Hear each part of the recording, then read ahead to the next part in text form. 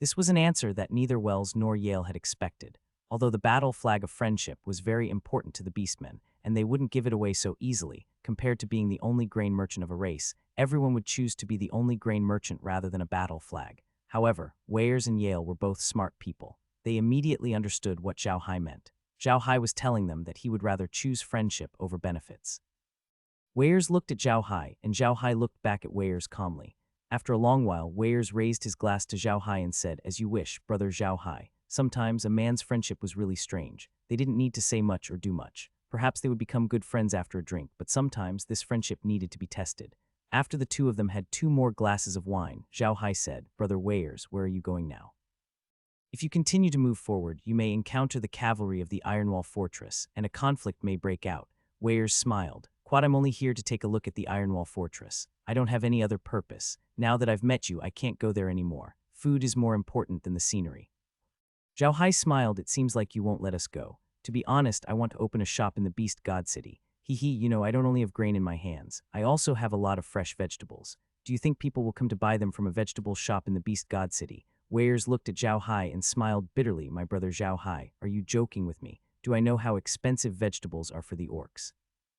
You can exchange the same weight of vegetables for the same weight of a plate of lamb, and this is priceless. Do you think anyone will buy your vegetables?" Zhao Hai smiled and said, "It seems like it's a good thing that you've come. By the way, brother Weyers, since you beastmen like to eat mutton so much, do you also know how to make mut? Can I make canned mut?" Wales was stunned for a moment, then shook his head and said, "Quat no, my brother. Although canned food can be stored for a long time, there aren't that many cans in the grasslands, so we can't make them. In fact, it's too troublesome to make them. And to be honest, the taste of canned food really doesn't suit our taste. Quat, do you have any methods to make and preserve mutton for a long time?" Zhao Hai chuckled. "Of course, the taste has to be good." Weyers looked at Zhao Hai in confusion. "My brother, what do you want? Why are you asking these questions?"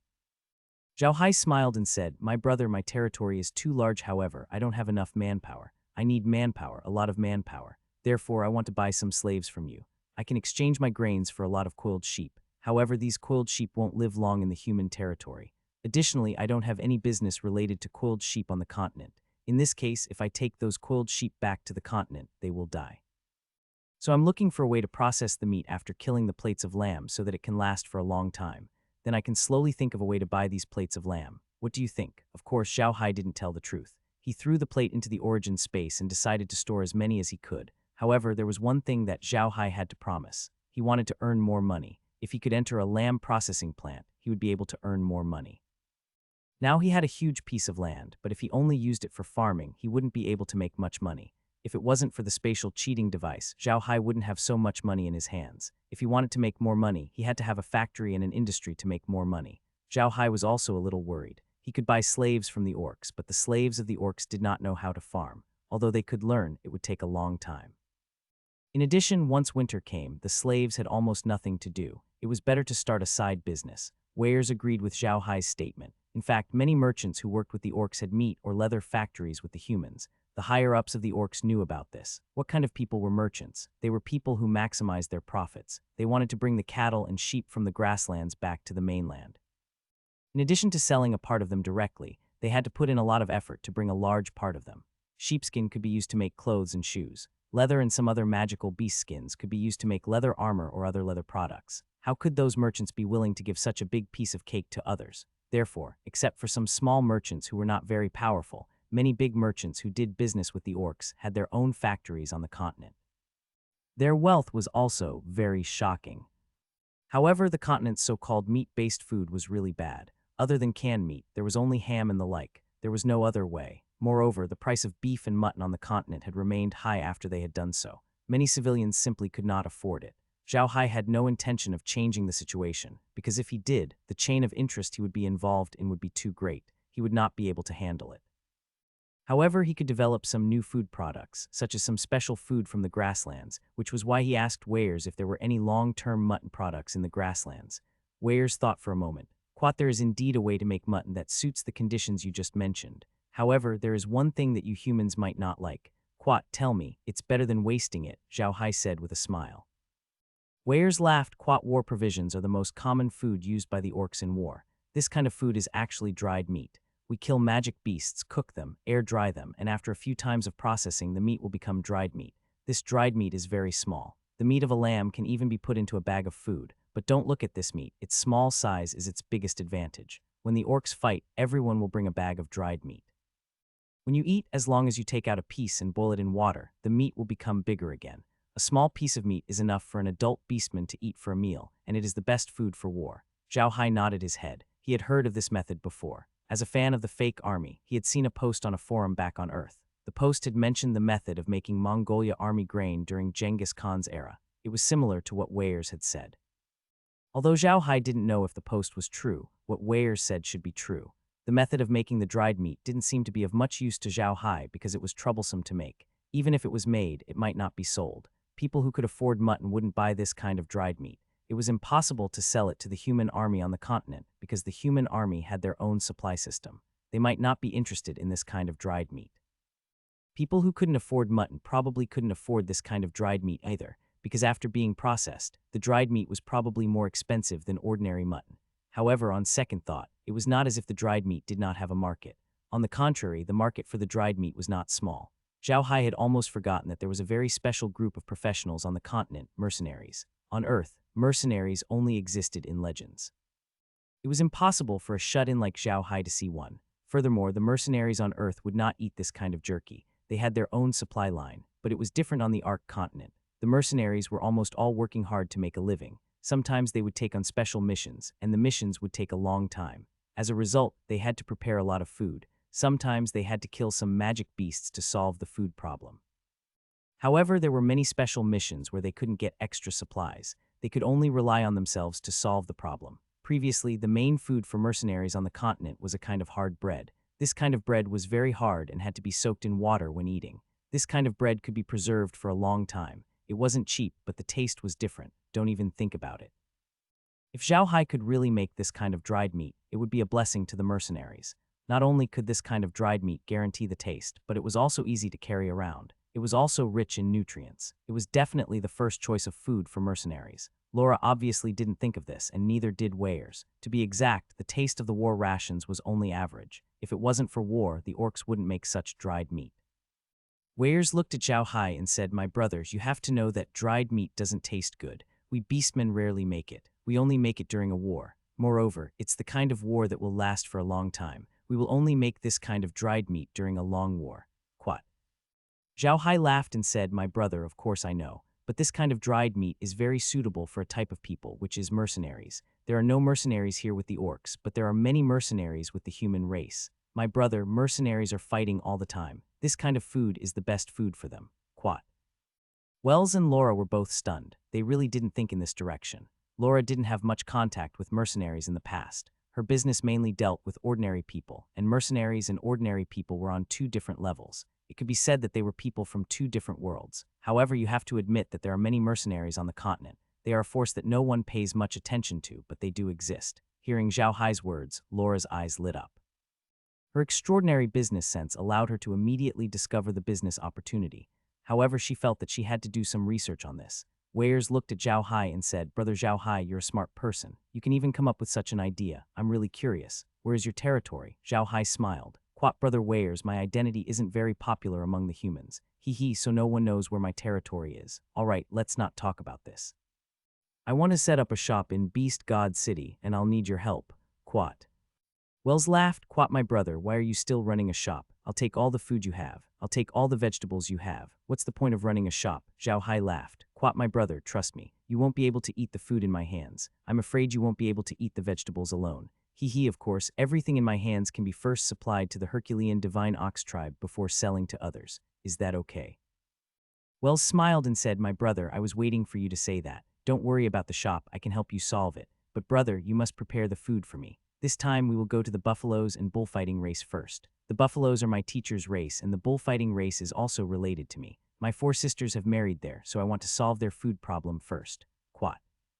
Although Weirs had told Zhao Hai about his situation and wanted to cooperate with him, he still could not trust Zhao Hai completely. Moreover, the things he had told Zhao Hai could be found out from any tribe in the grasslands. The battle between him and Gasol had long been known by everyone in the grasslands, so it was not a big deal. However, food was too important to Weirs. If Zhao Hai really had a lot of food, then Weirs would have a chance of defeating Gasol. However, the prerequisite was that Zhao Hai really did have a lot of food. Zhao Hai didn't object. To him, cooperating with Weirs was only to obtain the friendship battle flag of the Herculean bull tribe. Just like Zhao Hai had said, he had grain in his hands, so he didn't have to worry about selling it in the orc prairies. However, if he could obtain the friendship battle flag of the Herculean bull tribe, it would be very beneficial to his business in the orc prairies. He only sold food.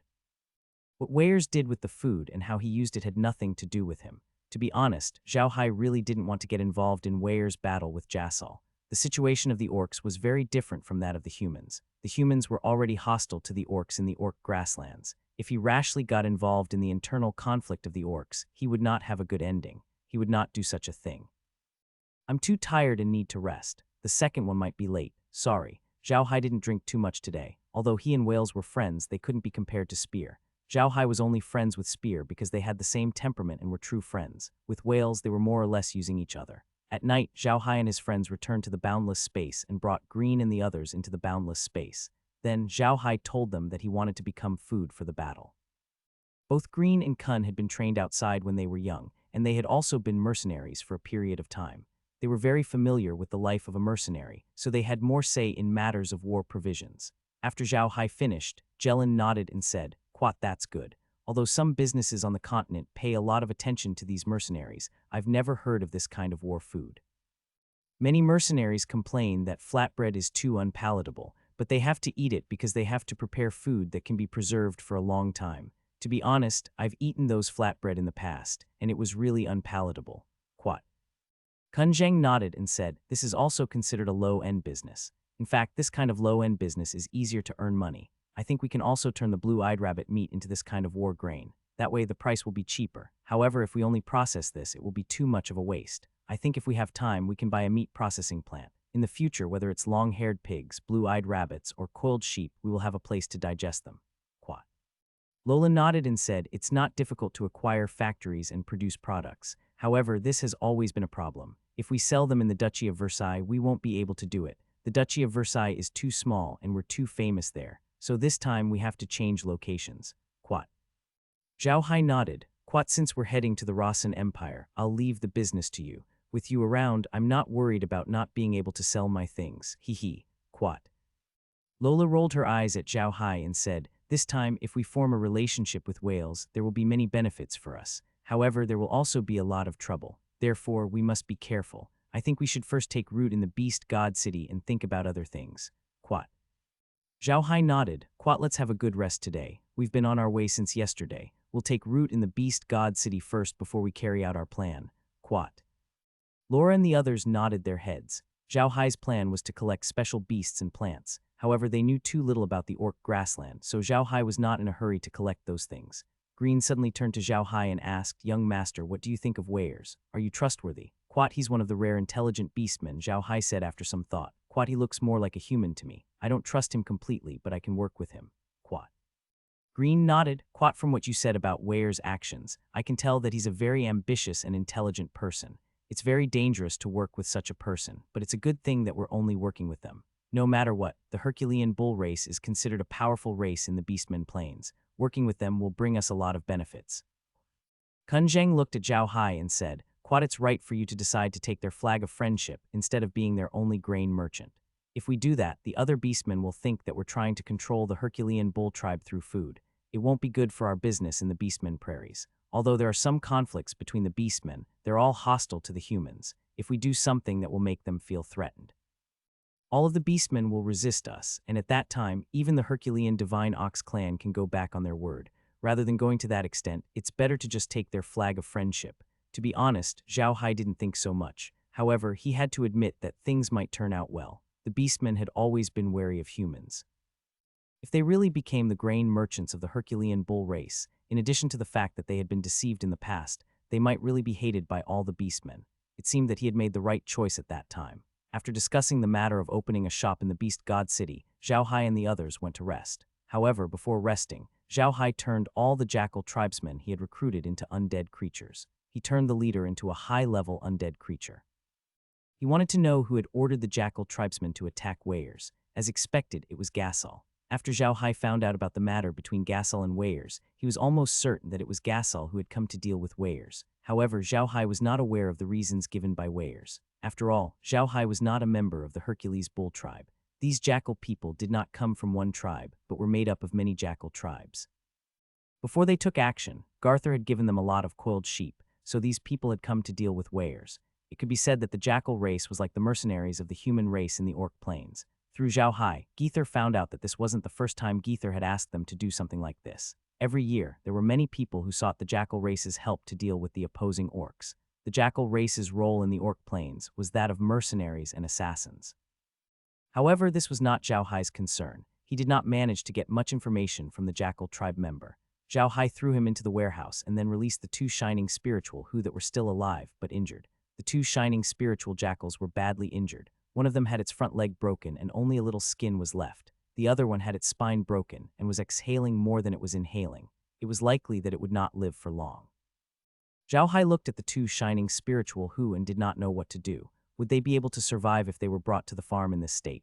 Would the ranch be recognized? Zhao Hai smiled bitterly, but he still decided to give it a try. He turned around and brought the two heavily injured shining centipedes back to the farm. As soon as he arrived at the farm, a system notification immediately came. Quat new animal discovered. Animal detected. The animal is a wolf-like mutated animal. The animal is injured. The cost of treatment is 10,000 gold coins. The grade assessment will be carried out after the injury is cured. Quat. Zhao Hai couldn't help but curse the system for being so underhanded. It was forcing him to treat the two flashing spirit jackals. If he didn't treat them, he wouldn't be able to rank them and he wouldn't be able to raise them. It was really underhanded. That was 10,000 gold coins. How many vegetables would he have to sell to earn that money back? However, on second thought, this was also a good thing. In the future, if he encountered injured magical beasts, he could bring them into the space and let the space treat their injuries. This way, he might not attract any attention. After all, he could earn more gold coins after spending them. In comparison, upgrading the system was more important. Zhao Hai immediately chose to treat the two shining spirit jackals. Fortunately, the two cost 10,000 gold coins. Otherwise, Zhao Hai's heart would be even more painful.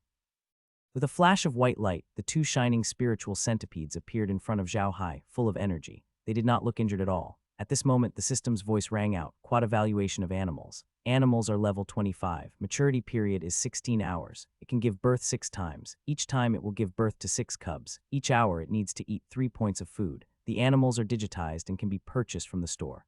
Quad. Zhao Hai nodded. He was quite satisfied with this result. However, Zhao Hai did not start raising the shining goo immediately. He had no use for it now. He would see if he needed it in the future. If not, he might not raise it in his life. After settling the matters at the farm, Zhao Hai returned to his room. He was prepared to have a good sleep. He had drunk too much yesterday, and today he had another drink. His head was hurting like hell. He had been trying his best to focus on dealing with the flashing spiritual parasite. Now that everything was settled, he felt like he was going to fall apart.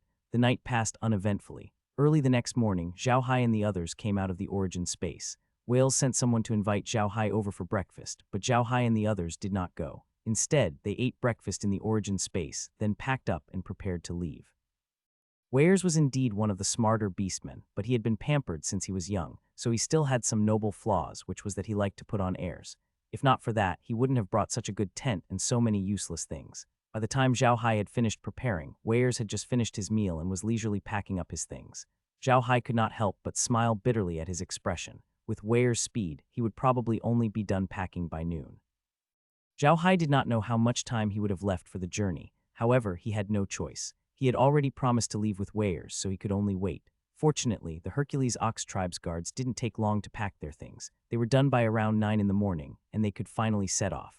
The magic beasts that Wells and the others used to pull the carriages were in the shape of oxen. They were the same as the oxen they rode, Earth Elemental oxen.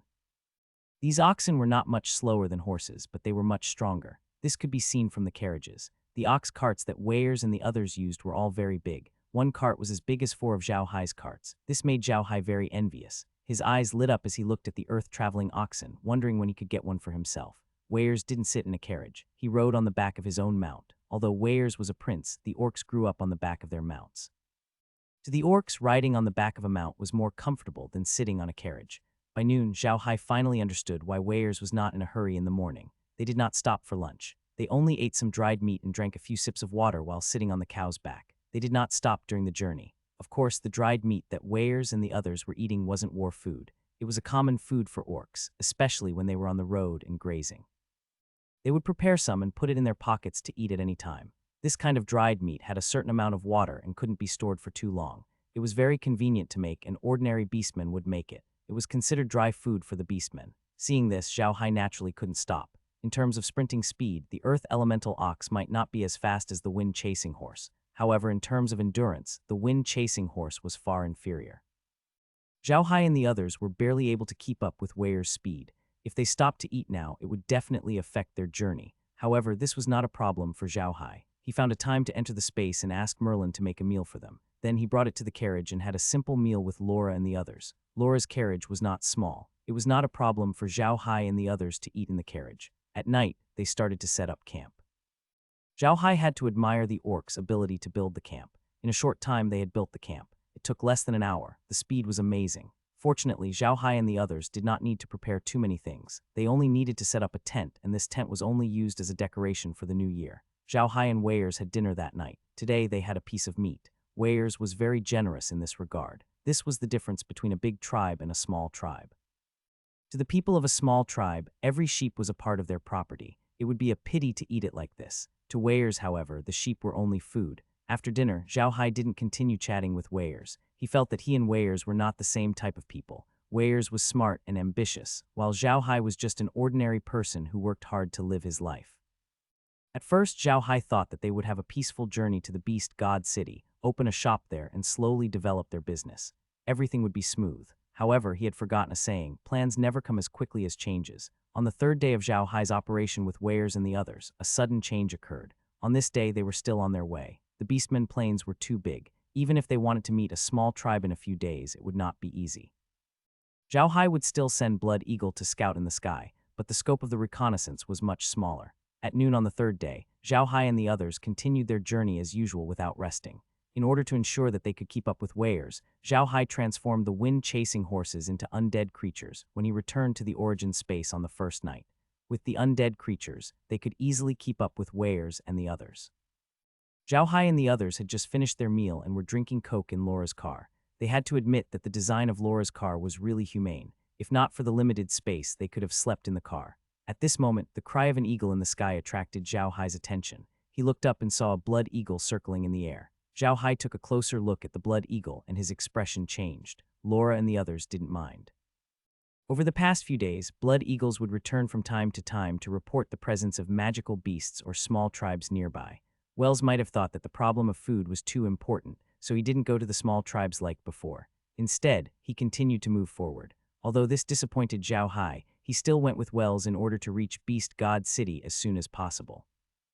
Zhao Hai looked at the eagle for a while, then turned to Laura and said, "Quat, get ready. There's a small group of Tauren cavalrymen coming towards us. There are about 100 of them. Quat, then should we remind Wells?" Laura's expression changed. Zhao Hai shook his head and said, "Let's not do that for now. Weirs has the ability to protect himself. His guards are not to be trifled with. But why would the Tauren cavalry appear here? I didn't see any large tribes nearby.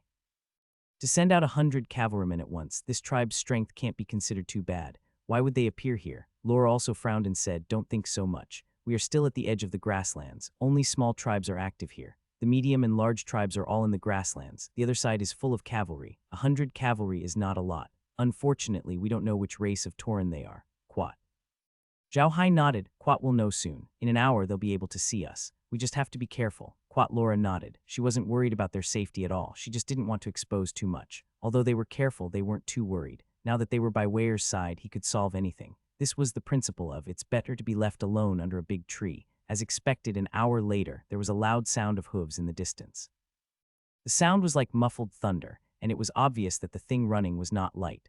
Wells and the others immediately became alert. Following the sound of the hooves, Zhao Hai and the others could see a black line slowly approaching them from their left. Behind the black line was a layer of green. When it got closer, Zhao Hai and the others realized that the green thing was a broken grass that had been lifted up. Very quickly, the group of people got closer. Slowly, Zhao Hai and the others could see them clearly. However, when they saw them clearly, Zhao Hai was shocked.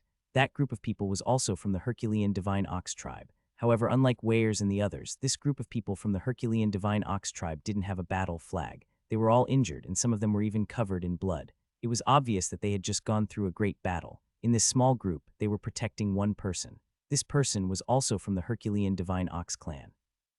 He wore a bright yellow cloth robe, but it was very obvious that he had also experienced a great battle, and his cloth robe was also full of self-dirtied. These 100 people were all holding weapons in their hands. Their eyes were red and their faces were tired, but their killing intent was soaring. It was as if they had charged all the way here. When Zhao Hai and the others saw this group of people, they were stunned. However, they immediately understood that the leader of this group must also be a prince of the Herculean Divine Ox tribe. Otherwise, he would not be wearing a cloth robe. But why were they in such a sorry state? At this moment, Wales was even more shocked than Zhao Hai because he recognized these people.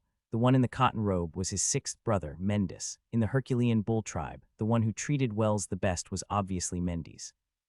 Although Wells' father treated him well, it was more of admiration, while Mendis doted on him. Seeing Mendis in such a sorry state, Wales was first shocked, then his heart sank. He knew that something must have happened to his family. As soon as he thought about the attack by the Jackalans, Wales had an ominous feeling. At this thought, Wells immediately went forward to welcome them. Yale and the others also recognized them. Everyone stopped in their tracks and looked at Mendis and the others in shock. Mendis saw Wells as well, and the killing intent on his face disappeared. He then closed his eyes, and his body swayed as he fell off his mount. Wales immediately jumped down from his mount when he saw the situation. However, he didn't expect Mendis to fall from his mount. This was only the beginning. The Herculean Divine Bull Knights who had followed Mendis also fell from their own mounts one by one when they saw Mendis fall. It was like the china dropping dumplings when they passed by. In an instant, everyone fell from their mounts. Wales and the others were frightened. They all jumped off their mounts and ran towards the group.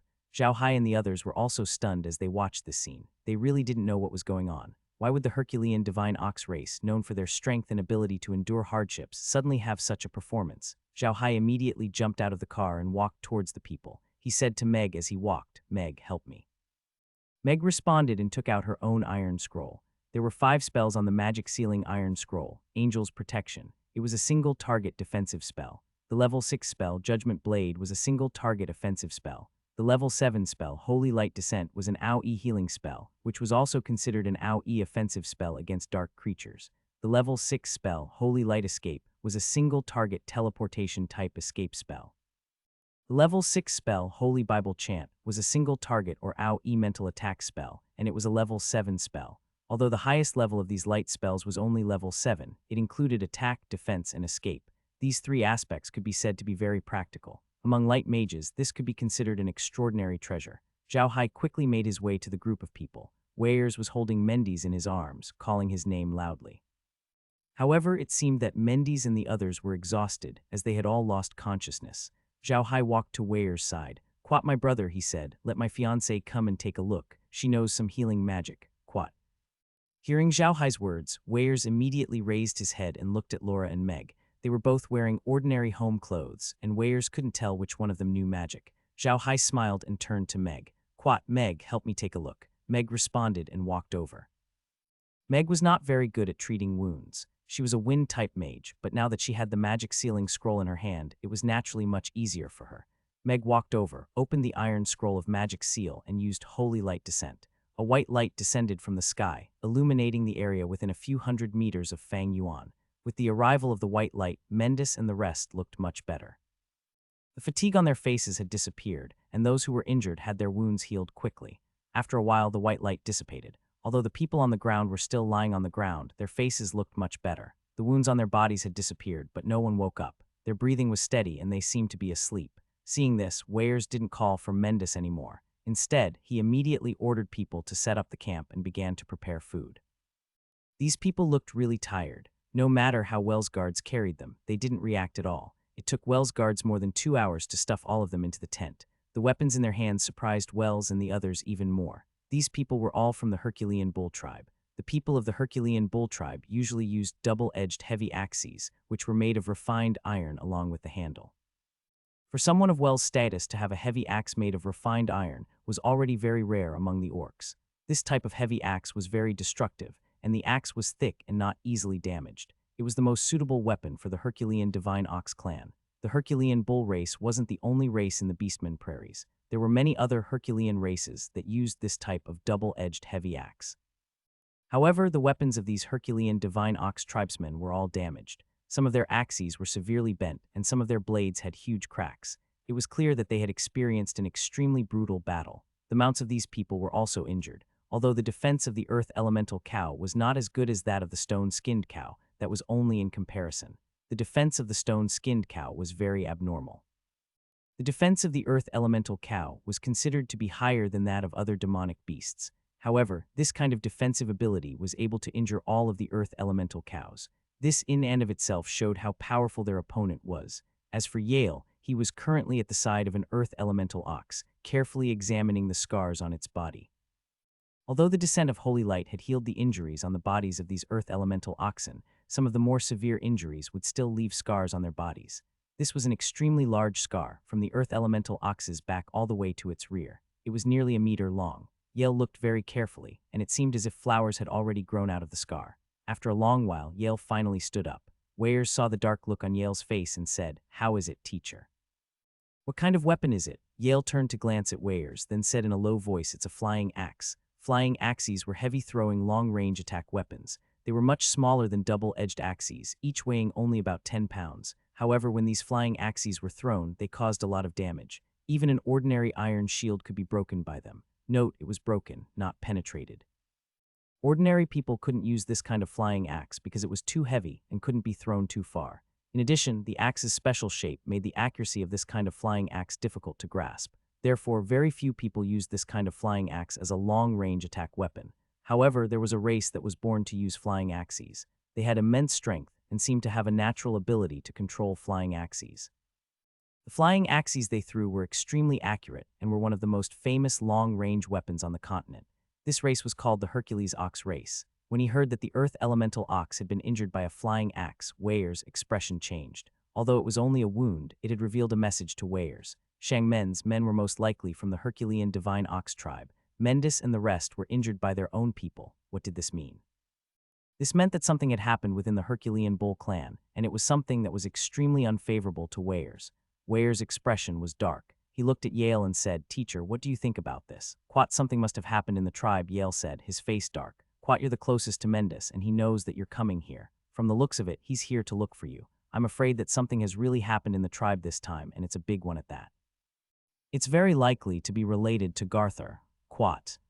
"Quat, that's impossible," Weyers said gloomily. "Quat, with Father and the Grand Elder holding the fort, what could Garthur do? Don't forget that the Myriad Beast Festival is here. The Grand Elders might have gone to the Beast God City. If both of the Grand Elders are gone, doesn't that mean that Gasol will have a chance?" Weyers shook his head. "Quat and Father." "Quat," he stopped. Although his father was the patriarch of the Herculean Divine Ox clan, he was only a powerhouse of the 8th rank. There was no way to compare between the 8th rank and the 9th rank. The 9th rank meant that he was invincible, while the 8th rank meant that he had enemies. It was almost impossible to use any underhanded tactics against a 9th rank combatant. Even using poison was difficult, unless it was in a place filled with poisonous gas like the Rotten Corpse Swamp. Otherwise, poison would not pose any threat to a 9th rank combatant. However, that was not the case for level 8s. Level 8s could also be considered powerhouses, but they still did not have a good way to deal with poison. In history, many level 8s had been poisoned to death. Weyers' expression changed at the thought.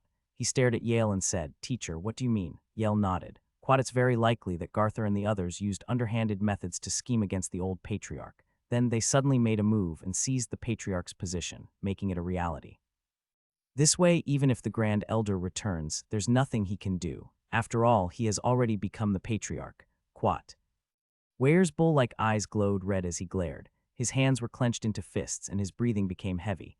Yale looked at Wells and said, "All of this is just our speculation. We'll only know when the 6th prince wakes up. However, Wells, what you need to do now isn't just take good care of the 6th prince. You also need to know the truth. You also need to do something about him." Quat, after speaking, Yale pointed in Zhao Hai's direction.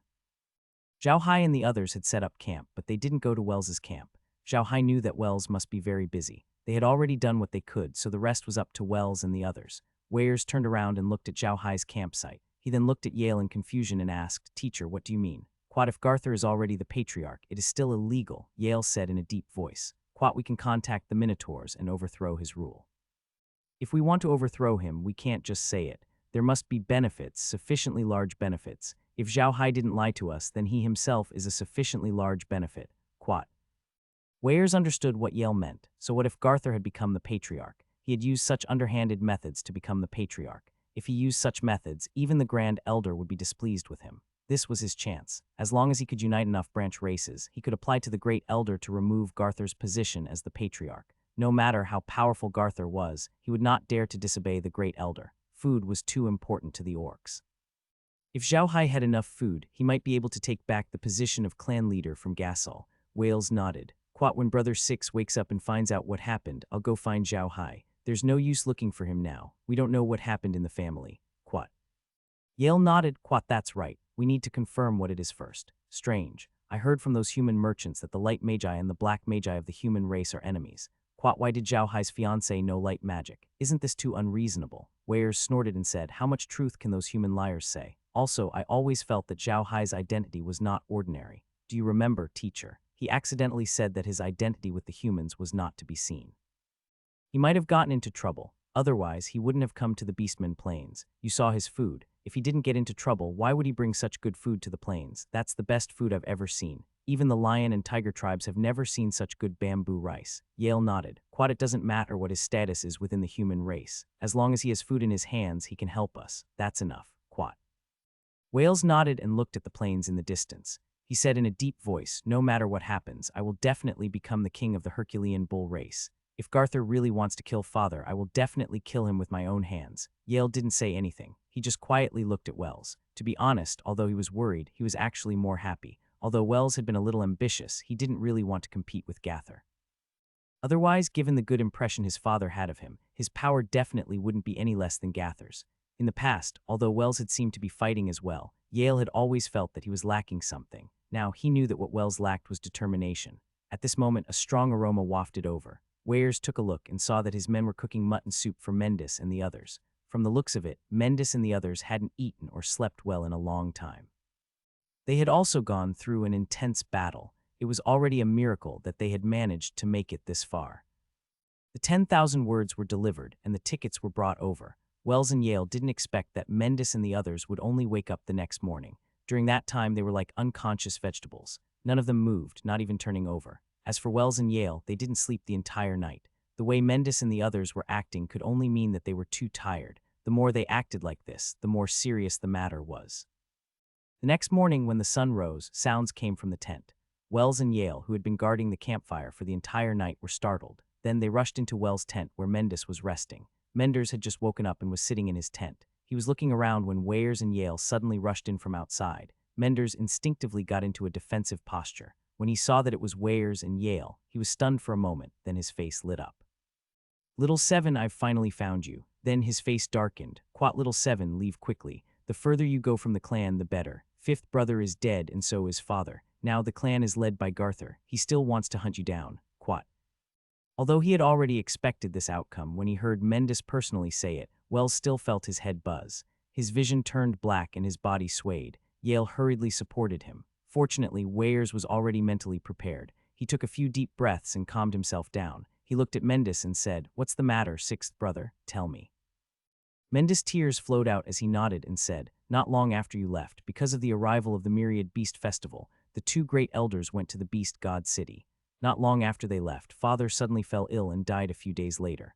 Garthur immediately announced that before father died, he had passed the position of clan leader to him, but fifth brother and I did not believe it, because when father passed away, we were not by his side. Garthur had sent people to surround father's tent and not let us in. Weyer's face was ashen. He knew that his father was a level 8 powerhouse and was in good health. How could he have fallen ill? It was impossible for him to die within a few days of his illness.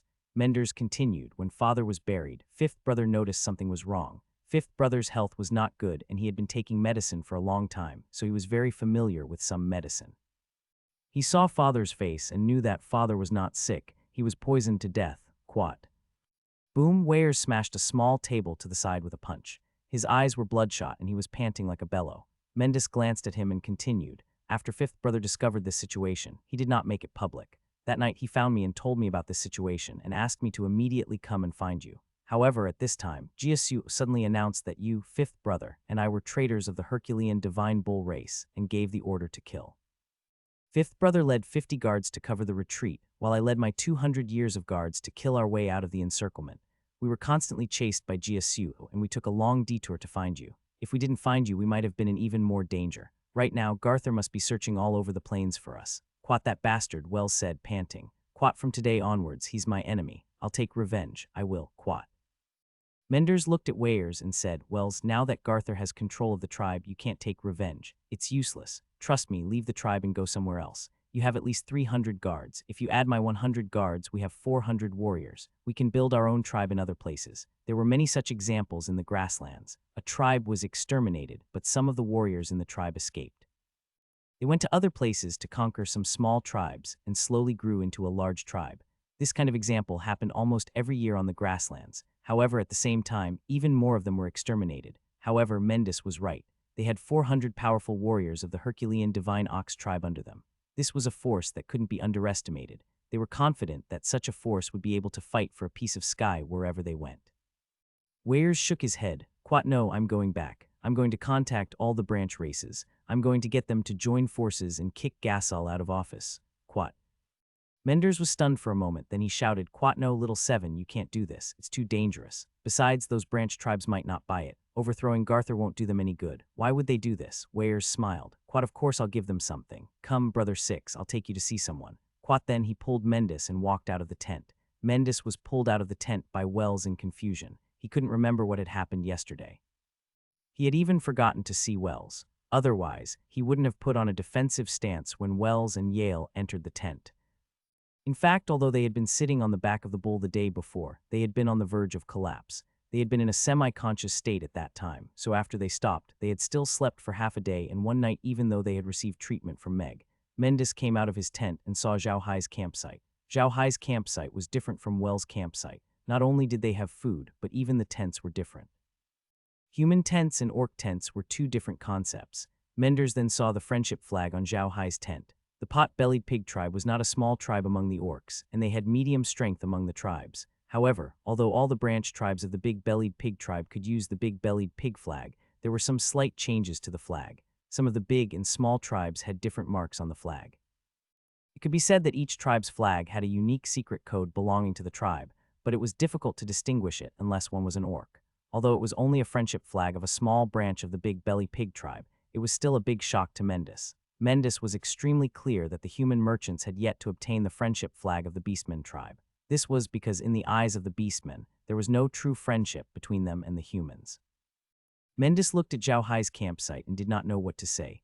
Weyers let him go and said in a low voice, I'm talking about him. Then he pointed at Zhao Hai's campsite and told him how he met Zhao Hai. After Menders heard that, he frowned and looked at Wales. Quat, little seven, why do I feel like you're lying? How could there be such a good thing in the world? Half the price, the best bamboo rice. There are still so many. That's not possible, is it? Mendis' brows did not relax as he said, Quat, I'm just afraid that they're lying to us. If they're lying to us, then we're finished. We don't have a chance at all. Little seven, I don't want anything to happen to you. Quat. Weyers was touched, but he still said firmly, Quat, don't worry, Brother Six. We'll go see them in a while. Maybe you'll change your mind when you see Zhao Hai. By the way, Brother Six, go and have a bowl of mutton soup. It's been cooking for the whole night. Quat. Mendis felt an unprecedented hunger after hearing Weyers' words. It was as if his stomach had become a black hole that could fit a cow. At this time, there was a big iron pot in the middle of the tent. The fire under the pot had not been extinguished, and the mutton soup in the pot had been boiled into a white color, which looked like goat milk. There was a small table next to the pot with a few bowls on it. Mendis did not say much. He walked straight to the pot, picked up a bowl, filled it with mutton soup, and slowly drank it. Mendis had never thought that the mutton soup would taste so good. Even though he knew that it was the most ordinary thing in the world, he felt that it was the most delicious thing he had ever eaten. After a bowl of mutton soup, Mendis felt even hungrier. However, he knew that he could not eat too much now, so he drank another bowl of mutton soup. Because it had been cooked for too long, the mutton was all overcooked. There were only a few bones in the pot, but the taste of the mutton soup was better.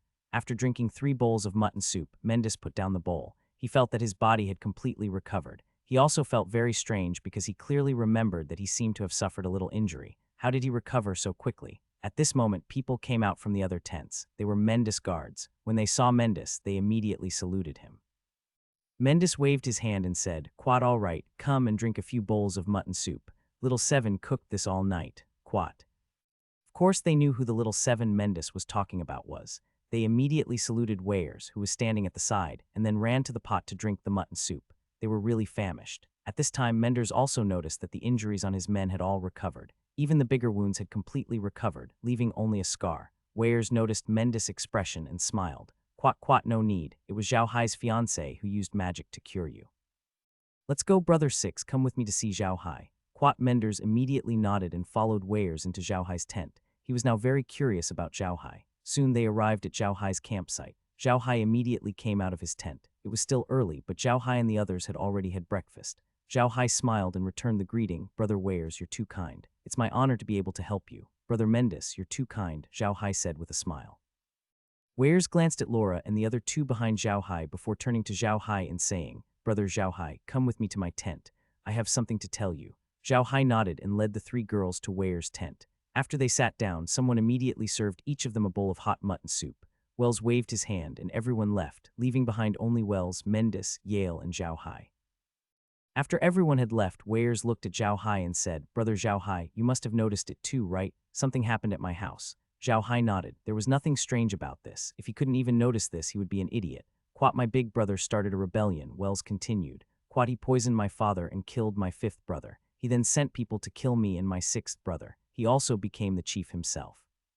Quat Weirs' face was filled with hatred as he spoke, but his eyes were fixed on Zhao Hai. Zhao Hai appeared calm, but he frowned slightly. He looked at Wales and said, "Brother Weirs, do you need my help? To be honest, with my status, if I help you, you may be further and further away from that position." Weirs knew why Zhao Hai said that. Zhao Hai was a human. If the people in the tribe knew that a human was helping to seize power, he would only stray further and further away from the position of the patriarch. Weirs had never thought of getting Zhao Hai to help him fight. That was impossible. However, he could use food to help him. He nodded and said, "I understand, Brother Zhao Hai, but I really need your help this time. I want food, a lot of food, and the price you said. My brother Zhao Hai, can you tell me how much food you have?" Zhao Hai did some calculations and said, "Nearly 200 million caddies. They are all the ones I have shown you. There are also tens of thousands of caddies of vegetables. They are also the freshest vegetables I have shown you." Quat.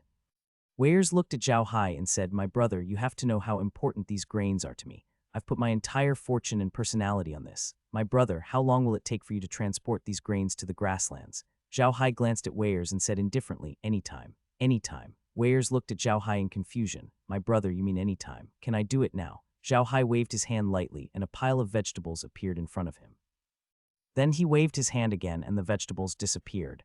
Then he waved his hand again and a pile of food appeared in front of him. With another wave, the food disappeared too. Zhao Hai's performance was a little boastful. He wasn't afraid of Weirs' suspicion. He just wanted to let Weirs know that he had a spatial equipment. Interspatial equipment was too mysterious to the orcs. They didn't have any interspatial equipment until now, which was why they were even more amazing. It seemed that the space in the interspatial equipment could store the entire continent. After learning about this, Zhao Hai decided to display his abilities in front of Weirs and the others.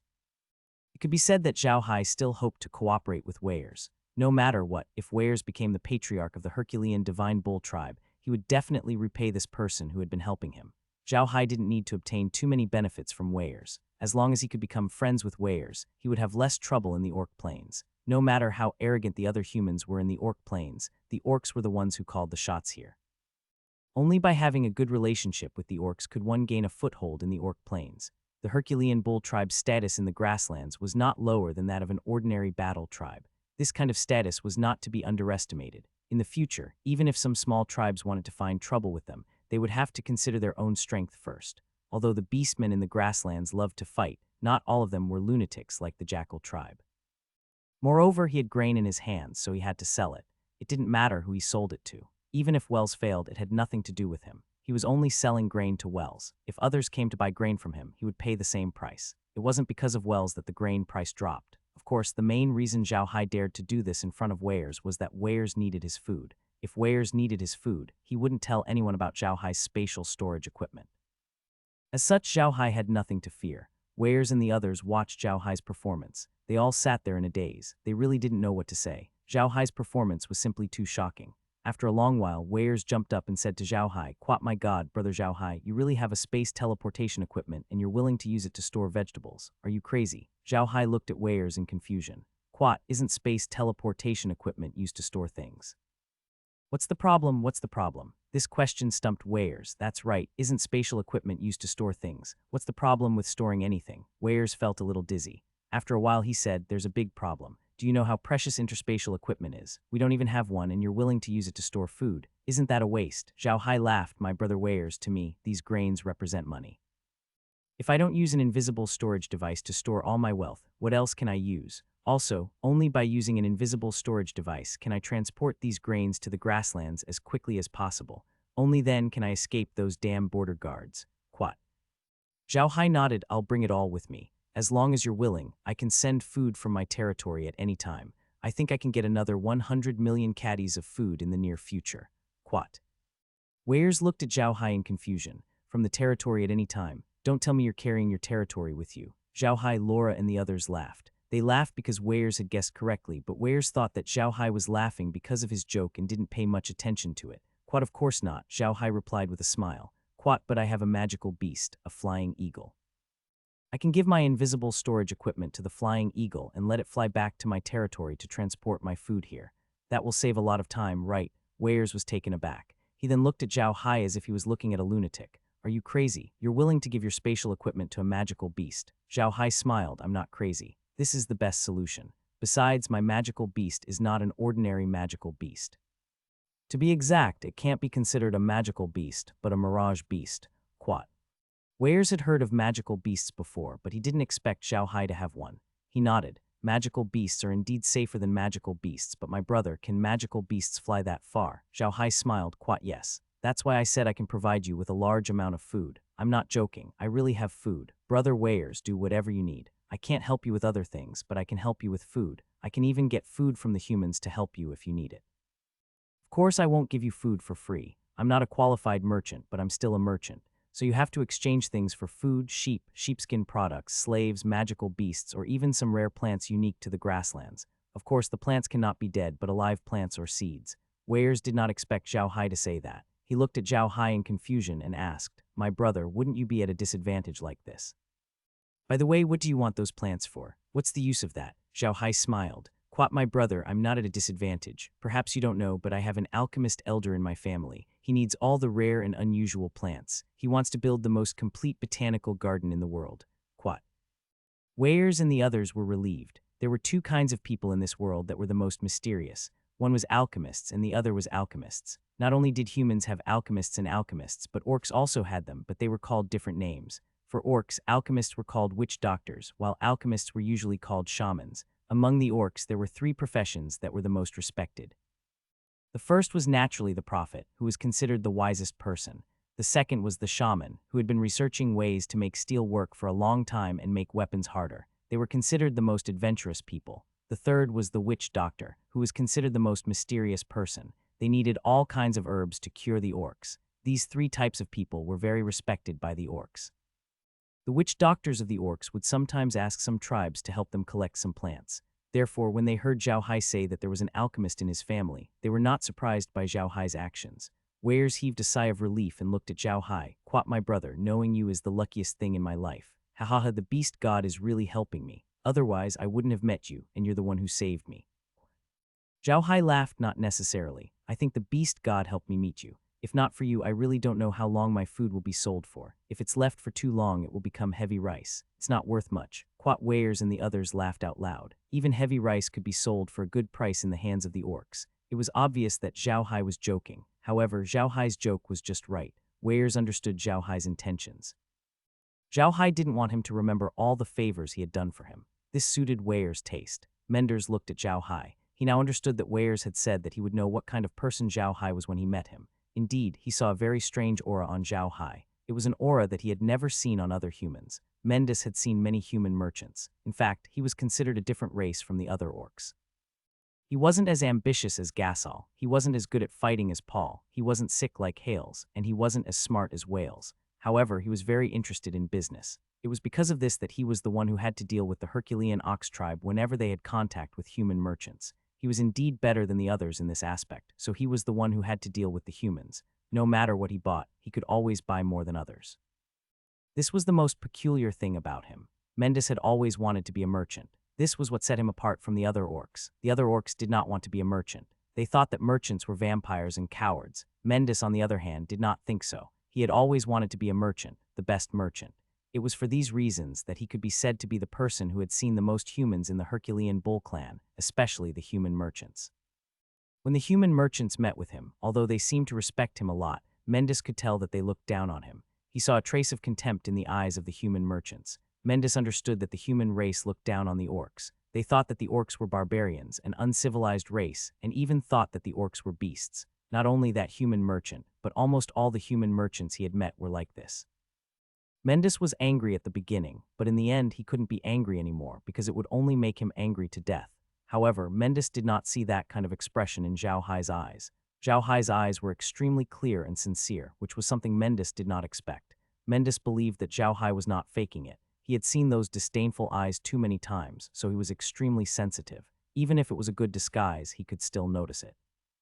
However, he did not see that look in Zhao Hai's eyes. He realized that Zhao Hai's eyes did not look at them with disdain or contempt, but only sincerity. Zhao Hai's actions had left Mendis with a very good impression. Furthermore, Zhao Hai had saved Wells and helped him before, so Mendis' impression of Zhao Hai was much better than that of other human merchants. The group chatted and laughed for a while before Zhao Hai looked up at Weyers and said, "My brother Weyers, what are you going to do now? Food is not a problem, but if you want to overthrow Garthur, you need to have a plan. You cannot just go there rashly." Wales was stunned for a moment. To be honest, he didn't have a specific plan so far. He only wanted to use food to attract the other branches of the race, but he didn't have a more detailed plan.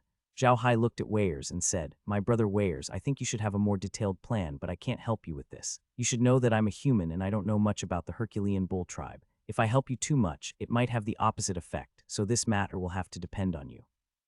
After you've made your plan, you can tell me how to go. If you don't want to attract attention, we can go our separate ways. All you need to do is tell me where to transport the food." Weyers looked at Zhao Hai and said, "My brother, your reminder is timely. I have something to discuss with you. I hope you can agree to it. Quat." Zhao Hai looked at Weyers in confusion. "Quat, brother Weyers, what's up? As long as it's within my means, I'll definitely do my best to help."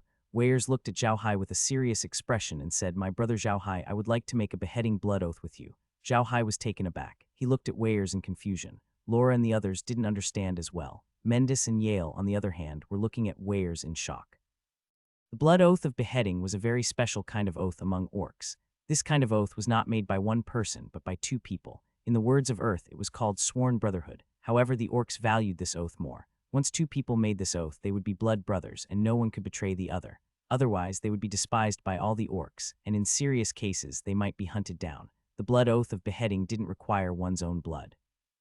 Instead, the two people who made the blood oath had to chop off the head of a coiled sheep at the same time and take a bowl of sheep's blood. After drinking the bowl of sheep's blood together, they were not allowed to betray each other anymore. When the other was in trouble, the other party had to help as much as possible. They couldn't go back on their words even if they had to go bankrupt or even die a horrible death. Don't think that this blood oath was casually made.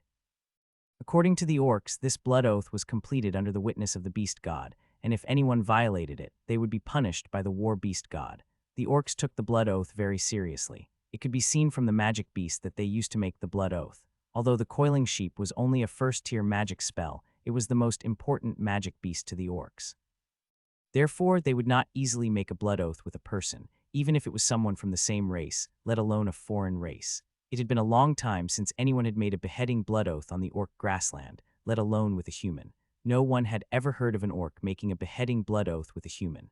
That was why humans had never heard of orcs taking a beheading blood oath.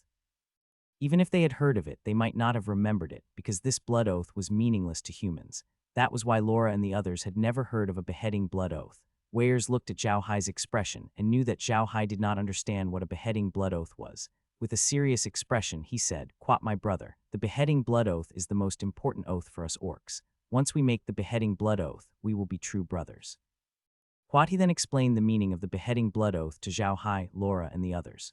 Zhao Hai, Laura, and the others listened to Weyer's words quietly. A blood oath with a severed head, a blood-drenched oath. In fact, this oath carried more weight than a severed head. It was easy to be beheaded. In a battle, countless people would be beheaded. However, when a friend was in trouble, very few people would even sacrifice their own lives to help. From this point, one could see the weight of this blood oath. Zhao Hai remained silent for a long time after Weyers finished speaking. He understood from Weyer's words that a beheading blood oath was equivalent to sworn brotherhood on Earth. It was equivalent to 3 sworn oaths. If there was a country on Earth that valued brotherhood the most, it would be China. But I don't think it's China now. It's China in ancient times. The 3 oaths of brotherhood in the Peach Garden had been passed down since ancient times and had its own reasons. Perhaps only the 3 oaths of brotherhood in the Peach Garden could be compared with the headless oath of the orcs. The orcs valued this oath so much that it put Zhao Hai in a difficult position. He didn't know what to do because he really didn't want to get involved in the battle between the orcs. However, if he really became Weir's blood-sworn brother, he would have to get involved. This would go against his original intentions. Laura and the others didn't say anything. The current situation put them in a difficult position. If Zhao Hai didn't agree to Wales's request, it would be difficult for them to continue working with him. However, if he agreed, they would have to participate in the power struggle. This wasn't a good thing for them. Zhao Hai raised his head and looked at Weirs. Weirs was currently looking at him with a sincere expression. This made Zhao Hai even more troubled. To be honest, Zhao Hai and Weirs' relationship had not yet reached the point of a blood oath. However, Weirs had suggested it. If he didn't agree, it would be too hurtful. Weirs' personality was different from his. He didn't have much ambition, but Weirs did. He wasn't arrogant, but Weirs was arrogant. The two didn't seem to have much in common, but fate had connected the two together. Looking at Weirs, Zhao Hai suddenly felt like laughing. He had never thought of such a thing. Even when he was on Earth, he didn't think of it. However, he didn't expect that when he went to the other world, he would be asked to be sworn brothers by a man with a bull's head. This was really interesting. Thinking of this, Zhao Hai's mood suddenly brightened. He didn't really lose anything. He had become sworn brothers with Weirs, so he had to do his best to help Weirs become the patriarch of the Herculean divine bull tribe. Even if he didn't become sworn brothers, wasn't he helping Weirs become the patriarch? Then what's the difference between becoming sworn brothers and not? The only thing missing was the form. Zhao Hai suddenly burst into laughter. He stood up and said, "Then what are you waiting for, brother Weirs?" Hearing Zhao Hai's words, Weirs let out a long sigh of relief. Then he stood up and laughed. "Quite okay, my brother, I was waiting for you to say that. Sixth brother, teacher, get ready, quat." Mendis and Yale nodded, then turned and left the tent. They still didn't quite understand Weirs' actions, but they didn't object. There wasn't much to prepare for this ceremony. Orcs didn't have as many etiquettes as humans. To orcs, it was too troublesome and they didn't need it. After Mendis and Yale left the tent, Weirs pulled Zhao Hai out of the tent as well. By the time they left the tent, Mendis and the others were already prepared. Actually, there wasn't much to prepare. Yale had brought a bowl, Mendis had brought a plate of lamb, and a guard had brought a flying axe. Although the flying hatchet was considered a small hand hatchet among the orcs, it weighed 10 pounds. For the strong orcs, it was not a problem to cut off the head of a lamb. With these 3 items, everything needed for the ceremony was ready. Zhao Hai and Weirs walked to the side of the coiled sheep. It was a very large, adult coiled sheep, and was currently being pressed down to the ground by 2 Herculean divine ox warriors. Weirs walked to the side of the coiled goat and turned to look at Zhao Hai. "Quat, my brother, according to the beheading blood oath, 2 people must cut off the head of the coiling sheep together. But I don't think you can lift the axe with your body, right?" Zhao Hai smiled bitterly. "Quat, my brother, not only can't I hold the axe, I can't even cut off the sheep's head. I think I'll leave the sheep's head to you. How about I take the sheep's blood?" "Quat, all right, brother," said Wells with a hearty laugh. "Quat will do it." Quat he picked up his hatchet and Zhao Hai picked up his wine bowl. Under Mendis' command, they stood beside Pan Yang. Zhao Hai had never killed so violently before, so he didn't know how to collect the sheep's blood. Mendis had seen it before, but it wasn't when he was making the blood oath. Soon, everyone was ready. Weirs saw that Zhao Hai was in position. He immediately roared and swung his axe. The axe was like a bolt of lightning as it cut through coiling sheep's neck. The flying axe was too sharp. With Weirs' monstrous strength, the axe was not hindered by the task at hand. The head of coiling sheep was cleanly chopped off. Coiling sheep's head flew far away. Blood spurted out like a fountain due to the blood pressure. Mendis was indeed experienced. The position he pointed to Zhao Hai was really good. The blood spurted in front of Zhao Hai, but not a single drop landed on him. Zhao Hai didn't take the blood immediately. He waited until the sheep blood stopped spurting. Then he reached out and filled the bowl with the sheep blood. At this moment, Wells handed his axe to his men. The 2 men who were holding the lamb down also carried the lamb away. They had to deal with it immediately. They would eat the lamb in a while. Weirs led Zhao Hai to an empty space. The bowl of goat's blood was placed in front of them. Weirs knelt down with Zhao Hai and read aloud, "Quat, great beast god, under your witness, Zhao Hai and I have made a beheading blood oath. From today onwards, we are brothers connected by blood. If we break this oath, 10,000 beasts will stomp on us and turn us into meat paste." 260 gift, one on earth, swearing was like drinking cold water. There was no sincerity at all. Especially for some people, swearing was just a trick they used to deceive people. However, it was different in the Ark continent. No one dared to swear casually, especially to their god. Zhao Hai didn't know if there really were gods on the Ark continent, but he was sure that one couldn't simply make an oath here.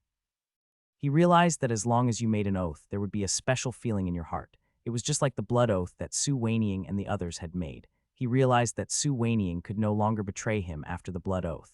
Just like now, after Weirs made the oath, he felt a strange connection with him. It was the feeling of a blood connection. This feeling was too clear, he didn't think it was an illusion. After saying the same words as Weirs, Weirs picked up his bowl of wine and drank half of it in one gulp. Then he passed the bowl to Zhao Hai. Zhao Hai looked at the bowl of sheep blood and was still not used to it. However, he was affected by the oath and felt his blood boiling. Without thinking too much, he drank the blood in one gulp. The fishy, indescribable taste of blood filled his mouth. The taste almost made Zhao Hai vomit, but he still closed his eyes and drank the half bowl of sheep's blood. Zhao Hai didn't put the bowl down until the last drop of sheep's blood slid into his mouth. However, he kept his mouth shut, afraid that he would vomit if he opened it. Wares didn't feel too good either, but at least he was in a better state than Zhao Hai. He turned to look at Zhao Hai. From today onwards, we are brothers. With that, he turned around and kowtowed heavily. Zhao Hai followed suit. After 3 kowtows, the 2 of them stood up. When the 2 of them stood up, Wares laughed and said, "My brother, from now on you're my blood brother. Come meet my 6th brother. By the way, my brother, how old are you today?" Zhao Hai was stunned for a moment. He swallowed hard to wash away the taste of blood in his mouth, then said, "I'm 18 today, what about you?" "It looks like I'm going to be an older brother," said Wells with a laugh. "I'm 20 years old today." "Big brother," Seahorse Zhao replied.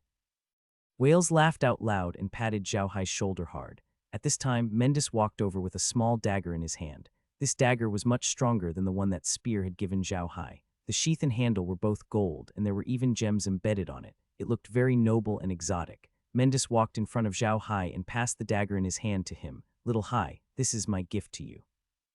Entering the tent, Weyers took down a whip from the wall of his tent and handed it to Zhao 1924. "Hi, brother, this is my gift to you." "You're welcome," Mendid said with a smile. "You're my little brother now." "Little 7, where's your gift?" "In the tent," Weyers replied with a smile. After saying that, Zhao Hai walked into the tent. After entering the tent, Weyers took down a whip from the wall of his tent and handed it to Zhao Hai. "Brother, this is my gift to you." Zhao Hai examined the horsewhip. The first thing he could be sure of was that this horsewhip was an ancient item because it looked very simple.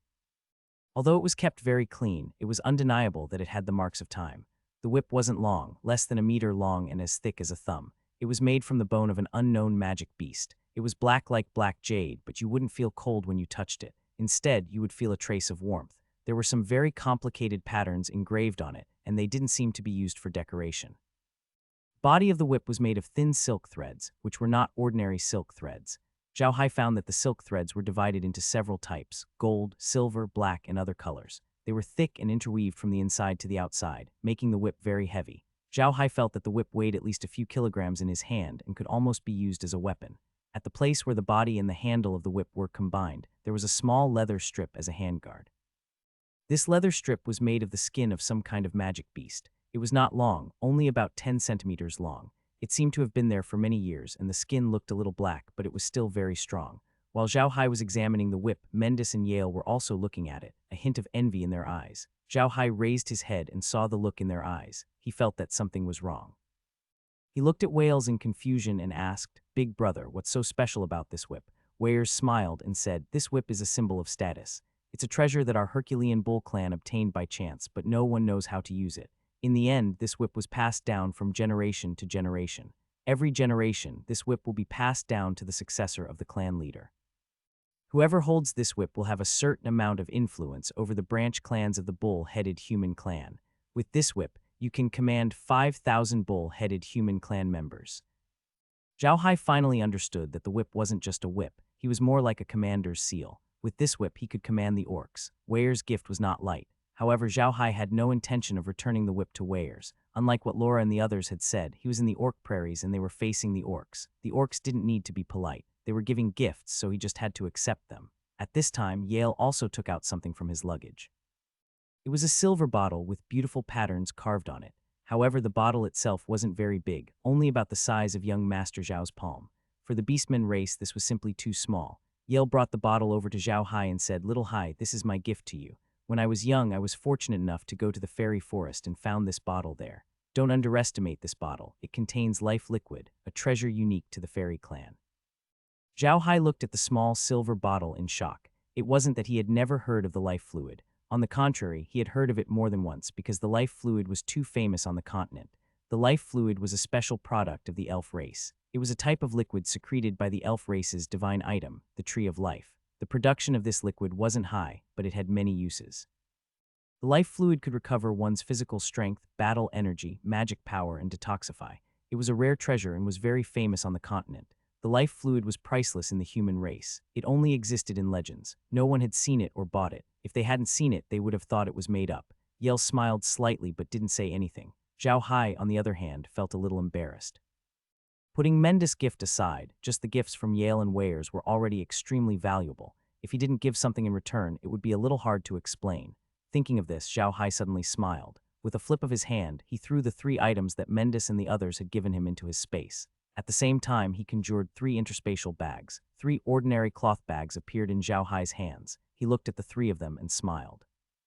He placed the 3 small cloth bags in their hands and said, "This is my gift to you. I hope you don't mind." The 3 of them glanced at the sack, but they didn't open it. They didn't say anything either. They just carefully put it away. Zhao Hai felt a little embarrassed when he saw the trio's reaction. He did not specify that he wanted to test their reactions when he gave them the interspatial bags.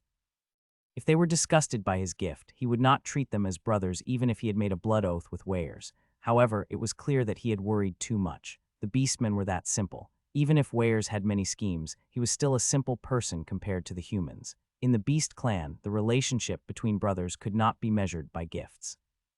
Even if you gave your brother 10,000 gold taels and your brother only gave you a blade of grass, you could not be angry because you were brothers.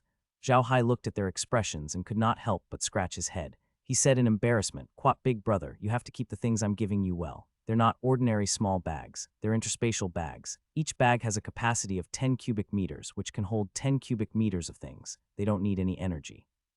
You just need to open the rope at the mouth of the bag, and it can be used." Quat. Weirs and the other 2 were taken aback. They looked at each other, and with an unimaginable speed, Zhao Hai quickly took out the interspatial bag and opened it. An illusionary magic array appeared on top of the bag. Zhao Hai looked at it and quickly said, "Quat, use the magic array on something. Then think about putting it in, and you can put that thing into the bag. Think about taking it out, open the bag, and think about taking it out, and you can take it out." 3 of them tested it out and looked at the small bag in their hands with joy. Then they carefully put away the precious small bag. Giant Zhen looked more careful than if she was carving a flower on an egg. Zhao Hai looked at the 3 of them and couldn't help but smile. "I say, big brother, 6th brother, Mr. Yale, you guys don't have to be so careful. With the quality of that dimensional bag, you guys won't be able to break it." Weirs only rolled his eyes at Zhao Hai after he had kept the small bag. "What do you know? What if it's broken?" "It doesn't matter if it's broken, I'll just give you a few more," Zhao Hai chuckled.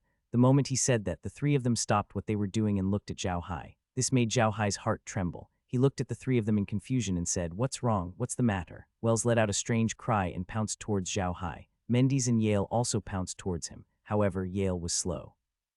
Seeing that Mendis and Wells had pounced, he stopped and stood to the side, chuckling.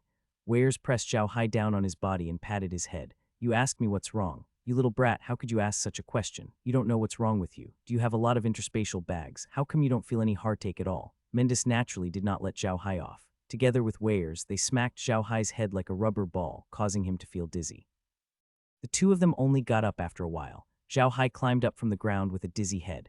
After a while, he looked at the 2 of them with disdain and said, "You 2, really, when did I say I was a mage? Remember, I'm a sorcerer. Do you understand what sorcerers are?" Weirs was stunned. He looked at Zhao Hai and said, "Mutant warlock." "I say, brother, you said you're an abnormal sorcerer." Zhao Hai nodded.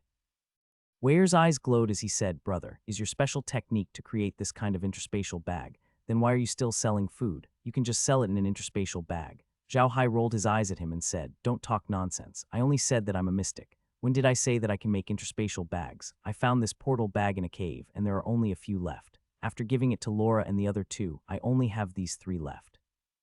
I told you that I have a special technique because I want to tell you my ability. I can turn corpses into undead creatures and store them in my space.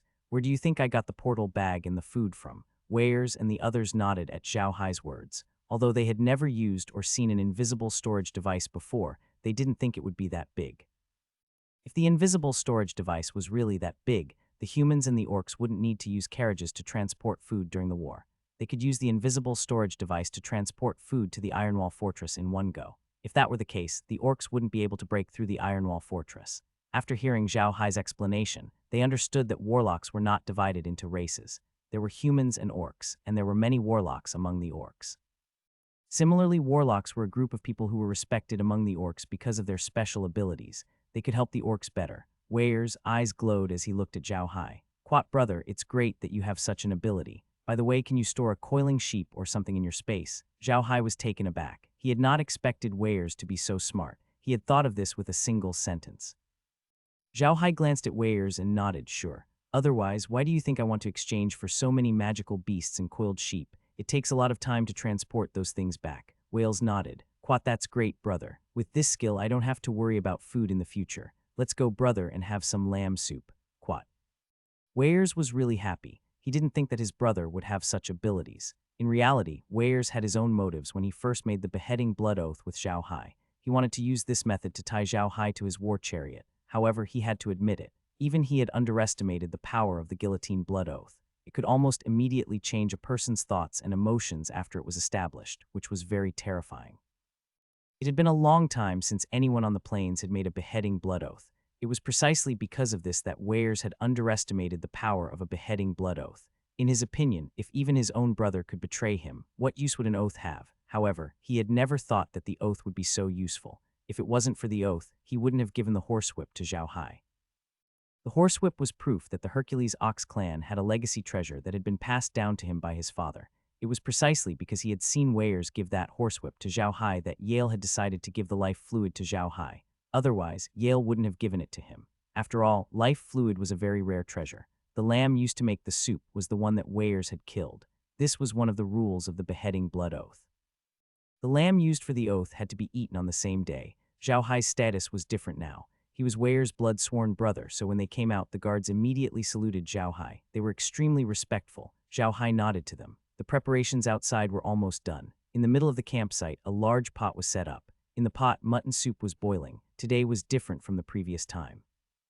Wales had people place a few small tables close to each other so that they could sit there and chat.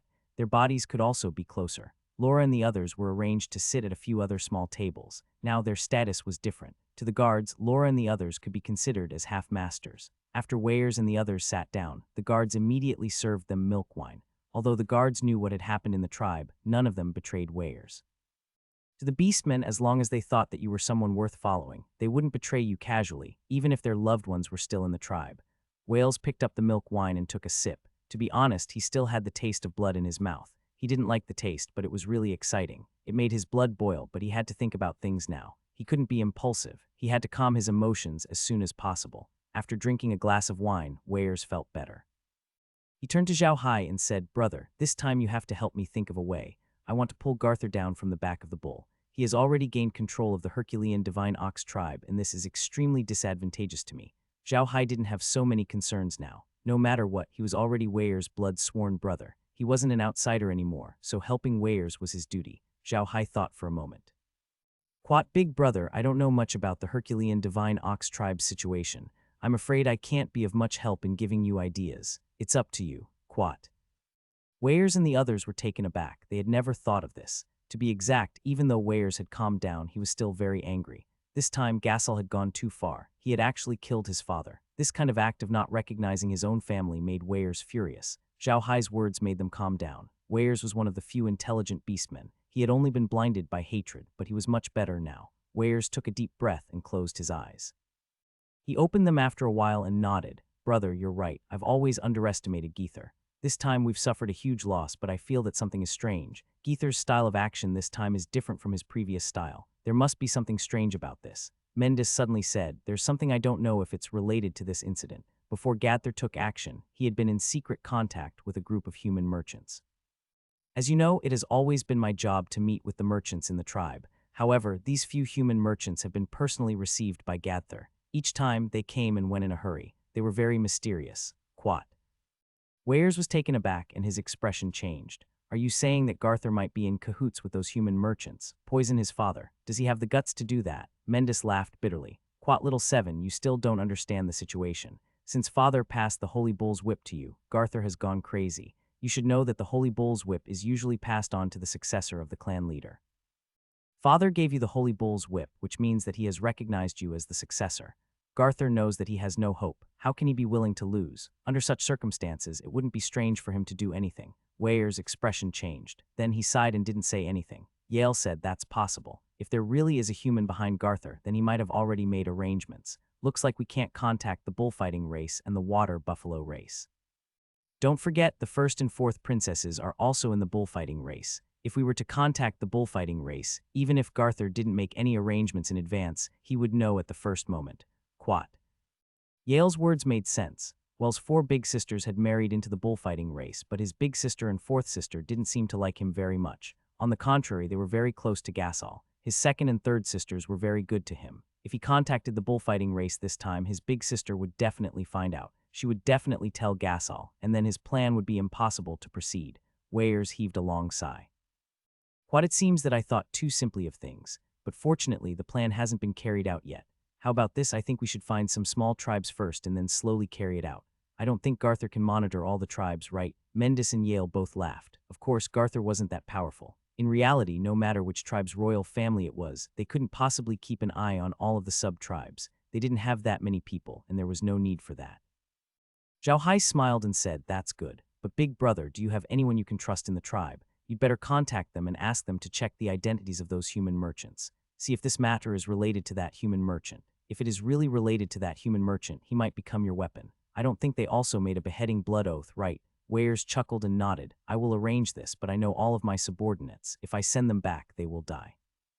It seems that I have to find an opportunity in the future. Oh right, little Hai, we will take you to the bullfighting race's territory and then you will trade with the bullfighting race. We will follow you in. I want to see second sister and tell her about this. Maybe she can help." Zhao Hai nodded his head. "That's not a problem. As long as you don't get discovered, it'll be fine. However, I don't think the next period of time will be peaceful.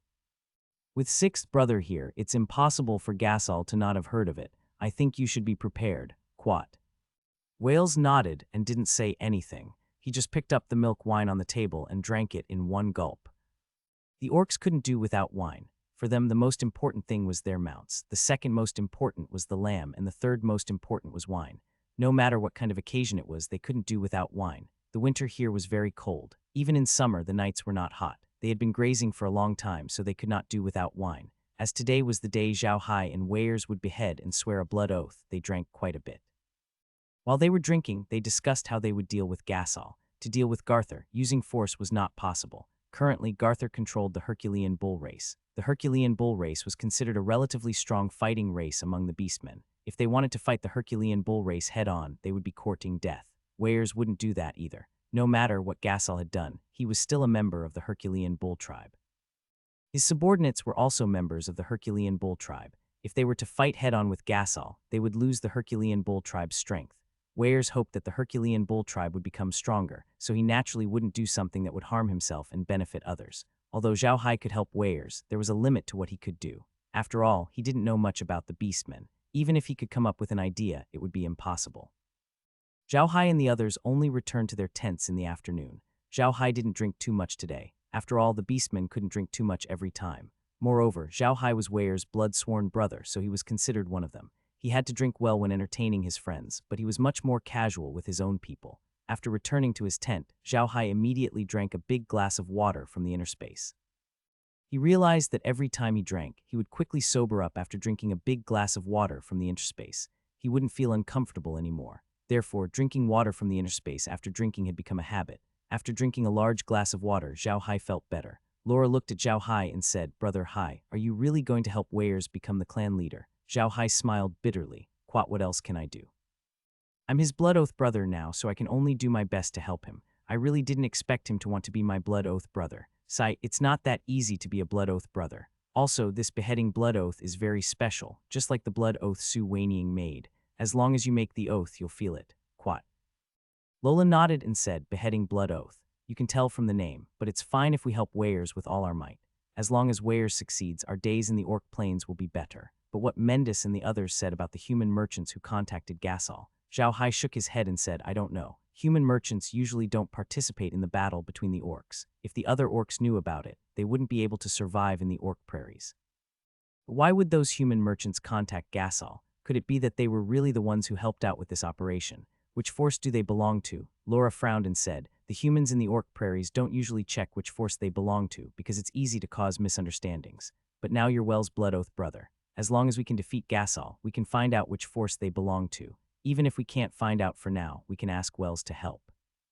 You should know that your identity is very useful among the orcs." Quat. Zhao Hai smiled. "Quat, it seems like there aren't many benefits to becoming Wales's blood-sworn brother. Right, let's go into the space and take a look at the gifts Wales and the others gave me. I keep feeling that they're very special." Laura and the others all laughed. The four of them flashed into the origin space. The gifts Weyers and the others had given Zhao Hai were all in the warehouse, so there was no reaction from the origin space. As soon as they entered the medium, Kai flew over and sat on Zhao Hai's shoulder. He looked at Zhao Hai and said, "Young master, Awen is so bad. He doesn't even want to play with me." At this time, Zhao Wen also flew out and landed on Zhao Hai's head. He didn't move and didn't make a sound. Zhao Hai looked at Kai and said impatiently, "Kai, did you tease Awen again?" Kai was very naughty and Awen was too honest, so he was often teased by Kai. However, Awen had a good temper and wasn't angry at all. At most, he would ignore Kai for a while. It was strange to say that before Kai entered the medium, she was very good at sleeping. However, after entering the medium, she never needed to sleep, and she was in high spirits every day. Kai giggled as she heard Zhao Hai's words. Zhao Hai also shook his head, but he couldn't do anything about it. He only said to Kai, how's the situation at the Green Stone Villa?" Although Zhao Hai and the others had left the Green Stone Villa, Kai had still left behind a branch there. However, that branch of hers was extremely well hidden, and it was hidden within the white fruit tree in the courtyard of the Green Stone Villa. The branch they left there was used to monitor the Green Stone Manor. After all, they were still cooperating with the Versailles clan. The Versailles clan would still go to the Green Stone Manor to collect some products from the paradise on a regular basis. At the same time, Zhao Hai had also ordered Kai to send a few small branches to the surroundings of Rocky Mountain to see if there was anyone monitoring the area. Hearing Zhao Hai's question, Kai quickly replied, "There are quite a few people watching over there. So long, but they haven't left. Some people have even sneaked into Rocky Mountain, but they haven't found anything. Be careful, don't let those people find out. If they cause too much of a ruckus, Kai use them as fertilizer." Zhao Hai nodded. Kai replied, and Zhao Hai continued, "What about the Iron Mountain Fortress? Are you all right?" Kai laughed and said, "Good. The Iron Mountain Fortress is very good. The 2 sheep are also well raised. They also eat the leaves of the male, and they eat my leaves." For what? Zhao Hai chuckled. With a twist of his hand, the dagger Mendis had given him appeared in his hand. It was a beautiful dagger. Zhao Hai pulled it out and looked at it. The blade was very bright and eye-catching. Zhao Hai touched the dagger gently. It was cold, not because the material was cold, but because of its sharpness. It sent a chill down his spine. There were cloud-like patterns on the dagger, which were not drawn or carved.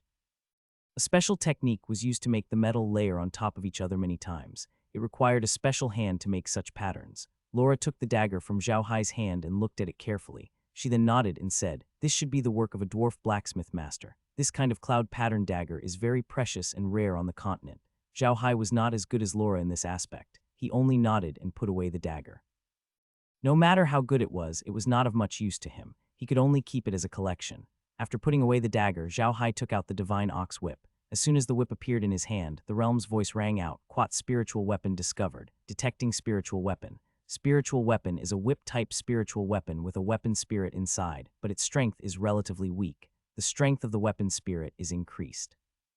Spiritual weapon is a herding-type spiritual weapon. It can manage ranches on behalf of the host and intimidate animals. It can extract the weapon spirit's ability and add it to the evil spirit staff. When the host uses the evil spirit staff, it can intimidate animals. Quat. As soon as the system announcement finished, Zhao Hai felt the whip in his hand shake. Then a human-shaped shadow appeared on the whip. The shadow looked like a 7 or 8-year-old child wearing colorful clothes. The shadow was not very big. It was about the size of the whip. The entire whip was now standing in front of Zhao Hai, which made Zhao Hai feel very strange. At that moment, the illusory figure bowed to Zhao Hai and said, "Greetings, young master." Kai flew down from Zhao Hai's shoulder and looked at the child's apparition curiously. He even stretched out his hand to touch him, but Muer dodged it. This time, Kai wasn't going to let him go. He chased after Muer and wanted to touch him, but Muer wouldn't let him. The 2 of them started to circle around Zhao Hai. Laura and the others looked at the 2 of them and found it very funny. They were now basically immune to spatial abilities. They were only happy that Zhao Hai had obtained this magical whip. Zhao Hai looked at Kai and Muer bickering over there, but he didn't say anything. After a while, he felt the weight on his head lighten up. Zhao Wen had also joined in. Zhao Hai smiled bitterly and shook his head. With a flip of his hand, the bottle of life fluid that Yale had given him appeared in his hand. At this moment, a system announcement once again sounded out. Quat high-grade water discovered. Examining water. The water contains a large amount of active components. It can quickly recover one's physical strength, magic power, and battle energy. It can be used as medicine, detoxify, heal injuries, and can be used to irrigate plants that have died less than a month ago. It can be used to revive plants. Extract the active components from the water and add them to the spring water in the dimension. The spring water will be upgraded. Quat. Zhao Hai was taken aback again. He didn't expect the life fluid to have so many benefits. The other benefits weren't a big deal, but it could resurrect dead plants. This was amazing. In the future, he could collect some special plants and use the water to resurrect them. Then he wouldn't have to worry about the lack of plants in the realm. Although there was a time limit, this was already very good. Most importantly, this water had already been fused with the spring water from the space. In the future, he would have an inexhaustible supply of life fluid. Life fluid was very famous on the continent. If people knew that Zhao Hai had an inexhaustible supply of life fluid, they would be even more envious. However, what puzzled Zhao Hai the most was that he had never heard of anyone on the continent using the life fluid to resurrect plants. Could it be that the space had caused the life fluid to mutate? Zhao Hai looked at the small bottle that Yale had given him. This small bottle was only the size of a palm, and it was square in shape. It looked like the small, flat wine flagons that Zhao Hai had seen on Earth. However, these small flagons were covered with decorative designs and were extremely beautiful. Laura looked at the small pot and said, "Quat, this small teapot looks like it's made by the elves. The elves love nature and they have very high requirements for art. Every product has to be refined, and most of them are based on natural patterns. Look at the patterns on this small teapot. Don't they look like vines? Every leaf is made very exquisitely, and even the veins of the leaves are clearly visible. There's also a magic array unique to the elves on this small teapot. However, I still don't know what this magic array is used for." Zhao Hai took a closer look at the patterns on the pot. They were indeed special, but he didn't know if there was really a magic array. The space didn't give him any notifications this time, so it didn't seem like there was a magic array. However, the teapot was really exquisite, and Zhao Hai liked it very much. He shook the teapot gently and realized that it was only half full. To Zhao Hai, the life fluid was no longer a rarity, so he opened the teapot and drank it all in one gulp. This life fluid wasn't as tasteless as ordinary water. It had a very special taste. How should he put it? The smell was a little like standing in the forest in spring when the leaves had just grown out. It was very fresh and natural. Zhao Hai nodded. "Quat, this taste is really good. Laura, you guys should try it. Right, you can just drink the spring water from the realm. Quat." Laura and the others also responded with a smile. They also tasted the spring water and found that it was quite good. This kind of light taste was very suitable for girls. After dealing with the life fluid, Zhao Hai immediately brought Laura and the others to the ranches. As Kai was a plant spirit, he could not manage the ranches. Zhao Hai had to deal with many things on the ranches himself. Now that Muer had joined him, Zhao Hai could let Muer manage the ranches without worry. When the few of them arrived at the farm, Zhao Hai let Muer familiarize himself with the environment before starting to manage the farm. Actually, Zhao Hai's actions were unnecessary, as he didn't know that the reason why Muer would appear was because of the special ingredients he had. The body of the divine ox whip was made of refined gold, mithril, and the tendons of several high-level magic beasts, while the handle was a spirit bone. Soul bones were very rare on the continent, and it could be said that the people on the continent didn't know much about them. The person who made this whip had also obtained this soul bone by accident. He didn't know what use this bone had, but he found that this bone was very special and very hard, so he used it to make the whip handle. But what he didn't know was that the soul bone had a special ability, which was to seal souls. Sealing a soul was to seal the soul of a dead person into the soul bone. This way the person's soul would not disappear. At the right time, the person would find a suitable identity, extract the soul, and put it into a new body. This was equivalent to the person being resurrected. However, there was no such spell on the Ark continent. There was no magic beast that could produce soul bones, so people had no knowledge of soul bones. In fact, the soul bone had another ability. It could slowly produce a little bit of consciousness, but it couldn't be called a soul because it was too weak. However, to the space, the soul bone was like a blank computer that couldn't be used yet. As long as he added some programs into it, the computer would be able to run normally. It was also because of this change in the space that Muer appeared. It was precisely because Muer was created by the realm, and the realm felt that he was suitable for managing the farm. It would naturally input all the relevant information about the farm into Muer. Now, Muer's understanding of the farm had already surpassed Zhao Hai's, so he didn't need to be familiar with the environment. Although Kai didn't care about the farm, Muer couldn't care about the farm, and Zhao Wen couldn't care about these two places. The three of them could still come and go freely. Especially the lively Kai, who always stayed by Muer's side and kept teasing him, like a child who had found a new toy. After handing over the matters of the farm, Zhao Hai and the others returned to the Iron Mountain Castle. Grimm and the others were currently in the Iron Mountain Castle. When there was nothing to do, they did not like to come into the origin space. Even Karen had set up another laboratory in the Iron Mountain Castle. After all, humans were social animals. They needed to communicate with others. Grimm and Kunzhang were about the same age and had similar experiences, so they got along very well. Now that Zhao Hai and the others had nothing to do in the Orc grassland, the two of them basically stayed in the Iron Mountain Fortress. They wanted to better understand the surroundings of the Iron Mountain Fortress so that they could better turn it into their most important and stable base. The two wise old men knew that no matter where Zhao Hai and the others went, the Black Soul Wasteland was their route. It was also the foundation of the Bu family's development. The space could help them, but if Zhao Hai was gone, what would the Bu family rely on? He still had to rely on the Black Soul Wasteland. Only by understanding every blade of grass and every tree here could he make better use of it.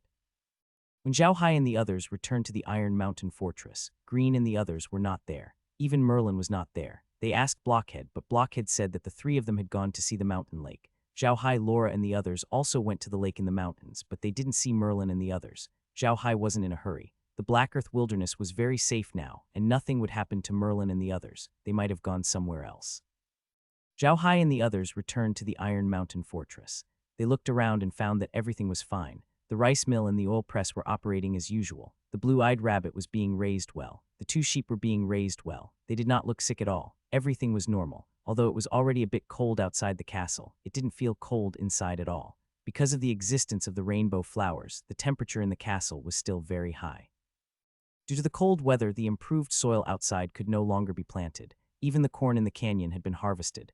However, Zhao Hai had a new idea. He had Kai split a branch in the canyon. This way, the temperature in the canyon would be higher, and the soil there could be replanted. The Iron Mountain Castle was really busy now. Other than the two venues, a few more newlyweds had gotten married. Of course, according to the usual practice, Zhao Hai held a wedding for these newlyweds and issued their marriage certificates. They were also restored to their civilian status. Zhao Hai didn't want the slaves to remain as slaves for the rest of their lives. A power couldn't be supported by slaves alone. Therefore, Zhao Hai didn't mind letting the slaves return to their civilian status. Zhao Hai wasn't worried that the slaves would leave this place if they returned to their status as civilians. They couldn't leave this place. Besides, they had the mark of a slave on their bodies. No one would recognize them as civilians if they left the Black Soil Wasteland. They would still be captured as slaves. The slaves were satisfied as well. Not only had Zhao Hai restored their status as civilians, but he had also given them land and helped them settle down. Furthermore, they had money to spend after working for Zhao Hai. Of course, they had to spend money on food and vegetables now. However, the price was very low. They could save up some money to buy daily necessities and things they liked. Now the first store had been set up in the Iron Mountain Castle, the Red Spider Lily Free Mall. Only one person was in charge of it, Chrysanthemum. This shopping mall was designed according to the supermarket style on Earth. Every day, some slaves would supply the supermarket with wood and stones. When it was peaceful, only Jew was here to look after the store. Whether it was a slave or a commoner, anyone could come here to buy things. Of course, the fees were the same. Jew only charged at the front of the store. Therefore, people who came to buy things would take the things they liked and go to Jew to pay. Laura had never heard of such a store. She thought that it was a perfect opportunity for people to lose things, but Zhao Hai still did it. What surprised her was that nothing had been lost since the store opened, not even a needle. This not only surprised Laura, but also Zhao Hai. He never thought that these slaves and people who had just recovered their civilian status would have such a high level of awareness. What Zhao Hai didn't know was that it was precisely because he gave the slaves money that they were restored to their civilian status. That was why they didn't steal. To the slaves, it was a blessing to be able to buy things like normal people. In the past, they didn't have the chance to buy things even if they wanted to. Now that they had the chance, they wouldn't miss it. Zhao Hai didn't build this shop to make money. He wanted the civilians in his territory to live a normal life. Buying and selling things were things that normal people would do. He didn't want the people in his territory to live like slaves even though they used to be civilians. Now, Iron Mountain Castle really looked like a castle. Some slaves who worked in the rice mills and the oil mills would wander around the castle or sit together to chat after work. They lived a comfortable life. Zhao Hai was very satisfied with the current situation in the castle. He knew that he had to change things bit by bit. If he had wanted to achieve this level of success when he first came to the castle, it would have been impossible. However, he had achieved it naturally now. Zhao Hai and Laura were sitting in the living room of the castle. Laura looked around and smiled. To be honest, I still like this place because it makes me feel like home. Quat, of course, Zhao Hai said with a smile. Quat, everything here was set up by you, so of course you would feel that way. Hee, I wonder where Grandpa Kun Zheng and the others are. Quat. Laura smiled and said, it's fine. Grandfather Kun Zheng and the others said they were going to see the lake in the mountains, so they must be going to see the lake in the mountains. I think they might be going to see how long the lake in the mountains is. The origin of the lake is there. They want to understand the Black Soil Wilderness as soon as possible. Quat. Zhao Hai nodded and said, I heard that they're drawing a map. They want to draw out the direction of the mountains, the terrain of the mountains, and everything around it in detail. Hee, this is our home. We should take a good look. Quat. At this moment, Kun Zheng's voice came from outside. Zhao Hai and the others quickly stood up. Sure enough, Kun Zhang, Green, and Merlin came in from outside. The moment they saw Zhao Hai, the three of them were stunned. Then Green smiled and said, "Why did you come back so early today? What happened?" Zhao Hai shook his head. "Quat, no, it's nothing. It's just that we finished our business a long time ago, so we came back." Quat. After they sat down, Laura and the others told Grim and the others about the things that happened in the past 2 days. Grim and the others listened quietly. They really didn't expect that so many things would happen in the prairie in just 2 days. Only when Laura and the others had finished speaking, did Green frown and say, "Young master, did you really make a beheading blood oath with Weirs? Isn't this too rash?" Zhao Hai smiled bitterly. "Quat, there's nothing we can do about it. If I didn't agree back then, the cooperation with Weirs would have been over. Now, almost all the large tribes in the grasslands have long-term partners. We can't interfere. If we give up this opportunity, we don't know when our business in the grasslands will succeed, so I want to take a gamble." Quat. Kun Zhang agreed with Zhao Hai's decision. He nodded and said, "I think Little Hai is doing the right thing. The Herculean Divine Ox tribe has a high status in the grasslands. Ordinary battle clans don't dare to be rude to them. Even the higher-ranked battle clans will give them some face. If we can really form a relationship with them, it will be very beneficial to our business in the grasslands. This means that he doesn't have any malicious intent towards Little Hai, and that's enough." Zhao Hai nodded and was about to say something when his expression suddenly changed. "Quat, we're going back. The undead creatures saw the blood eagle and sent a message. Something might have happened. We have to go back and take a look." Quat, after saying goodbye to Green and the others, he led Laura and the others back to the camp on the grassland. As soon as Zhao Hai and Laura entered the tent, they immediately walked out. There was indeed a blood eagle circling in the air. Zhao Hai observed Eagle's movements carefully. After a while he said, "Quat, there are 2,000 people coming from the border. Most of them are Tauren cavalrymen. Oh, they seem to have space scouts too." Laura and the others were stunned. They looked at Zhao Hai in confusion. Zhao Hai turned around and smiled. "Quat, Blood Eagle discovered that there are 2 flying eagle beastmen that seem to be helping the cavalry. It looks like they're really coming for us this time. I'll go inform Big Brother. You guys should also make preparations." Quat, Laura and the others nodded their heads. Zhao Hai, on the other hand, quickly walked towards Weirs' campsite. Weirs and the others were resting as well. It was getting dark, so they could not travel in the dark. After drinking with Zhao Hai, they returned to their tents to rest. Although they didn't drink much today, they were all a little tipsy because they were in a bad mood. When people were in a bad mood, it was easy to get drunk from drinking. Wells was not very clear-headed now. Although he hadn't fought in the past few days, he felt very tired mentally. He really felt tired, so as soon as he lay on the bed, he fell asleep with the stimulation of alcohol.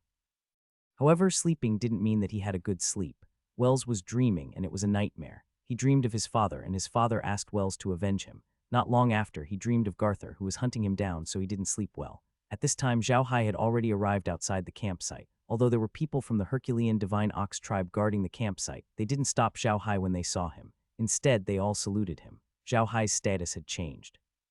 He was Weirs' blood-sworn brother. Soon, Zhao Hai arrived outside Weirs' tent. There was only one person standing guard outside. This person was not actually Weirs' guard, but only someone Weirs could order around when necessary. When the man saw Zhao Hai, he quickly saluted him. Zhao Hai nodded, but he didn't enter the tent. He looked at the man and said, "What is Big Brother doing?" "The young lord is resting," the guard quickly replied. NBSB. Zhao Hai nodded. "Quat, go and wake Big Brother up. I have something important to say. Hurry. No matter what, we have to wake him up." Quat, seeing Zhao Hai's serious expression, the man did not dare to delay and quickly ran into the tent. At this moment, Mendis and Yale had also heard Zhao Hai's words. They walked out of their tents. Neither of them could fall asleep like Weirs. Neither of them was dead asleep. When the two of them came out, they saw Zhao Hai standing in front of Weirs' door with an anxious look on his face.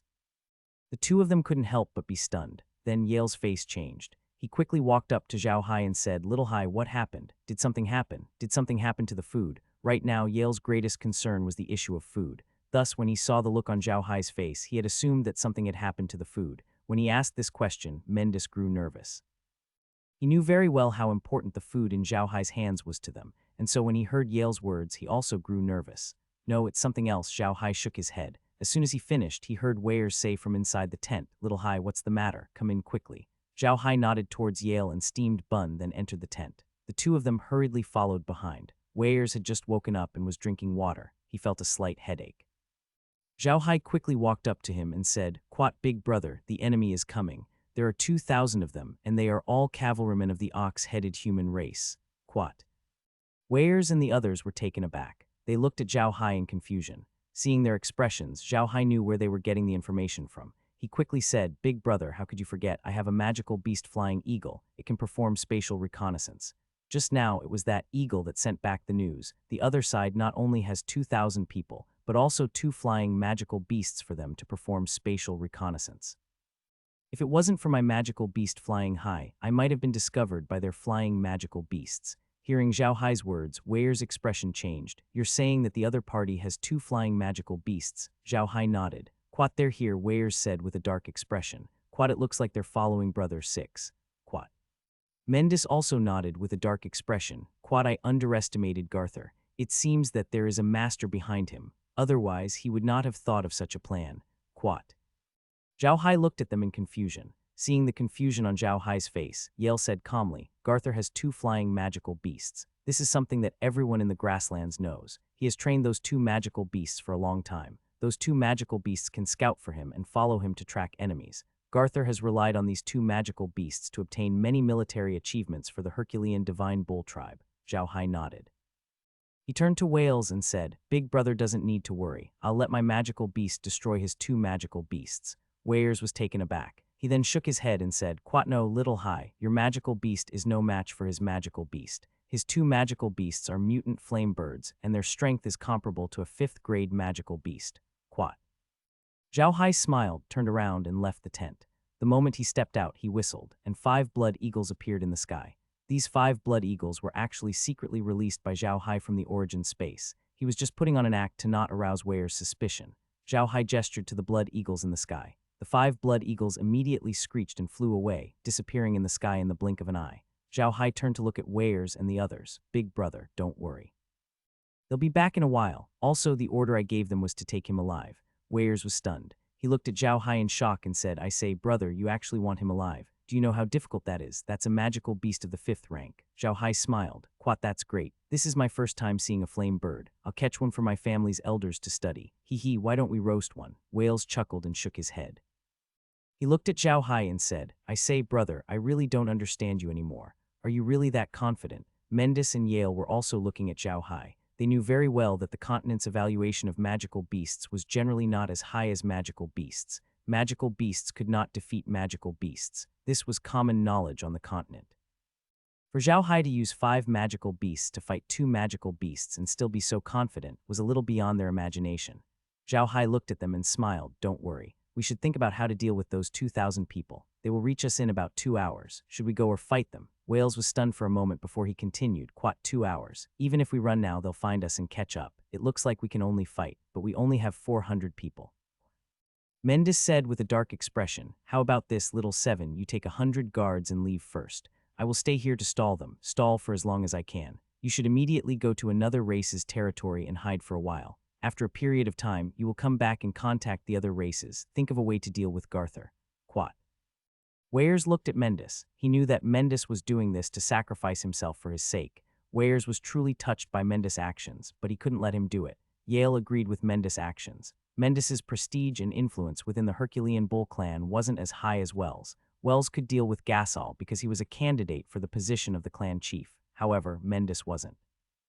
In the current situation, letting Weyers go first was equivalent to leaving behind a hope for revenge. If Weyers stayed behind, they might all die here and there would be no hope. When Zhao Hai saw that the 3 of them were about to part, he really did not know what to say. He could only scratch his head and say, although I don't want to ruin this atmosphere, I have to say that we seem to have the power to fight. Weyers and the other 2 were stunned. They turned to look at Zhao Hai. Zhao Hai could only reply, Quad, I'm saying that we have the power to fight. We have 400 guards in our camp and the undead creatures in my hands. We should be able to deal with Garthur. Quad. Wells and Yale were both taken aback. Then they immediately thought of Zhao Hai's undead creatures. Zhao Hai's undead creatures were really strong, very strong. They could take care of the jackals as easily as chopping vegetables and melons. Quad, I have nearly 4,000 undead creatures in my hands. Quat. Zhao Hai looked at them and said, with the addition of your guards, I should have no problem protecting myself. Quat. Currently, Zhao Hai had over 5,000 undead creatures under his command. The undead creatures from the magical beast tribe in the Blackdirt Wastelands, the undead creatures from the humanoid tribe, and the jackal tribe in the grassland added up to more than 5,000 undead creatures. Weyers was stunned when he heard Zhao Hai's words. His eyes flickered as he said, Brother, do you really have 4,000 undead creatures? How's their combat strength? It's not bad, Zhao Hai replied with a smile. It's equivalent to a human warrior of the 6th rank. Hearing this, Weyers and the others couldn't help but gasp. 4,000 undead creatures that were equivalent to level 6 human warriors. What kind of concept was that? They were even more difficult to deal with than 4,000 level 6 human warriors because undead creatures were not afraid of pain, death, or fear. They would never back down. Weyers suddenly laughed out loud. He went forward and hugged Zhao Hai. Ha ha ha, my good brother, I never thought that you would be so powerful.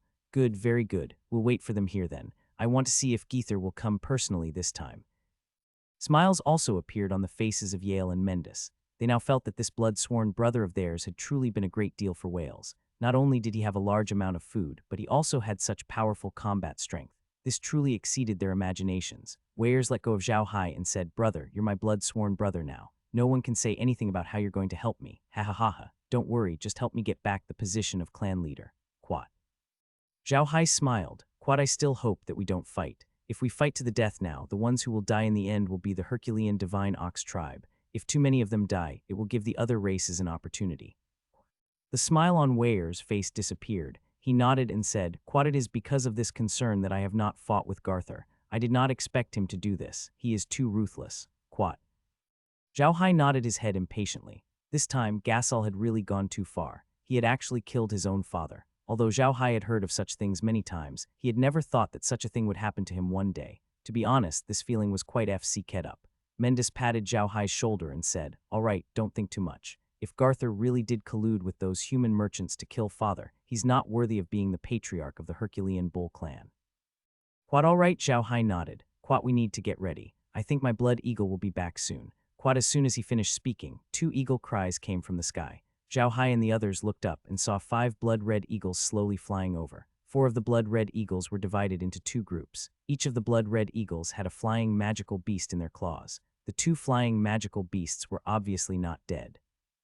They would struggle from time to time, but they could not break free from the blood-red eagle's claws. Weyers didn't expect Zhao Hai's magical beast to capture the 2 magical beasts so quickly. Zhao Hai, on the other hand, wasn't surprised. There were at least 50 blood eagles attacking the 2 flame birds. If they still couldn't capture the other party, Zhao Hai would definitely stew all the blood eagles. Zhao Hai waved his hand, and the 5 blood eagles immediately descended from the sky. Weyers and the others only felt that something was amiss when they saw the eagles. These 5 blood eagles were all more than 2 meters tall, and each of them was divine and powerful. They looked radiant, and they were not like illusionary beasts. They were simpler than demonic beasts. Under the feet of these 4 blood eagles were 2 big birds. These 2 big birds were not as large as the blood eagles, but they were not small either. They were more than a meter tall, and their wings were about 5 meters wide when they spread them. The most important thing was their tails. Their tails were very long, especially 3 of their tail feathers. Each tail feather was more than 3 meters long. They were fiery red and very beautiful. The feathers of these 2 birds were not red, but light blue. There was also a circle of fine feathers like a crown on their heads. Their bodies were not as strong as the blood eagles, but their lines were smooth. If they flew in the sky, they would give people the feeling that they were like sharp arrows flying out.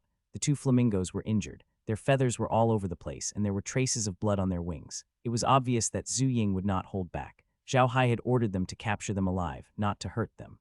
Zhao Hai looked at the 2 birds curiously. He had heard from the blood eagle that the 2 birds were very fast and very strong. They were not only fire-type magical beasts, but also wind-type and fire-type magical beasts. They were fast and had strong attack power. If Zhao Hai had not sent 50 blood eagles to be safe, he would not have been able to take them down. Zhao Hai looked at the 2 flamingos carefully, then turned to Wales and said, Big brother, it's these 2, right? Weyers knew what Zhao Hai meant. However, he was still looking at the 5 eagles. They were too handsome. How could they be magical beasts? If magical beasts were so strong, magical beasts would have long since left the stage. Hearing Zhao Hai's question, Weyers couldn't help but lower his head to look at the 2 flame birds. That's right, they were the 2 that Gasol had raised. These 2 flame birds were extremely precious to him. He fed them personally every day and never allowed anyone to interfere. If anyone dared to touch these 2 birds, he would immediately turn hostile. However, he would often show off these 2 birds in front of others. He hated them so much that he would gnash his teeth. Looking at the 2 birds lying on the ground like sick chickens, Weyers felt like laughing out loud. The 2 birds were the main helpers of Gasol's great achievements. Now that Zhao Hai had crippled them, he was happier than anyone else. Wales nodded and said, That's right. These are the 2 birds. Good lad, you actually caught them alive. Brother, are you really going to roast one? Zhao Hai and Mendis laughed out loud. Zhao Hai looked at him and said, Quat, how can I bear to do that? I'll do it in the future. When I raise a few more, we'll roast 10, eat 5, and throw 5. Ha ha ha ha. Quat. Weyers and the others laughed as well. Zhao Hai kept the 2 flame birds and turned to look at the 5 blood eagles. He nodded and said to Weyers, "Big brother, I'll give these 5 blood eagles to you. They'll be your air scouts in the future." Weyers was taken aback. He was very envious of the 5 blood eagles, but he didn't want them. In his opinion, the 5 blood eagles were so powerful that they would be of greater help to Zhao Hai. "Quat don't, brother," Weyers hurriedly said. "Quat, I'll keep these blood eagles for you. You're more useful, Quat."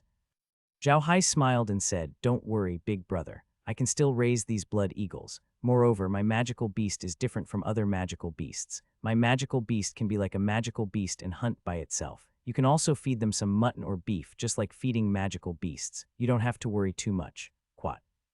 Weyers was taken aback. He glanced at the blood eagles and said, "I say, brother, is this a magical beast or a mirage beast? How could it be fed like this? No wonder they're so strong." Hearing Weyers' words, Zhao Hai couldn't help but burst out laughing. Beastmen were strange at times. When they looked at people, they first looked at how strong they were. The stronger the person was, the more powerful they would think you were. It was the same when they looked at magical beasts. Zhao Hai turned to the 5 blood eagles and said, "Go and meet your master. He's my big brother, be good." The 5 blood eagles nodded and walked behind Weyers, one step at a time. Weyers and the others were stunned when they saw this scene for the first time. Weyers looked at the 5 blood eagles behind him and muttered, "This is a magical beast. Are magical beasts all so smart?" Mendis and Yale didn't say anything. To be honest, they had yet to see that person use a magical beast. Zhao Hai laughed.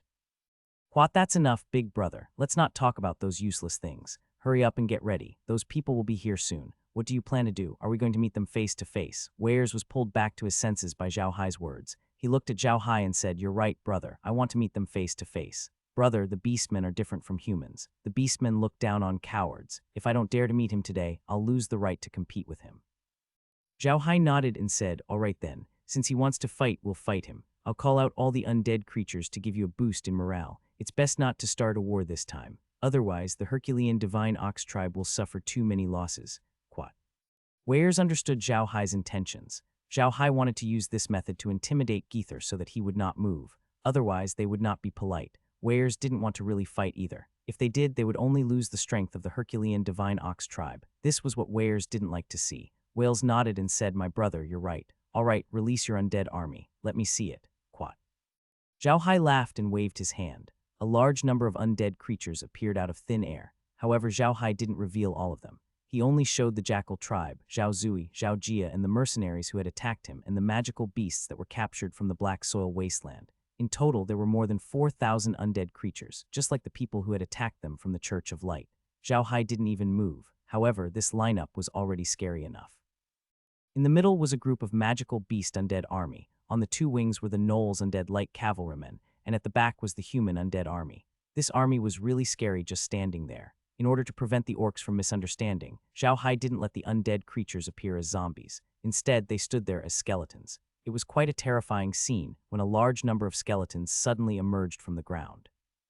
Weyers looked at the skeleton army and was overjoyed. He had never thought that his blood-sworn brother would be of such great help to him.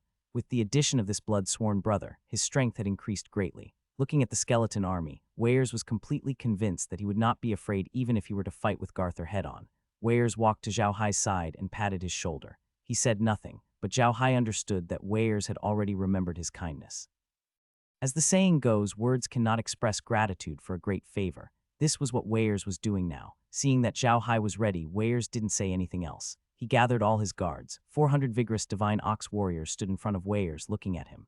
Weyers was their king, and they were waiting for orders. They could guess who their enemy was this time, but they didn't regret it. For the orcs, there was no such thing as regret. Regret meant betrayal. They would only listen to orders, pick up weapons, and follow behind their king. Forward, forward. Weyers looked at the warriors who followed him without any complaints and was very excited. On the orc plains, if you were not a qualified leader, no one would be willing to follow you. Even ordinary orcs had the right to choose their king. Such a situation had occurred on the grasslands before. The chief of a tribe was incompetent, so the people of his tribe left him one after another. In the end, the tribe disappeared from the grasslands. His current situation wasn't too good. Jiasiu had already controlled the entire Herculean bull tribe. The relatives of his subordinates were all in Jiasiu's hands. If his subordinates weren't truly following him, it was very likely that they had already left him. Weyer's voice wasn't as hoarse as the others. On the contrary, he spoke very calmly, as if he was recounting a fact. However, the warriors of the Herculean Divine Bull tribe were very excited. They responded loudly and ran back to pick up their weapons and bring over their mounts. Weirs ignored them and turned to Zhao Hai. Brother, do you want to come with us? Are you riding a horse or riding a carriage? Zhao Hai smiled and shook his head. No, big brother, I have a better one. With a wave of his hand, the alien appeared in front of him. Weirs was also curious about the alien's ferocity. Zhao Hai smiled and walked up to the alien's mouth. Come, big brother, come with me for a drink or two. Then he walked into the alien's mouth. Weirs and the others followed Zhao Hai in curiously. After a while, they arrived at the space inside the alien. The space inside the alien's body had changed greatly. Laura had made some modifications to the space. The entire space was now similar to Laura's carriage. There were a few boxes inside, which could also be used as chairs. There were some blankets and other things in the boxes, and another box in the middle. The bottom of the box was divided into 2 layers. The lowest layer was a cold chamber used to freeze things. The upper layer contained some things like Kia, and on top of the box was a tea set. In the middle was a magic furnace driven by magic crystals, which could boil water. Weirs and the others looked at the scene in a daze. They didn't expect there to be a whole new world inside the undead creature's body. Zhao Hai looked at them and smiled. Have a seat, big brother. Do you want to have a drink? Weirs sat down and looked around. Then he said, it's not bad here. You can actually see the outside. It's really a good place. Teacher, I think you should just stay here with little Hai. I'll take care of the things outside. Yale didn't object. He laughed and said, Quat, that's good. It's good to sit here. You should go out and prepare. I think Garthur and the others will be here soon. Quat. Weirs nodded and looked at Zhao Hai. Little Hai, if we really start fighting, don't be a guest, just do it. Zhao Hai smiled. Quat, don't worry, big brother, I won't hold back. You should go quickly. They might be on their way here by now. Quat. Wales nodded and walked out of the alien's body. Mendis followed him out as well. Zhao Hai and Yale stayed inside the alien's body while Laura and the others stayed by Zhao Hai's side. The food trucks remained outside. Zhao Hai poured a cup of cocoa for Yale, then said, Mr. Yale, do you think that we'll be able to start fighting? Seeing our formation, I don't think Garthur will attack us, right? But Yale shook his head. Quat, not necessarily. Garthur is a very arrogant person and won't give up easily. His biggest worry now is Weirs. As long as he can kill Weirs, he will be able to control the Herculean bull tribe. Although there are so many undead creatures, they aren't a threat to the orcs because they don't think that their combat strength is strong. They won't expect your undead creatures to be so strong. Thus, this time, it is possible that Garthur will make a move. Zhao Hai nodded. To be honest, he really didn't want to fight. He wasn't afraid of killing people. Ever since he had arrived on the Ark continent, he had killed many people. However, this time, the people he killed were from the Herculean Divine Ox tribe. If the Herculean Divine Ox tribe suffered too many losses, their status in the Beastmen plains would drop, which would not be beneficial to him. In the Orc plains, strength was the only thing that mattered. If you were strong enough, you would be respected. If you weren't strong, then sorry. Even if you were strong in the past, people wouldn't give you face. But no matter what, Zhao Hai had to fight back. Not fighting back wasn't Zhao Hai's style. Besides, Weirs and the others had already decided to do so what else could he say? Zhao Hai sighed and said, I still don't understand. Does Jasser really want the position of clan leader that much? If he were to fight head-on with his big brother, many people would die in the end, and the status of the Herculean Divine Ox clan would drop. What good would that do him?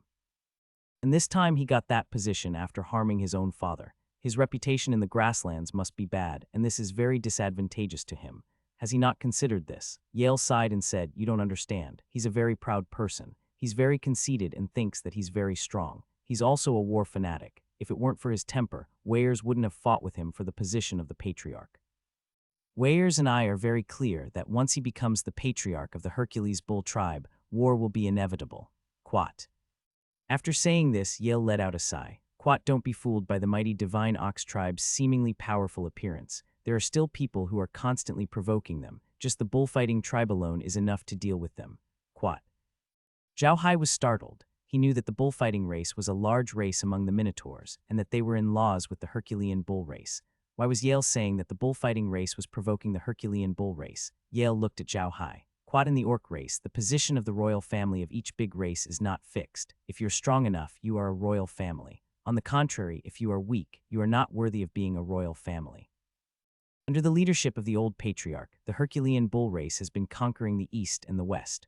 Although the results were good, the Herculean bull race has also lost a lot of power. Now is the time to recuperate and build up strength. If a war maniac becomes the patriarch at this time, the Herculean Divine Ox clan will not stop the war. I'm afraid the losses will be even greater. At this point, Yale paused for a moment. He took a sip of Kia, then continued, Quat, the bullfighting race is also a powerful fighting race among the bull-headed people. They have strong bodies and infinite strength. Especially their charge, they are not at a disadvantage even when facing the Hercules bull race. They are a very terrifying race. The bullfighting race used to be very combative, so their strength was not very strong. However, their current patriarch is different from the other bullfighting races. The current patriarch of the bullfighting race is not a very combative person. These years they had been recuperating, and their strength was much stronger than before. Now, the position of the royal family of the Herculean divine bull tribe was a little unstable. The old patriarch had seen this, so he had married his 4 daughters to the bullfighting tribe. He had thought of a way to make the bullfighting tribe honest by marriage, but it was obvious that the effect was not very good.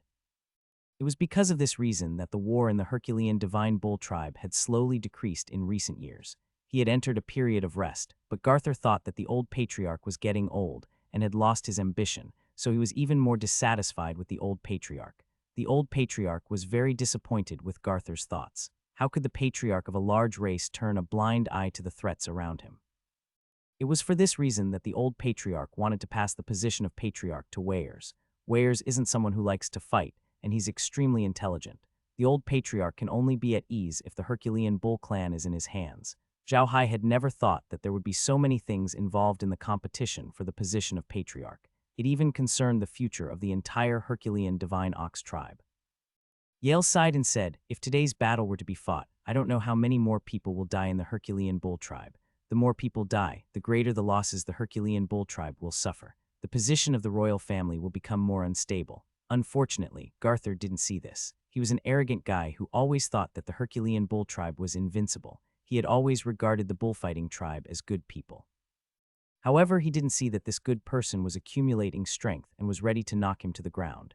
At this point, a hint of mockery appeared on Yale's face. The person he was mocking was obviously Gasol. How could a person like Gasol lead the Titan bull race to the light? This was the reason why Yale had supported Heirs with all his might. Zhao Hai sighed once again. He knew too little about the Herculean divine ox tribe. However, he really couldn't stand people like Gasol.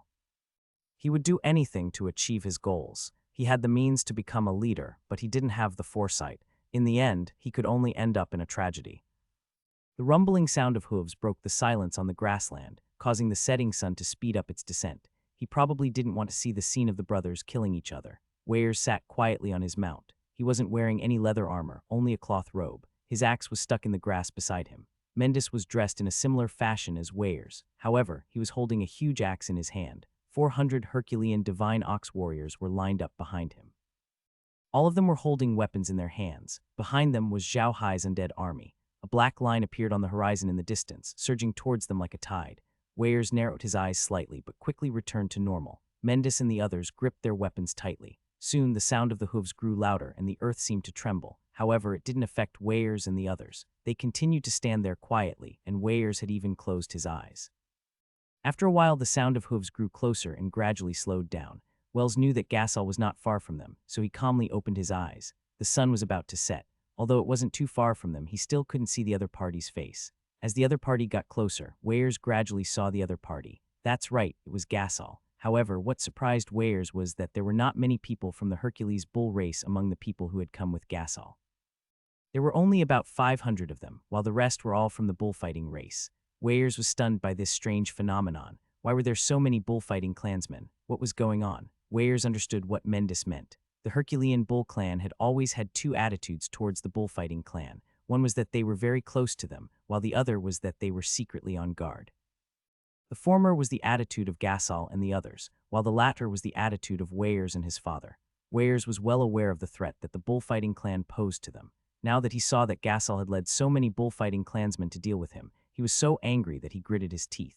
He now suspected that the bullfighting clan might have been the one who had given the idea to Gasol to deal with his father. After taking a few deep breaths, Heirs slowly calmed down. At this time, Gasol and the others were about 100 meters away from Heirs, and they slowly stopped. Although there were only 2,000 of them, they were all tall and strong orcs. From a distance, they looked like a large black mass that seemed to have no end.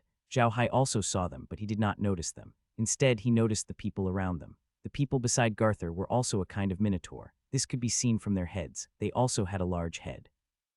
Unlike the smooth skin of the Hercules bull clan, this kind of minotaur had short black hair on their faces. Their 2 horns were different from those of the Hercules bull clan.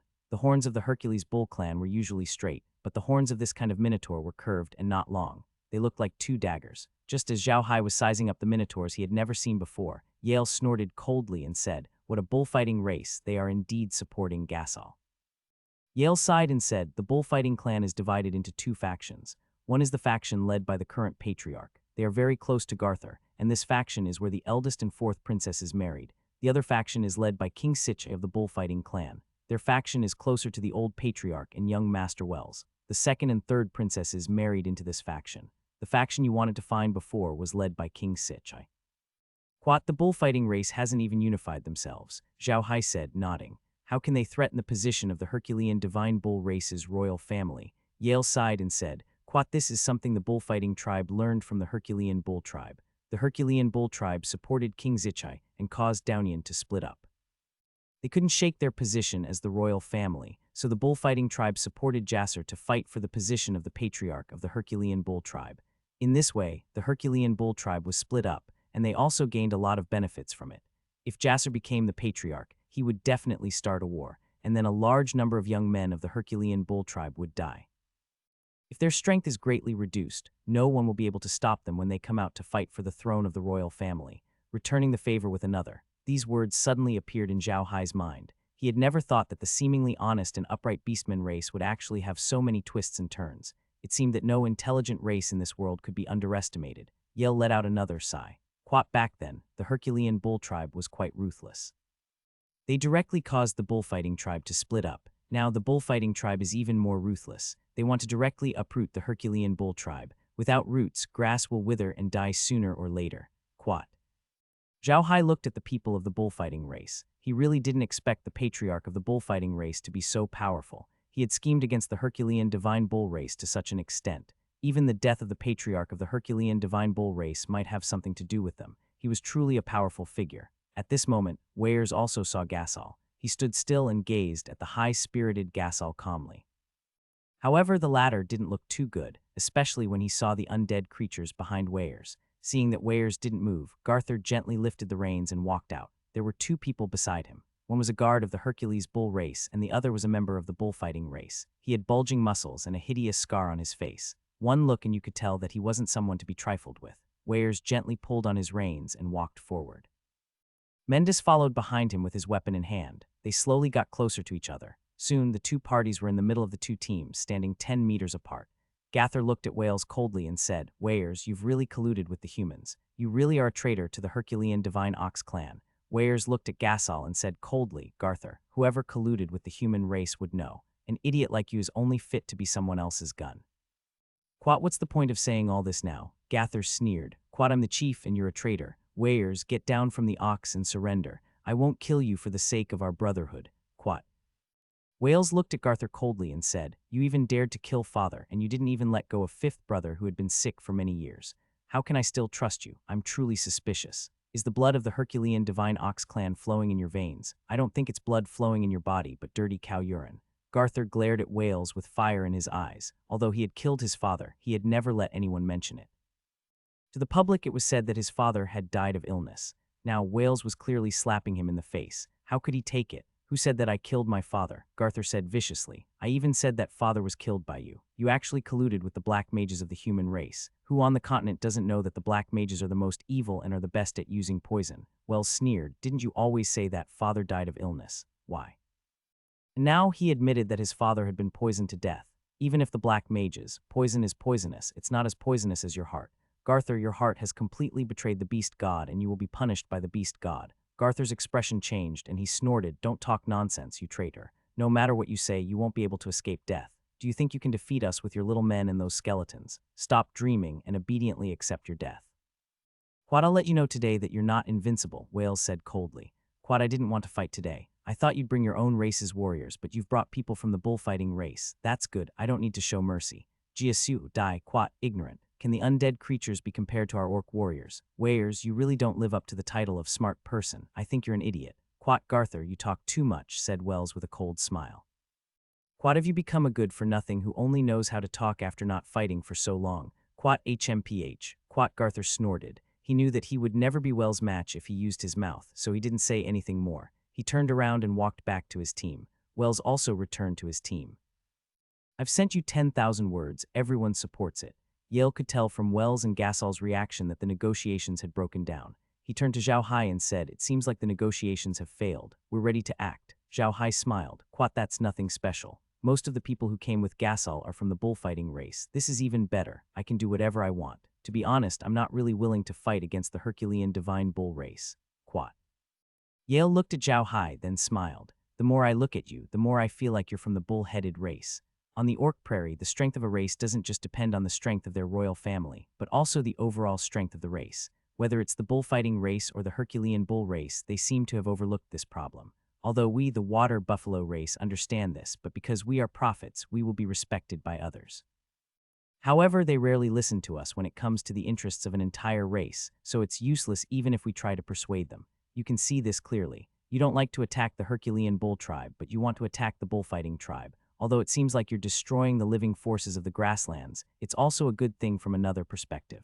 The bullfighting tribe is too powerful. They will start a fight with the Herculean bull tribe.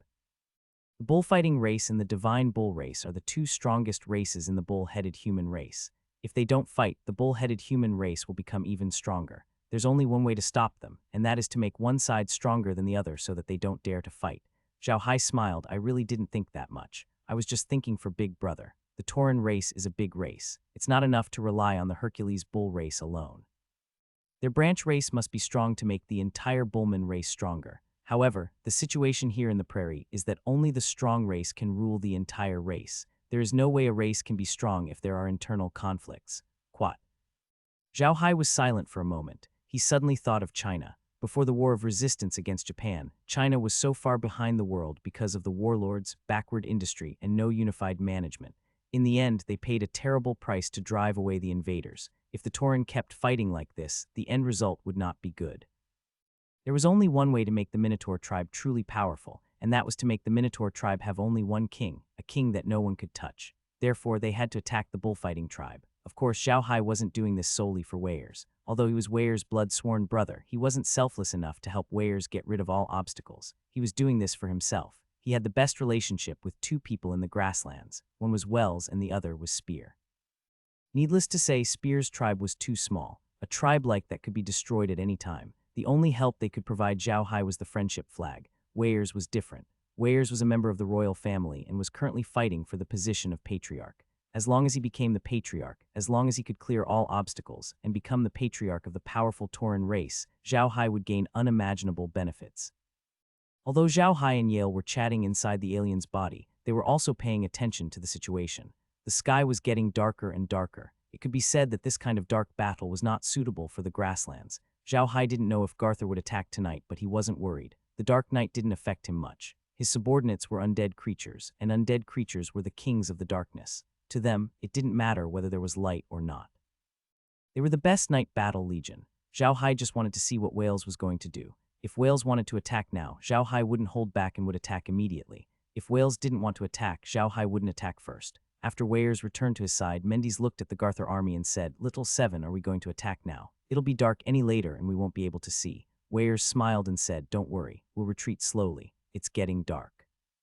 We can't see them clearly and they can't see us clearly either. But don't forget that we have Little Hai's undead army behind us. When have you ever heard of undead creatures being afraid of the dark?" Mendis suddenly recalled that there were still 4,000 undead creatures behind them. The undead creatures' combat strength would be greatly increased in the dark, which was beneficial to them. Ever since he saw that Garur had brought so many bullfighting tribesmen, Menders had decided that this battle must be fought.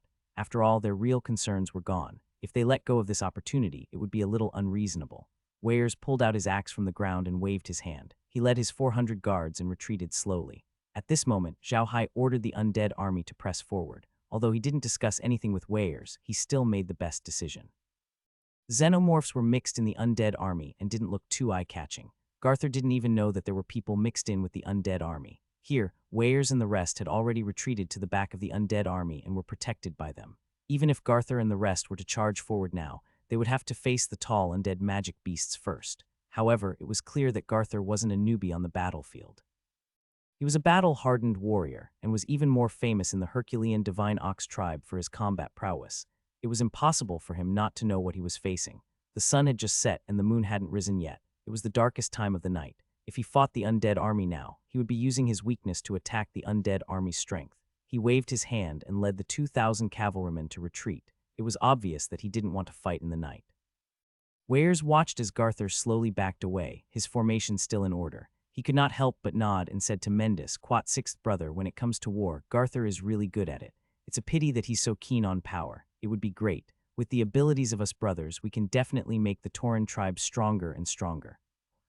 Menders sighed. Quat, it's because he's too good at fighting that he's lost himself. Now he's colluding with the bullfighting race and possibly the human race. He killed father just to get that position. But why didn't he think about whether that position is really that important? He's working with the bullfighting race, and it's as simple as sleeping with wolves. Quat, the bullfighting clan has been waiting for this day for a long time, Wales said coldly.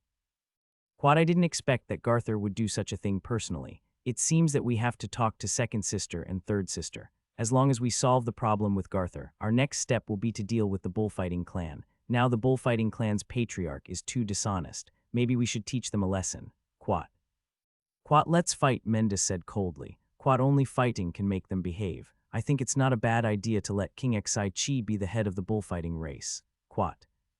Mendis nodded and then he smiled and said, Little Seven, do you know why I've been supporting you? Because you're really smart, so smart that you don't seem like a beastman. There are too few smart beastmen, so you've always been at a disadvantage when dealing with humans.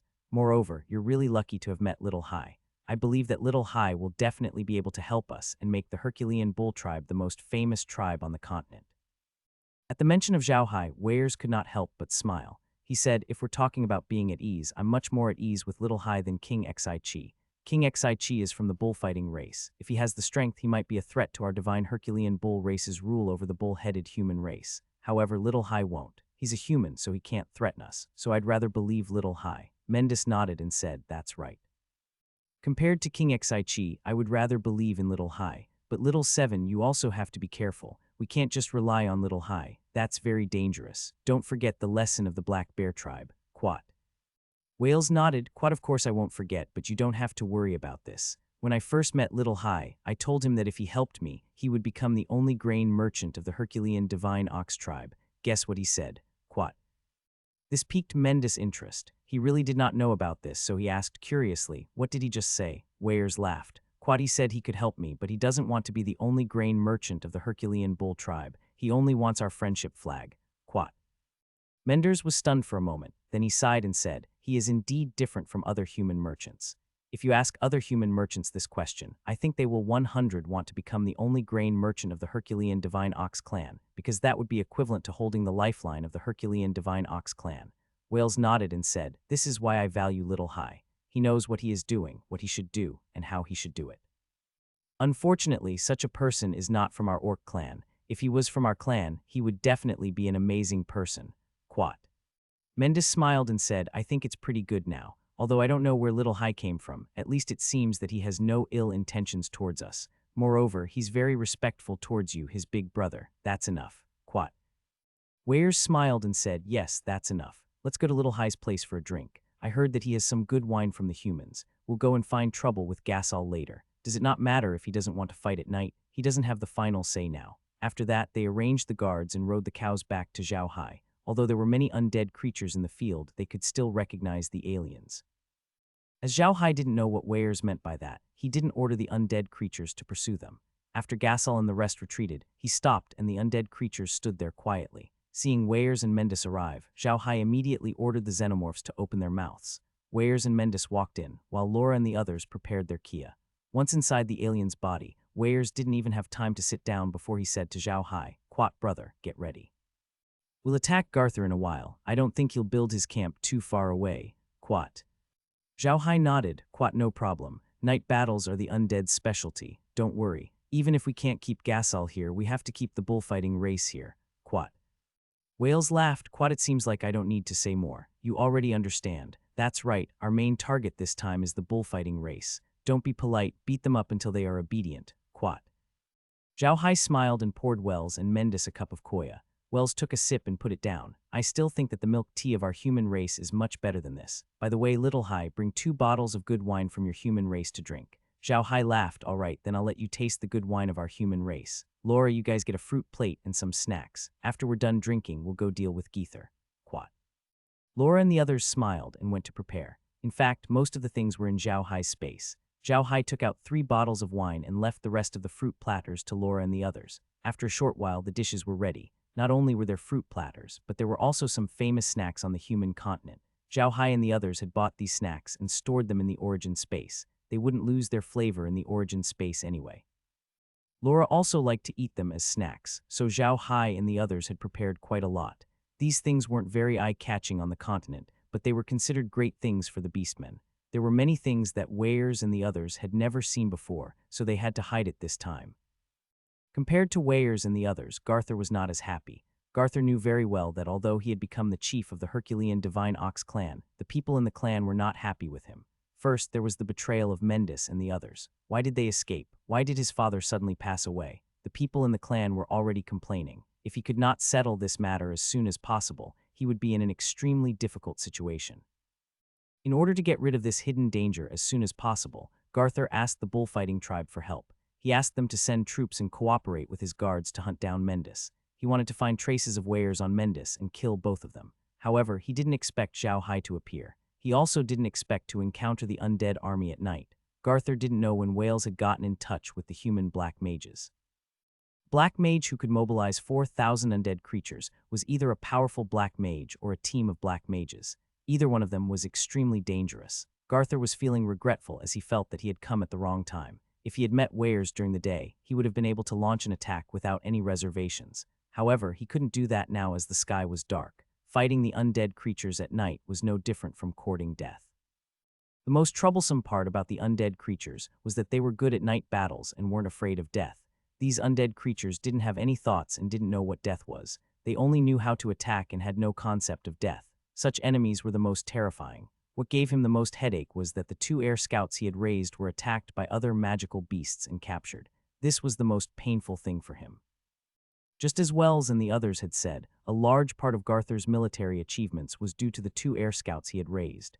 With these 2 air scouts, he could discover the enemy first and make arrangements in advance. This way, he naturally had the upper hand in the battle. But today, right in front of his eyes, his 2 air scouts were attacked by 5 flying magical beasts. He watched helplessly as the 2 flame birds that he had spent countless blood hearts to nurture were captured by that fiery red eagle-shaped magical beast. At the thought of this, Garthur could not help but frown again. He felt that everything had not been going smoothly recently. Other than him becoming the patriarch, everything else was different from what he had expected. Before he became the clan leader, he didn't have many things to deal with. Most of them were related to the military, and other things were handled by his father. However, when he became the clan leader and really began to deal with the clan affairs, he realized that it was really not easy to manage a clan. It was almost winter. In the winter, the grass that the sheep needed to eat, the food that the people needed to eat, the firewood for heating, and everything else had to be prepared. All of these things gave Gasol a huge headache. The leader of the clan had also begun to obey his orders on the surface but disobey in secret. Although the bullfighting clan was still cooperating with him, they were no longer as polite as before. Moreover, Weirs and Mendis were still free outside, which had always been his biggest worry. Although there were many things to take care of, Garthur had always believed that Weirs was the biggest threat to him. Weirs was a very popular person in the tribe, and he respected the elders and leaders. Although he kept a low profile, he did everything well. Most importantly, his father had passed the Divine Bull Whip to Weirs. The Divine Bull's Whip had been passed down to the clan leader's successor for almost every generation. In other words, when his father had passed the Divine Bull's Whip to Weirs, in the eyes of the elders and leaders, it was equivalent to his father acknowledging Weirs as the successor. It was for this reason that when he poisoned his father and said that his father wanted him to be the clan leader, those people were not very convinced. In order to make those people give up as soon as possible and acknowledge him as the patriarch, he could only eliminate Weirs and the others as soon as possible. Only then would the elders and leaders of all levels have no choice but to acknowledge his position. However, because Wells and Mendis were both princes, he couldn't mobilize too many of his clan's forces to deal with them. He could only bring his 500 personal guards and borrow 1,500 soldiers from the bullfighting clan. In total, he had 2,000 riders to chase after Wells. The 1,500 soldiers of the bullfighting tribe were not borrowed for free. Weirs had borrowed 1,500 cavalrymen, but he had to give the bullfighting tribe 10,000 coiled sheep and 1,000 slaves. This was what made him angry. Before he became the patriarch, the bullfighting clan had been very polite to him. No matter what kind of help he needed, the bullfighting clan would agree almost immediately. However, when he became the patriarch of the Hercules Bull clan, the bullfighting clan began to offer conditions to help him, which made him very unhappy. However, he had no other choice. The Hercules Bull race was currently unstable internally. Although he was still suppressing the elders and leaders of various levels, it was impossible for him to truly do what he wanted to do. It was impossible for him to act like his father had ordered the entire race to move. He could only ask for help from the bullfighting race. When he caught up to Wells, he realized that Wells didn't run away immediately like he had expected. Instead, he led a large army of undead creatures to confront him. What made him depressed was that he had to retreat and couldn't attack Wells and the others because it was dark. Seeing that the person who could threaten him the most couldn't make a move, Geether felt like there was a breath in his chest. It was like a polar bear that swallowed an ice block, but it couldn't spit it out or swallow it down. But now, Garthur didn't dare to relax because he knew that Wells wasn't an idiot.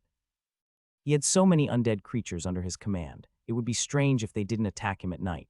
Hence, when he was building the tent, he was prepared to defend against a night attack from Wells and his men. He had lit many bonfires around the tent, and he had sent 500 sentries. The rest of the people had been ordered to sleep as soon as the camp was built. They had to seize the time to rest and prepare for the battle that would come at any time.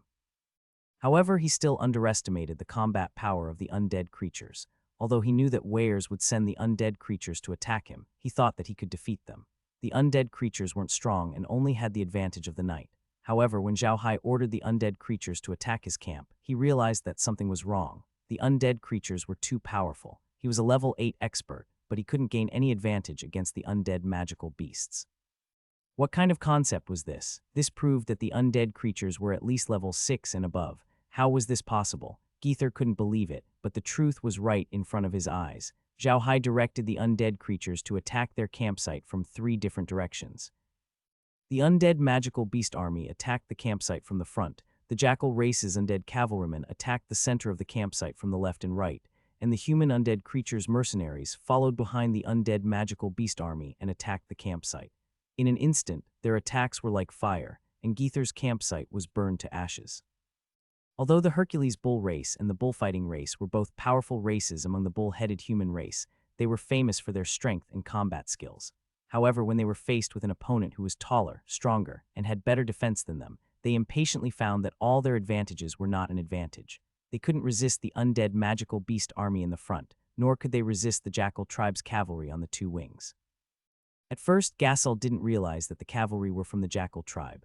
Although he had given the jackal tribe money to kill Wells, there was no news in the end. He knew that his operation had failed, but he didn't expect the jackal tribe's cavalry to turn into undead creatures. However, when the jackal tribe's cavalrymen began to charge, Garthur finally realized that these short cavalrymen were actually jackal tribe's cavalrymen.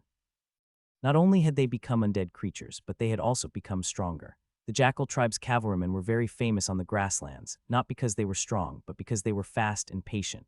They could keep pestering the enemy until the enemy collapsed. However, everyone on the grasslands knew that jackal cavalrymen did not have the ability to charge. They were too short, too weak, and their defensive ability was too low. All of these made them light cavalry.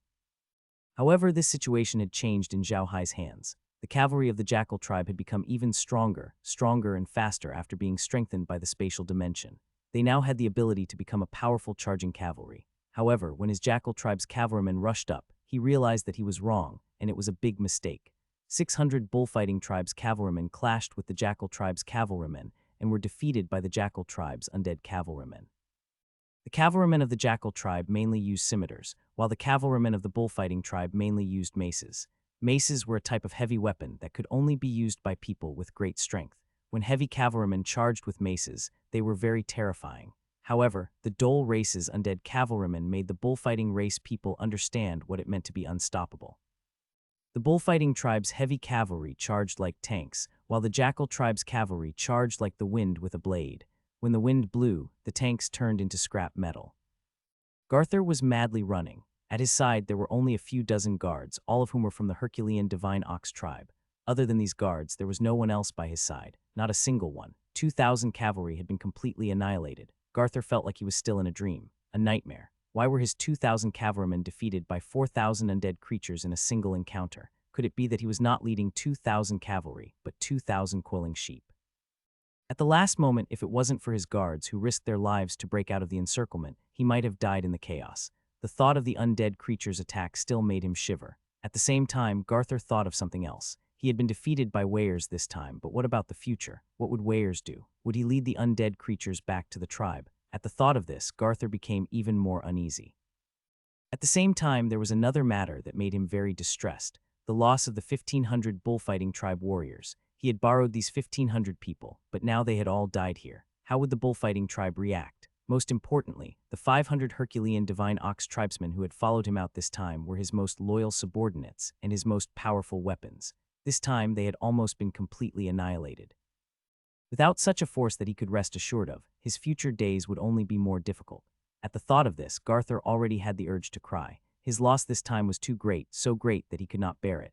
Compared to Jasser, Zhao Hai's harvest this time was much greater. Not a single one of the 1,500 bullfighting tribe soldiers had escaped. They had all become Zhao Hai's new subordinates. As for the remaining soldiers of the Herculean bull tribe, Zhao Hai did not touch them. He had to give Weirs some face. No matter whose subordinates these soldiers were, they were still part of the Herculean bull tribe. Zhao Hai could not go too far. Weirs was pleased with Zhao Hai's actions. In his opinion, these warriors of the Herculean divine ox tribe deserved the respect they deserved. Therefore, Weirs buried the Herculean divine bull warriors and their mounts. However, their weapons were put away because the Beastmen plains lacked metal, and they could not afford to waste it. To Zhao Hai's disappointment, not a single mount was left alive. Neither the bullfighting tribe nor the Herculean divine bull tribe were able to capture it. This meant that Zhao Hai had lost the chance to add a new animal into the origin space. However, Zhao Hai was delighted at the thought of the 1,500 warriors of the bullfighting race. He had 7,000 undead creatures in his hands now, which was more than enough for him.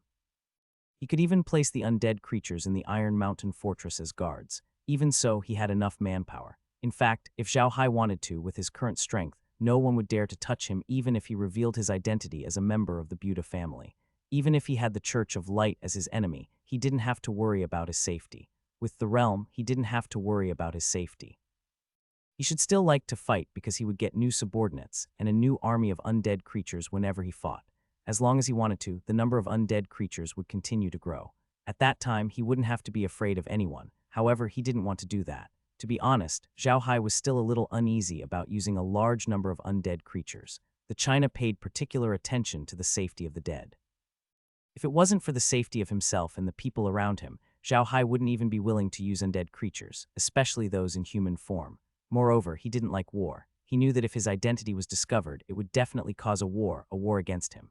When that time came, many people would die, and he didn't want to become a sinner on the continent. Now, only the nobles on the continent are making things difficult for him, but it's not a big deal for him.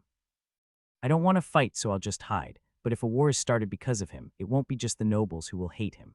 The civilians will also hate him, and he doesn't want that. Wells had his reasons for doing this. Just as Yale had said, the bullfighting clan had no good intentions when they came into contact with Gasol. They wouldn't just watch as Gasol fell. If Gasol fell, then Wells would be the one to take over. Wells had never been on good terms with the bullfighting clan. If Wells took over, he would definitely suppress the bullfighting clan. The matriarch of the bullfighting clan would definitely be able to see this. If the Weirs' army came, it would only make the bullfighting race stand on the side of Garthur, and the matter would become even more serious. Right now, neither Garthur nor the bullfighting tribe knew that Weirs' greatest trump card was his grain. That's right, he had grain. Food was the best weapon for the orcs because they were short of food every year, especially for some small tribes. They were short of food not only in winter but all year round. They couldn't compete with the big tribes, and the grain merchants wouldn't come to the small tribes. It was very difficult for them to buy food. After defeating Garthur, Weirs and the rest rested for 2 days. In fact, they didn't have much to rest and reorganize. Undead creatures were the ones fighting, so there was no point in resting. However, Weirs still rested for 2 days. In these 2 days, he took care of the bodies of the guards in Garthur and buried them properly. He had a good rest before leaving. Strictly speaking, the grassland that Weirs and the others were in wasn't the territory of the Ox clan. Although everyone lived a nomadic life, everyone knew that each race had their own territory. The stronger the race, the better the grass and rivers on their ranches. The warmer their winter place was, and the less susceptible they were to blizzards. On the other hand, the weaker the race, the worse the pastureland they would get. If the pastureland was bad, the magic beasts they raised would not be able to grow fat. If the magic beasts were not fat, they would not be able to exchange for more food. Without more food, they could only eat the magic beasts. This way, their losses would be greater and their strength would be weaker. It was a vicious cycle. Weirs and the others were currently in the outer region of the orc grassland. The grassland there was not very good. The grassland belonged to the pig-headed humans, but it was the pig-headed humans' territory. It was because of this that Zhao Hai had met Spear and the others from the big-bellied pig clan. A small tribe like Spear would not dare to venture into the territory of other races. The pig clan had a lower status than the bull-headed human clan because they were not as strong as the bull-headed human clan. their royal family, the saber-toothed pig clan, was not as strong as the Herculean bull clan. This had also affected the status of the pig-headed human clan among the beast clans. After resting at the battlefield for 2 days, Weyers and the others set off for the Tauren's territory. However, they didn't go straight to the Tauren's territory. Instead, they took a detour. The clever Weyers guessed from this point that not everyone in the Herculean bull clan was convinced by Gasol. Gasol couldn't cover the sky with one hand, so he wanted to borrow troops from the bullfighting clan. This not only exposed his collusion with the bullfighting clan, but also exposed his current position in the Herculean bull clan. The Beastmen race was a very direct race. They revered strength, and if you were powerful, they would willingly submit to you. Geether was very powerful. He had fought for the Herculean bull race for many years and had won more than lost. He was very popular in the race, and it was because of this that his ambitions rapidly swelled. If Garthur didn't do anything, he still had a chance to fight for the position of Patriarch. After all, the position of Patriarch couldn't be decided by the old Patriarch alone. He had to consider all aspects. However, Garthur made a bad move. He shouldn't have poisoned the old Patriarch, and he shouldn't have sent people to kill Mendis and Weyers. This caused his popularity in the tribe to drop to the freezing point. The orcs were too straightforward, so they were always at a disadvantage when dealing with humans. This also made the orcs develop a habit of hating those who used schemes. Garthur had poisoned the old Patriarch and hunted down Mendis and Weyers. This had changed the impression the people of the Herculean bull tribe had of him from a powerful warrior to a despicable person who knew how to use schemes. This had caused him to lose a lot of popularity in the tribe. It was because of this that he had no way of mobilizing the Herculean bull tribe's forces to hunt down Weyers and the others. Weyers and the others didn't advance quickly. They were still in the pig-headed people's territory. Although the bull-headed people and the pig-headed people didn't have any grudges, it wasn't good to wander around their territory for no reason. Thus, Weyers and the others were very careful this time. When they encountered some small pig-headed tribes, they would take the initiative to greet them because if they didn't greet them, it might cause a misunderstanding. Orcs were like this. If you didn't have any ill intentions, you had to take the initiative to greet the other party. If you didn't, there were only 2 possibilities. One was that you had ill intentions, and the other was that you looked down on the other party. Either one of these 2 possibilities was enough to make the other party fight you. Orcs like to entertain their friends. If you walk to their house, you must go to their house to have a big meal. Otherwise, it would mean that you were looking down on them. Not only would they not treat you as a friend, but they would also treat you as an enemy. The pig-headed people didn't have any grudges with the bull-headed people. Weyers and the others were just passing by, but whenever they came across a small village of the pig-headed people, they would go there to take a look and stay for a night. Zhao Hai would also make some deals with them. Of course, he would use food to exchange for their magical beasts. However, they had only come into contact with small tribes, so they did not exchange for any powerful magical beasts. Most of them were coiling sheep. They would not exchange some of the magical beasts unique to the tribes with Zhao Hai. The human-beast hybrids valued their unique magical beasts very much. Their unique magical beasts were usually their mounts, which were also their kin. The orcs valued their relatives very much. If it wasn't for the fact that Zhao Hai and Spear had a bad temper, Spear wouldn't have given him the fountain pigs. This was because the fountain pigs were considered relatives of the big-bellied pig clan. Zhao Hai was very satisfied. He had obtained a lot of coiled sheep and a large amount of wool products. The small orc tribes were very generous. They didn't meet a human merchant all year round. Now that a human merchant was willing to trade with them, they were very happy. Because of these sudden changes, Laura and the others couldn't follow their original plan to meet up with Adai. However, Laura still sent the Blood Eagle to deliver a message to Adai, asking him to go to the Beast God City as a vanguard and understand the situation there. Zhao Hai was quite curious about this mysterious Adai. He was Laura's only subordinate in the orc grassland. It was clear how much trust Laura had in him. Zhao Hai also knew from Laura that Adai had earned a lot of money for her in the orc prairies over the years. It was about 1/3 of her total assets, which was a huge amount. Everyone knew that doing business in the orc prairies was very profitable. However, most of the big merchants did business with the battle race. Those who did business with the ethnic race were small merchants. After all, the money that these small merchants could make was very limited. They would often be robbed by the orcs, so the money they made was less than people thought. In this case, Adai's ability was evident that he could make so much money for Laura. This also made Zhao Hai very curious about him. Right now, Zhao Hai and Laura didn't have many subordinates. Adai was one, Su Weiniang was another, Thales was another, and the last one was Aroga. Zhao Hai didn't see Adai, but Laura trusted him a lot. Su Weiniang was currently working for Green and the others at the Iron Mountain Fortress. Thar was also working for him. Although Oroka was an undead creature, he was a capable man since he was able to become Carlo's supervisor. Currently, he was also left behind by Zhao Hai to manage the oil mill and rice drying yard. As for wood and stone, their performance in this aspect was a little worse, but the two of them preferred to practice. Their current strength had already reached the level of a 6th grade warrior. Although this didn't seem high, combined with their age, they could be considered geniuses on the continent. These people were now part of Zhao Hai's management team. They were also people he could use. There were not many of them, and Zhao Hai had no choice. Their foundation was too weak. They wanted Adai to help them understand the situation in the Divine Beast City. Although the Divine Beast City was controlled by the Orc clan, there were a large number of human merchants gathering there. If they didn't understand the situation, they might suffer. Weirs and the others weren't in a hurry, but they still sent a small team of 50 to the Tauren territory to scout for information. They wanted to see how the Tauren reacted to what had happened to the Hercules Bull clan. It was impossible for what had happened to the Herculean Bull clan to not affect the entire Tauren clan. After all, the Herculean Bull clan was the royal family of the Tauren clan. Weirs wanted to know what the Tauren tribes thought of this. What would be their next move after Garthur returned to the tribe, of course. If possible, he wanted to contact King Sichi. Weirs didn't want to contact the Water Buffalo clan for the time being.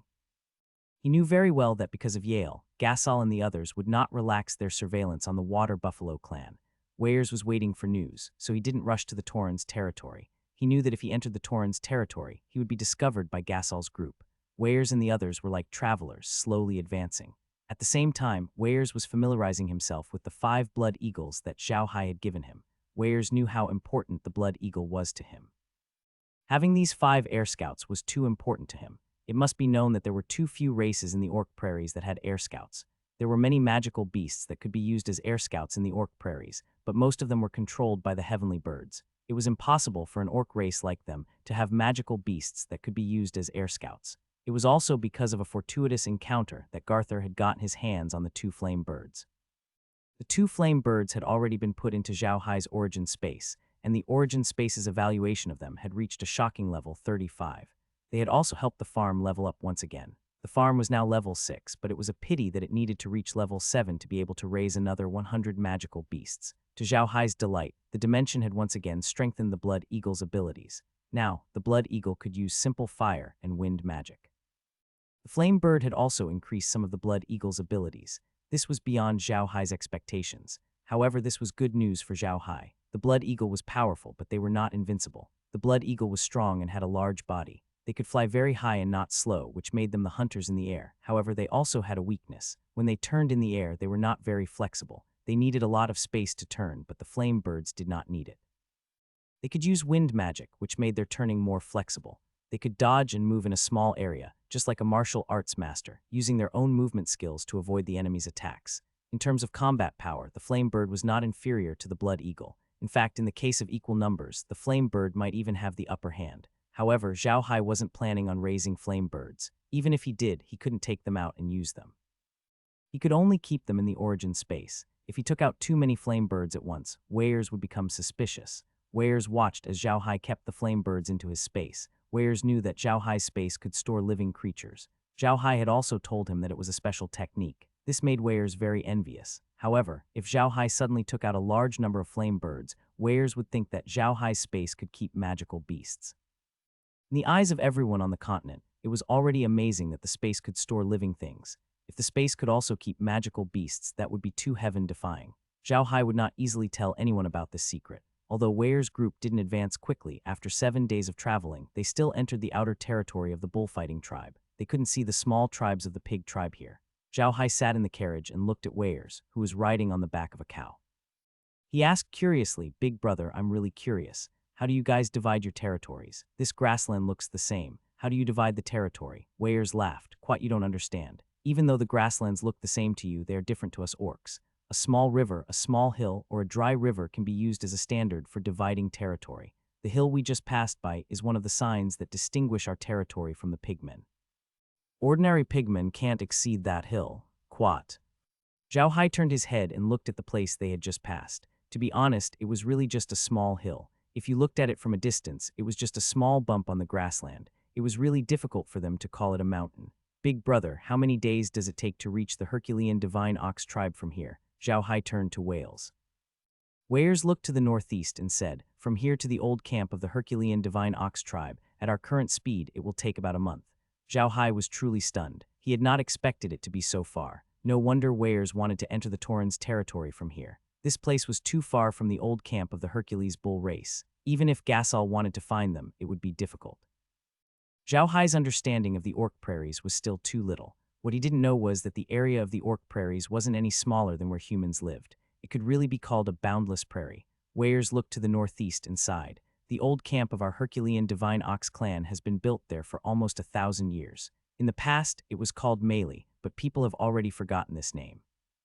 People only remember that it was the old camp of our Herculean Divine Ox clan, so it is called the Ox King Camp. Weirs had mixed feelings about this. To be honest, the Herculean bull tribe had been even more powerful than they were now. Even the most powerful tiger tribe on the plains didn't dare to easily offend the Herculean bull tribe. But now, the Herculean bull race was no longer the same as before.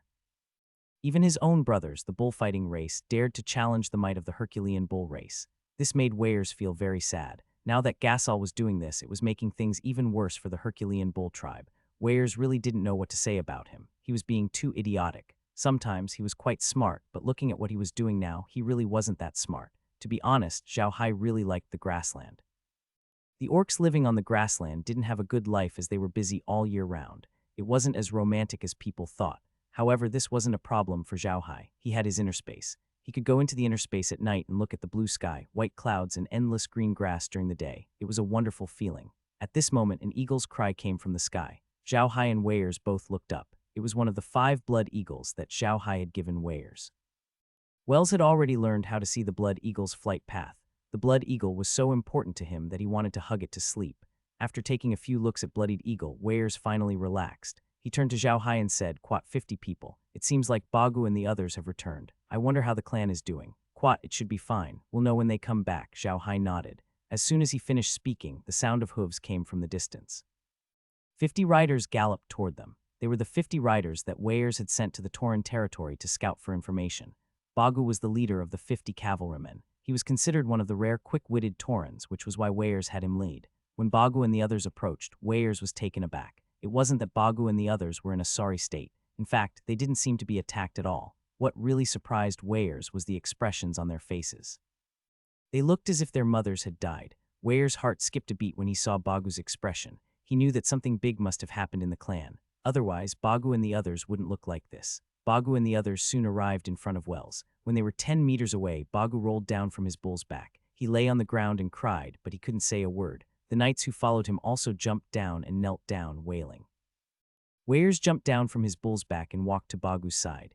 He kicked Bagu to the ground and scolded, "What are you crying for? Tell me what happened." Bagu lay on the ground for a long time before he got up. He hugged Weirs' big foot and said, "Master, the Herculean Divine Ox clan is gone. The old camp is also lost. Gone, all gone." Weirs felt his head buzz as if he had been hit by the bullfighting tribe's mace, but he quickly calmed down and said to Bagu, "What's going on?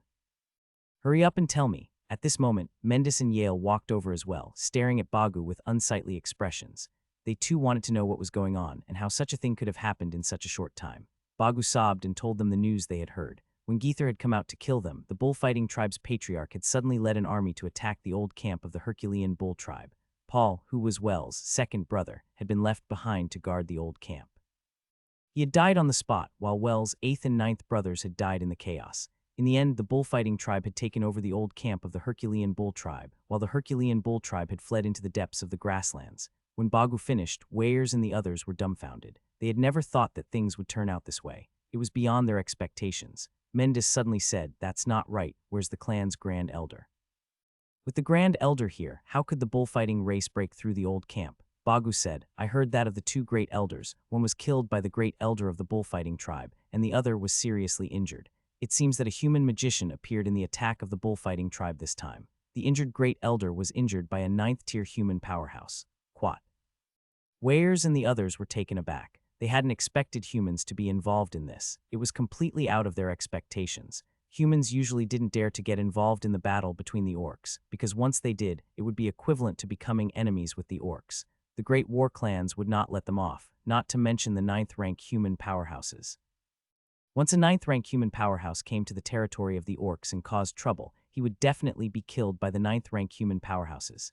Weirs frowned and said, "Bagu, is the information you've gathered true? Were there really human experts involved? On what basis do they dare?" Bagu shook his head. He had only heard this news from others, and rumors were flying everywhere. They didn't know whether it was true or not. Wales frowned.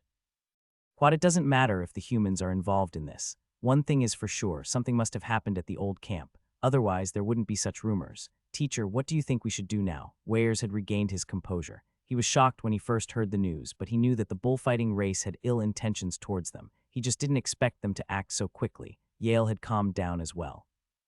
Recently, too many things had happened to the Herculean Divine Ox clan, and every single one of them was earth-shattering, but none of them could compare to this.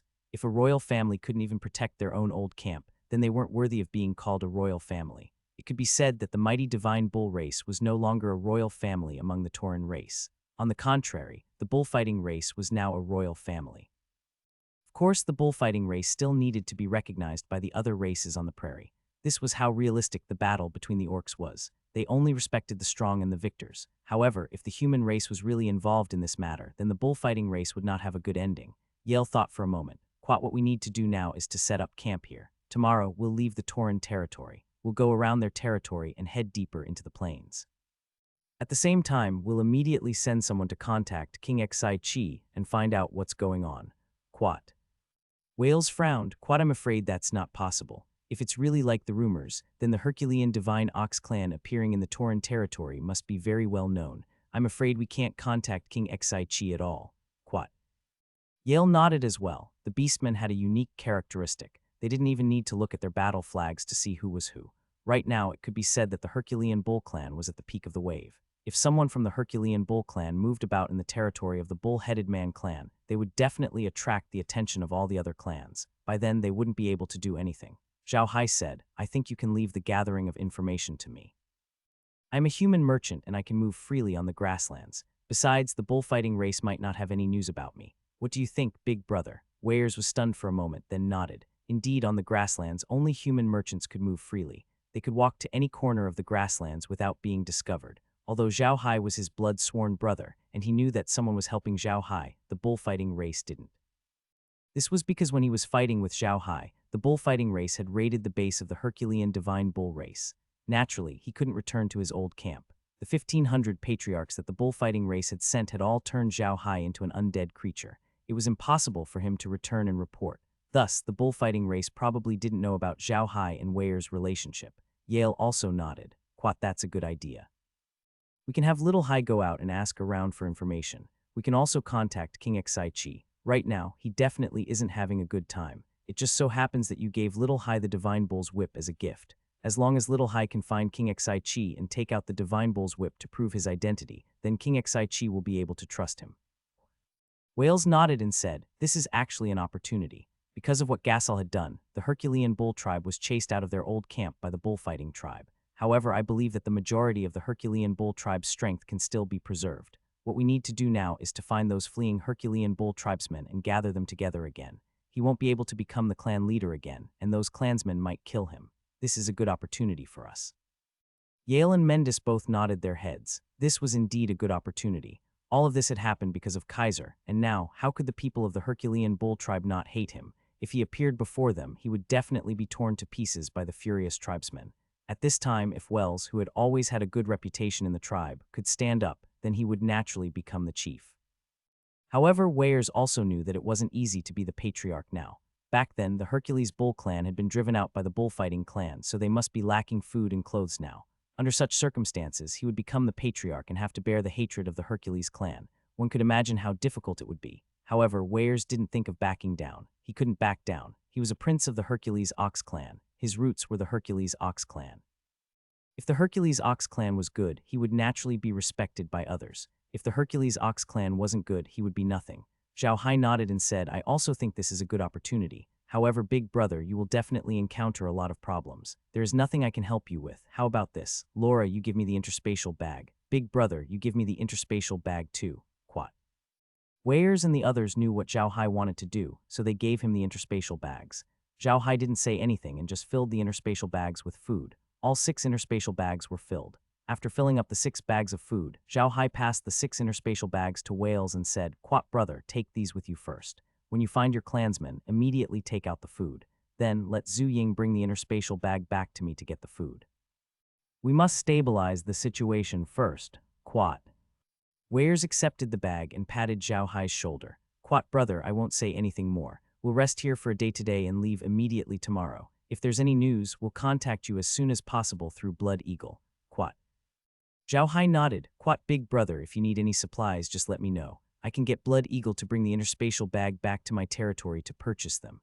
Right now, the Herculean Divine Bull tribe is in its most difficult time and needs a lot of things. You must hold on. Oh right, when you go back later, help me draw a map. I don't want to go around looking for King Sichi. Quat. Quat, don't worry, brother, Weyers smiled. Quat, I'll make the arrangements. Quat, after saying that, he turned to look at Bagu and the others. Don't cry anymore. All of you, stand up. The people of our Herculean Divine Ox Clan haven't been completely exterminated. Remember this. As long as the people of our Herculean Divine Ox Clan are still alive, we will be the kings of the ox-headed human clan. We will always be. In the Orc Plains, as long as there was food, many things could be done. Just as Zhao Hai had said, the Herculean Divine Ox tribe was at its most difficult time. They had even lost their old camp, and one of their grand elders was dead and the other injured. As a blood-sworn brother, he had to help Weyers in this situation. Zhao Hai glanced at Weyers and suddenly thought of something. He immediately took out 2 items from his storage space. He placed the 2 items in a bottle and handed it to Weyers. Weyers looked at the 2 bottles in his hands in confusion. One of the bottles seemed to be filled with water, while the other was filled with a pink liquid. He didn't know what it was. Weyers looked at Zhao Hai. He really didn't know what to say. Zhao Hai had helped him too much. Now he had even taken out the life fluid. No matter what Weyers said, he wouldn't be able to return the favor. Weyers silently took the 2 bottles and carefully put them away. He patted Zhao Hai's shoulder and turned around to arrange for his men to set up camp. Zhao Hai didn't say anything. He turned around to make arrangements for the camp. It was pointless to say anything now. He had to give Weyers and the others time to plan their future. After his camp was built, Zhao Hai and the others sat quietly in the tent. Laura poured Zhao Hai a cup of tea and said with a frown, "Big brother Hai, now that the Herculean Divine Ox tribe has encountered such a huge problem, it's not a good thing for us either. What should we do next?" Zhao Hai closed his eyes and thought for a moment. Quad, I feel that something is wrong. Mendis brought back news that during the rebellion, Garur had secret dealings with human merchants. Now that the bullfighting tribe is dealing with the Herculean bull tribe, there are humans. Don't you think that the humans have been too active in the Orc prairies? Laura thought to herself, that's true. How many times have they heard of humans getting involved in the Orcs' affairs? This was too wrong. Meg frowned and said, "Young master, what does this mean? Could it be that a human force wants to control the beastmen?" Zhao Hai shook his head and said, "Quite impossible. Humans can't control the Orcs. The Orcs and humans have been fighting against each other for so many years for a reason. Although the humans seem to be using food to control the Orcs, they have to do it. If they don't give the Orcs enough food, the Orcs will start a war and they will snatch the food themselves. Therefore, the humans can't control the Orcs in this way. But why are the humans so active recently? I still don't understand." Laura also frowned. "I don't understand either. Aren't these humans afraid of the Beastmen's revenge? Although the bullfighting race has taken over the old camp of the Herculean Divine Bull race, they shouldn't be too strong. The ones who call the shots on the prairie are the great battle races. The way the bullfighting race is cooperating with the human race will greatly stimulate the great battle races. Does the bullfighting race really think that they have the ability to withstand the pressure from the great battle races?" Zhao Hai also frowned. "Quad, I don't quite understand what the bullfighting race is doing. They might become the public enemy of the entire Orc race. Why would they do that? Don't tell me it's just for the title of a royal." Laura and the others also frowned. They didn't know why the bullfighting race was doing this. If the bullfighting race was only cooperating with ordinary humans, it would be fine. However, there was a level 9 powerhouse among the humans who were cooperating with them. This was completely different, since when did a human 9th rank combatant have the right to act so atrociously in the Orc plains? He believed that the great battle clans would react after receiving the news. He just didn't know how the bullfighting race would react. Zhao Hai frowned and sat there for a while before saying, "Quad, it's useless for us to guess anything here. As long as we go to the territory of the ox-headed human race, we can ask more. I have a feeling that this matter is not so simple." Quad. Lola looked at Zhao Hai in confusion and asked, "Why not? Don't tell me that it has something to do with us." Zhao Hai shook his head and said, "Quad, it shouldn't be. If this matter is really related to us, then it can only be that our enemies want to deal with us on the plains. Our main enemies are the magicians, the Church of Light, and the King of the South. The Church of Light is completely unable to do well in the Orc plains, and the King of the South shouldn't have any interests in the Orc plains. Only the magicians are business families, while the business opportunities in the Orc plains are huge. They can't just watch you do business here. There must be someone else doing business here. But I don't think they have the guts to send a rank 9 powerhouse to the grasslands to deal with us, right?" Lola nodded. She knew the magicians very well. They only cared about benefits. Now that Zhao Hai and the others had left Versailles Duchy, they could no longer gain any benefits from Zhao Hai. Under such circumstances, they would not pay a huge price to hire a 9th rank expert to deal with Zhao Hai. That would not be in line with the principle of a businessman. But why did she always feel that these things were so close to them? Before they entered the plains, it seemed like nothing like this had ever happened. But as soon as they entered the plains, all of this happened. Wasn't this too much of a coincidence? Young master, do you think that this time, there's someone who wants to deal with the Herculean divine ox tribe like the bear tribe? That's why all this happened. Zhao Hai shook his head. Quat, that's impossible. The Herculean bull tribe doesn't seem to be as powerful as the bear tribe. Wait, there's a possibility. Quat, at this point, he turned his head and glanced at Laura. Lola looked at Zhao Hai in confusion. Zhao Hai said, Quat, the orcs have suffered a lot in the hands of the humans in the past years.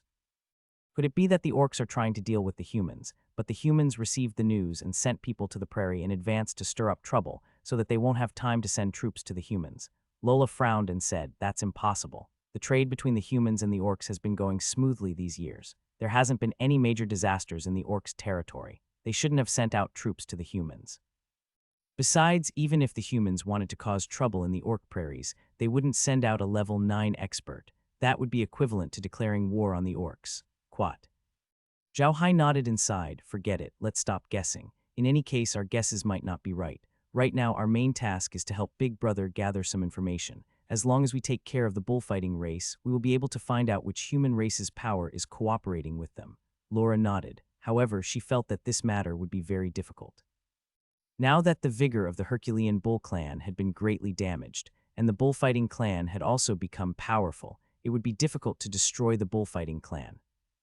Compared to Zhao Hai's group, Weir's head hurt even more. They were facing a dangerous situation.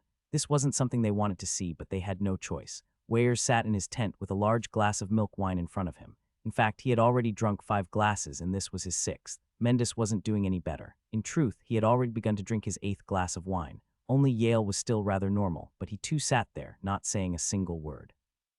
The news that Bagu had brought back was truly too shocking. They had never thought that the old camp that the Herculean Divine Ox clan had lived in for generations would be lost. How could they accept this? Fortunately, Weyers was a man of moderation. He didn't drink too much. After downing the 6th cup of milk wine, he stopped, but he still didn't speak. No one had spoken since the 3 of them entered the tent. After a long while, Weyers looked up at Yale and said, Teacher, what do you think Garthur is doing now? Of course, Yale didn't think that Wales was concerned about Gasol. Right now, Wales wanted Gasol to die right in front of him. How could he be concerned about Gasol? Yale sighed and said, Quite, it's hard to say. If I'm not wrong, the bullfighting tribe lent their troops to Garthur to deal with us because they wanted to kill us later. First, they wanted to use Garthur to kill us, then let the bullfighting tribe kill him. After that, they would take down the old camp. Without a backbone, the Herculean bull tribe would not be able to threaten the bullfighting tribe. By killing the bullfighting tribe's knights, we would be helping Garthur. Quat. With a loud bang, Mendis smashed the table in front of him into pieces, and the silver cup in his hand was also flattened.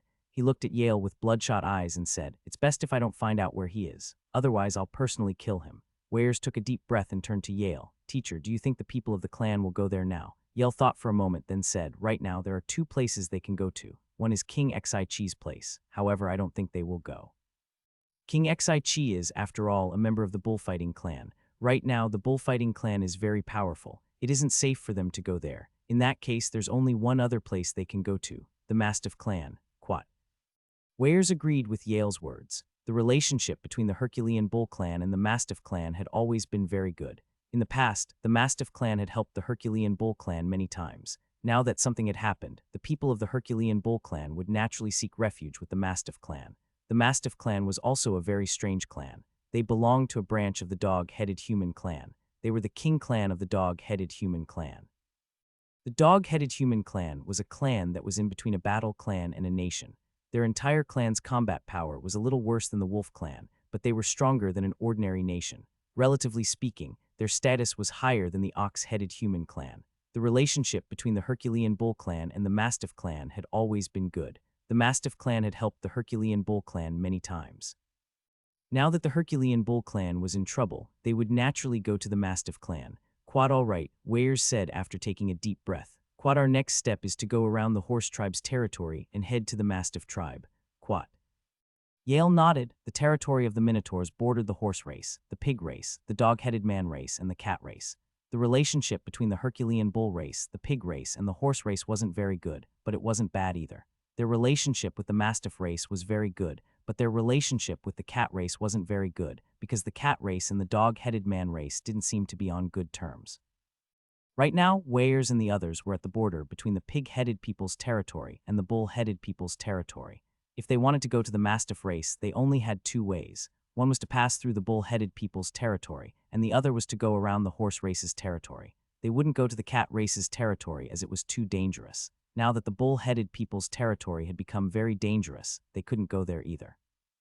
So there was only one way left, which was to go around the horse race's territory. Wells looked at Yale. "Quat teacher, I'll have to trouble you to draw a map for Little High. Although time is limited, it's best to draw it as carefully as possible. Just tell them how to get to King Sichi's fields." Quat.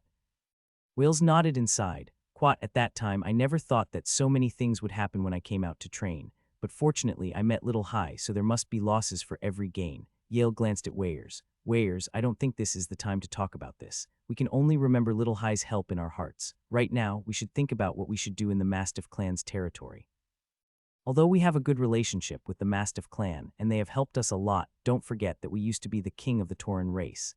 It's hard to say what kind of attitude the Mastiff race will have towards us." Weyers put his mind at ease. He knew that Zhao Hai's kindness to them couldn't be resolved just by talking about it. In his heart, Zhao Hai was like his own brother. If he were to talk about it, he would be treating them as strangers.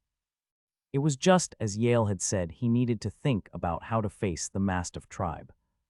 Now everything had changed. They were now refugees who had lost their homes. Under such circumstances, they no longer had the qualifications to be on equal footing with the Mastiff race. How would the Mastiff race treat them? He needed to think about this carefully. Weyers closed his eyes and thought about this quietly. He had to calculate how much money he had now. To be honest, it wasn't much. He didn't know how many people from the Herculean bull tribe had escaped this time.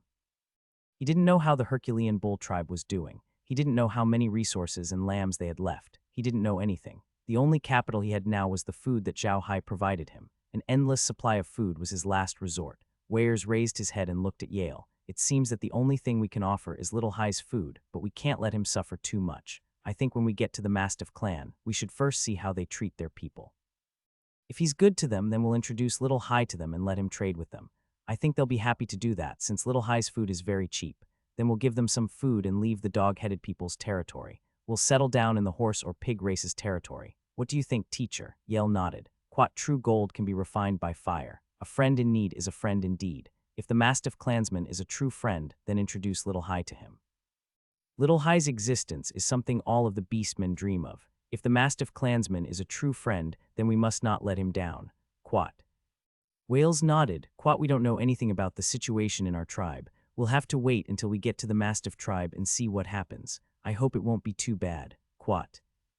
Mendis and Yale both sighed at the same time. They knew that Weyers was consoling them. What would happen to a race that had been driven out of their home? Just thinking about it made sense. That would be equivalent to losing all of their wealth. Other than themselves, their weapons, and their mounts, they would probably have nothing left. Seeing that the discussion was more or less over, Yale returned to his own tent and began to draw a map for Zhao Hai and the others. However, due to the lack of time, he was unable to draw a map that was too detailed. All he could do was point out the location of King Xichi's old camp, as well as the rather obvious geographical features along the way. Early the next morning, Yale handed over the map he had spent the entire night drawing to Zhao Hai. Zhao Hai took a look at it and felt that it was quite well drawn. Although there were no rulers, at least there was a clear direction. Even the famous places along the way were marked, as well as the tribes they might encounter. It was quite detailed. NBSB Zhao Hai smiled. "Don't worry, big brother. If they dare to attack me, they will just be sending me more subordinates. I'm not afraid. Okay, big brother, let's go." Quat. Weyers nodded and led his people on their way. Zhao Hai looked at Weyers back and sighed. "Big brother will have to face many things this time." Lola nodded. "Quat, I hope he can make it. As long as he makes it, he'll definitely be the best king of the Herculean Divine Ox clan." Quat. Zhao Hai smiled. "Quat, I believe that under his leadership, the Herculean Divine Ox tribe will become better and better. If he has any difficulties, we can help him solve them. With a strong partner, the Orc Prairies will be our world in the future." Laura was also very happy. She understood that Zhao Hai didn't help Wells just because of their brotherhood. In the Orc Plains, if you wanted to do business well, you needed a strong partner. Although Zhao Hai was giving, as long as Wells took over, the Hercules bull tribe would develop. Zhao Hai's return would be several times, or even dozens of times more. Looking at the sky, Zhao Hai smiled and said, "Quat, it's time for us to go. Phew, to be honest, I'm really relieved. I've been following Weyers and the others every day, and it's not very convenient for me to go back to the Space or Iron Mountain Castle." Quat. Laura, Meg, and the others all laughed. They also felt that it wasn't very convenient. Although they still went back to the space to rest every night, it was still more convenient than walking on their own. The caravan moved forward slowly, and Zhao Hai once again placed the Big Belly Pig tribe's flag on the carriage. He didn't ask Weirs for his flag. Now that the Tauren were here, it was better not to place the Dali Divine Bull tribe's flag. Weirs had thought of this as well. In order to avoid causing trouble for Zhao Hai, he didn't give Zhao Hai the friendship flag. Zhao Hai wanted to find King Sichi's camp as soon as possible, so he didn't go around in circles. Instead, he walked in the direction drawn by Yale. Although the map that Yale had drawn did not have a scale, he had drawn out every landmark of the grasslands on the map. He had also marked the day's walk between two landmarks, so Zhao Hai did not have to worry about him going the wrong way. Although he was going to help Weirs gather information, Zhao Hai wasn't in a hurry. He knew that the Tauren tribe was in a sensitive period. If he rashly went to gather information, he would be suspected. He might even get into a conflict with the Tauren tribe. The beastmen were very wary of humans. In addition to this sensitive period, Zhao Hai believed that safety was the most important. After walking for an entire day, Zhao Hai and the others still hadn't come across a single beastman tribe. However, from the map, this was quite normal. They would need at least another 3 days or so before they would come across a beastman tribe. Of course, that was just a guess. In the past, there had been a tribe that constantly moved around that area. However, beastmen would often migrate, so even Yale wasn't sure if that tribe was there. This was the busiest time of the year for the beastmen plains, as they were preparing for winter. They had to prepare grass and food for the winter, so many of the beastmen tribes would move to other places to prepare for the winter. Although Yale was a prophet, he couldn't possibly know all of the tribes in the beastmen plains like the back of his hand. If he could do that, then he wouldn't be a prophet, but a god. Grimm and the others were also very puzzled about the appearance of humans in the Orc prairies. However, they did not know much about the situation there, so they naturally could not guess why those humans would appear there. Zhao Hai did not expect to get an answer from Green and the others. Green and the others had never been to the grasslands. Everything they knew about the grasslands came from him and Laura. Under such circumstances, if Green and the others could guess what the humans were up to, they could put on some makeup and become prophets in the Orc tribe. The next morning, Zhao Hai and the others continued their journey. This time, they sped up. As long as they did not encounter any orcs, Zhao Hai wanted to be fast. He didn't come to the Beastmen Plains just for this mess. Helping Weirs would bring him many benefits, but what he needed more were new magic beasts and plants that he had never seen before. These were his roots. As long as the realm was upgraded, everything would be fine. Zhao Hai increased his speed, but he didn't put the convoy back into the realm this time. Since all the vehicles were undead creatures, he just had to ask them to speed up. On the plains, one didn't have to worry about the carriage bumping. The grass was much thicker than a blanket and acted as a natural shock absorber. The carriage wouldn't shake too much. However, the horses needed more strength to pull the carriage. However, this wasn't a problem for Zhao Hai as the creatures pulling the carriage were undead creatures. Zhao Hai and the others picked up their speed, but they were also very careful of their surroundings. In order to prevent more enemies from appearing, Zhao Hai released the 2 flame birds and had them act as air scouts. Of course, 2 flame birds were not enough for him. Zhao Hai released a lot of blood eagles to scout. Flame birds were not magical beasts, so Zhao Hai could not use them as easily as he used blood eagles. However, flame birds were very beautiful, and Laura and the others liked them very much. Zhao Hai let them out and kept them as pets. If Weirs and the others saw them, he would just say that he had healed the flame birds. Zhao Hai looked at the map as he moved forward. At the same time, the area of the map in the origin space was constantly increasing. This was definitely a good thing for Zhao Hai. As long as he explored the grassland more, he might be the first person to have a complete map of the grassland. It took Zhao Hai and the others only 1.5 days to reach the area marked on the map. Zhao Hai had no choice but to slow down. The map indicated that the people who lived here were from a small tribe of the Wild Bull tribe.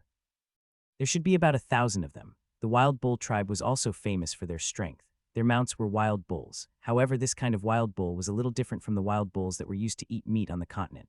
This kind of wild bull was called the giant horned wild bull. They were a very strange kind of bull. The main reason was that their horns were too big. The magic beast's pair of large horns were like 2 sharpened pillars.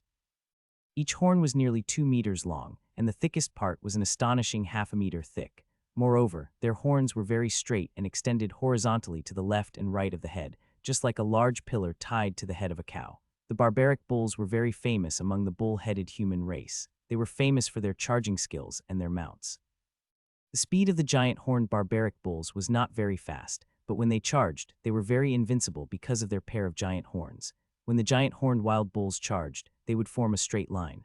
All of their giant horns would be connected together to form a wall as they advanced. Their speed wasn't very fast, but there was no gap. However, this didn't mean that the combat power of the great horned wild ox tribe was very strong. Although their charge was very difficult to deal with, it also had a very serious flaw. Because the horns of the great horned wild ox tribe were too big, it made it very difficult for them to turn around nimbly. Therefore, they were at a great disadvantage when facing the light cavalry of the gnolls and dogs. The giant horned wild ox tribe could be considered as a branch of the wild ox tribe. Their combat strength was average, but their tempers were well known among the bull-headed human race. They were the kind of people who were always nice. Of course, this wasn't something that Yale had written down on the map. Yale had only indicated on the map that this place was the territory of the giant horned ox tribe, nothing more. This information had been obtained by Laura and the others themselves. Zhao Hai, on the other hand, was waiting for Blood Eagle and other news. They had entered the area where the great horned wild ox tribe was often active. They could run into them at any time, so Zhao Hai had asked Blood Eagle to expand his scouting range to see if they had taken the wrong route. After more than an hour, the Blood Eagle flew back. Zhao Hai looked at the Blood Eagle and noticed that it was circling in the sky, chirping nonstop. After taking a closer look, Zhao Hai turned to Laura and said, "There's an abandoned camp up ahead. It looks like it's been attacked. Let's go take a look." Lola nodded. The convoy immediately sped up.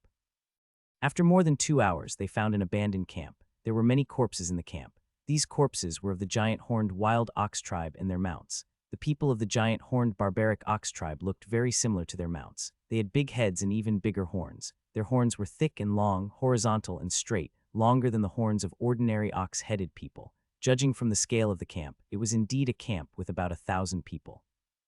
However, it had been attacked and all the useful things had been moved away. Even the clothes of the dead had been stripped. Zhao Hai frowned as he looked at all of this. He sighed and waved his hand, turning the members of the giant horned wild ox tribe into undead creatures. He only turned one of them into a high-level undead creature. He wanted to know who attacked their camp from that person. Zhao Hai counted. There were more than 300 dead giant horned bulls.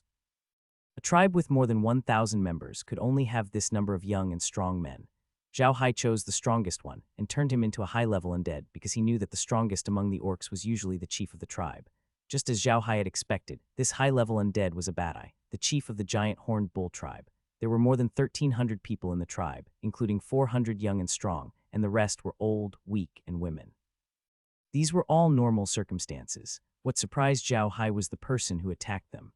The ones who attacked them were none other than Garthur's group, and the attack had happened more than 4 hours ago. More than 4 hours ago, before Blood Eagle found the camp, they had just been attacked by Gasol's group.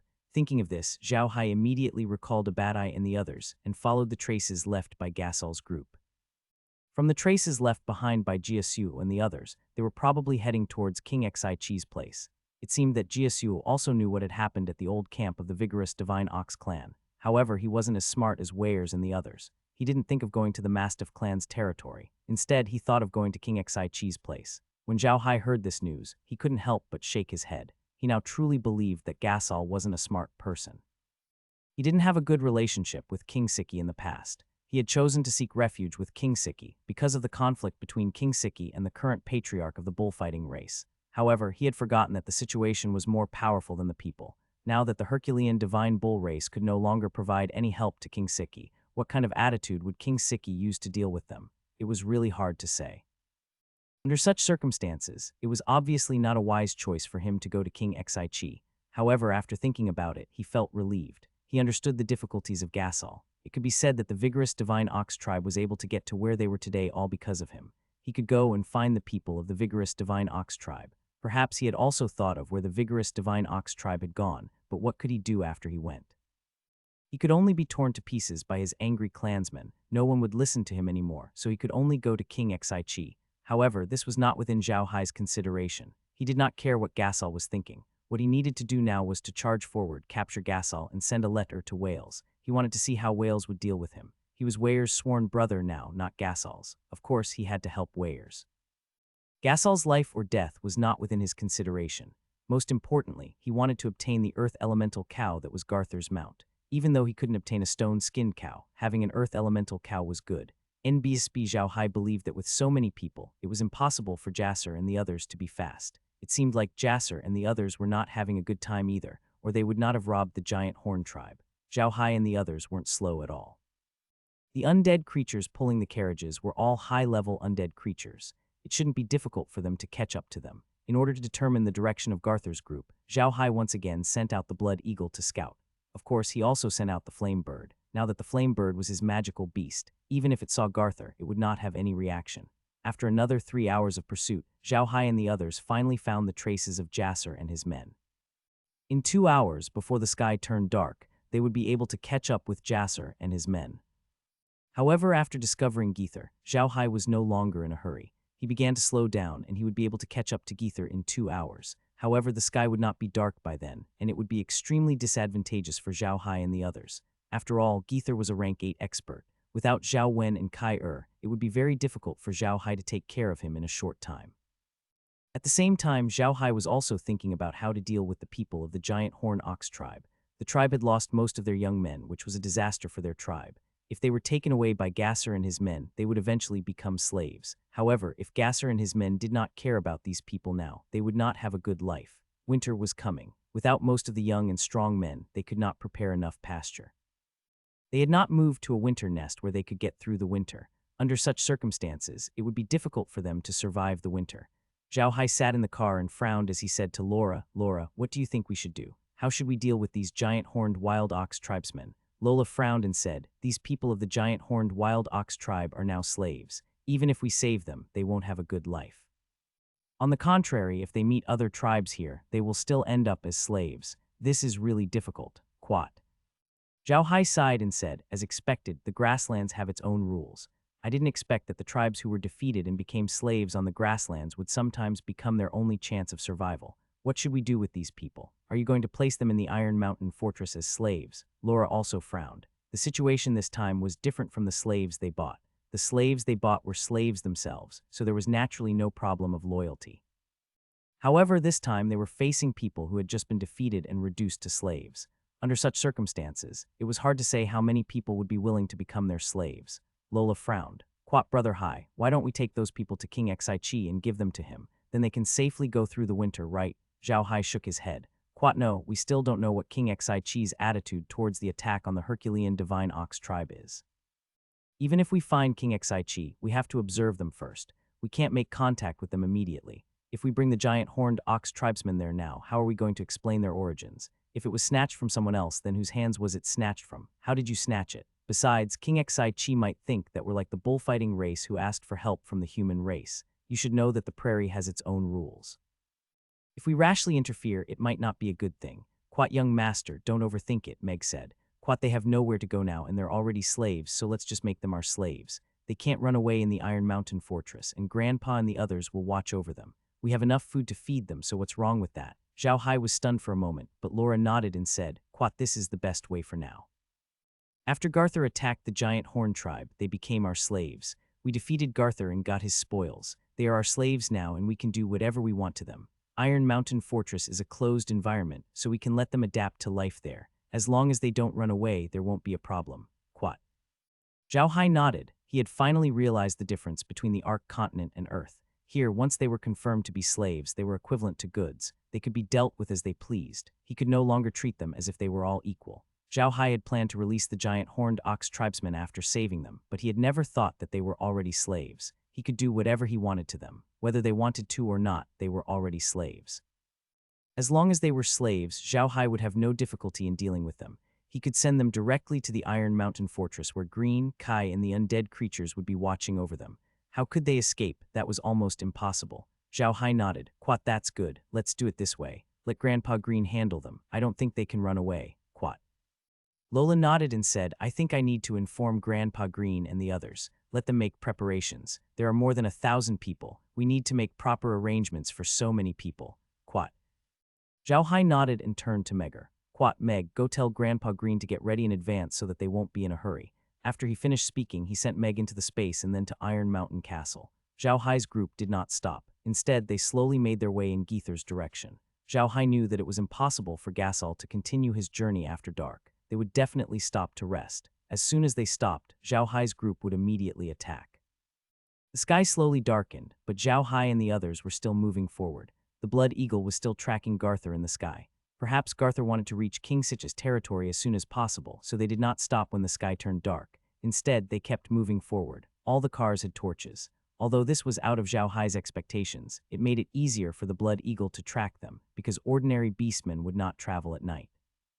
Zhao Hai looked at the sky and saw that it was completely dark. He knew that it was time to act. No more beastmen would come out and discover their battle with Geether. It didn't matter whether Geether was on his way or not. Zhao Hai and the others increased their speed. At the same time, he also released the undead creatures. This time, Zhao Hai didn't release the undead magical beasts because they were still guarding the black soil wasteland.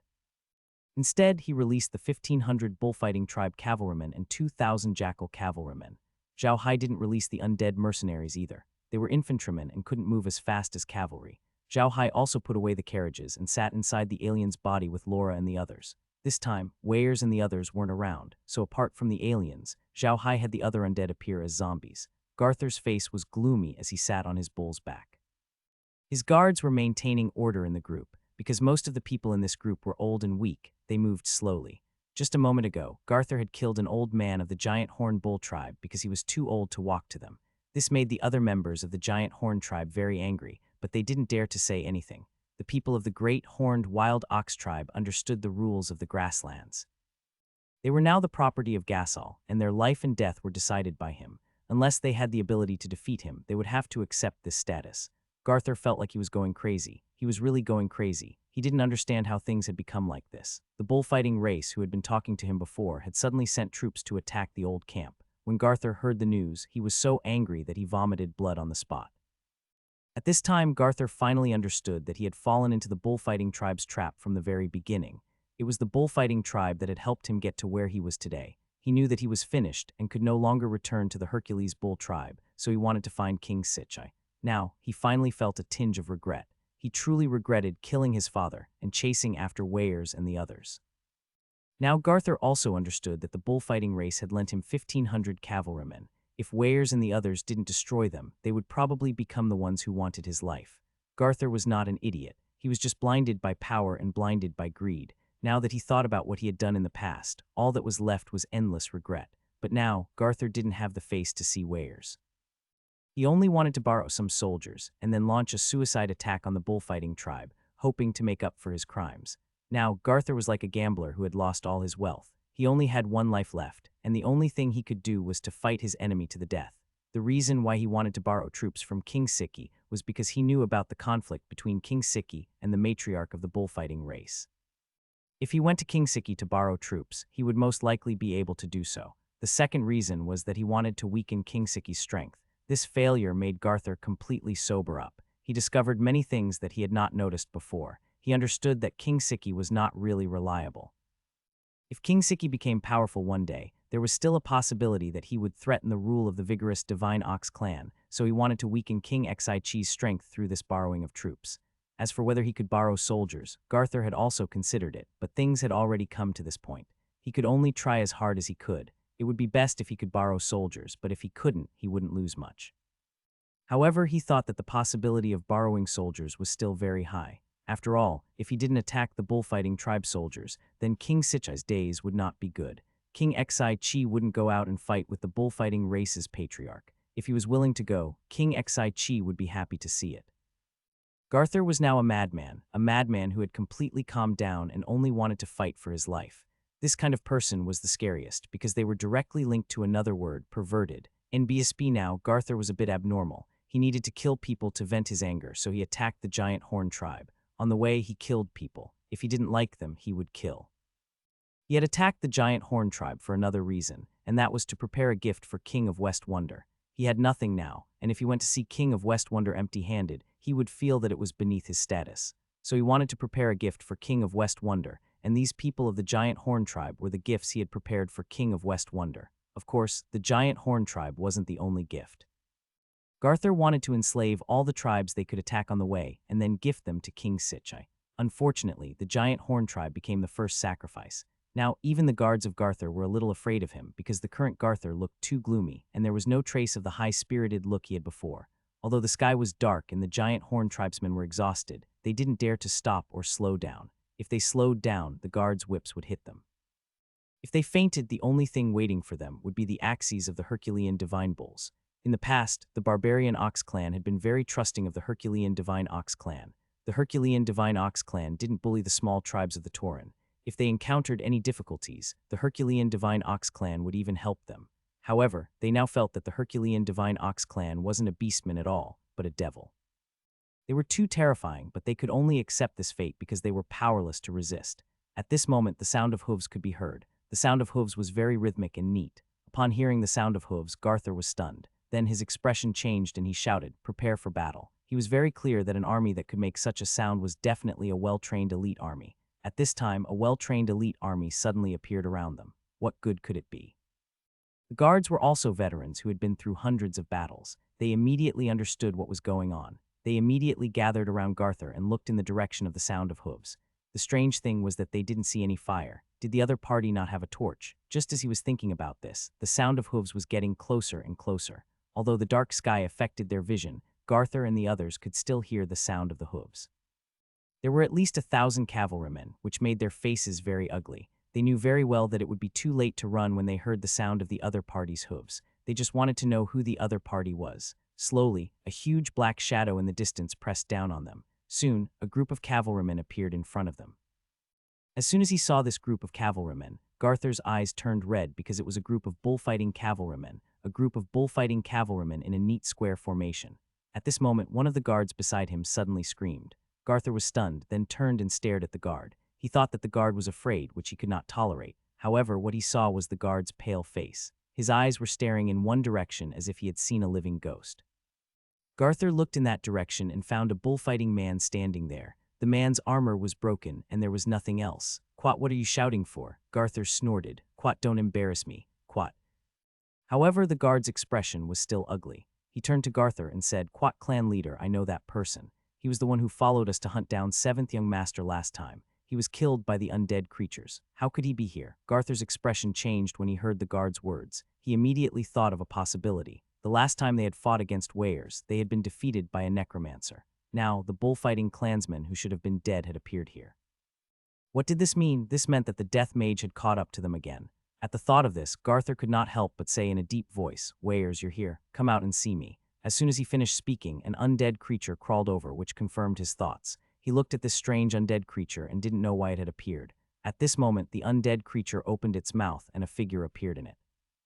The figure slowly walked out and stood in front of the undead creature, staring at Gasol. Garthur also looked at the man quietly. He was wearing a black magic robe and holding a magic cane. He looked like a typical human mage. He didn't look old, around 20 years old. He had ordinary looks, at least in the eyes of the orcs. The person who came was naturally Zhao Hai. Zhao Hai wanted to see what Gasol was like now. However, what he saw could only be described with one word: gloomy. However, there was a crazed flame in his eyes, which made him look extremely ferocious. Zhao Hai did not mind. He smiled and bowed to Gasol. "Greetings, Brother Jiasu. I am Zhao Hai, Brother Heirs, beheading Blood Oath brother." Garthur was stunned. He looked at Zhao Hai and said, "You said your Heirs, sworn brother." As an orc, Garthur naturally knew what a beheading blood oath meant to orcs. However, he didn't expect that someone on the prairie would still use a beheading blood oath, and it was even used on a human. Zhao Hai smiled. "Quat, that's right. The last time you came, I didn't come out to greet you. I'm sorry for being impolite. Please forgive me, Quat." Jiasu laughed coldly at Zhao Hai. "Quat, humans are so hypocritical. They're obviously here to kill me, but they still put on a happy face. I feel disgusted just looking at them. Quat."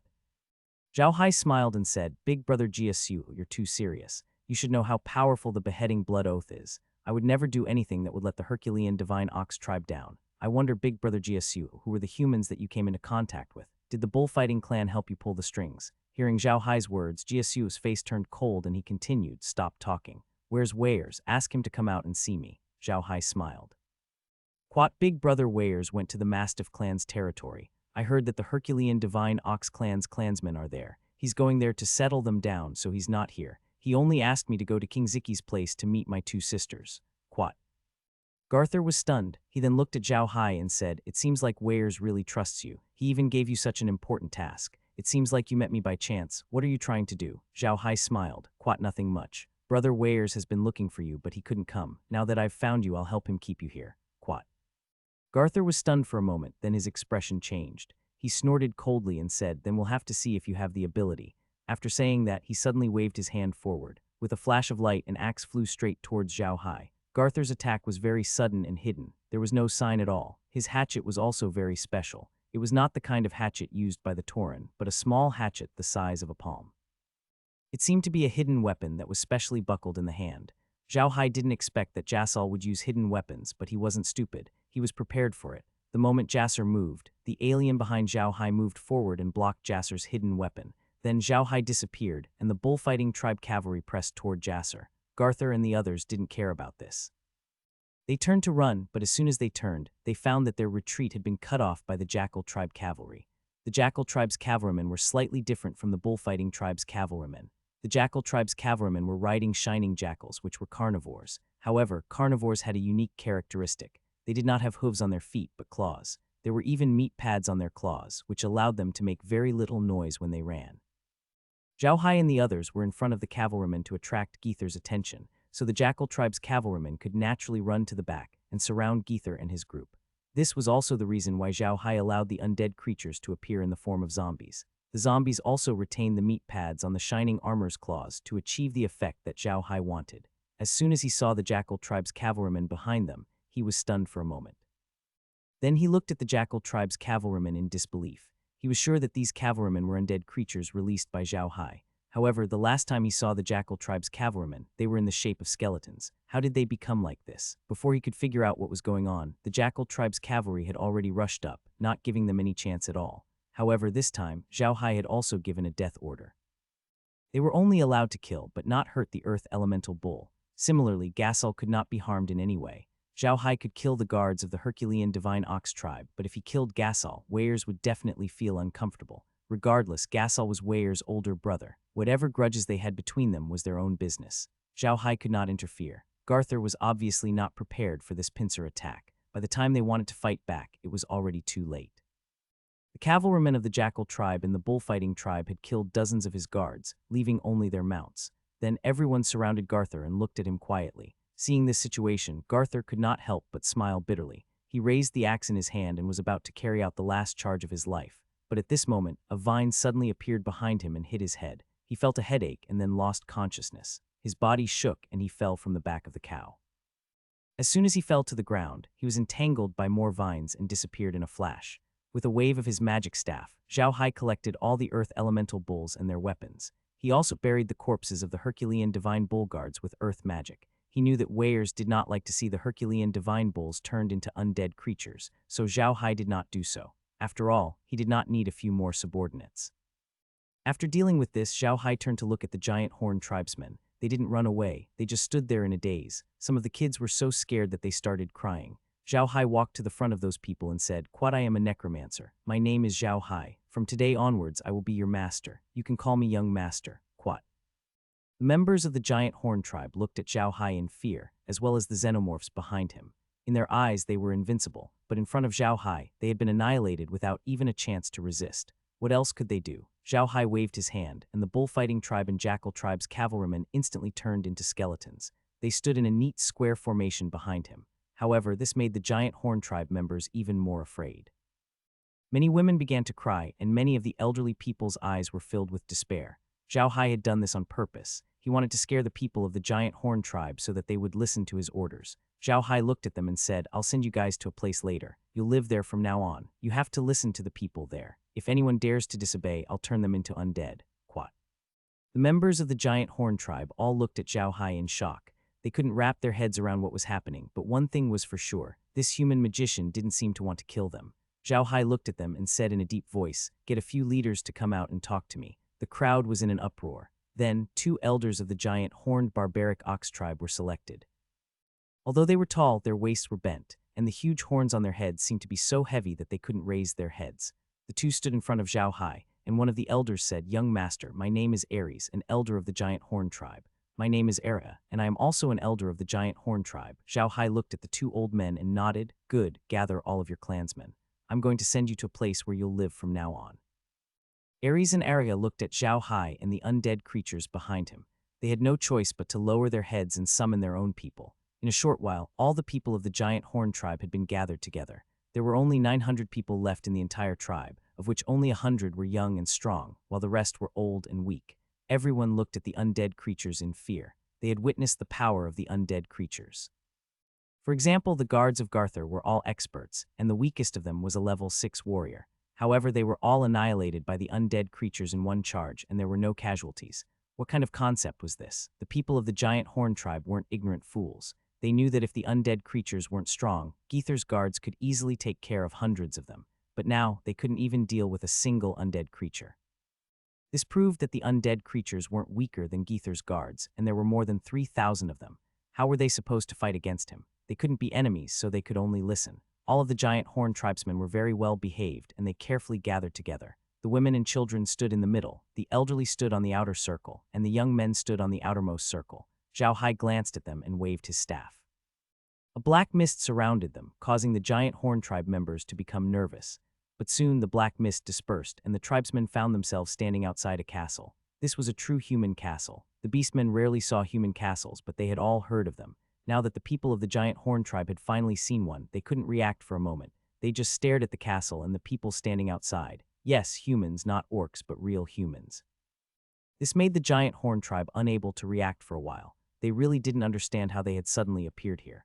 At this moment, Zhao Hai's voice suddenly sounded. "All right, this will be where you will live from now on. Remember, you are now my slaves." NBSB, the giant horned tribesmen immediately came to their senses and looked at Zhao Hai in a daze. They couldn't understand how Zhao Hai had done it. How could he have brought so many people from the grasslands to this place in an instant? Zhao Hai ignored them and continued. "This is my general manager, Green. This is also my general manager, Kun Zheng. They'll arrange a place for you to stay and tell you the rules here. Remember, if anyone dares to mess around here, I'll turn him into an undead." Of course, Zhao Hai was trying to scare them. He had to do this. If he didn't make them afraid, he would have to kill more people when they started to make trouble. In order to let the tribesmen settle down as soon as possible, Zhao Hai did not rush back to the grasslands. He had been waiting here the whole time, watching Green and the others make arrangements for the tribesmen. Grim and the others were already prepared. In addition to the crazy snatching in Cass City, they didn't lack any supplies now. It wasn't difficult at all to settle these people of the giant horned wild ox tribe. Most importantly, the Iron Mountain Fortress was not small. In the past, Zhao Hai and the others could only use a portion of it as there were too few of them. Now that nearly 1,000 people from the giant horned wild ox tribe had arrived, the castle became even more lively. Although the members of the great horned wild ox tribe didn't know where they were, they didn't dare to disobey Zhao Hai's orders. In addition, they were in a completely unfamiliar environment, so they could only live in the castle under the arrangement of Grim and the others. The castle had already prepared food and necessities for them, so they only needed to move in. With Zhao Hai in charge, everything went smoothly. In the eyes of the giant horned bulls, Zhao Hai was a demon with boundless powers. Otherwise, he wouldn't have so many undead creatures and couldn't have brought them here from the prairie in an instant. Of course, Zhao Hai had used the space to bring them here. In order to prevent them from seeing what was happening inside the space, he had used a black mist spell when he brought them in. This way, they couldn't see what was happening outside. In addition, he had moved very quickly, so the members of the giant horned wild ox tribe only felt that the black mist had surrounded them before they were transported to a completely unfamiliar place. This made them extremely afraid of Zhao Hai's power. The great horned wild bull race was a very gentle race among the orc race, and they had a nice personality. This kind of personality also made them a bit weak, and following the strong was the rule of the orc grasslands, so they were quite honest. It was almost dawn when they were all settled down. Zhao Hai returned to the grassland immediately. There were still many things waiting for him to deal with there. After Jasser and the others had defeated the giant horned tribe, all of their resources had been taken by them, including magical beasts, food, large chariots, and tents, which were the most commonly used items of the beastmen. Zhao Hai had only dealt with Gasol's group and sent the giant horned tribe back to Iron Mountain Fortress. The rest of the items were still in the grassland. Currently, Laura and the undead creatures were looking after them. Zhao Hai entered the alien's body as soon as he arrived. He found that Laura and the others were still asleep. Zhao Hai smiled and didn't disturb her. He walked out of the alien's body and looked outside. These things had been snatched from the giant horned tribe by Garthur and the others. The giant horned tribe was a small tribe with more than 1,000 people, but even such a small tribe had a lot of things. Just the large carriages used to carry things alone numbered in the hundreds. The carriages of the orcs were much more powerful than the carriages of the humans. The carriages that Zhao Hai and the others used to load grains could only carry 1,000 jin of grains, but the carriages of the orcs could carry more than 5,000 jin of grains.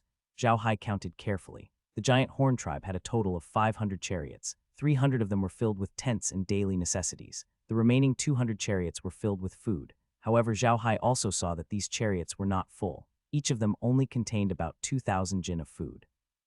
They were carefully covered with animal skin. It was obvious that they valued this food very much. There were some demonic beasts tied to each of the cars. Zhao Hai took a closer look and found that there were only 3 types of demonic beasts: giant horned barbaric bulls, ordinary barbaric bulls, and coiling goats. The great horned wild ox was obviously the mount of those great horned wild ox tribesmen, while the ordinary wild ox was used to pull carriages. Those coiled sheep were naturally their most important property. After a careful count, he found that there were more than 1,500 giant horned bulls and more than 1,100 ordinary bulls. There were too many sheep to count. The orcs were obviously very good at dealing with the coiled sheep. There was such a big movement last night, but the coiled sheep didn't run away. Now that it was dawn, the coiled sheep were leisurely eating grass. Zhao Hai thought for a while. He put away the giant horned bulls, the carriages with supplies, and the goats, leaving only a few hundred of them outside. He also left 2 carriages with supplies, one for tents and the other for daily necessities. Although these were for the orcs, they were enough for decoration. After chatting with Weirs and the others a few days ago, Zhao Hai realized that he had underestimated the merchants of the grasslands. The merchants of the grasslands lived more like the orcs. They brought a large number of grain carts, as well as carts that carried tents and other supplies. This was because they had to build their own camps most of the time. It was impossible for them to find an orc tribe to stay in every day. Moreover, when humans came to the orc prairies, they would usually wear clothes made of beast skin. This was to make the orcs feel good about them, and also because clothes made of beast skin were the most suitable for the prairies. Zhao Hai had only just found out that the merchants of the orc prairies lived like this. He asked Laura out of curiosity. Laura had business here, so he should know about this. Who knew that Lola would roll her eyes and tell him that the business here in the orc prairies had always been managed by Kun. Kun did not allow her to come into contact with the people here at all. Later, it was handed over to Adai, so she only dealt with some problems in the accounts. She did not care about the specific matters. In Kun Zhang's opinion, the main purpose of their trip this time was not to do business, but to get some magical beasts and rare plants. Therefore, he did not tell Zhao Hai and the others too much about this. Moreover, with the inner space, there was no need to do so much. Kun Zhang did not want Laura to live in the open like the merchants on the plains. He could not bear to do so. However, the tents and supplies that Zhao Hai left behind were just for show. They wouldn't actually be used. After all, they still needed to rest in the interspace. The reason why he left the coiled sheep outside was to match his identity as a merchant. On the prairie, it was very normal for a large group of coiled sheep to follow a human merchant caravan. Zhao Hai didn't put away the giant horned tribe's carriages. He was going to use these large carriages to carry grain in the future. This was also the custom of human merchants. After all, a carriage that could only carry 1,000 jin of grain was too small and not suitable for use on the grasslands. After that, Zhao Hai released 500 human undead creatures and 100 giant horned ox undead creatures to guard the side of the food carriage. Then he put away all the remaining undead creatures and released Laura's carriage. At the same time, he woke Laura up as they were about to continue their journey. When Laura and the others arrived, they realized that Zhao Hai had already taken care of everything. Looking at Zhao Hai's bloodshot eyes, Laura couldn't help but say with heartache, "Big brother Hai, did you not sleep all night? Quickly go and rest." Zhao Hai smiled and said, "It's fine. You guys go wash up in the inner space. I'll write a letter to Brother Wells and tell him about the situation here. We'll arrange a place and hand over Gasol to him. It's not good to keep it in our hands.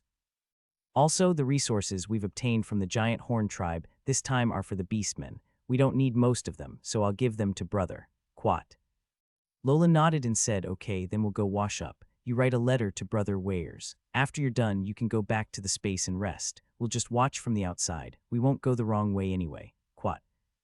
Zhao Hai nodded and turned around to write a letter. As for Laura, she would immediately go into the medium to wash up. They had slept very late last night, so they needed to wake up. Zhao Hai quickly wrote Wells a letter. It wasn't long, but he told him that he had met and captured Gasol. He wanted to know how to deal with the situation. After writing the letter, Zhao Hai returned to the origin space. He called back one of the 5 blood eagles he had given Weirs to deliver the letter to him. These blood eagles were actually spatial beasts. No matter how far they went, the realm would be able to contact them. Zhao Hai was the master of the realm, so he could naturally give these blood eagles orders through the realm, regardless of distance. After giving Blood Eagle his orders, Zhao Hai returned to the farm. He had collected 2 new types of monsters the day before. He wanted to see how high their levels would be in the farm. Zhao Hai released the giant horned bull as soon as he arrived at the farm. A notification came from the space. Quite a mutated bull-like animal has been discovered. Identified as a level 10 animal, it takes 12 hours to mature. It can give birth 6 times, and each time it will feed 6 points of food every hour. The animal is digitized and can be purchased from the space store. Quite just as Zhao Hai had thought, the level of these giant horned bulls was not high. Zhao Hai didn't take it to heart. After all, there would be a new type of demonic beast in the boundless space in the future. That was enough. Then he immediately released the earth-attributed ox. The voice from the boundless space said, Quat bull-shaped mutated animal discovered. Identified. Animal, level 25 animal. Maturity time 20 hours. It can give birth 8 times. Each time it can give birth to 5 cubs. It needs to eat 2 points of food every hour. The animal has slight control over the earth element. Animal data transformation can be purchased from the space store. Quat Zhao Shanghai was not in a hurry. He realized that it was more difficult to level up the farm than the farm. He had already collected a lot of animals into the realm, but the farm was only level 6. It seemed that it would not be easy to level up the farm to the advanced level. Zhao Hai sighed. He didn't think about raising the earth-walking ox and the giant horned barbaric ox immediately. They were useless now. It was better to raise the coiling sheep and barbaric ox. After all, the coiling sheep and barbaric ox could be exchanged for money with the human race. On the other hand, the giant horned barbaric ox and earth-walking ox were not of much use to him on the mainland. After leaving the farm, Zhao Hai went to the farm to see Laura and the others. They had finished washing up and looked much more energetic. Zhao Hai looked at the 3 of them and said with a smile, I don't think you need to go out.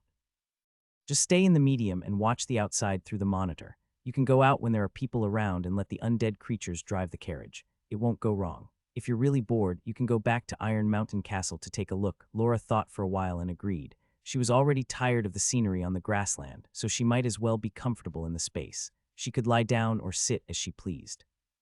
There was a lot of space for her to move around, so she could let the undead creatures drive the vehicles outside. Seeing that the 3 girls had agreed, Zhao Hai didn't say anything else.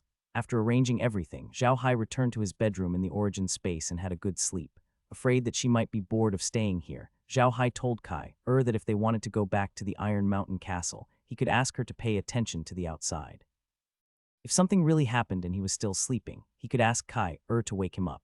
In fact, Zhao Hai still didn't really understand what Kai was for. However, since Kai managed the space very well and Muer managed the ranch very well, he didn't have to do it anymore. He was happy to relax, and whenever he had something to do, he would ask Kai to do it. Until now, he still didn't know what he wanted Kai to do, but Kai said she couldn't do it. Zhao Hai knew very well that Kai had become one with the boundless space, and he was the owner of the boundless space, which meant that he was also Kai's owner. If Kai really couldn't do something, she would definitely tell him instead of lying to him, so he was very confident in Kai. After a good night's sleep, Zhao Hai felt much more energetic. The thing that Zhao Hai was most dissatisfied with right now was his body.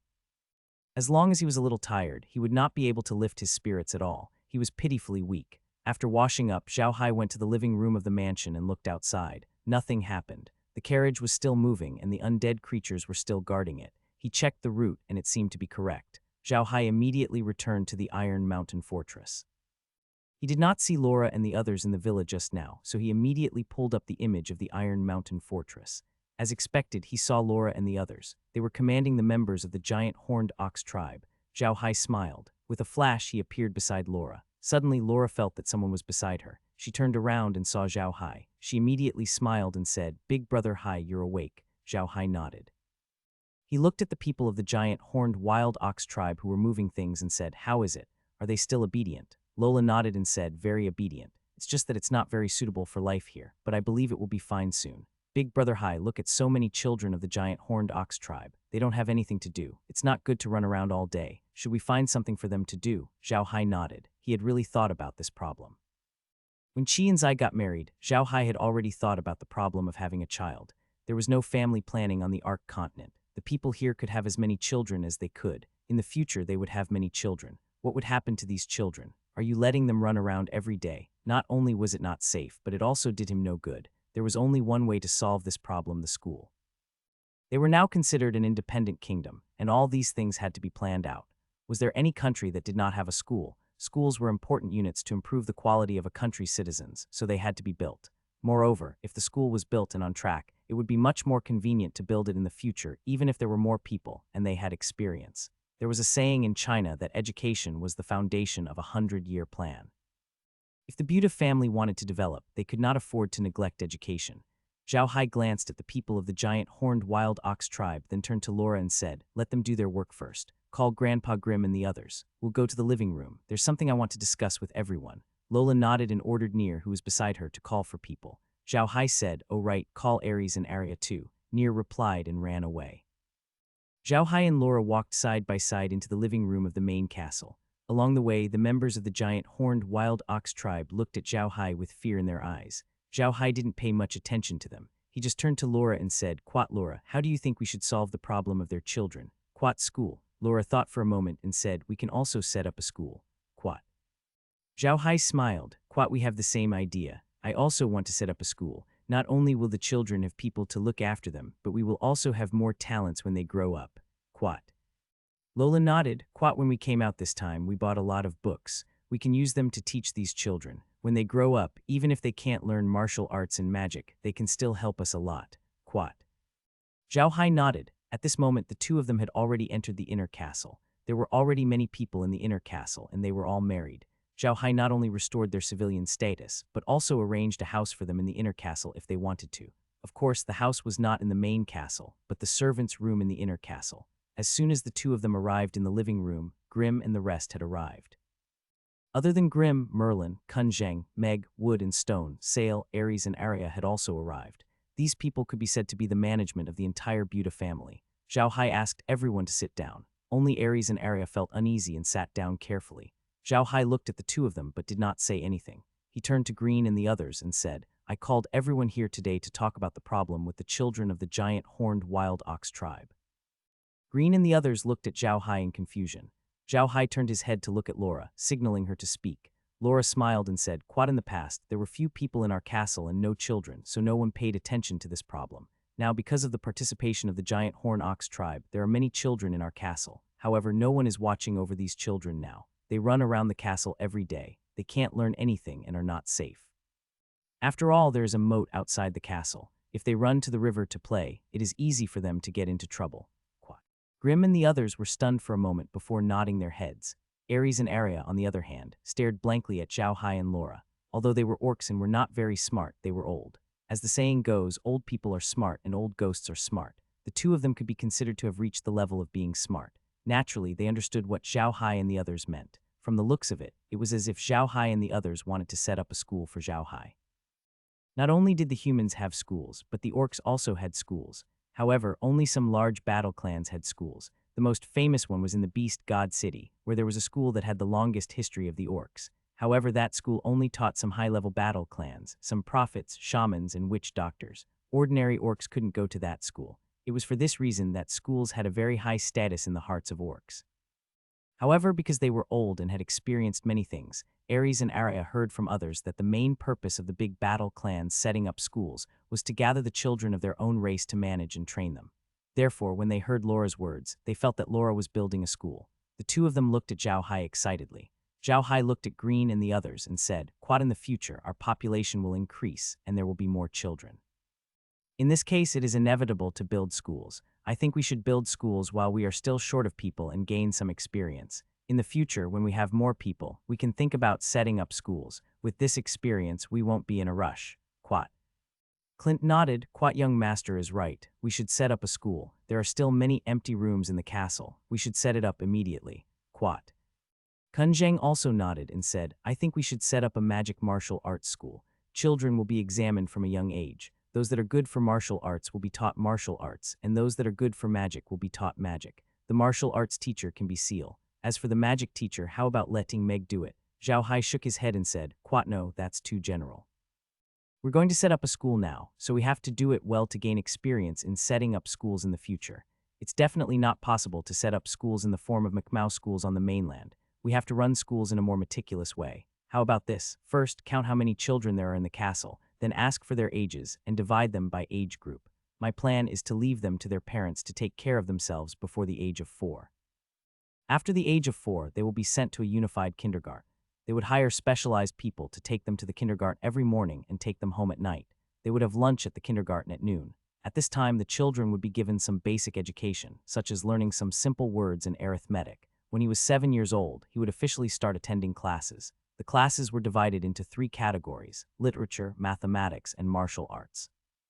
All 3 categories had to be carried out at the same time. For example, he would learn literature for an hour, then mathematics for an hour, and martial arts for an hour. Just like in kindergarten, he would be sent to school in the morning, picked up at night, and had lunch at school.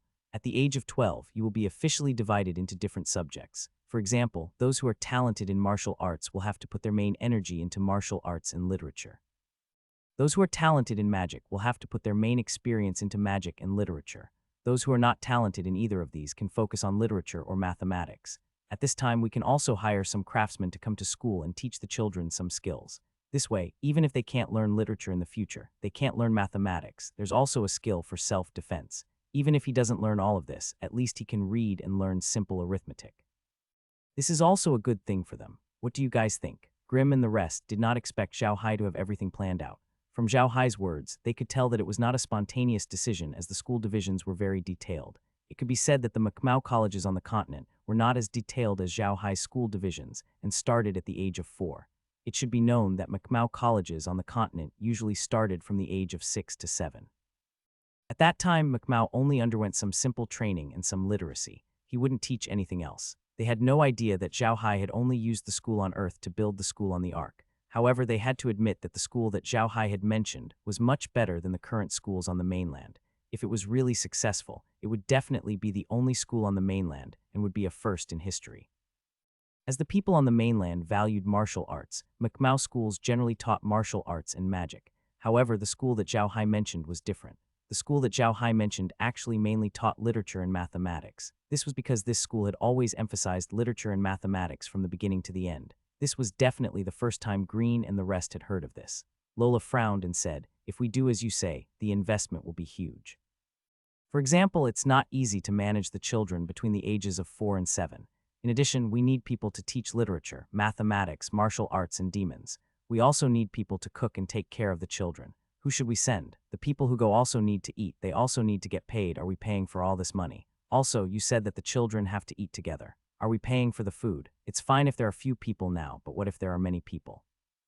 This investment will be huge, and it will be a bottomless pit. Our Black Earth territory needs to be developed, and there are too many areas where money will be spent. I'm afraid this won't do. Green and the others nodded their heads. They understood Laura's intention. To build a school like what Zhao Hai said would require a huge investment. They might not realize it now when they had fewer people, but when they had more people, the investment would be an astronomical figure. Zhao Hai nodded. Quite of course, I know that. That's why the school still has to charge the school fees, but not too much. The parents will pay a part of it, and we will pay another part. Then the school will be established. My plan is not according to territory, but according to the future of a country. The school must be directly managed by the country and can't be handed over to a single person. Besides, we don't have many people now and there's almost no business. But in the future, we will have more people. There will definitely be merchants and we will have taxes. What are we collecting this money for? Was it only used to arm the army? I don't think there's a need for that. We can already implement militarized management on the students in the school.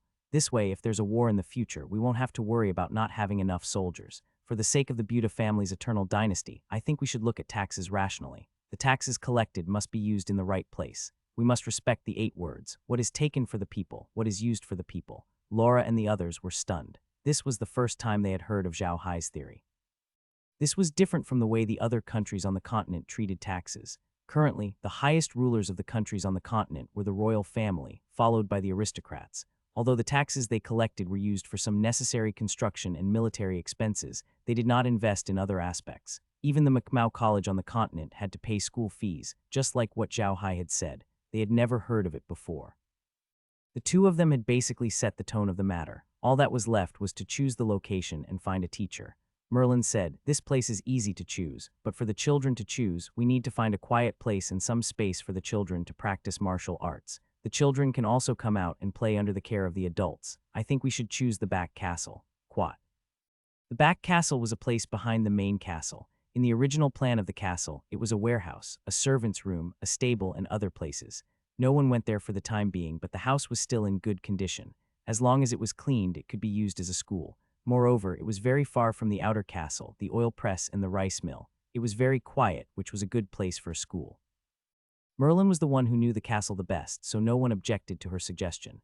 Zhao Hai nodded and said, "Quat, then let's choose the back castle. Grandma Merlin will decide on the address. Next is the teacher. I think Serre will do as the martial arts teacher. However, because there are more children in the giant horn ox tribe now, we have to get another teacher. Ares, you take care of this. Send a warrior from your tribe to teach the child. But remember, find someone smart. This is teaching a child.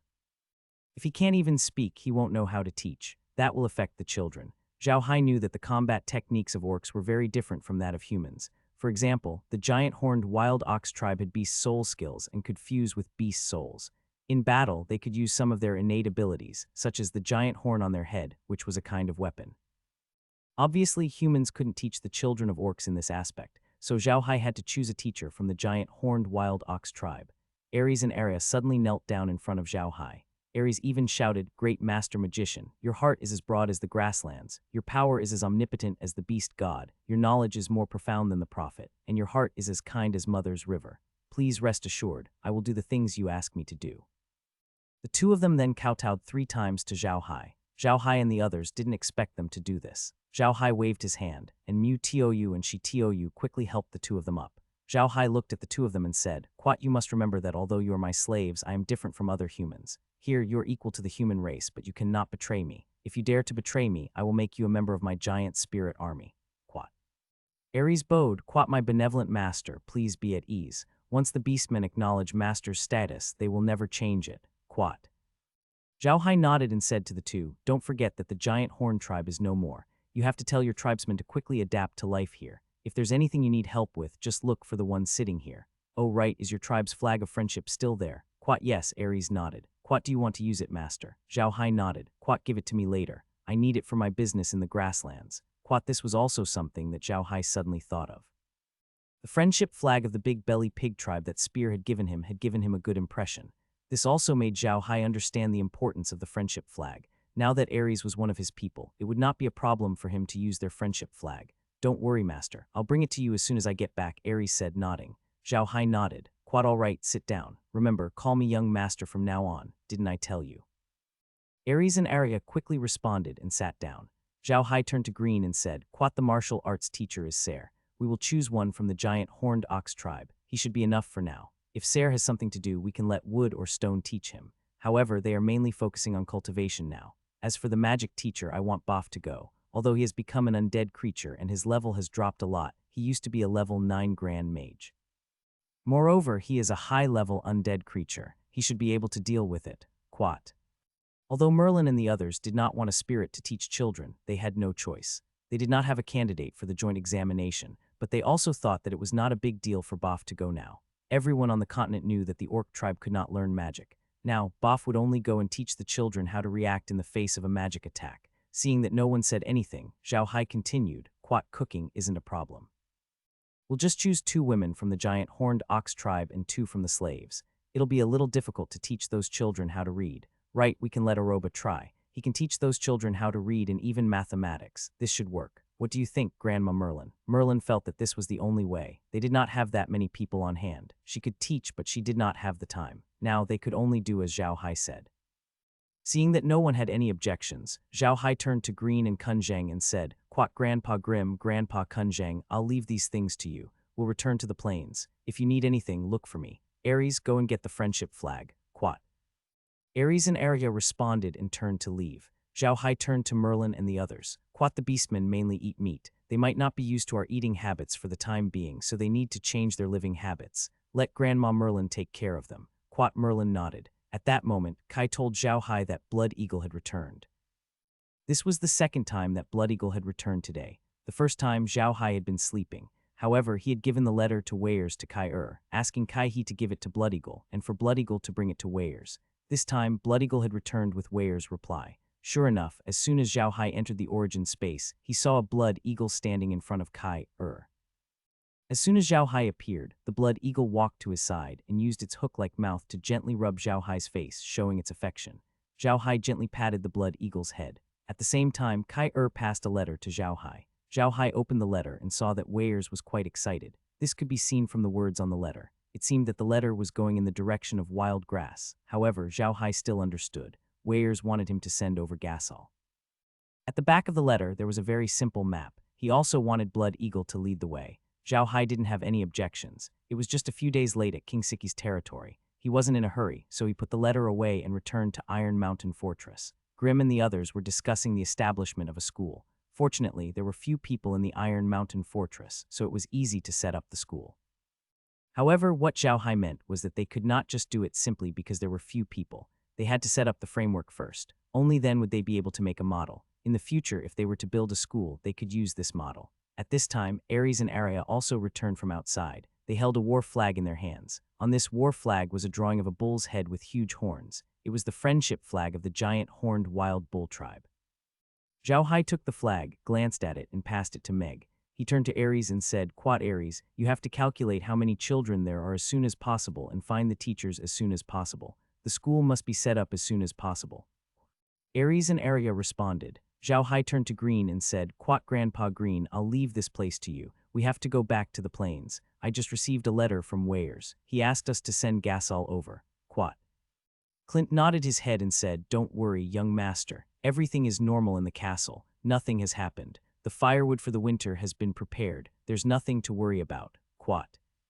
Zhao Hai smiled and said, "That's good. Actually, the castle doesn't need too much firewood in winter. Kai Er's flowers can heat up so it won't be too cold in winter. We can't run out of food and we don't lack meat either. I think we should set up the war grain factory as soon as possible. Since Ares and the others have joined us, they can make war grain. This should be easy. Besides, we don't lack sheep now, so we should set up the war grain factory. It's winter, so everyone has something to do." "What do you think, young master? How many lambs did we get this time?" Zhao Hai looked at the space and nodded. "Quat, there are about 30,000 of them, all from the tribe of Ares." Quat. Ares and the others did not show any dissatisfaction. They all belonged to Zhao Hai now, let alone the sheep. However, Ares frowned and said, "Young master, I remember that our giant horn tribe had more than 50,000 coiling sheep. How did it become 30,000? Zhao Hai was stunned for a moment. He thought about it and said, "Quat, maybe they ran away when I was fighting with Garthur. It's okay. 3 is 30,000. It's enough for us. It seems that we have to raise more coiling sheep in the future." Now the blue-eyed rabbits produced by our blue-eyed rabbit farm are almost enough to supply the Duchy of Versailles. We will focus on raising coiled sheep in the future. Grim nodded and said, "That's good. By the way, young master, we can also open a wool processing factory. We can also ask Ares and the others to provide manpower for this and let the slaves learn from them. What do you think, young master?" Zhao Hai nodded and said, "Ares and the others are the best at these things. You just have to make the arrangements. Don't worry about the wool and the leather processing. We can do all of these. With Ares and the others joining us, we can do things that we couldn't do in the past." Quat. Ares and Arya couldn't help but straighten their backs. The beastmen were simple. After they became Zhao Hai's subordinates, they were afraid that Zhao Hai would look down on them. Now that they heard Zhao Hai's words, they were really happy. Zhao Hai looked at them and turned to Grim with a smile. "Quat Grandpa Green, find an open space outside and make it a cavalry training ground. Ares and the others are orcs, and their riding skills are very good. We can't let them forget their roots. Anyway, we have a place, so it's not difficult to prepare a training ground for them. When those children go to school, they will also have a riding class. Let Ares and the others be the teachers for this riding class. Grandpa Kun Zheng can also give them some pointers. After all, human knights have their own unique ways of doing things. All right, I'll teach them well," Kun Zheng said with a smile. Zhao Hai nodded and looked at the sky. "I'll go to the grasslands first and change my route. I'll come back for dinner later. Laura, you guys stay here. I'll go by myself." Lola nodded, but Meg said, "Young master, I'll go with you. I have nothing to do here anyway." Zhao Hai didn't object. He nodded and left with Meg. After arriving at the grassland, Zhao Hai immediately released Bloodied Eagle and told the undead creatures to follow him. Then he returned to Iron Mountain Castle with Meg. Given the look, nobody could find anything special about this fleet. The trunk of Laura's car was completely sealed. Nobody could see whether there was someone inside. At night, Zhao Hai and the others returned to the origin space to rest. Laura had forced Zhao Hai to do so. She knew that Zhao Hai had drunk the void water and the origin space was good for his body. Therefore, every night before they went to bed, she would force Zhao Hai to rest in the origin space. Zhao Hai knew that Laura was only asking him out of concern, so he didn't object to her request. After all, sleeping in the origin space was a good thing for Zhao Hai. No one would disturb him in the origin space, and he would be able to have a good sleep. Kellen's lab in the space had been moved to the Iron Mountain Castle. Kellen had wanted to stay in the space all the time, but Laura couldn't stand him anymore, so she drove him to the Iron Mountain Castle. Karen did not mind as long as a laboratory was prepared for him. To be honest, the environment in the Iron Mountain Castle was also quite good, so he was naturally willing to move there. In the next few days, Zhao Hai and the others spent most of their time and energy on setting up the school.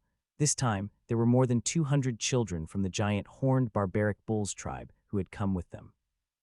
More than 40 of them were above the age of 12, more than 100 were between the ages of 7 and 12, more than 30 were between the ages of 4 and 7, and more than 10 were under the age of 4.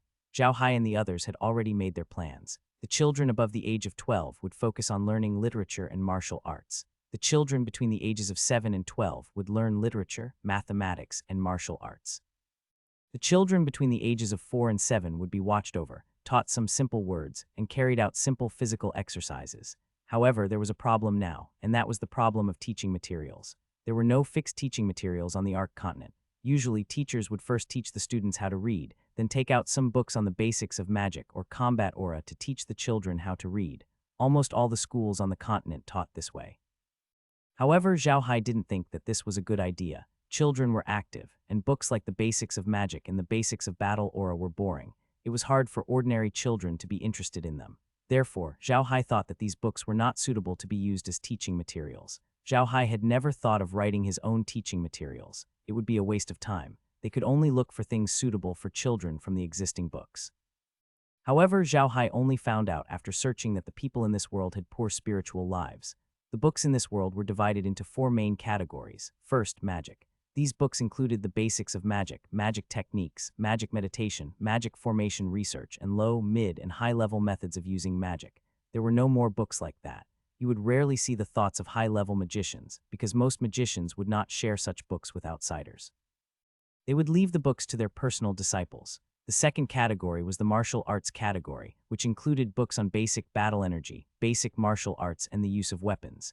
There were no more books on battle energy cultivation, as the books on magic cultivation were all left for the disciples. The third category was alchemy and alchemy. There were very few books in this category. Few people read them, and even fewer people wrote them. They only contained some basic knowledge of alchemy and alchemy. There was no experience in alchemy. The fourth category was the miscellaneous books. These books were mainly about travel notes. They introduced the local customs of the continent and some strange legends. There were many of these books, but they did not form a system. Usually, mages or high-level warriors would write down their experiences and knowledge. Zhao Hai liked these books very much because he could learn many strange customs of the continent by reading them. However, if he wanted to choose one of these 4 types of books to be used as teaching materials, it was obvious that none of them were suitable. In the end, Zhao Hai decided that children between the ages of 4 and 7 would mainly learn how to read and learn mathematics. The reading materials would be travel books. These books introduced all kinds of interesting stories and should be suitable for children. Children between the ages of 7 and 12 would mainly learn some basic books. He could also study some travel books, but travel books were no longer the main focus. After the age of 12, it would depend on his future development direction before deciding on the teaching materials. No one objected to Zhao Hai's plan. On the continent, children were usually between 6 to 8 years old. Those who were 6 years old were usually from families with better backgrounds, such as big merchants and nobles. Those who were 8 years old and above were usually from families with poor backgrounds, such as commoners. Zhao Hai had set the school age to be 4 years old, which was 2 years earlier than the children of the noble families. Therefore, it was not a big deal to teach the children some miscellaneous books. It would not affect their learning of martial arts. Zhao Hai also took a closer look at the map. Weyers and the others had already reached the horse-headed people's territory, and they were already very deep. It was obvious that they were in a hurry. From Zhao Hai's current location, it would take about 5 days to reach Weyers' location. However, Zhao Hai didn't want to travel that long. Since the undead creatures didn't need to rest, he decided to let them travel day and night. This way, they would be able to find Weyers' group in about 2 days. During these 2 days, they didn't meet anyone on the grasslands. Zhao Hai didn't go to the grasslands either. He let Kai take care of the matters there. He was busy with the construction of the school with Merlin and the others. Although the scale of their school wasn't big, there were still a few hundred students. Zhao Hai realized that they didn't have enough teachers, but they really didn't have the talent in this area, especially for teaching words and mathematics.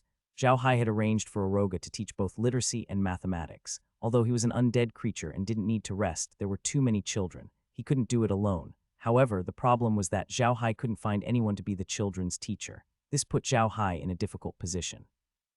In the end, Zhao Hai had no choice but to find an undead mage to teach the children how to read.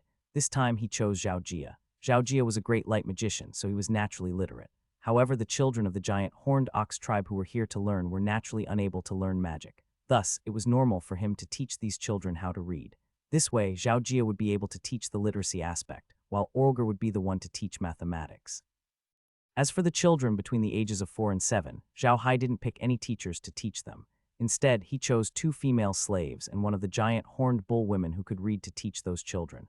The children between the ages of 4 and 7 were still too young and needed more care. It would be better for these attentive women to teach them. At the same time, there was another matter that gave Zhao Hai a headache: the textbooks. The teaching materials had been decided, but what about the textbooks? They didn't have that many books on hand, so they had to give each of these children a set of textbooks. In the end, Zhao Hai had no choice but to use another method. He gave each of the children a stack of white paper and ordered them into a book online. Then, he asked them to take down notes of what their teacher taught them. Although this would slow down their learning speed, it was a good way. Although this would greatly increase the amount of paper, brush, and ink needed, it didn't matter. On the mainland, buying paper was much easier than buying books. There was no movable type printing on the Ark continent. They used very primitive printing, so the cost was very expensive. Many children on the continent could not afford to buy textbooks when they were in school. They used the same method as Zhao Hai. Zhao Hai had prepared fountain pens for the children. These fountain pens were bought from Cassar City during their shopping spree. They had originally wanted to buy them for the orcs, but now they were being used by the children. However, Zhao Hai had said that these children must treasure the pen washi in their hands. Every day, the teacher would check the notes they took down the next day. The same was true for fountain pens. The teacher would check them every day. If anyone's fountain pen was broken, they would be punished. Of course, this wasn't a physical punishment. Zhao Hai didn't want the teacher to punish the students, but it was still a heavy punishment for the children. They couldn't go to physical education class. In school, the most popular class was physical education. This was because they could go out and play after physical education. However, the physical education class in Zhao Hai's school was different from that on Earth.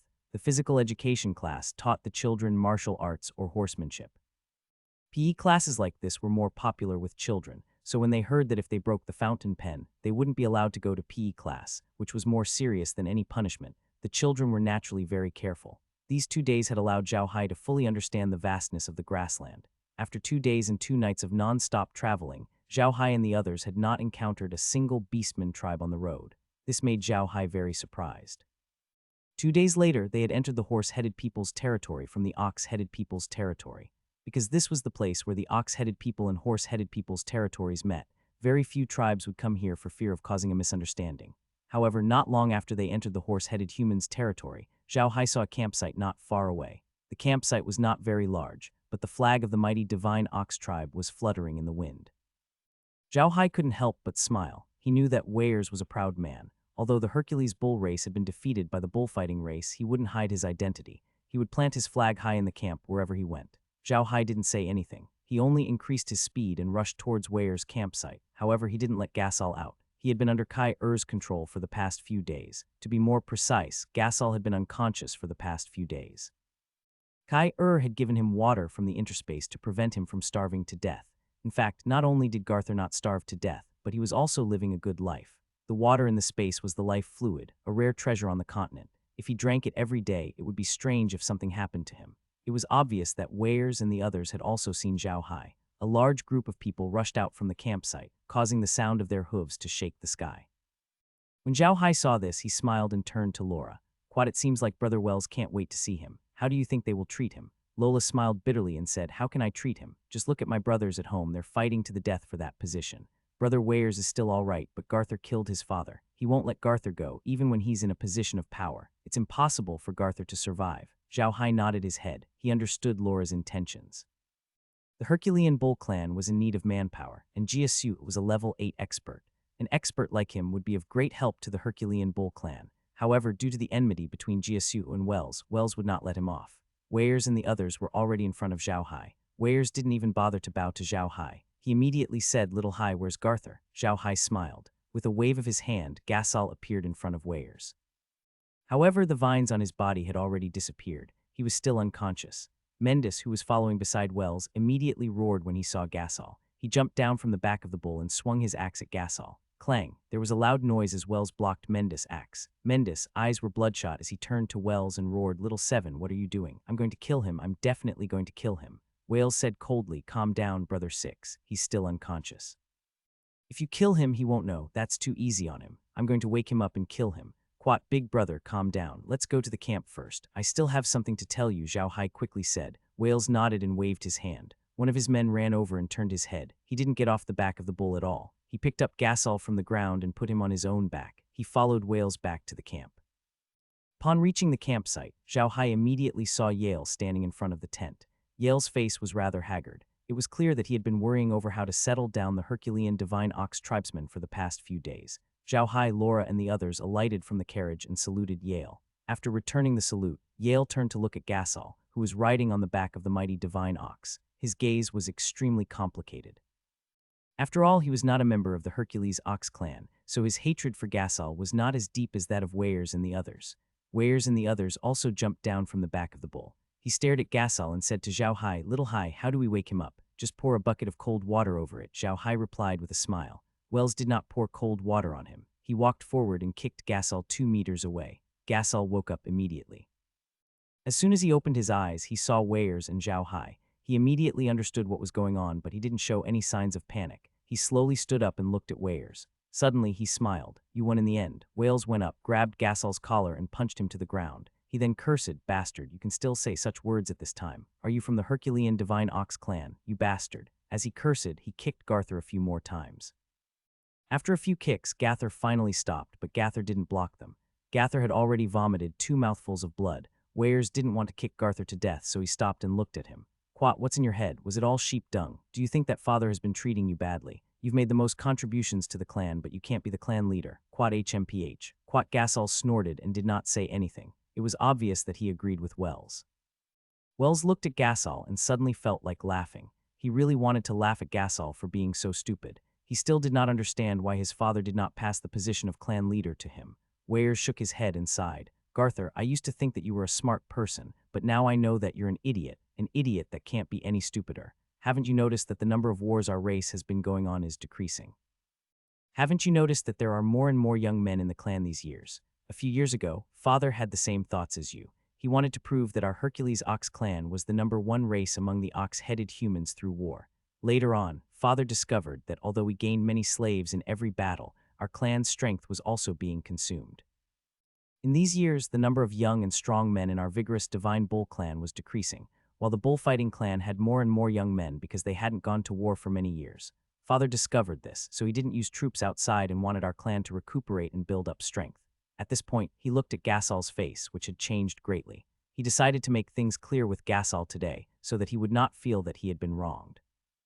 Weyers looked at him and snorted, "What's wrong? Are you regretting it now? Father supports King Sichi, but you can't stand it and insist on supporting the patriarch of the bullfighting race. You're confused by a few good words from them. What a joke. Do you think you're worthy of being the patriarch of the vigorous divine ox race? It's a pity, truly a pity. Because father was soft-hearted, he didn't strip you of your military power. Otherwise, the Herculean divine ox clan wouldn't be in such a state today." Garthur ran up and said, "Quat, you're talking nonsense. You're talking nonsense. It's fake. Father didn't think that way at all. You're just making this up, Quat." Weyers snorted, "Quat, you know whether I made it up or not. You've gone crazy to get that position. You killed father and now you've dragged the entire race into the abyss. I'll see how you'll face the beast god after you die, Quat." Orcs always thought that they would meet the beast deity after their death, and the beast deity would follow what they did in their life and decide whether they would be born as an orc or a relative of the beast in their next life. After hearing Weyers' words, Garthur's face turned completely pale. He was already on the verge of a breakdown, and now he was basically on the verge of a breakdown. He kept muttering, "It's fake, it's all fake." Weyers looked at Garthur and turned to his guards. "Quat, prepare the white flag." "Sixth brother, you can do it." The white flag was a tradition of the orc race. It was used by the orc race to wrap the dead traitors. There was a legend among the orc race that the beast god hated white the most. Therefore, if a dead person was wrapped in a white flag, he would be turned into a beast relative by the beast god. It was because of this that the orcs had always used this method on the traitors of their race. They wanted the traitors to be relatives to the orcs in their next life to pay off the debts they owed in this life. When Weyers' guards heard that he wanted them to prepare the white flag, they immediately understood what he meant. One of them ran off to prepare, while Mendis picked up his great axe. He had no intention of being soft-hearted now. How could he be soft-hearted? It was this man in front of him who had caused the death of his father, his brothers, and caused them to lose the old camp that the Herculean Bull clan had lived in for thousands of years. Now, Mendis wanted nothing more than to skin Garthur alive. How could he be soft-hearted? Garthur seemed to have completely lost his will. He had completely sealed himself off and did not know what was happening around him. So when Mendis grabbed him, he did not react at all. Very quickly, a piece of white cloth was prepared. Menders did not hold back and chopped off Garthur's head with his axe. However, Garthur did not resist at all. After Garthur's death, the guards wrapped his body in white cloth. At this time, Mendis threw away the axe in his hand and started wailing. Wales sighed and his eyes were wet. He felt very sad that the Hercules Bull tribe had been destroyed by Gasol's hands. Even if they could take back their old camp, their status among the orcs would fall. This was the worst news for them. Seeing that those people had cleaned up Gasol's body, Wales sighed and waved his hand. "Quat, let's find a place to be buried." The guard took the corpse and left. Weyers felt as if he had lost all his strength. He staggered into his tent and took a big gulp from the silver wine pot. Although he had gotten his revenge, he was not happy at all. On the contrary, he felt very sad. The sadness in his heart was driving him crazy. Yale and Zhao Hai had also noticed that Weyers' mood was off. They hurried into the tent. Seeing Weyers' expression, Yale couldn't help but sigh. He knew that Weyers had been under too much pressure recently. The matter of the Herculean bull tribe was like a huge rock that had been weighing down on his shoulders. Although he had avenged himself, the person he had killed was his own brother. Moreover, Weyers was a person who valued relationships and loyalty. He must be feeling extremely terrible right now. Zhao Hai did not know how to persuade Weyers. He had never experienced this before, so anything he said would be boring. Thus Zhao Hai did not say anything. He only sighed and sat to the side. Picking up another silver pot, he poured himself a cup of milk wine. After taking a sip, he turned to Yale and said, "Mr. Yale, please sit. I just so happen to have something to tell you." Yale glanced at Weyers, then nodded. "You tell me." Zhao Hai said, "I met Jiasuo in the Giant Horn tribe of the Giant Horn Barbaric Ox tribe. At that time, he had just robbed that tribe and killed almost all of their young men.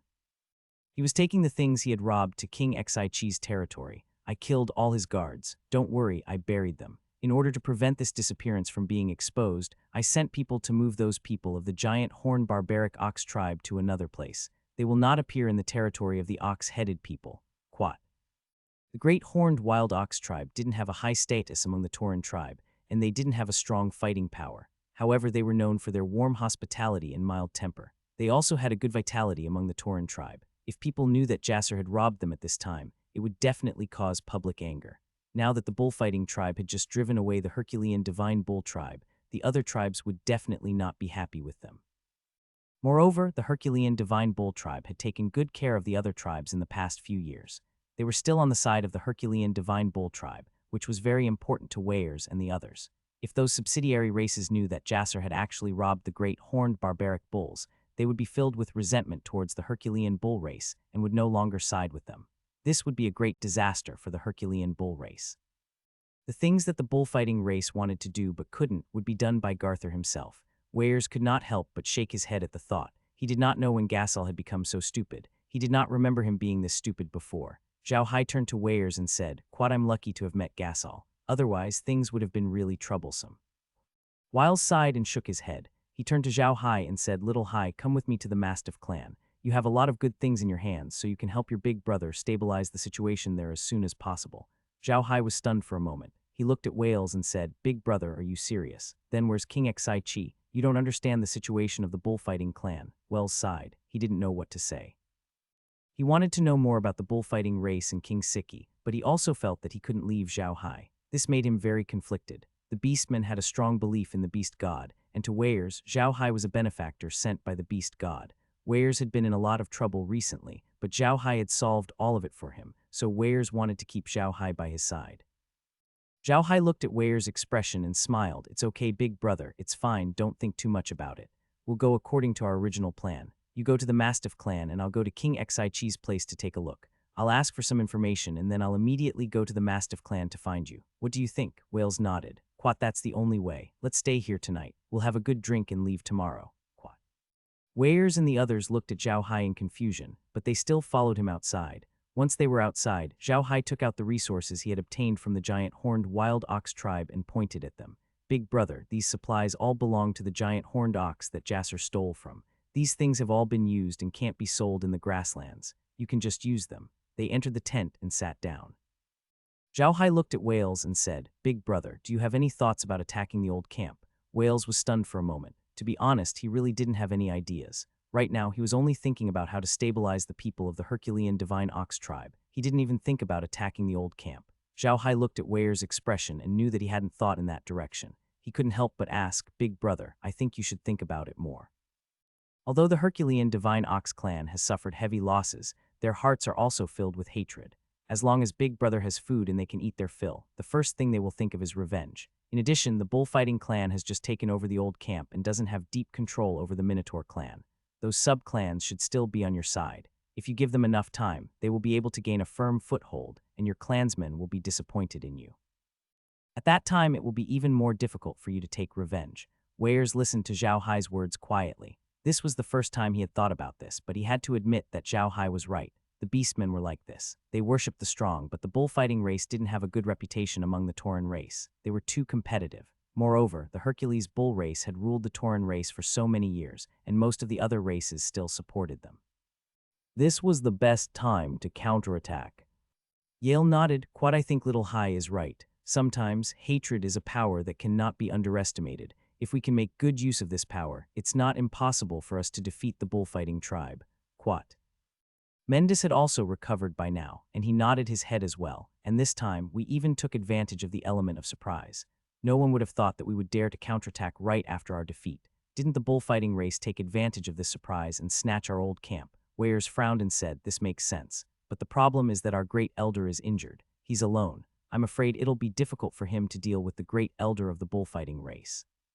Quad, in addition, didn't the bullfighting clan invite a human powerhouse of the 9th rank? Everyone fell silent at Weyer's words. No matter what, the existence of a 9th-tier powerhouse had always been a huge rock in their hearts. If they really wanted to deal with the bullfighting tribe, they would need a 9th-tier powerhouse. Zhao Hai turned to Wales and said, Big brother, do you think we can get a rank 9 expert from the Mastiff race to help us with food, vegetables, and fruit oil? You'd better ask the other races and see if they can also offer these things to get their 9th-rank powerhouses to help. Big brother, don't forget that in the plains, if a human 9th-rank powerhouse is too arrogant, those great battle races won't agree. As long as we can get the help of a 9th-rank powerhouse from another race, then we have a chance of winning. With the life fluid and magic peach juice I'm giving you, perhaps you can cure the great elder of the Herculean Divine Bull clan. This way our chances of winning will be even greater. Weyers frowned. Quat, the injuries of 9th-tier combatants aren't that easy to heal. If we can really heal the Grand Elder, I'll immediately arrange a counterattack. If not, we'll just have to endure it for now. Quat. Zhao Hai nodded his head. Zhao Hai admired Weyer's cautious personality. He wasn't blinded by hatred and he was calm. This was good. He immediately said, okay, as long as Big Brother needs it, I have food. Oh right, I also have vegetables and fruit oil. Tell them they are all fresh. They are absolutely fresh. Quat. Wales nodded and turned to Mendis. Quat, 6th brother, kill a bull. We'll have a whole roasted bull today. Quat. Mendis turned around and left. Zhao Hai was surprised. The orcs didn't usually kill cows as they were very useful to them. They would only kill the cows to entertain the most distinguished guests. He didn't expect Wells to kill a cow today. Big brother, there's no need. We're brothers, why are you being so polite? He quickly said. Wells smiled and said, it's fine, little Hai. You don't have to be so polite with me. I feel uneasy when I think about how I haven't treated you to a whole roasted cow since I met you. It just so happens that I've gotten my revenge today. Let's have a good drink. Quat. Zhao Hai smiled. Quat, all right. Since you're happy today, let's drink till we're drunk. Ha ha ha ha. Quat. After saying that, the few of them walked outside together. The cattle outside had already been slaughtered and were ready to be roasted. Laura and the others weren't idling around either. They were helping the guards arrange the items. This was something Zhao Hai had asked them to do. He and Weyers were blood-sworn brothers, so he wasn't considered an outsider here. He should help. After Zhao Hai and the others sat down, they discussed the counterattack. Although Weyers was very conservative, he was still angry that the bullfighting tribe had taken his old camp. However, he was now the patriarch of the Hercules bull tribe. He couldn't make the wrong decision in a moment of anger. That was why he was so careful. If there was a possibility of a counterattack, he would still do it. Just as he had said before, as long as the great elder of the Herculean Divine Ox clan recovered, he would immediately prepare to counterattack. This was actually what he wanted. That night, Zhao Hai got drunk again. There was no other way. Weyers was in a complicated mood and needed to drink. Zhao Hai had no choice but to accompany him. In the end, the few of them were all drunk and unconscious. However, Zhao Hai wasn't completely drunk this time. He had already told Kai, that if he got drunk again, he had to ask Kai, to feed him some water in the spatial space so that he could wake up as soon as possible. He didn't want to sleep in the same tent as Laura and the others. Although it felt good, it was still quite awkward. If anyone knew that Zhao Hai drank the life fluid as an antidote, they would definitely strangle him to death. Who could stand the fact that such a precious thing like the life fluid was used as an antidote for alcohol? After drinking the life fluid, Zhao Hai woke up very quickly. It was not too late yet. Laura was sitting in the tent and chatting with him. Seeing that Zhao Hai had woken up, Laura immediately said, what do you think, Big Brother Hai? Is it better? Do you have a headache? Zhao Hai smiled. Quad, it's fine. It doesn't hurt at all. We were going back to the Minotaur tribe's territory yesterday. We have to be careful. I'm afraid the bullfighting tribe will receive news about us. Quat. Quat, what? Lola was stunned for a moment. Quat, you're saying that you're afraid that the bullfighting clan will get the news that we're in contact with Brother Wells. No way. We didn't come into contact with many beastmen tribes on the way. Zhao Hai shook his head and said, it's better to be careful. We should try not to ask for any information. We just need to pay more attention and listen. Don't take the initiative to ask. It will arouse suspicion. Laura and the others nodded their heads. Zhao Hai turned to look at Weir's tent and sighed. The Herculean Divine Ox tribe has suffered a huge blow this time. Even if they manage to reclaim their old camp, the humiliation they suffered this time will be etched in their history forever and will become their eternal pain. Most importantly, the loss of their old camp is a fatal blow to their prestige. From now on, it will be impossible for the Herculean Divine Ox tribe to rule over the Tauran tribe like before. There will be more and more challengers. Laura used to be a superior, so she naturally understood this principle. When she was attacked, the magicians immediately wanted to snatch her business. At that time, many of her subordinates were also disloyal, and they were mercilessly cleaned up by her afterwards. It was because of this iron-fisted policy that she could be completely independent of the magicians.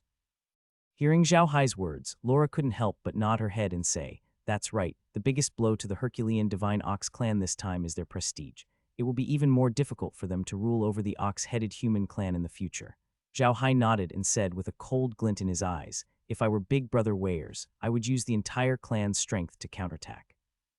I would definitely take back the old camp as soon as possible, and then chase down all the bullfighting clan members.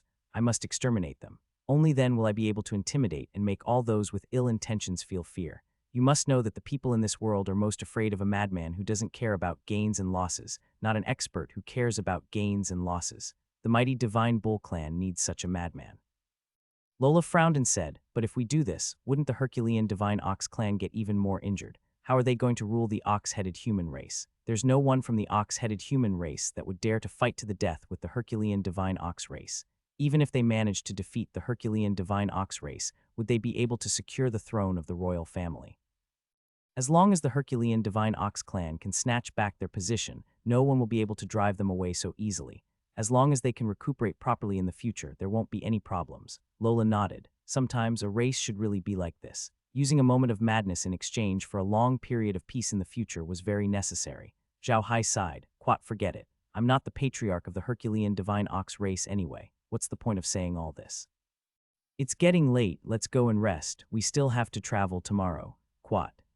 From their current position, it would take about 10 days to get to King of West Cheese, old camp. They would pass by a few small orc tribes on the way, but Zhao Hai didn't want to go to those small tribes anymore. He wanted to speed up, so he put the friendship flag of the Big Belly Pig tribe and the friendship flag of the giant Horned Bull tribe on his carriage and drove straight to King of West Cheese, old camp. Zhao Hai and the others spent most of their time in the realm and the Iron Mountain Fortress. The school had been set up, and the results were pretty good. The children of the great Horned Bull tribe were already attending school. Although they were still not used to it, they did not dare to wander around under the management of Ares and the others. The school was slowly on track. What Zhao Hai and his team needed to do now was to set up the lamb processing plant and wool processing plant as soon as possible. At the same time, Zhao Hai had another idea, which was to let Ares and his team build a milk wine processing plant. Milk wine had always been a special wine for the orcs. Their main ingredients were the milk of various animals, and the processing process was not very complicated. However, since the milk wine of the orcs had not been distilled yet, it was not very easy to preserve, and the degree of alcohol was not high. Therefore, you could see that every time the orcs drank, they would drink large pots of wine. It was not only the orcs' milk wine that did not use distillation, but the humans' fruit wine did not use distillation either. This confused Zhao Hai. On the Ark continent, most of the wine was fruit wine, while the orcs only used milk wine. There was no grain wine at all, which confused Zhao Hai. The orcs loved wine, and this was related to their living environment. It was very cold in winter, and the other 3 seasons were not any better. They had to eat and sleep in the open every day to graze their livestock. The weather was constantly changing, and sometimes a bag of good wine could save their lives. It was because of this that the orcs not only liked wine but also strong wine. However, there was no wine that was too strong on the continent, and they could make milk wine themselves without buying it, so they mainly used milk wine. When Zhao Hai was on Earth, he would drink some alcohol as well, but most of it was beer or white wine. He rarely drank fruit wine, so he couldn't tell whether it was good or bad. However, white wine was good for him. It had a high alcohol content, and if it was brewed well, it wouldn't get to his head. He wouldn't have a headache the next day, so he liked it a lot. However, on the Ark continent, they could only drink some fruit wine, and it was not distilled. To be honest, it did not taste good. Therefore, Zhao Hai had wanted to make wine for a long time. However, he didn't know how to do it. Neither did Green and the others. Although Laura's subordinates had many abilities, they didn't know how to make wine. If they only followed the method written in the book, they wouldn't be able to make any good wine. Therefore, Zhao Hai had never tried to make wine. But now they had Ares and the others. Although they could not make grain wine, they could make milk wine. That was enough. don't forget that you could buy cows from Zhao Hai's ranch, and the milk produced by the cows was amazing. Zhao Hai also wanted to try it out to see if he could make grain wine. He was producing more and more grain in his inner space. If he released all of it, it would have a huge impact on the grain market in the Orc grassland. It would definitely attract everyone's attention. If all the countries on the continent investigated him together and couldn't find him, he would be in even more trouble. Therefore, he wanted to turn the grain into another form of commodity, and wine was undoubtedly the best choice. Whether it was bamboo rice or corn, they were all excellent wine-making ingredients. After a simple distillation, the wine could be produced with more than 20 alcohol content. On the Ark continent, such wine was definitely considered a high alcohol content, and the Orcs would definitely like it. Therefore, making wine was also on Zhao Hai's agenda. However, there were still many difficulties. They were still mainly making milk wine, so Zhao Hai wanted to see how well it was made. Now Zhao Hai had 200 cows and 1,000 sheep in his Q-zone. He had milk and wool. He could really produce milk wine and milk products. He could also process wool products. He would not have to sell rabbit meat for gold coins like before. However, these things required a long time to prepare. Zhao Hai and the others were not in a hurry. They had plenty of time anyway, so they could take their time. Zhao Hai only needed 4 days to arrive. Since the carriage didn't stop for a second, the undead creatures wouldn't feel tired or bored, so he let them go. As for the Orcs' bull-drawn carriages, neither scaled horned horses nor wind-chasing horses were suitable for pulling them. In the end, Zhao Hai steeled his heart and turned the bulls into undead creatures. This way, the bulls could travel day and night. To be honest, Zhao Hai's heart ached at the thought of turning so many barbaric bulls into undead creatures. Even if these barbaric bulls were sold to the mainland, they would make a lot of money. Unfortunately, they didn't have any way to sell these barbaric bulls. In the past few days, Zhao Hai would let Zhu Ying out to see if there were any small tribes nearby. If there were, they would try to avoid them and not disturb the small tribes, because that would delay the time. What warriors needed the most right now was information on King Sichi, so Zhao Hai didn't want to waste too much time on these small tribes. He decided to go around them. Although Zhao Hai's actions might make King Sichi feel strange, no matter which direction they went to, they would encounter many small tribes. With the grain in Zhao Hai's carriage, it should have been sold out long ago. It was impossible to pull it to his old camp. For a large tribe like theirs, they had their own relatively fixed grain merchants to buy grain. When those grain merchants delivered grain to them, their tribe's war flag would be put on the carriage. It meant that this was food specially sent to that tribe to ensure the safety of the journey. For people like Zhao Hai who didn't work with a large tribe, their food would usually be bought or stolen by the smaller tribes. It was impossible for them to bring their food to the territory of a large tribe. On the prairie, the camp of each big tribe was like a market. Every month, there would be one day for human merchants to trade with those small tribes in the camp of the big tribe. Usually those small tribes would rely on luck. If they met human merchants, it was considered that they had gone far and could buy what they wanted. If they didn't meet human merchants, they could only wait for the trading day to buy what they wanted in the camp of the big tribe. King Sichi's camp was not considered a big camp among the Orcs, but it was considered a medium-sized camp. Therefore, they also had a market here, but it only happened once every 2 months. As a result, it was even more difficult for the small tribes living around King Sichi's camp to buy food. It was because of this that their desire to buy food was very strong. For example, if Zhao Hai's fleet was not specifically transporting food for the big tribes, it would be impossible for them to safely transport food to King Sichi's camp. They would either be bought or robbed. However, Zhao Hai had already prepared his speech. He could say that he had heard that there was a large tribe here, so he didn't sell the grain. Instead, he was going to take it to King Sichi as a sample. After 4 days of non-stop traveling, Zhao Hai and the others were finally about to reach King Sichi's camp. Zhao Hai and Laura had also returned to the plains from the Iron Mountain Fortress. As soon as they reached the grassland, Zhao Hai opened the door of Lola's carriage. Looking at the grassland outside, he suddenly smiled and said, "I feel like we haven't been back in a long time. I suddenly feel like this grassland has become a lot more beautiful." Laura and the other girls all burst out into laughter. These days, they had been busy managing the plants in the Iron Mountain Castle. As the temperature in the Black Earth wilderness had declined, they could not plant anything anymore. Therefore, they focused on the processing plants. However, they had too few people, so they couldn't set up all the processing plants. Zhao Hai wanted to set up a war grain processing plant, but he thought about it. Even if they could process the war grain, they couldn't sell it. The Orcs wouldn't buy it, and the humans hadn't opened their market yet. They could only make wool products so that they wouldn't have to kill the sheep. But now, they had a better choice: milk wine. Although the Orcs made milk wine themselves, they usually made goat's milk wine, which was incomparable to the milk made by Zhao Hai. Most importantly, his milk wine had been distilled, so it would definitely taste better than the milk made by the Orcs. Of course, in Zhao Hai's eyes, this milk wine was only a low-end product. However, he could still exchange it for many good things from the Orcs. After all, the orcs also like to drink good milk wine. The convoy soon entered the territory of King Xi's camp. From where they were, they could already see King Xi's camp.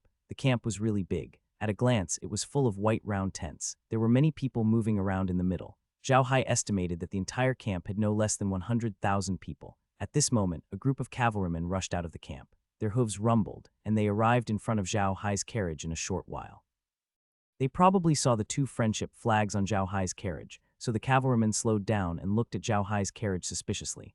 Zhao Hai quickly came out of the carriage and bowed to the cavalryman. "Quat, respected warrior, we are merchants from the human race. May I ask if this is the camp of King Xichi of the bullfighting race?" The bullfighting race knight saw Zhao Hai's politeness and quickly said, "Hello, human friends, this is King Xichi's camp. What can I do for you?"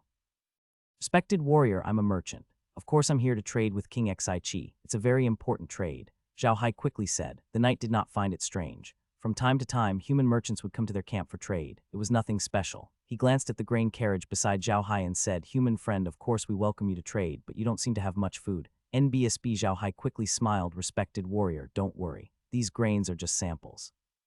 As long as you agree to the deal, I will send more over." Quat. In order to avoid any misunderstandings, Zhao Hai had already collected all the undead creatures of the giant horned wild ox tribe. Now there wasn't a single beastman undead in his caravan. It looked like an ordinary human caravan. Zhao Hai and the others followed the cavalrymen into the campsite. They immediately realized the difference between the campsite and the smaller tribes. It was not about the size of the campsite. For such a large tribe, the campsite had to be big. What Zhao Hai meant was the attitude of the people here. Zhao Hai had come into contact with many small orc tribes, but this was the first time he came into contact with a large tribe like King Sichi. In the past, when he interacted with the small tribes, the people of the small tribes were very enthusiastic when they saw human merchants. Some of the small tribes were even very excited. Spear's Sheep Head Hammer tribe was an example. Because Zhao Hai sold him food at a low price, he was even willing to give Zhao Hai the friendship flag. However, King Sichi's camp didn't have such a scene. They weren't surprised by the arrival of Zhao Hai and the others. Even the children of the tribe didn't come over to watch. Zhao Hai even saw a hint of contempt in their eyes. Zhao Hai was stunned for a moment. Then he immediately understood why the orcs looked down on them. It was because their convoy was too small. 100 carriages of 2,000 caddies of food only contained 200,000 caddies of food at most. For a large tribe with more than 100,000 people, this amount of food was too little. Zhao Hai didn't mind. He followed the cavalrymen to a corner of the campsite. To his surprise, the tents in the corner were empty and there were no orcs nearby. The leader of the cavalrymen rode his cow to Zhao Hai and said, "Friends from the human race, you can stay here for the time being. This is a camp specially built for human friends. You can live here directly. You can also ask the people nearby for what you need. Of course, you will need to exchange for something." The bullfighting clansman grinned and said, "I'm Beta, you can just call me Beta." Zhao Hai quickly smiled. "Quite okay, brother Beta, I've prepared a small gift for you. Please accept it. If you have time, please help me tell King Xichi that I really want to discuss a big business deal with him." Quat then, he waved his hand and Lola immediately took out a bottle of wine. Of course, this wine was not milk wine, but real human fruit wine. Beta was stunned for a moment, then laughed out loud. He took the fruit wine from Zhao Hai's hands and said, "You're an interesting human, really interesting. Ha, don't worry, I'll report this to the elder." After he finished speaking, he patted the bull's belly. The bullfighting bull under him gave a roar, turned its head, and left. The group of bull-headed people also left with him. Zhao Hai smiled and turned to Laura. "It seems that big tribes are different. They actually provide a place to live. It seems that we don't need to set up tents. Take a look and see what's in the tents." Laura and the others laughed and returned to the tent. Zhao Hai commanded the undead creatures to secure the carriages. After Zhao Hai and the others settled down, he immediately took out some food and exchanged it for some milk, wine, and mutton from the bullfighting tribe nearby. Now Zhao Hai could feel the difference between the bullfighting tribesmen in King Xichi's tribe and those in the small tribes. King Xichi's tribe was more utilitarian. Perhaps this was an inevitable phenomenon of social development.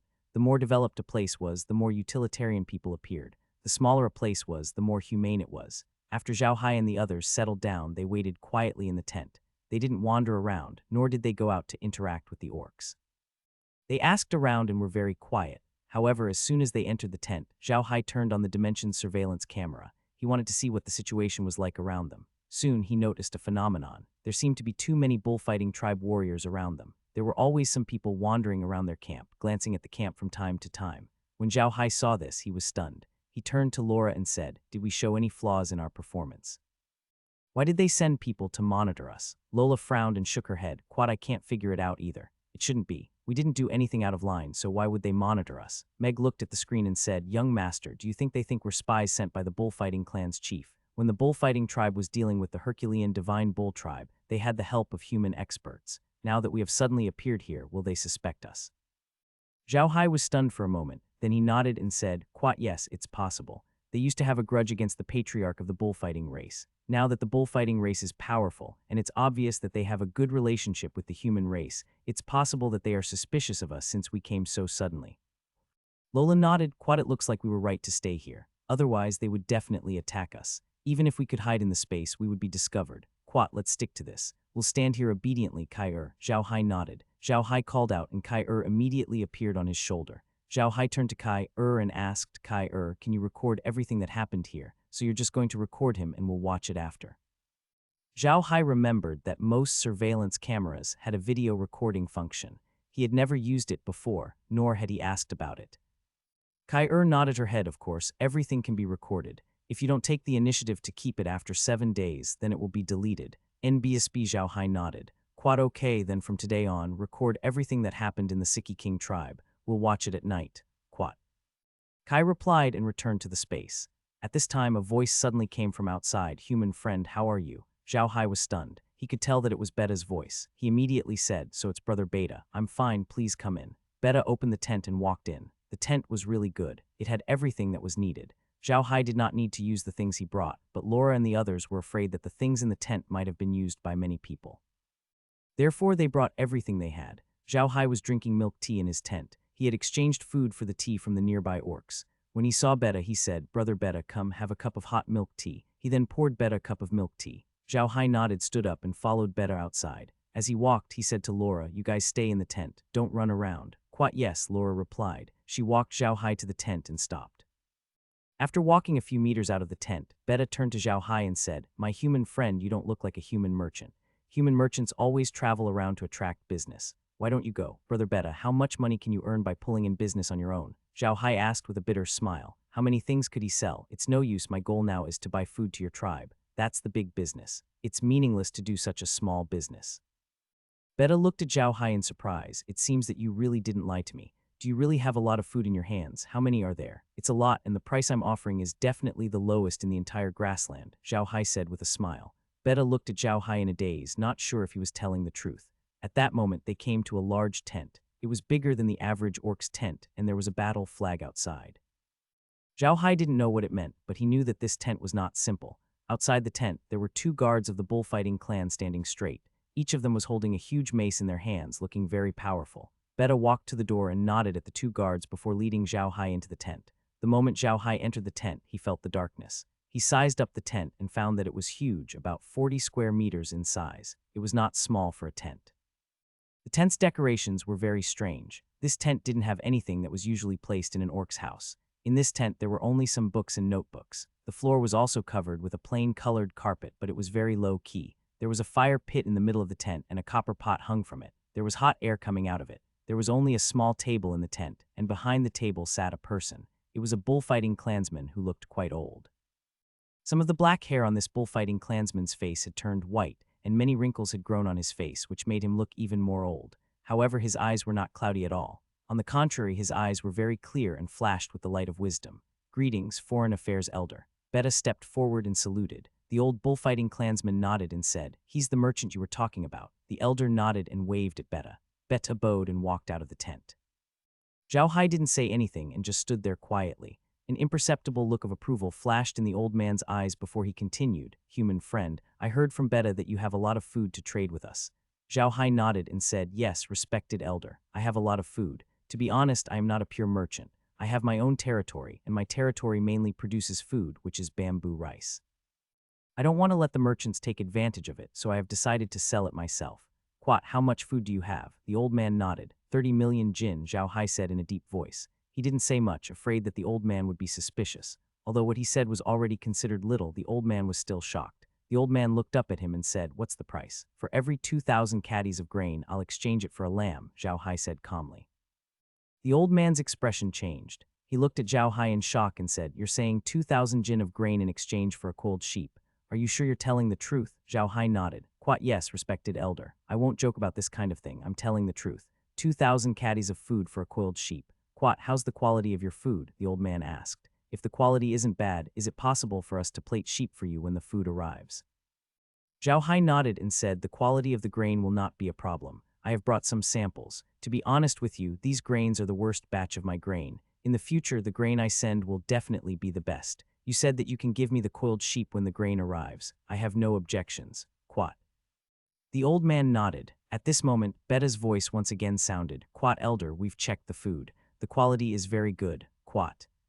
The old man nodded and turned to Zhao Hai. Human friend, you're not lying. Your food is of such quality. NBSB Zhao Hai shook his head. No, elder. The food I brought is the worst of all. In the future, the quality of my food will only get better. Quat. The old man looked at Zhao Hai, and Zhao Hai looked back at him without moving. After a while, the old man nodded and said, Human friend, this deal is done. You can have your people transport the food here, but remember, I'll only give you 1.5 months. I'll take as much as you can transport. After 1.5 months, the snow will close the road. At that time, you won't be able to transport the food even if you want to. Zhao Hai smiled and said, Elder, don't worry. It won't take that long. It will be fine as long as it doesn't take a month. You can see what happens. Please allow me to leave and make the arrangements. Quat. The old man nodded. Zhao Hai slowly left his tent and walked back to his own. At this moment, Betta walked into the old man's tent and said, Quat elder, they're very honest. They almost never leave the tent. I don't see any problems with them. Quat. The old man nodded and said, I think this young man is also very good. Monitor them for a few days. If they still perform the same, then we have to keep an eye on them. If they come out and interact with the clan, find out what they say. If it's just ordinary things, then we don't have to monitor them anymore. Quat. Betta looked at the old man in confusion. Quat elder, he said. Quat, why are they still acting like this? Why are we even more monitoring them now? They had contacted their clansmen, but now they were no longer monitored. Isn't this too abnormal? The old man looked at Betta calmly and said, Betta, you should know our current situation. It's a critical time now, and this merchant's appearance is too strange. They just arrived at the camp today, so it's normal for them to be honest. Could it be that all businessmen don't have contact with others? So it's normal for him to come into contact with people in a few days. If he still stays in his tent, it means that he's hiding something, and we should be more careful. Do as I say. In addition, don't put all your bets on him. Don't cut off contact with the other merchants. We don't mind having too much food. Betta finally understood what the old man meant. He nodded and said, Yes, elder. I'll make the arrangements immediately. The old man nodded and Betta turned around and left. The old man looked at the shaking curtain and sighed, Your Highness, your choice is truly wrong. Is the Herculean Divine Ox tribe really that easy to defeat? Bullfighting race asked for the help of the human race, sigh. The tent once again fell into silence, as heavy as the old man's mood. Recently, due to the defeat of the Herculean Divine Ox tribe, King Sichi began to think of ways to please the bullfighting tribe. The first thing he did was to send the 2 princesses of the Herculean Divine Ox tribe who had been married into his tribe as slaves. He had completely made them lose their dignity. The old man didn't agree with King Ziki's actions. The vigorous Divine Ox clan had helped King Ziki a lot.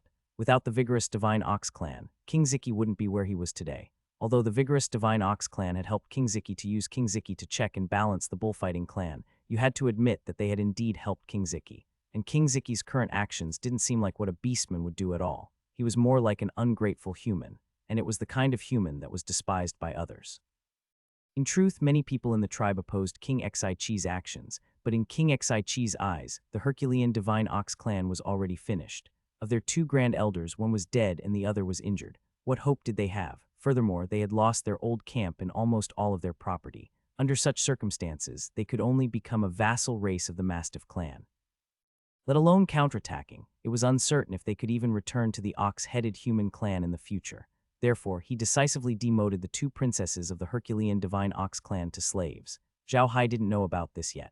When he returned to the campsite, he ordered the undead creatures to unload the food from the truck and drive the truck away. At the same time, he also ordered them to take the evil spirit staff. After doing all that, Zhao Hai returned to the tent.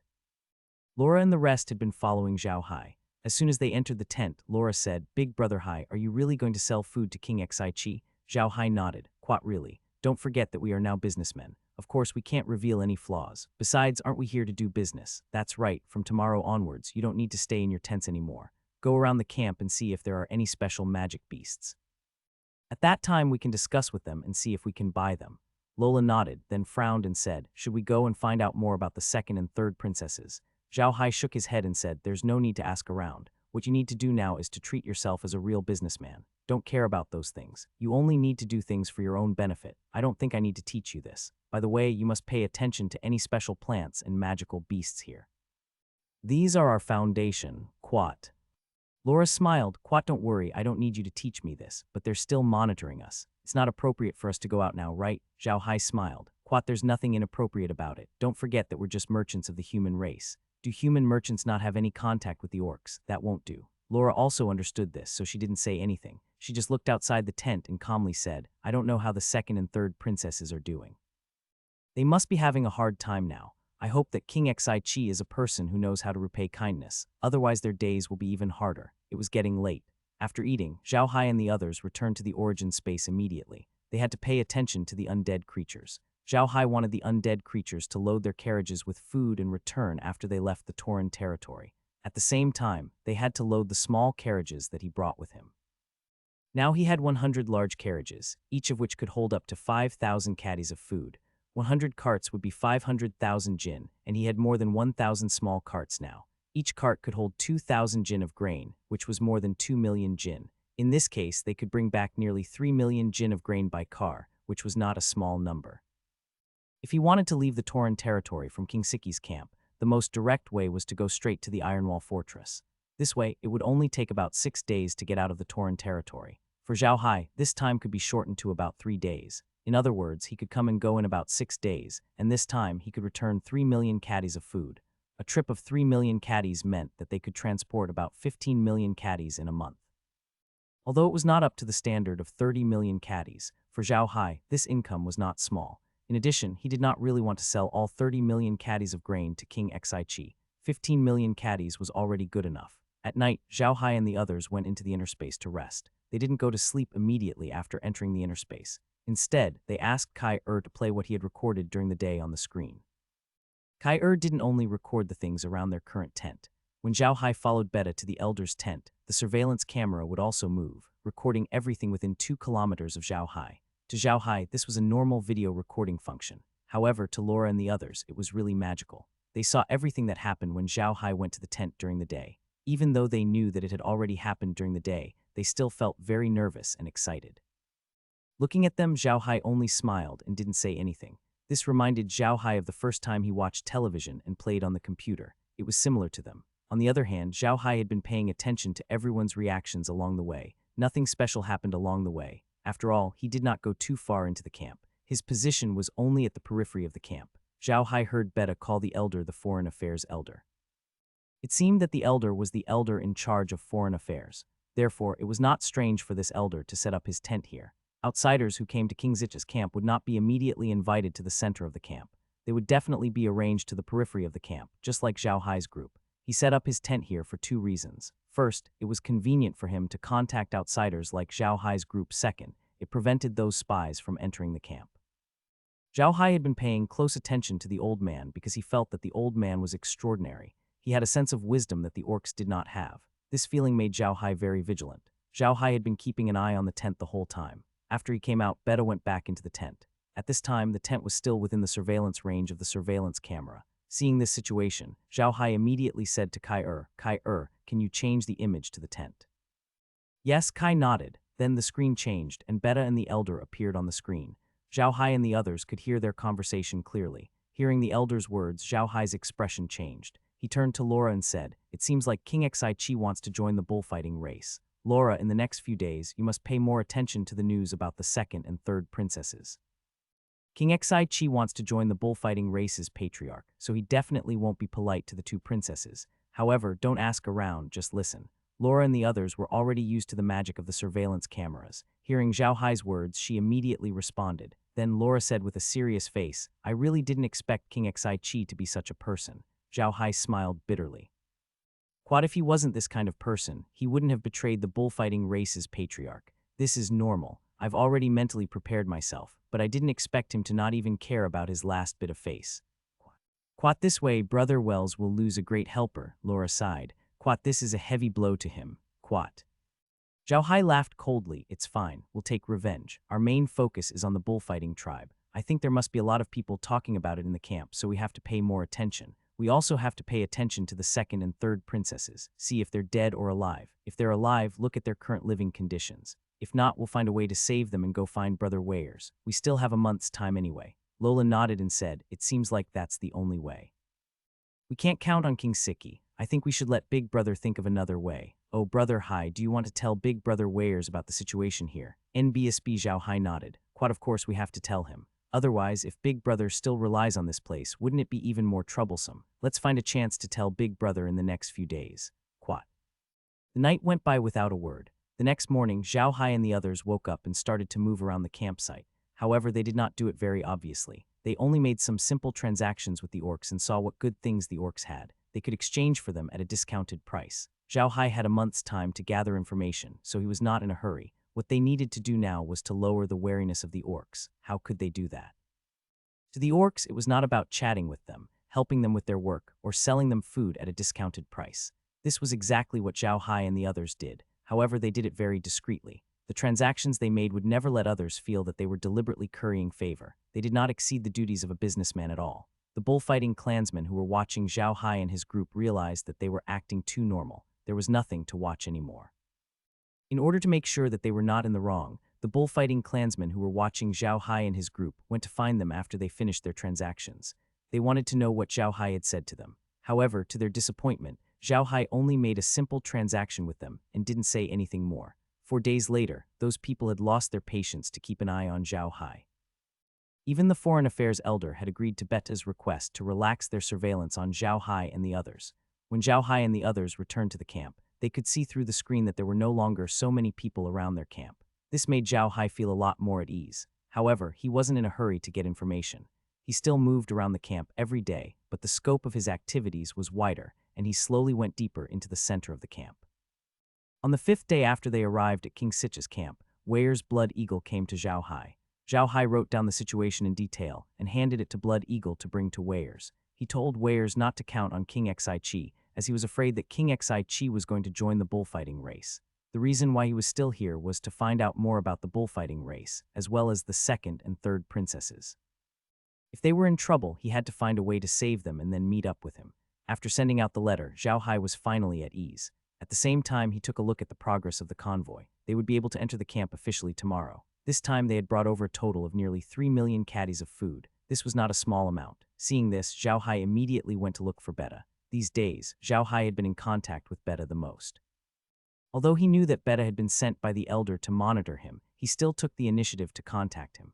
This would lower Beta's guard. If he kept hiding from Beta, it would be impossible for Beta to relax his surveillance over the past few days. Beta was mainly responsible for the safety of his camp, so he didn't have to graze like the other bullfighting tribe members. All he had to do every day was patrol, so Zhao Hai found him easily. These few days under Zhao Hai's special room, Beta's relationship with him was pretty good. So when he saw Zhao Hai, he immediately smiled and said, "Brother Zhao Hai, what are you busy with?" Quat, "Brother Beta." Zhao Hai quickly said, "I was looking for you. I have something that I need your help with." Quat. Beta was taken aback. "Quat, Brother Zhao Hai, why are you being so polite with me? Tell me what's the matter. As long as I can help, I'll definitely help." Quat. Zhao Hai nodded. "Quat, Brother Beta, our convoy will arrive at the camp tomorrow. This time they brought a lot of food. I have to find a place to put it. You have to arrange a good place for me." Quat. Beta was stunned for a moment, then said emotionally, "You're back so quickly. Brother Zhao Hai, your men are very fast. How many caddies of food did you bring this time?" "Around 1.5 million kilograms, Zhao Hai replied with a smile. Beta was stunned, then he looked at Zhao Hai in shock. "Quat, Brother Zhao Hai, you mean 3 million jin. It's not 300,000 jin." NBSB Zhao Hai laughed out loud. "Brother Beta, why would I joke about this? It's 1.5 million kilograms, that's right. That's why we need a huge space." Quat. Beta saw how certain Zhao Hai was and quickly said, "Brother Zhao Hai, go back to the camp and wait. I'll immediately report to the elders and give you an answer." Zhao Hai smiled, bowed to Beta, and left. Beta looked at Zhao Hai's back and immediately turned around, heading straight for the Foreign Affairs Elder's tent. When they arrived outside the Foreign Affairs Elder's tent, Beta did not bother to report and barged into the tent directly. Fortunately, there was no one in the tent. Only the Foreign Affairs Elder was there dealing with something like an account book. When he saw Beta enter, the Foreign Affairs Elder said in dissatisfaction, "Can't you be a little more steady? You're already an adult, yet you're still so flustered." Beta didn't even bother to bow. "Quat, Elder, Zhao Hai came to me just now. He asked me to help him prepare a place. His first batch of food will arrive tomorrow." There's a total of 1.5 million kilograms. Quad. The Foreign Affairs Elder was stunned for a moment, then his eyes lit up. So fast? Is it really 3 million jin? Quat. Yes, Beta nodded. Quat. Zhao Hai said so. He was very sure. Quat. The Foreign Affairs Elder gently closed his eyes and muttered, 3 million jin of grain at half price. This really saves us a lot of trouble. Go arrange a place for him, a good place. When the grain arrives tomorrow, you guys will help unload it and see how good the quality is. Beta responded and turned to leave. It was not until Beta left that the Foreign Affairs Elder opened his eyes and muttered, it's here so quickly. Could it be that he has a transfer station here? It wasn't strange for human merchants to build a transfer station here. Some big human merchants would build a transfer station here. Usually this transfer station would cooperate with some medium-sized or large-sized orc tribes. They would put their goods there and pay the orc tribe a commission. This way, they could quickly and conveniently transport their goods to the place they wanted to transport. The Foreign Affairs Elder didn't mind. He was only thinking about Zhao Hai's food. To be honest, Zhao Hai's food was really cheap. Even the merchants who often worked with them couldn't give Zhao Hai this price. The merchants' food prices were almost the same, 500 kilograms for one lamb. Zhao Hai's food was half the price of the merchants. What did it mean for King Sichi's camp to have half the price of food? It meant that there would be more food. To them, this was the best news. When Zhao Hai first came to find him, he didn't trust Zhao Hai, so he told Zhao Hai to wait for the food to arrive. They were going to start coiling the sheep for him. He didn't expect Zhao Hai's food to arrive so quickly. The next morning, a huge convoy slowly walked towards King Sichi's camp. As it got closer and closer, Beta and the others stood beside the camp and looked at the convoy. The convoy was made up of more than 1,000 carriages. The one in front was 100 large carriages commonly used on the grasslands, while the one behind was a small carriage commonly used by the human race. Zhao Hai stood outside loudly. This time the convoy was filled with undead creatures, so he didn't have to worry at all. However, Beta and the others were all standing there waiting for the food trucks. Looking at the long line of vehicles, Zhao Hai was very excited. This fleet was his. Everything was his. How could he not be excited? When the convoy arrived, Zhao Hai and Beta immediately led the convoy to an open space. Beta and the others had specially arranged for Zhao Hai and the others to store food there. It was almost winter, so it was impossible for it to rain on the plains. So even if the food was left out in the open, they didn't have to worry about getting wet. Beta, on the other hand, had been paying attention to the sacks on the truck. They looked ordinary, nothing special. However, Beta had been carefully observing them. He wanted to know the quality of Zhao Hai's grain. Soon, they arrived at the empty plot of land. Zhao Hai wanted to direct the undead creatures to unload the food, but he didn't expect Beta and the others to rush over to help. Zhao Hai couldn't refuse, so he had to agree. When Beta picked up a bag of food, he was stunned for a moment because this bag of food was very heavy. It was not that he could not carry it, but it was much heavier than the food transported by other grain merchants.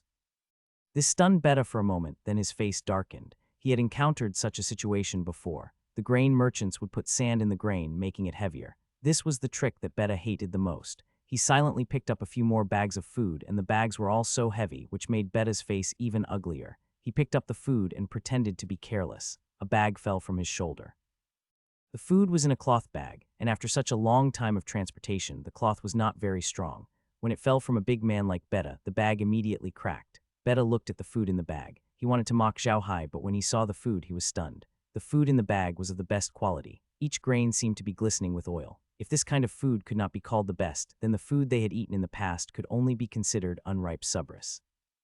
Most importantly, there was not a single grain of sand in the food. It was very clean. Beta looked at the bag of food in a daze. The other bullfighting clansmen also gathered around and looked at the cracked bag on the ground. Their expressions were as wonderful as Beta's. These bullfighting tribe people had done this kind of thing many times. As long as they discovered that there was a problem with the food, they would do it. This way, they could lower the price. When they saw Beta's actions, everyone was ready to make a fuss. However, when they saw the food on the ground, everyone lost their voice. Zhao Hai looked at them and smiled. He knew that he could carry out his plan from now on. The tent's curtain was forcefully pulled open, and a figure rushed in from outside. The Foreign Affairs Elder could not help but frown. He knew that the person who had entered must be Beta. Other than Beta, no one else would dare to break into his tent like this. He put down the pen in his hand and looked up at Beta. He couldn't help but be stunned when he saw that Beta was holding a bag of grain in his hand and looking at him excitedly. The elder frowned and said, "What's the matter, Beta?" Beta panted and put down the grain bag in his hand. He looked at the elder excitedly and slowly opened the bag, pouring the bamboo rice on the ground. The elder had been watching Beta's actions. Soon after, his gaze was attracted by the bamboo rice on the ground. This was the best bamboo rice he had ever seen in his life. He couldn't sit still any longer. He stood up and walked to the bamboo rice. He grabbed a handful and put it in his mouth, chewing it gently. Good rice. This is Zhao Hai's rice. The elder looked up at Beta. Beta nodded. What, they're all the same? The elder asked.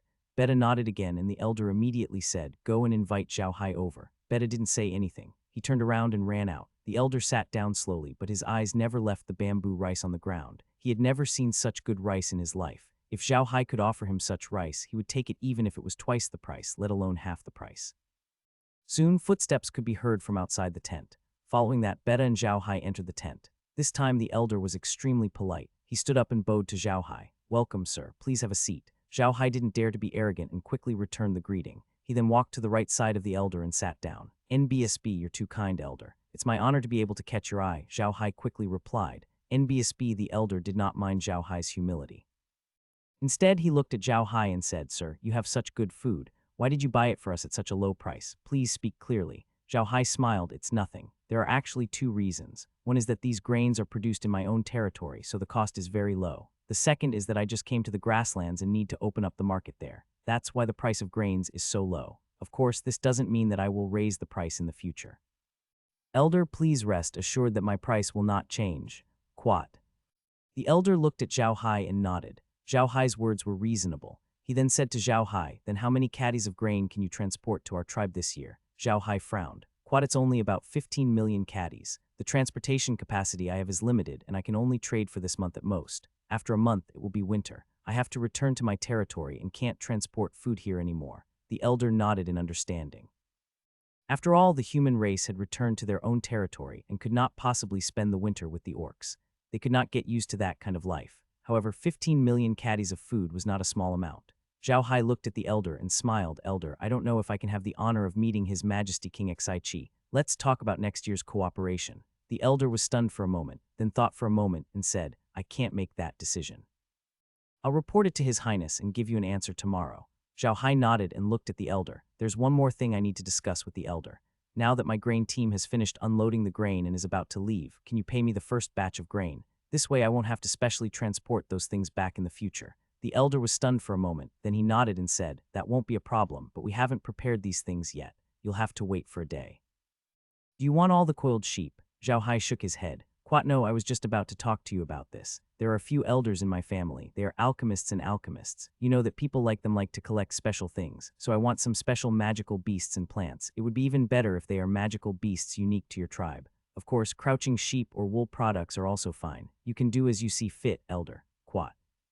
The elder did not expect Zhao Hai to have such a special request. He looked at Zhao Hai and said, Teacher's meaning is, if we use our clan's bullfighting to exchange for food with you, you will pay a high price. What about the soul beast? Zhao Hai quickly replied, same, I can also offer a high price. Please rest assured, elder. However, I can't ask for too many of these two types of magical beasts. After all, I'm afraid that I can't keep them alive.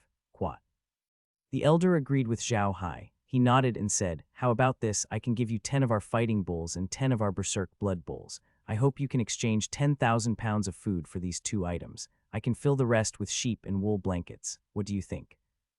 Zhao Hai thought for a while and said, that's not a problem. 10 bullfighting bulls and 10 berserk blood bulls.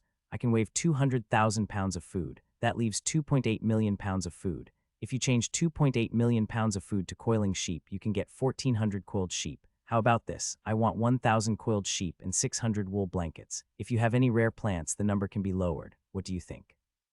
The elder nodded and said, very fair, I agree. Sir, we'll be able to get what you want tomorrow. Right now, we don't have time to collect magic beasts and plants for you. The time is too short and it's almost winter. Many plants are about to die. We can only wait until next year. Quat. Zhao Hai smiled and said, it's nothing. Elder, you can collect it in the next few days. My second batch of food will arrive in a few days. Then we can carry out the trade. We don't have to worry about the plants that have just died. As long as they don't die for too long, it's best if they don't die for more than a month. Quat. Seeing that Zhao Hai had left, Beta could not help but say to the elder, Elder, why did you give him our clan's spirit beast and spirit beast? What if he really does come up with something? The elder smiled. Quat, that won't happen, don't worry. Haven't the humans studied soul beasts for a few years? What have they researched? Do you think that if we don't give it to them, they won't be able to get any more soul beasts? There are plenty of greedy people, so why don't we use our soul beasts to exchange for more food for ourselves? Beta nodded and didn't say anything else. The elder turned to Beta and said, go and have the clansmen collect as many strange plants as they can. If anyone can hunt some strange magical beasts, that's fine too. But remember, they must be alive. Beta responded and turned to leave. As Zhao Hai walked back to his tent, he was thinking about the conversation he had with the elder. Fortunately, there were no flaws. He seemed like an ordinary human merchant. He had deliberately asked the elder for the magical beasts because he knew that he couldn't be too low-key now. Human merchants couldn't be too low-key with the orcs. In such a critical time, he couldn't be too low-key, or else he would arouse the suspicion of the other party. In people's impression, spies were very low-key and didn't cause trouble as much as possible. On the contrary, if you were high-profile, no one would suspect you. Although Zhao Hai wouldn't be too high-profile, he couldn't be a substitute either. Therefore, he asked the elders for some special magical beasts and plants. This was actually a high-profile act. NBSP at the same time, he revealed a message to the elder that he couldn't get these things anywhere else. Zhao Hai knew very well that Weirs wasn't the one King Ziki was most afraid of. In their eyes, the mighty Divine Ox clan had been driven away, and Weirs' power was weak.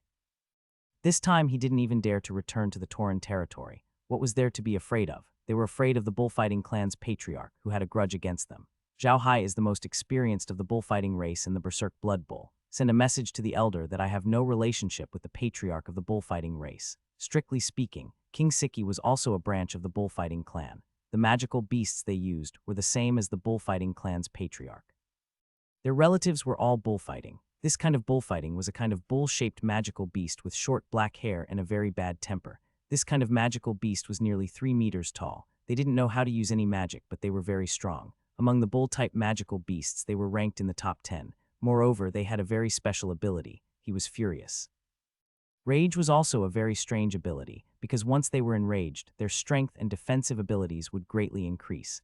Moreover, regardless of the level of the other magical beast, they would dare to charge, which was stronger than most magical beasts. The hierarchy of magic beasts was very strict. For example, a bullfight could only be considered a 6th grade magic beast. Usually, if a 6th grade magic beast saw an 8th grade magic beast, it would be so scared that it wouldn't dare to move and would let the 8th grade magic beast slaughter it. However, the bullfight was different. It wasn't afraid. Whether it was an 8th grade or 9th grade magic beast, as long as the bullfight was in a state of rage, it would dare to take the initiative to charge. As for the Berserk Blood Bowl, it was a dark element magical beast. It was only grade 5 and could use simple blood magic. However, this type of magical beast was the most suitable for the bullfighting tribe. The Berserk Blood Bowl shouldn't have been called that because it knew 2 blood magic. One was rapid recovery, and the other was absolute darkness. These 2 types of magic were auxiliary magic. Quick recovery could allow one's injuries to recover several times or even dozens of times faster than normal. Absolute gloom, on the other hand, was a type of spiritual black magic.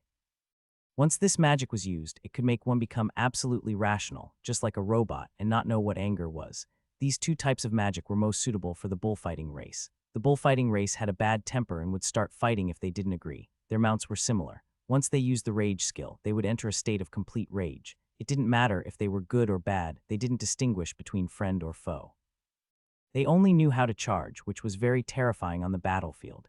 These 2 skills of the Berserk Blood Bowl could suppress this state of rage. After the bullfighting clan absorbed the beast soul of the Berserk Blood Bowl and mastered the beast soul skill, their beast soul skill would have 2 very special abilities. One was to quickly recover from their injuries, and the second was to keep them in a calm state. Not only them, but even their mounts were the same. The reason why the Berserk Blood Bowl was called this was that its entire body was blood red, and its eyes were usually black and white, but when it came to battle, they would turn blood red, just like people who became angry, so it was given such a name. The bullfighting race was only an ordinary race among the bull-headed people in the past because they had bad tempers and their mounts were not very obedient. Once they were in a state of anger, they could not distinguish between friend and foe, so they were not very popular among the bull-headed people.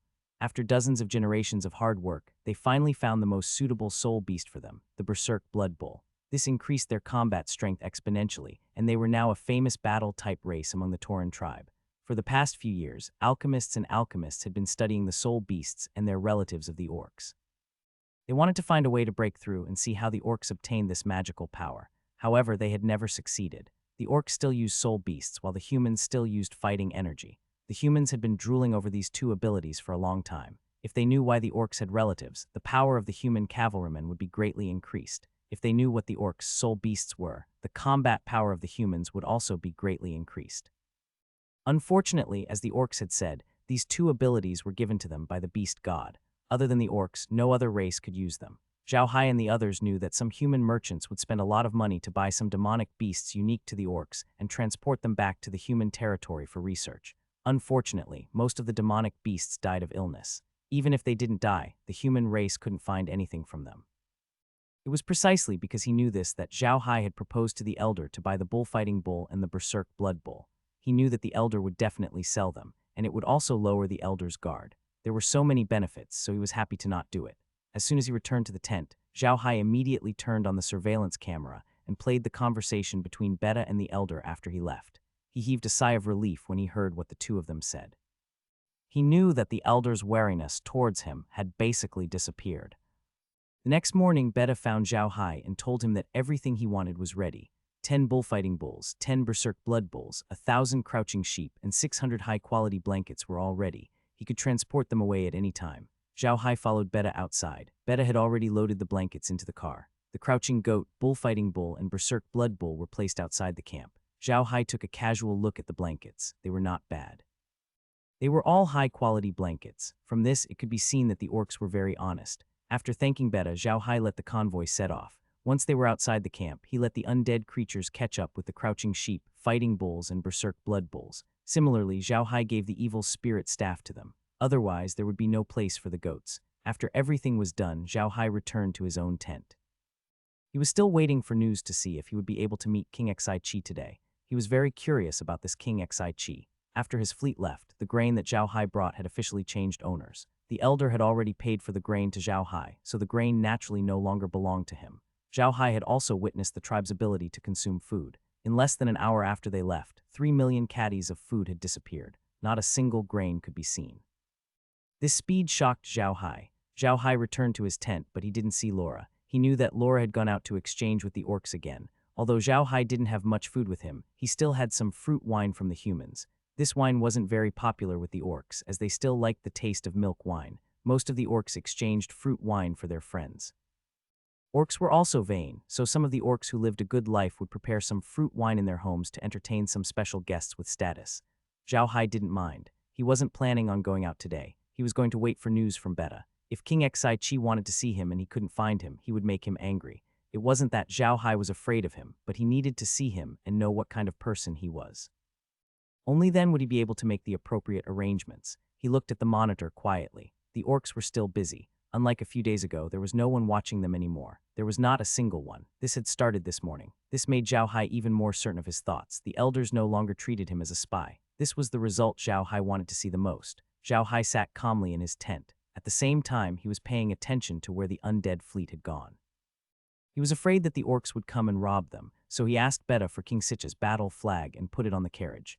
He believed that no tribe in this area would dare to disrespect King Sichi. Beta didn't say anything. After asking the Elder agreed. After all, Zhao Hai's grain was really cheap and of good quality. If they still couldn't use King Sichi's war flag, then the other merchants would have even less right. However, to be safe, Zhao Hai still put the bullfight and the berserk blood bull into the realm. Then, he sent the animals to the ranches. As soon as the bullfight entered the ranches, a notification came from the realm. Quat mutated bull-like animal, level 25, unstable mental power level, easily angered, improved animal weaknesses, animal maturity time 20 hours, can give birth to 6 cubs. Each time can give birth to 6 cubs, consumes 3 grains of pasture every hour. Animal data transformation can be purchased from the space store.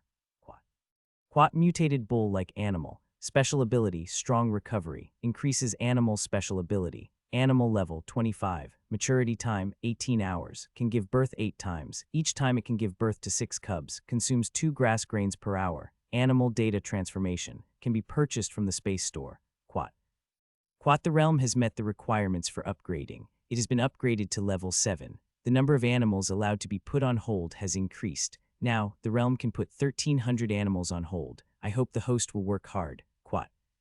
Zhao Hai gave a faint smile. Not bad, he had finally leveled up again. He immediately took out another 100 milk cow younglings and placed them into the medium. He then turned to Muer and said, Muer, I'll leave the space to you. Remember, maintain the number of crouching sheep and cows. Quat Muer responded. At this moment, told him that Beta had arrived and was about to reach his tent. Zhao Hai's heart skipped a beat, and he immediately appeared in the tent. At this moment, Beta also walked in from outside. When he saw Zhao Hai, he immediately said, Brother Zhao Hai, come with me to see the Elder. The Elder wants to take you to see His Highness. Zhao Hai nodded and followed Better out. The title of King Sichi was actually given by him. He didn't dare to call himself the emperor, so he could only call himself the king. However, this king liked to put on airs and liked to be called Your Majesty. Zhao Hai knew this, so when he met the elders yesterday, he asked to see His Majesty King Sichi. King Sichi had no right to be called Your Majesty. Zhao Hai admired the beastman's efficient way of doing things, so he followed the elder out without hesitation. When he got outside, Zhao Hai was stunned. There was an ox cart parked outside the tent. It was huge and had a box. It was obviously for them to use as a means of transportation. Zhao Hai rarely saw orcs in carriages.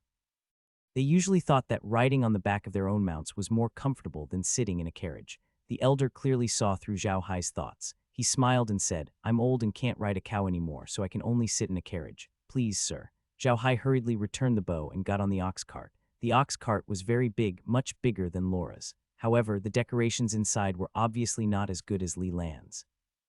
There were only 2 simple seats on both sides of the carriage, covered with animal skin. It was so simple that it was almost crude. After Zhao Hai and the elder sat down, the ox cart started to move slowly. After the elder got on the cart, he closed his eyes to rest. Obviously, he didn't want to talk to Zhao Hai anymore. Zhao Hai had no choice but to sit quietly in the cart. Half an hour later, the car stopped. Zhao Hai, who had almost fallen asleep, woke up. The moment he opened his eyes, he saw a pair of eyes that seemed to be smiling yet not smiling.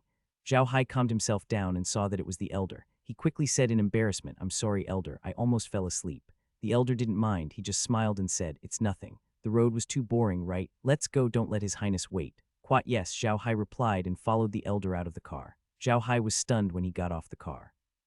He thought that he would be outside King Sichi's tent, but now he realized that he was wrong. After he got off the car, he was outside a wooden fence, and King Sichi's tent was inside the fence. This was Zhao Hai's first time seeing such a situation. Normally, there was no fence outside the orc camp, and neither was there one outside King Sichi's camp. However, there was a fence outside his tent, as if he was raising it. Of course, King Sichi didn't think that way. He wanted to use this method to show that he was different from the others, but to Zhao Hai, it was like a monkey in a cage trying to show the difference between him and humans. There were 2 guards standing in front of the gate. When they saw the elder and Zhao Hai get off the car, they immediately bowed to the elder. The elder waved his hand and led Zhao Hai inside. While walking, Zhao Hai was looking for King Sichi's tent. The first impression that the tent gave Zhao Hai was that it was gorgeous, very gorgeous. In the open space outside the tent, there were 2 teams of cavalry patrolling back and forth. These cavalry were all wearing leather armor and holding wolf-tooth clubs. They were full of killing intent. Obviously, they were elite soldiers who had experienced hundreds of battles. King Sichi's tent was completely white and very clean. Only the top of the tent was golden, with King Sichi's war flag on it. Zhao Hai finally understood. So this was the golden top tent. It was truly magnificent. However, the elder did not stop and led Zhao Hai to the entrance of the tent.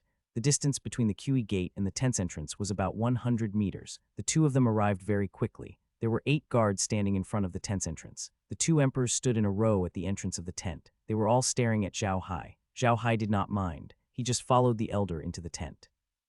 When they reached the entrance, the elder stopped and said to the guard, "Please inform him that External Affairs Elder Baruch has brought his human friend Zhao Hai to see His Royal Highness." This was Zhao Hai's first time hearing the elder's full name, but he felt uncomfortable. He wasn't dissatisfied with Baruch. On the contrary, he was dissatisfied with King Sichi. King Sichi was at most a mid-tier tribe in the Tauran tribe, and there were countless such tribes in the grasslands. However, not only did this guy call himself a king, but he also had people call him Your Highness or Your Majesty. Quite most importantly, he was too arrogant. This display of power was simply too outrageous. He didn't even seem like a beastman, but more like a human noble, making people hate him. What Zhao Hai didn't know was that King Sichi was doing this on purpose. The first time he wanted to meet a human merchant, he would always put on such a front so that the human merchant would be a little weaker before meeting him. However, he didn't expect that his actions would make Zhao Hai's dislike for him increase. Zhao Hai was even sure that King Sichi wasn't someone who could achieve great things. When his own strength was still not that great, he dared to put on such a big show. Even if this kind of person could accomplish anything, it would be very limited. He was not a cause for concern at all. He now understood why the old patriarch of the vigorous Divine Ox clan had chosen King Sichi to cooperate with.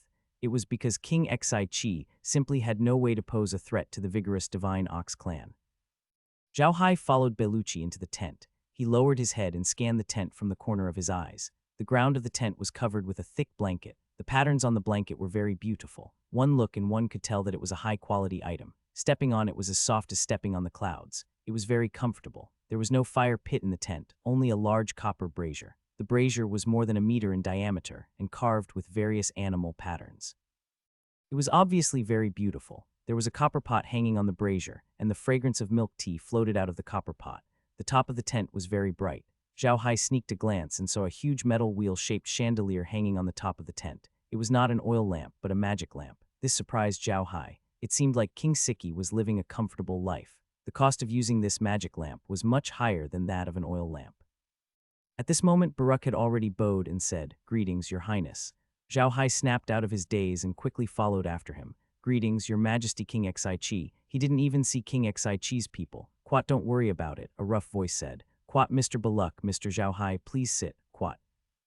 Zhao Hai looked up and saw a table in front of him. It was not a small table, but a real square table. It looked like a study table. Behind the table was an orc who was about 3 meters tall. He had a huge bull head and a pair of curved blade-like horns. There was a long scar on his ugly face, which made him look even more ferocious. His body was very strong, like a mountain sitting there. His muscles were sharp and angular, like iron. Behind him was a huge mace, the head of which was as thick as Zhao Hai's body. This man was not wearing the leather robe of the orcs, nor was he wearing the ordinary clothes of the human race. He was wearing armor, a real human iron armor, which made him look as terrifying as a steel monster. Just by looking at his appearance, you would think that he was a war fanatic, a rough man with super thick nerves, but Zhao Hai didn't think so. He found that King Xi's eyes were very bright, like an X-ray machine, able to penetrate the body and soul of people. It was extremely terrifying. Zhao Hai didn't think that a person with such eyes would be a brute. This person was definitely not a simple character. However, Zhao Hai didn't say anything. After thanking him, he walked to the chair opposite King Sichi's desk and sat down. Belucci sat beside him. NBSB King Xi laughed. Humans just like to say nice things. "Mr. Zhao Hai, you don't have to be so polite. As long as you transport the grain to the grass, there won't be any left. Quat." If Zhao Hai had not noticed the look in his eyes, he would have thought that he was a straightforward and innocent person. However, Zhao Hai did not think so. He immediately smiled and said, "Your Majesty, you're too polite, I mean it. We have to consider the long term by cooperating with Your Majesty, not only this year, but next year and the year after that. However, I cannot make such a promise to ordinary tribes. I wonder if I have the honor to cooperate with Your Majesty next year." King Xi didn't expect Zhao Hai to get to the point so quickly. He looked at Zhao Hai in surprise. "I wonder how much food you can provide us next year." 200 million jin. Zhao Hai replied after some thought. King Xi didn't look surprised. Instead, he said in a deep voice, "What's the price?" Zhao Hai smiled. "It's the same as this year. Your Majesty, you don't have to worry. Furthermore, I can guarantee the quality of my food. Your Majesty, please rest assured." King Xi looked at Zhao Hai. "Sir, you should know that 200 million caddies of food is not a small amount for our tribe. If there is any problem with your food, our entire tribe will be affected." Zhao Hai nodded and said, "Of course I know. But don't worry, Your Majesty. I sincerely want to cooperate with you. I will not send the 200 million caddies of grain to Your Majesty in the fall. I will send them in batches. As soon as the grass on the grassland starts to grow, I will send the grain to Your Majesty until winter when my carriage cannot enter the grassland. What do you think, Your Majesty?" King Xi's eyes glinted coldly as he said, "Quat, why can you send us food when the grass in the grassland has just grown?" Zhao Hai smiled. "Quat, Your Majesty, I can only say that because of the climate in my territory, I can grow 3 seasons of bamboo rice a year. When the grass of the grasslands just grows, my first season of bamboo rice has just ripened. I can bring it to you, Your Highness. Quat." When King Xi heard Zhao Hai say this, he was stunned. "You are not from the Arcas Empire." King Sichi's words made sense. The climate of the Arcas Empire was similar to that of the grasslands. Generally, they only grew 1 season of crops a year. Only in the countries further ahead could they grow 2 or 3 kinds of food a year. "No, don't worry, Your Majesty," Zhao Hai replied with a smile.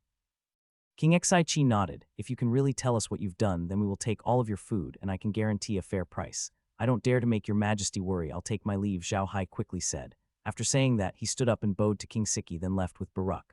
On the way back to the carriage, Baruch looked at Zhao Hai and said, "Quat, teacher, don't be angry. There have been many things in our tribe recently. His Majesty really doesn't have the time. Quat." Zhao Hai was taken aback. He then smiled and said, "Elder, you're being too polite. I'm really not angry. It's enough for me to be able to finalize the cooperation with His Majesty. Elder, you don't have to greet me. I still have some matters to deal with when I return. Quat." Baruch nodded and stopped talking. Zhao Hai opened the window next to the trunk and looked out.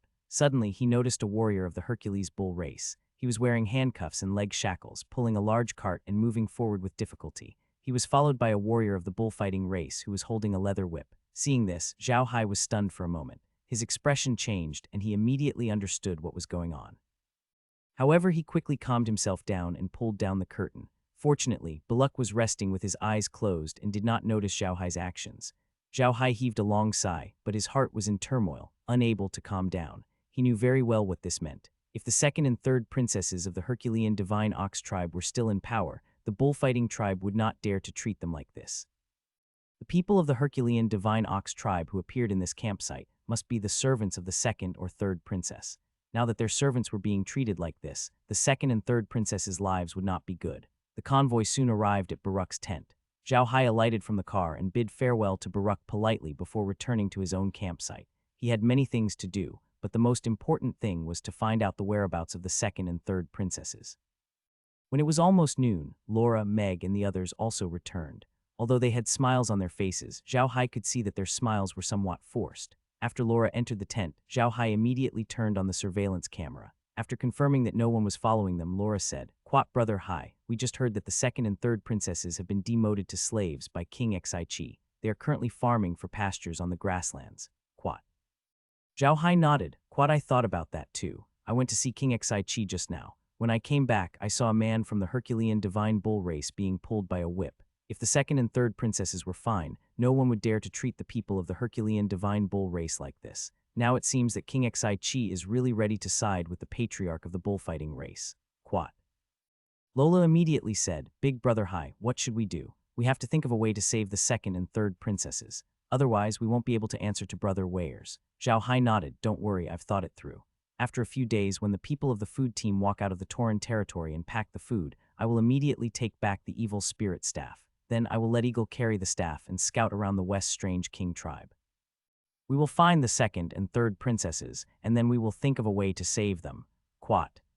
Laura thought for a moment and nodded. "Quat, that's the only thing we can do now. There's no rush. By the way, we heard some news about the bullfighting race today. It seems that the bullfighting race has expelled all the humans in their tribe because a human meddled in the internal affairs of the bullmen." Quat. Zhao Hai was taken aback. He then frowned and said, "So that's the case. The bullfighting race has a good plan. This way, not only can they let the humans go, but they also found an excuse for themselves. The patriarch of the bullfighting race seems to be a really powerful man. I wonder if they really drove the humans away." Lola frowned and said, "We don't know yet. This is just one theory. Another theory is that the bullfighting clan's leader killed all the humans who helped him. The bullfighting clan was preparing to attack King Sichi. There are different theories." Quat. Zhao Hai nodded. "Quat, there's no need to rush. Let's think of a way to save the second and third princesses first. We'll talk about the rest later." Quat. "Quat, all right," Lola nodded and said, "but when are we going to save the princess? Are you going to wait until we leave?" Zhao Hai shook his head. "No, if we wait until we leave before we beg the princess, then King Sichi will immediately think that we saved them. We just need to find the second and third princesses and save them immediately. We will treat them like we did to Garthur. Then King Sichi will not suspect us." Quat. Hearing Zhao Hai's words, Laura felt that it made sense. If the second and third princesses were saved as soon as they left, it would be strange if King Sichi didn't suspect them. That would bring many variables to them. It was better to save them now. This way, even if King Sichi suspected them, he wouldn't be able to find any evidence.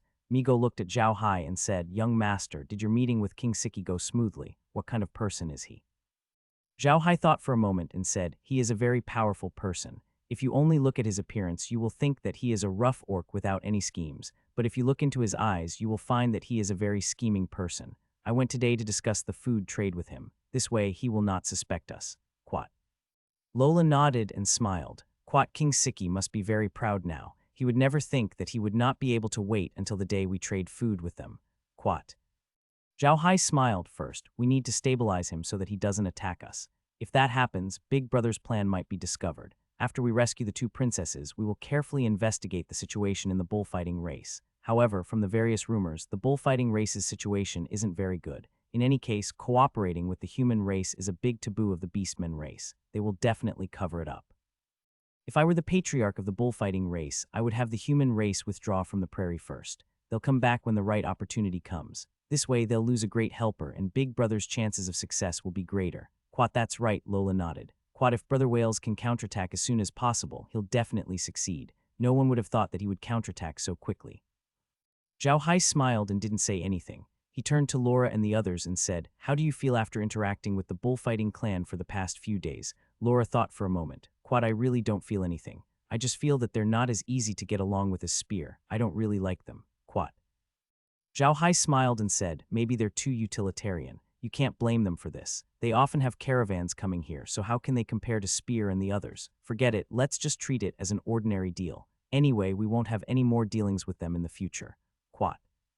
Lola nodded and the others turned their attention to the screen again. Looking at the busy orcs, Zhao Hai suddenly sighed and said, seeing how busy they are, it's really hard to imagine how they will react when war comes. Lola and the others didn't speak. They had never experienced war, so they couldn't imagine that scene. However, they had seen the appearance of the camp of the great horned wild ox tribe after it was attacked by Gasol. It was only a small camp. If the outer camp became like that, it was hard to imagine what it would be like. Zhao Hai sighed. The scene changed to the convoy. The convoy was still moving forward without any accidents. Zhao Hai nodded and said, I just put away a bucket of bullfighting and a bucket of berserk blood bulls. My space farm leveled up again and I raised 100 cows. Oh right, the milk wine we made is almost ready, right? Shall we go back to the Iron Mountain Castle and try it? Hearing that the farm had been upgraded, Laura and the others were very happy. Laura even said, Big Brother Hai, the farm is level 7 now, right? What will happen when I reach LV10? Zhao Hai shook his head. Quatu knows, I can't say for sure what will happen to the farm. Forget it, let him be. It'll only get better and better. Quat. Laura smiled and said, I also believe that the ranches will become better and better, just like the farm. I just didn't expect that milk wine could be made in such a short time. To be honest, at the beginning, I really couldn't get used to the taste of milk, but our milk is really good. I really want to try it now. Quat. Zhao Hai revealed a faint smile. To be honest, he also wanted to try it. He looked at the time and found that it was time for lunch. Therefore, he led Laura and the others back to the Iron Mountain Fortress, leaving the campsite to Kai-Er. If someone came, he could just call them. When they returned to Iron Mountain Castle, they had just finished their lunch. Usually, the lunch in Iron Mountain Castle was very simple. As they had something to do in the afternoon, they just had a simple bite at lunch. After that, they took a rest and continued with their work in the afternoon. The sudden return of Zhao Hai's group surprised Green and the others. Zhao Hai and the others usually did not come back for lunch. Fortunately, Green and the others had prepared a lot of lunch, so they did not have to prepare it. During lunch, Zhao Hai asked Green about the milk wine. Green got someone to bring a pot for Zhao Hai and poured a glass for everyone to try. It was very delicious and mellow, much more fragrant than the milk wine made by the orc tribe using goat's milk. After distillation, the alcohol content of this milk wine was much higher. Laura and the others drank a cup, and their small faces were already red. Zhao Hai and the others didn't drink too much. They only drank 1 cup before putting it down. Then they returned to their tents and fell asleep. In the next 3 days, Zhao Hai and the others lived very peacefully. They would interact with the orcs, but this time they didn't just exchange things with the orcs. They also investigated if the orcs had anything special they needed. If they did, they could bring it to the orcs. Zhao Hai's method was much more effective than trading with the orcs. The orcs really needed a lot of things, but Zhao Hai only had food, so they couldn't buy them. They were happy to hear Zhao Hai's words, but then trouble came. As soon as Zhao Hai and the others started, the entire camp of King Sichi found out about it. Everyone who needed things came to Zhao Hai's camp to ask him to help them buy what they needed. Zhao Hai realized that he had made a huge mistake. He should not have started this. This way, they would be busy. Zhao Hai had no choice but to let them go back first, then write down everything he needed and hand it to him. This way, he would not have to register everything one by one. Zhao Hai did this because he had a large amount of supplies that he had bought from Kasar City. Almost all of these supplies were prepared for this trip to the grasslands. Therefore, Zhao Hai wanted to use this order method to turn the things in his hands into crouching sheep. He had underestimated the orcs' desire to buy. On the grassland that lacked resources, the orcs could not buy what they wanted. Therefore, when they saw the hope of buying what they wanted, their enthusiasm was beyond Zhao Hai's imagination. In the end, Zhao Hai received an order that was enough for him to order a few large books. He had no choice but to delay it. Anyway, their food team was about to leave the Tauren territory. If they wanted to bring things back, they would have to wait until next time. A few busy days passed by quickly. Zhao Hai's food convoy had already left the Tauren territory. After loading the carriages with food, Zhao Hai immediately put away his evil spirit staff and summoned Blood Eagle. He searched around King Sichi's campsite, trying to find Weir's second and third sisters. It was the time for the orcs to prepare the pastures for the winter. For a big tribe like King Sichi's camp, the amount of pastures they needed was definitely an astronomical figure. So at this time, there were many people preparing the pastures, and most of these people were slaves. It was very tiring to prepare the forage for the winter, and they couldn't return to the tribe for a long time. They had to get up at dawn to work and only rest when it was dark. Even the strong orcs couldn't stand such high-intensity labor. Therefore, the people in the big tribes would usually let the slaves harvest the forage, and they would set the amount. If the slaves couldn't do the work, they might be beaten to death. Fortunately, the eagle was fast. Zhao Hai believed that the bullfighting tribe would gather all the members of the Herculean Divine Bull tribe and manage them together. Zhao Hai only needed to find those people. Laura and the others were also staring at the screen, carefully searching for the target, afraid of missing a spot. Soon, they found the target. Indeed, this target was not difficult to find, because he was not far from King Sichi's camp, only half a day's journey. There were more than 100 Herculean divine bulls working there. There were both men and women, and they were all wearing handcuffs and leg shackles. What surprised Zhao Hai the most was that there were actually 300 bullfighting tribe cavalrymen looking at them working. Moreover, they were all fully armed cavalrymen. Zhao Hai didn't act immediately. He carefully observed the cavalry and the situation around the pasture where the Herculean divine bulls were working. Sure enough, Zhao Hai noticed something was wrong. Near the pasture where the people of the Herculean divine bull tribe were working, there were many bullfighting tribesmen working. These working bullfighting tribesmen were not the slaves of the bullfighting tribe. In fact, the real bullfighting tribesmen had their own mounts and weapons. They were obviously not working at all. Instead, they were constantly paying attention to the situation of the Herculean divine bull tribe in the city. There were about 5,000 of them. Seeing this, Zhao Hai understood. This was a trap set by the bullfighting tribe. They wanted to use the second and third princesses as bait. When the Herculean divine ox tribe came to rescue them, they would suddenly attack and catch the Herculean divine ox tribe off guard. Seeing this, Zhao Hai's face darkened. Laura and the others also kept silent.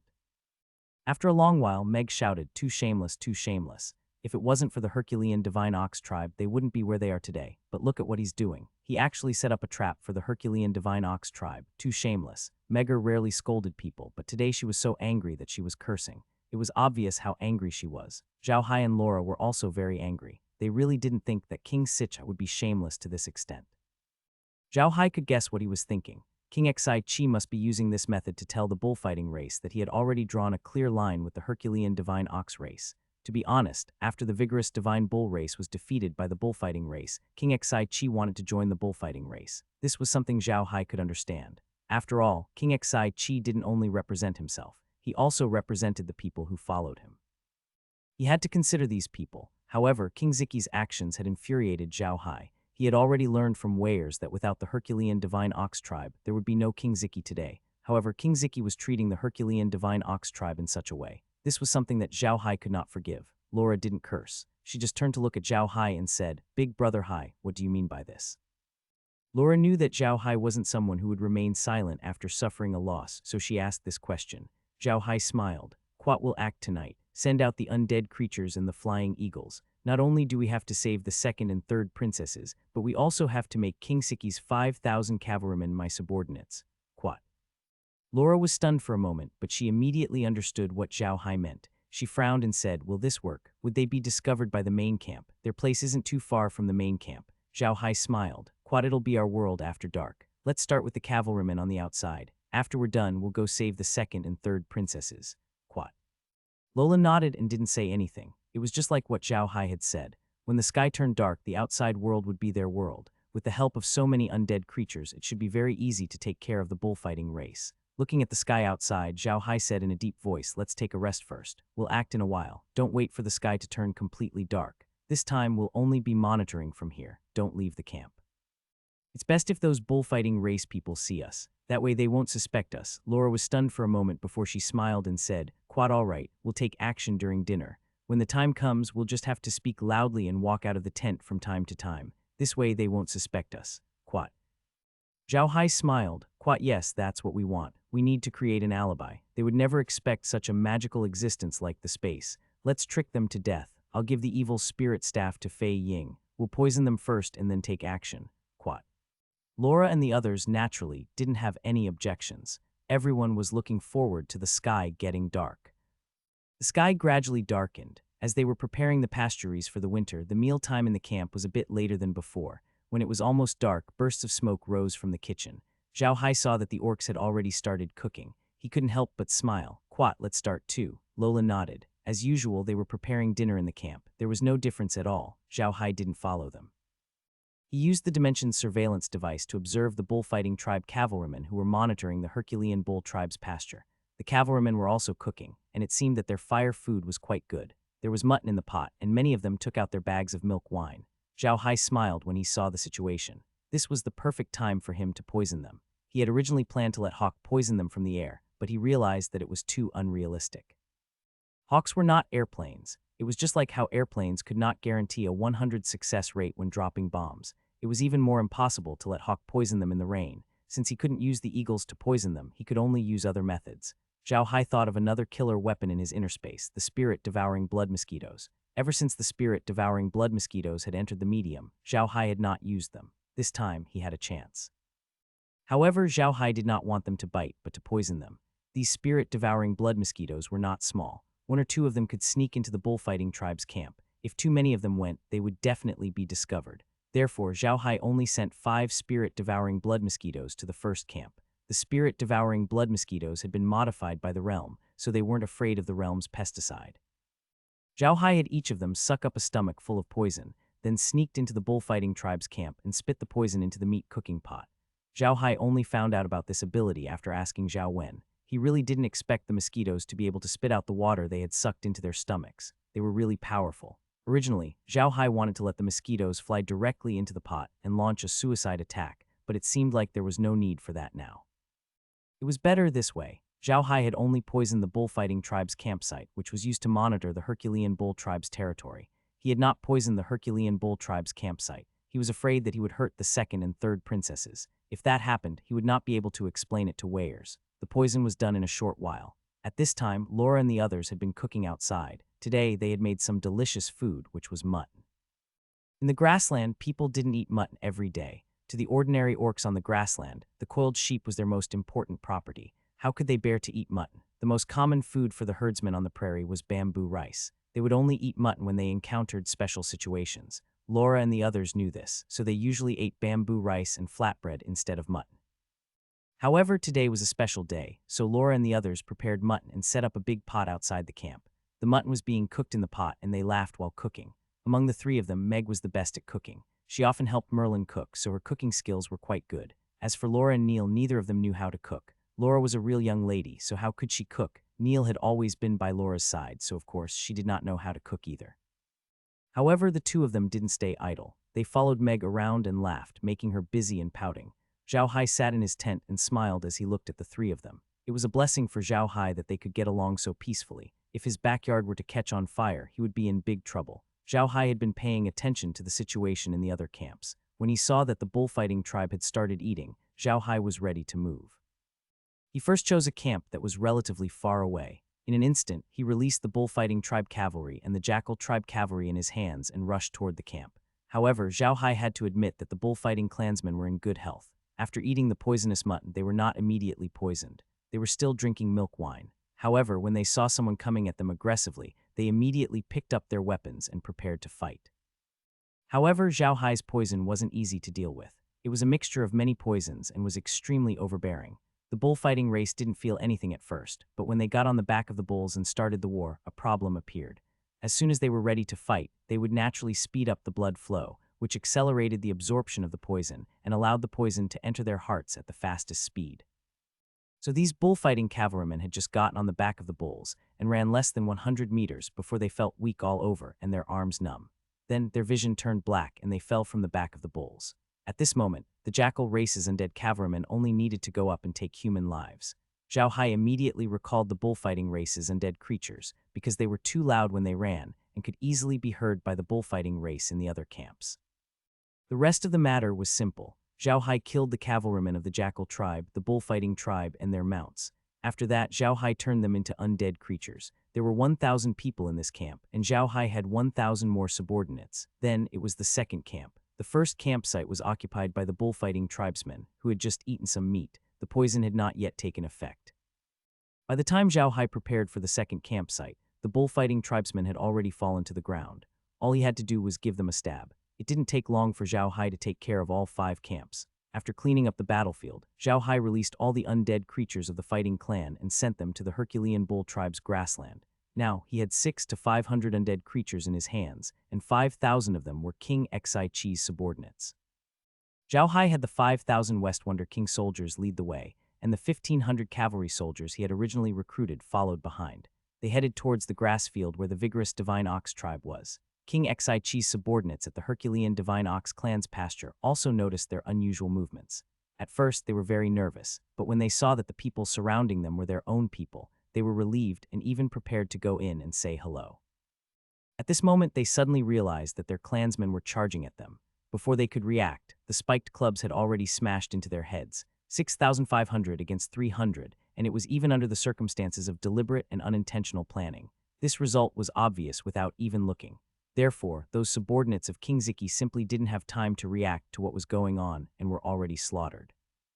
As for those people of the vigorous Divine Ox tribe who were being forced to work, they didn't even have time to react. They just looked at all this in a daze. They really didn't know what had happened here. However, they suddenly felt their heads spin, and then they lost consciousness. In a short while, all the cavalry disappeared from where they had been, as did all the Herculean Divine Ox tribesmen. All the resources in the camp had disappeared as well. The plains suddenly became quiet, so quiet that it could not be any quieter, as if nothing had happened. With such a huge commotion, King Sichi's camp naturally heard it as well. Because the journey was not far, King Sichi's camp immediately sent out a cavalry of 10,000 people, charging straight towards the Herculean Divine Ox tribe's pasture. Zhao Hai and the others, on the other hand, didn't seem to know about this. They would always eat mutton outside the tent. On the way, Meg even went to exchange milk wine with the orcs once, saying that they had run out of milk wine. It was normal for many orcs to have their dinner outside their tents. Zhao Hai and the others had their dinner outside their tents a few times before, especially during the few days when they were being monitored. Zhao Hai did that so that the people watching them could see them. Therefore, they didn't return to Iron Mountain Castle or enter the realm for dinner. Instead, they had their dinner outside their tents. Although the people who were watching them left, Zhao Hai still had dinner outside. To the orcs, it was nothing. No one had any suspicions. However, the campsite was not peaceful that night. In the middle of the night, Zhao Hai heard the sound of bugle horns from outside. He immediately ran out of his tent, pretending to be panicked. However, he found that the entire campsite was in an uproar. All the bullfighting tribe members had come out of their tents, and almost all the men had picked up their weapons. Fortunately, these people didn't enter Zhao Hai's camp. However, outside their camp, there were a lot of bullfighting race cavalry patrolling. It was unknown whether they were protecting them or monitoring them. Zhao Hai pretended to walk around the campsite uneasily, as if he was very scared. At that moment, Beta came. Zhao Hai saw Beta and immediately went up to him, his face full of panic. "Brother Beta, what happened? Why did they suddenly move out?" Beta looked at Zhao Hai and said, "Brother Zhao Hai, please don't leave the campsite. A team of cavalrymen that we were hunting for pastures just now suddenly disappeared. His Highness is very angry and is investigating. Don't go out. I have already sent people to protect your campsite. You will be safe in the campsite. Quat." This surveillance camera was shot by Eagle in the Sky with an evil spirit staff, so it could see the situation around the campsite. Right now, groups of adult men of the year fighters had picked up their weapons, mounted their mounts, and galloped towards the campsite as if a great battle was about to happen. Laura looked at the monitor and said to Zhao Hai, "Big Brother Hai, do you think they'll find out anything?" Zhao Hai smiled. "Quat, that's impossible. Even if we did find something, we would at most find some hoof prints of the bullfighting tribe and some paw prints of the jackal tribe. We wouldn't be able to find anything else. Don't forget, I've kept everything from the scene. There's nothing left except grass." Quat. Lola nodded and said with a smile, "What do you think they'll do if they see this? The sudden appearance of hoof and claw marks and the sudden disappearance of more than 5,000 cavalrymen. What would they think?" Zhao Hai smiled. "Quat, that's hard to say. Look at them. They're probably looking around for clues. We don't have to do anything for now. We just have to stay in the tent." Quat. Zhao Hai's actions this time were too sudden. King Sichi and the others didn't expect it at all. One must know that the field where the Herculean Divine Ox clan was working was only half a day's journey from King Sichi's camp, and this was based on the average speed. If they were fast horses, they would only need slightly more than an hour to reach it. There were 5,000 bullfighting tribe cavalrymen surrounding the grassland. If these 5,000 bullfighting tribe cavalrymen were to charge head-on, they would not be at a disadvantage even if they were to face 3,000 Herculean Divine Bull cavalrymen. King Sichi was confident that with such a force, even if the strongest tiger or lion cavalrymen attacked them, they would be able to defend for an hour with less than 5,000 humans. That would be enough for their reinforcements to arrive. It would be impossible to send a few thousand cavalrymen to reach King Sichi's camp in just half a day, so he believed that the Herculean Divine Ox tribesmen wouldn't be able to escape. However, he had never thought that Zhao Hai would exist in this world. He had used a cheat like the spatial ring to destroy his 5,000 cavalrymen without a sound. It was because he didn't know that Zhao Hai had such means that King Sichi was shocked. He didn't know who was dealing with him. The disappearance of those 5,000 cavalrymen was too strange. There were no traces left at the scene. Other than some blood, there was nothing worth seeing. There were no traces at all, Except for a few camps, there were no traces of anyone stepping on the other pastures. The people who attacked their camps were like heavenly soldiers and generals. They suddenly descended from space and flattened his camp, then packed up the garbage and flew away. There was no clue at all, which gave everyone in King Xi's territory a headache. In the end, King Xi had no choice but to send out all the forces that could be sent out by his tribe to look for clues in the surroundings, while he himself found the prophet in his tribe. In a tribe like King Xi's, there were prophets. King Xi had 5 prophets, and these 5 prophets were all from the Water Buffalo clan. To be exact, only the Water Buffaloes could use prophets in the entire Tauren race, because the other branches of the Tauren race didn't have prophets, and the prophets of other races wouldn't come to the Tauren race. This was a tradition of the Orc race. Only the great battle races like the Tiger race or the Lion race would have prophets. Ordinary battle races would use prophets from their own branch races.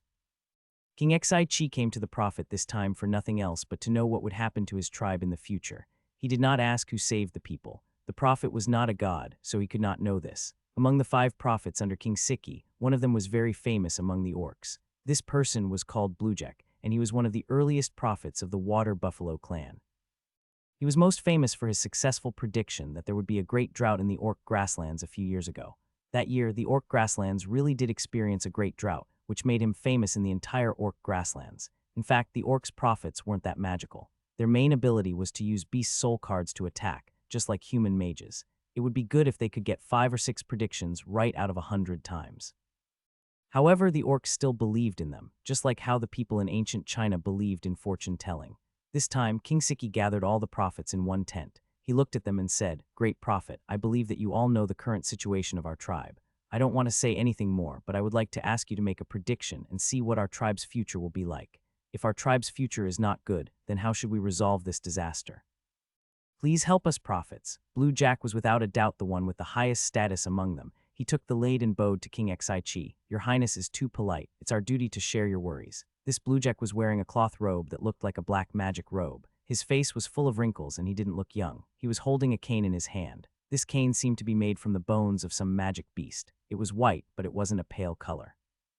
Instead, it was as white as jade and was very beautiful. There was a circle of 18 skulls around his neck. These skulls weren't real skeletons, but made of ox horns. They were black, probably because he had touched them for a long time. They were black and shiny, which made him look gloomy and scary. If he wasn't an orc, he would be thought of as a human black magician. To be honest, King Xi didn't like Blue Jack. He felt that Blue Jack was too sinister, but he had to admit that Blue Jack really had some skills, so he had to rely on Blue Jack. When King Xi heard him say that, he nodded his head and said, "All right, please." After saying that, he brought out the things he had prepared for the prophets. Prophets needed 2 things to make a prediction. One was the skull of a magic beast, and the other was the blood of a magic beast. If they made a prediction of great importance, they would even use their own blood.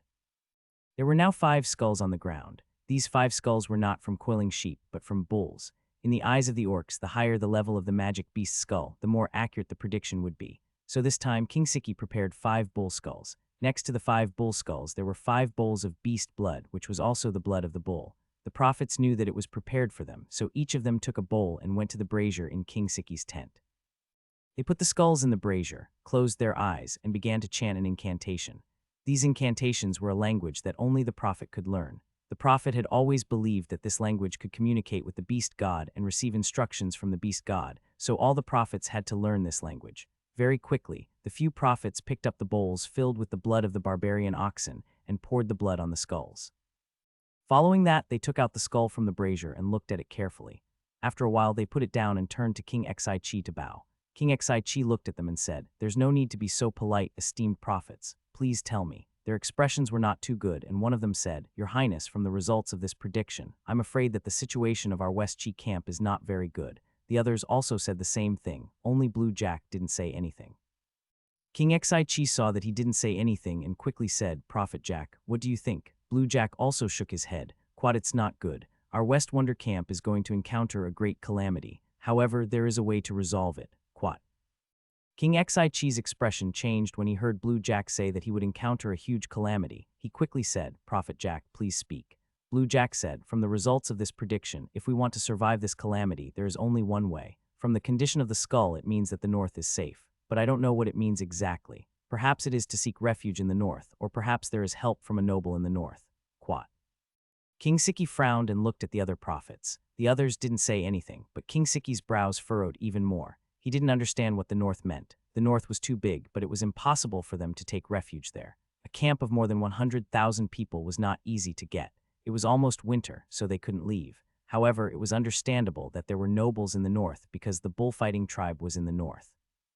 Did that mean they had to join the bullfighting tribe? In fact, Blue Jack's words were exactly what King Sichi wanted. He had long wanted to rely on the bullfighting clan, so he had made so many gestures. He had demoted the 2 princesses of the Herculean Bull clan to become slaves, and even set up a trap to deal with the people of the Herculean Bull clan. All these were to show that he wanted to rely on the patriarch of the bullfighting clan. However, he had been at odds with the bullfighting tribe's patriarch for a long time. It could be said that many people in his tribe had a grudge against the bullfighting tribe's patriarch. If he directly said that he wanted to join the bullfighting tribe's patriarch, the people in the tribe would definitely not agree. Therefore, he put on so many gestures to tell the people in the tribe that he wanted to join the bullfighting tribe. However, he couldn't say this out loud because he lacked a reason to be so brazen. Now Blue Jack's prediction gave him a very good reason. He could use this prediction to say that relying on the bullfighting race's patriarch was the beast god's intention. This way, the voices of opposition would be much smaller. King Sichi had never thought that there was not only the bullfighting clan in the north, but also the Herculean Bull clan. The Herculean Bull clan had escaped to the Mastiff clan's territory, and the Mastiff clan's territory was even further north than the Herculean Bull clan's territory. Perhaps King Sichi didn't have such thoughts at all. In his opinion, the Herculean Divine Ox clan was already finished. It was impossible for them to rise again.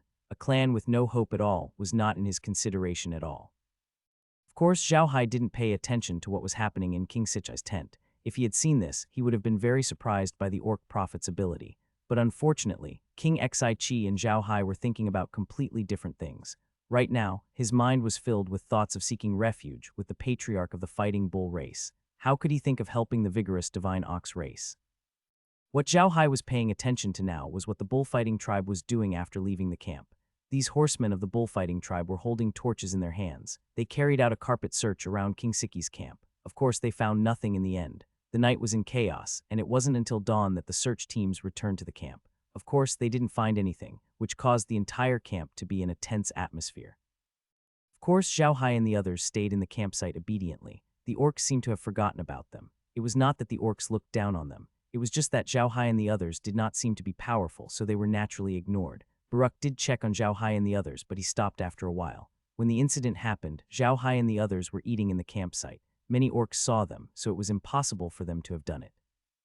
In the next 2 days, the atmosphere in the camp was not only tense, but also sad. They had lost more than 5,000 young men. These bullfighting race people all had families. Many of them lived next to Zhao Hai's camp. This time they all went missing, which made their relatives very sad. Zhao Hai and the others did not regret it. They had to do this for their own benefit. There was no such thing as regret. In Zhao Hai's impression, there was no such thing as good or evil in war. There was only victory.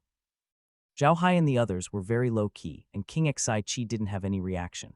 He wanted to join the bullfighting race, but now was obviously not the time. He was prepared to announce this after winter. After all, the Hercules bull race had just been defeated and fled. It would be embarrassing for him to join the bullfighting race immediately. At that moment, something happened that diluted the sad atmosphere. Zhao Hai's food team had returned. The arrival of Zhao Hai's grain team was timely. The atmosphere in the camp was not very good, but the arrival of Zhao Hai's grain team diluted the sad and tense atmosphere. It made the people's lives seem to become peaceful. Unfortunately, too many things had happened in the campsite recently. The bullfighting tribe was unable to collect magical beasts and plants for him. Zhao Hai could only trade for some coiled sheep. This time, Zhao Hai did not ask for wool products. He only asked for coiled sheep, 1,500 of them each. At the same time, Zhao Hai handed a thick stack of paper to the undead creatures in front of the orcs, which made the orcs excited. They knew what the paper was and what they wanted to buy. After the food team left, Zhao Hai realized that the campsite of the orcs had returned to its peaceful state. The people were still farming, and he could even hear laughter. This surprised Zhao Hai. He looked at the orcs in the campsite in confusion and turned to Laura. Laura, what are they laughing at? They just lost 5,000 men, don't they feel sad? Laura looked at the orcs and sighed. Quat, maybe they're used to it. I heard that in the orc prairies, war is a very common thing. For the sake of slaves, for the prairies, for the sake of women, there can be wars. It can be said that there are wars happening almost every day in the orc prairies. So look, the defeat of the Herculean bull race only caused a sensation among the bull-headed people. No, because in the eyes of the orcs, this is too common and nothing worth paying attention to. Zhao Hai sighed and stopped talking. He turned around and returned to the tent. Meg and the others followed him. After entering the tent, Zhao Hai turned to Laura and said, "Quad, I think Brother Weirs and the others will find their tribesmen soon. We just need to prepare food for them. By the way, how much can we provide for the people in the camp?" Zhao Hai was referring to the items that the orcs had asked them to buy.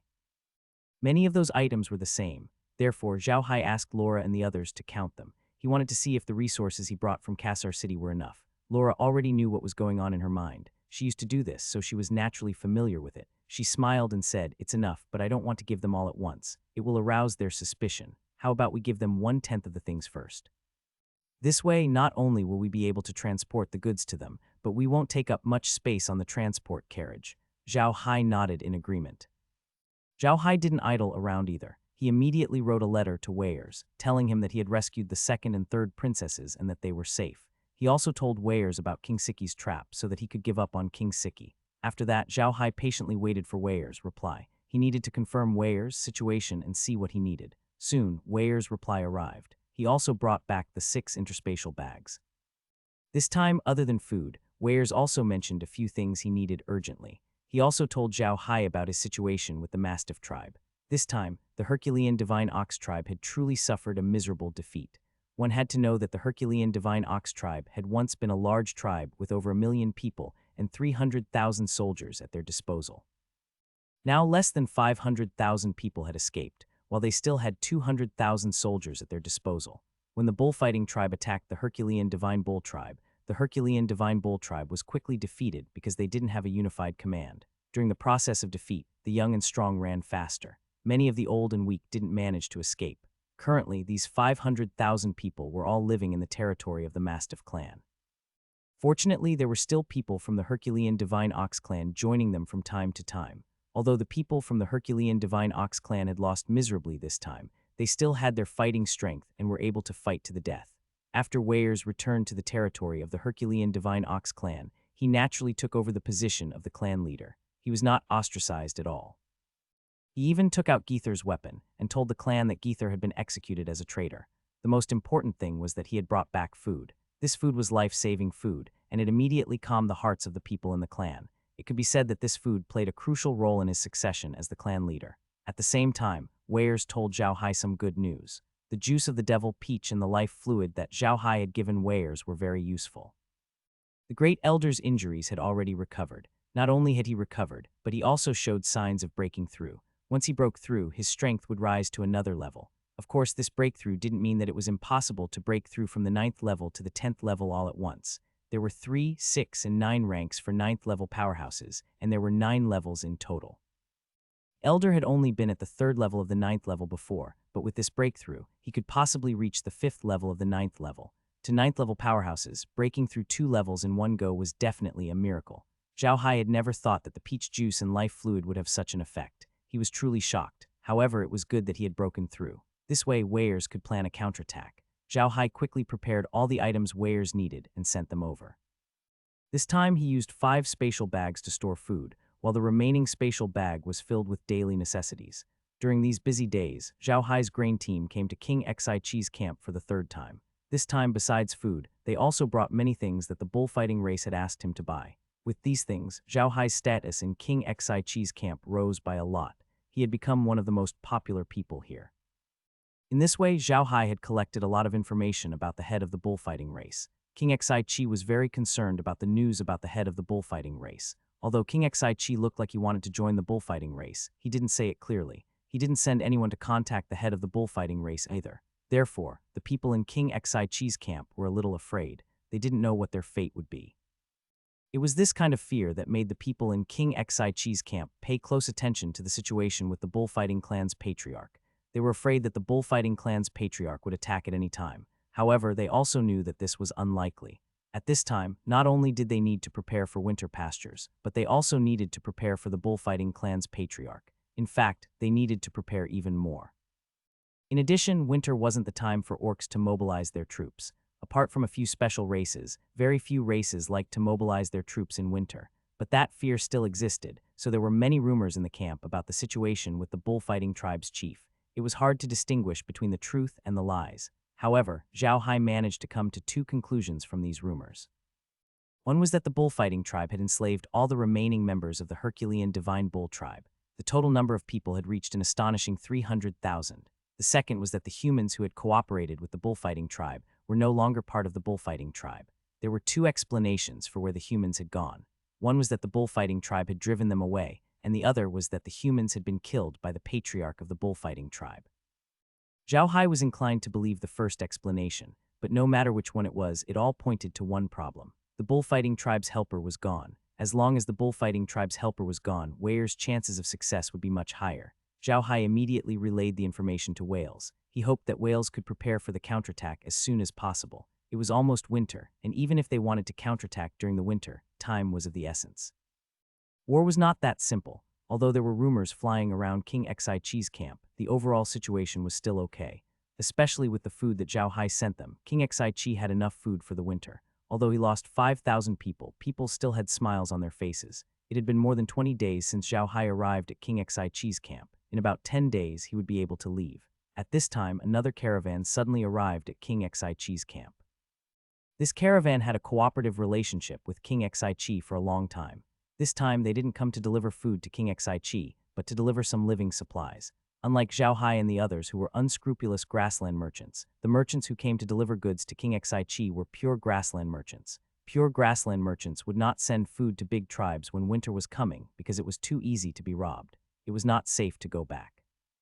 Moreover, big tribes would usually prepare food for winter about 2 months before winter, so it was risky to transport food to the grassland at this time.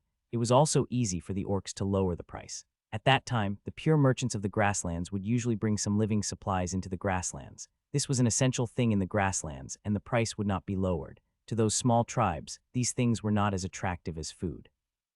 What the caravan didn't expect was that they would see another caravan in King Sichi's camp, and this caravan was mainly producing food.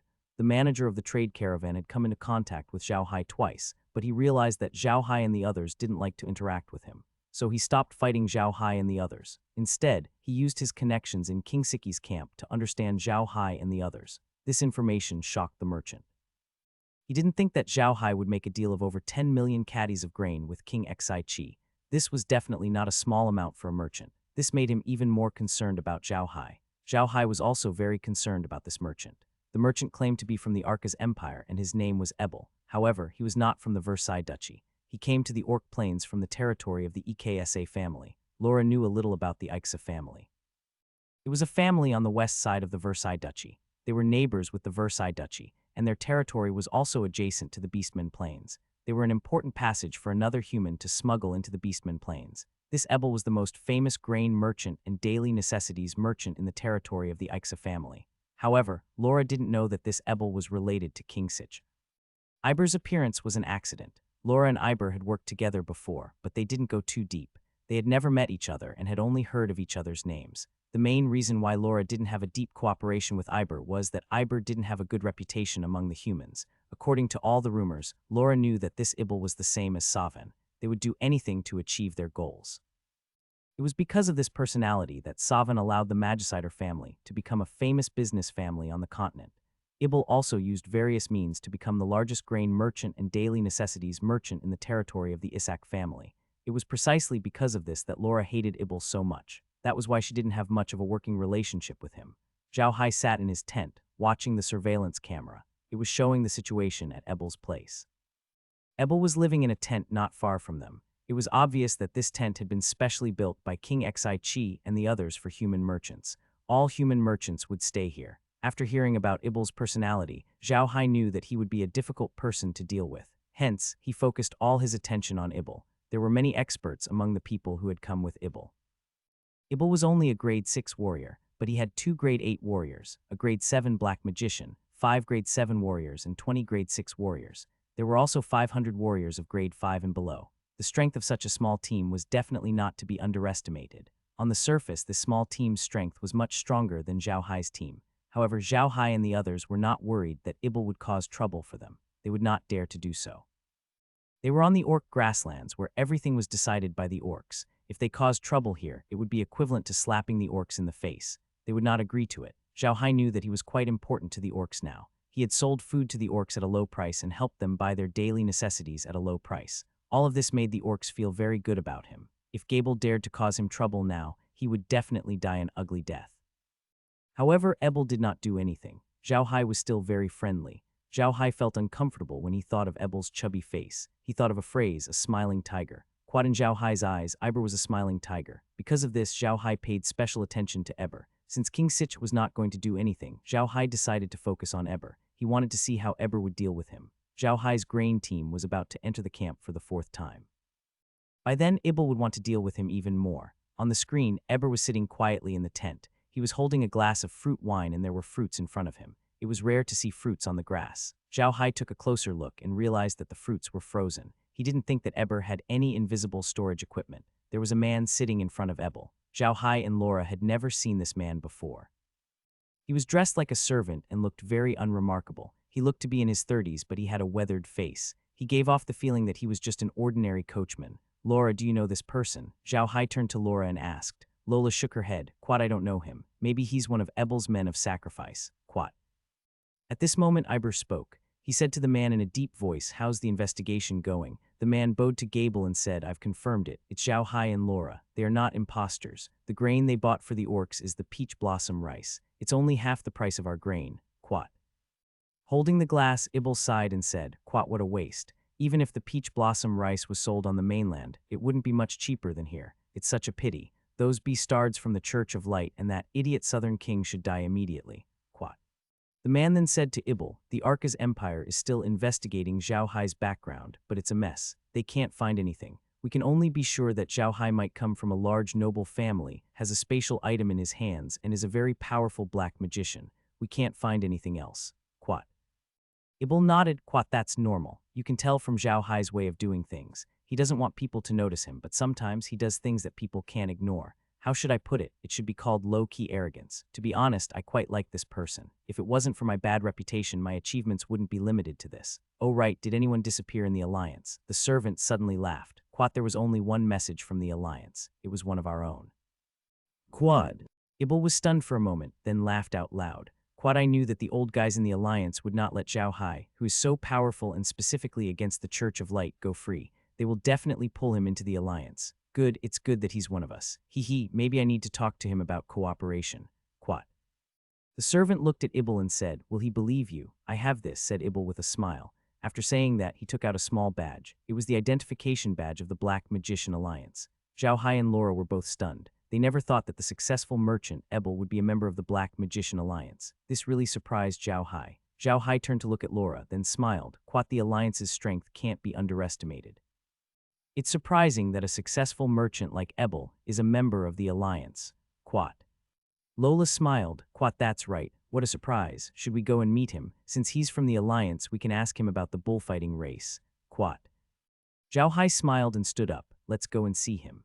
After saying that, he walked out, closely followed by Laura and the other two. Never in his wildest dreams would Ebel have thought that what he had just said would be heard by Zhao Hai and the others. Furthermore, Zhao Hai had already taken action before he had. As Eber was discussing with his most trusted subordinate when they should meet Zhao Hai, a voice suddenly came from the other side of the door.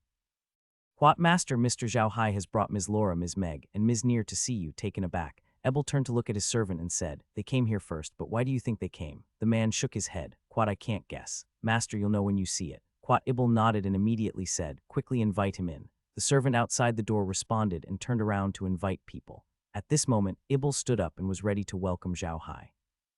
Just then the tent flap was lifted and Zhao Hai and Laura walked in. Seeing Zhao Hai enter, Ebel immediately smiled and said, Mr. Zhao Hai's presence is truly a surprise. Zhao Hai smiled. Quat, it's my fault for disturbing your rest. I'll apologize for that. Quat, he then bowed to Eber. Quat, you're too kind, sir, Eber said hurriedly. Quat, it's my honor that you could come. Please have a seat, sir. Quat. After Zhao Hai sat down, the servant who had spoken to him immediately walked forward and poured a glass of fruit wine for Zhao Hai and Li Lan. He then took out a plate of fruit and placed it on the table in front of them. Zhao Hai smiled and turned to look at the two servants standing in front of the tent. He then turned to Ebel and said, Mr. Eber, I have something important to tell you. Can you ask them to leave first? Zhao Hai glanced at the two servants standing in front of the tent.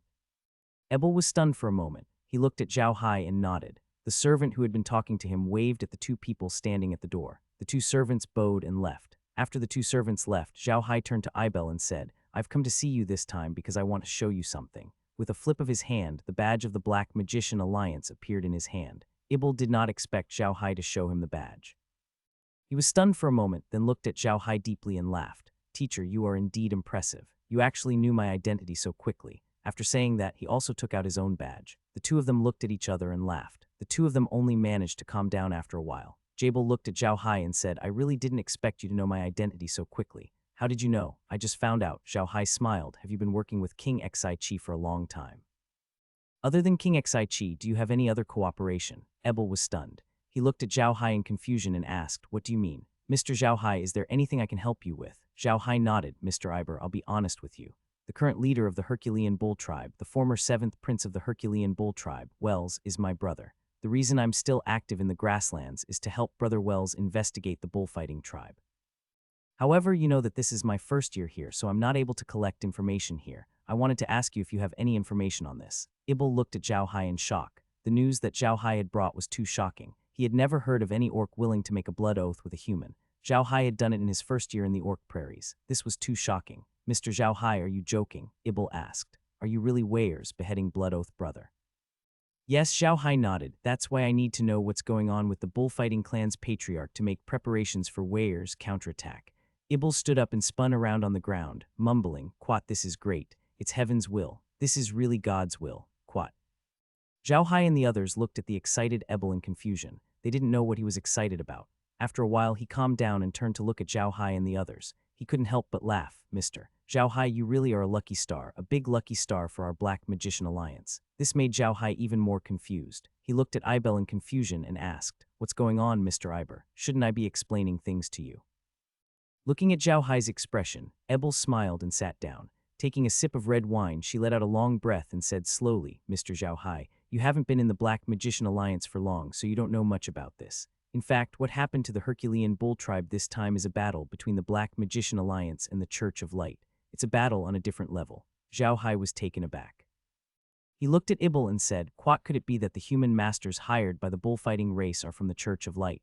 Ebel nodded. Quat, that's right. He's from the Church of Light. In fact, the Church of Light has long wanted to extend their hands into the orc grasslands. They've been using business to control the tribes. However, the orcs have always believed in the orcs. They've failed several times. Later, our Black Mage Alliance found out about this matter. Of course, we had to come and destroy it. If the Church of Light reached into the hands of the orc race, we would be in even more trouble. Thus, we had been paying attention to their actions in the orc race. Later, the people of the Church of Light discovered the conflict between the bullfighting race and the Herculean bull race, so they tried to approach the bullfighting race. We tried to destroy it a few times, but failed. In the end, they finally managed to establish a relationship with the bullfighting clan's patriarch. We originally wanted to establish a relationship with the Herculean Divine Ox clan's patriarch, but he was the most traditional beastman and didn't want to accept the help of the human race, so we didn't succeed.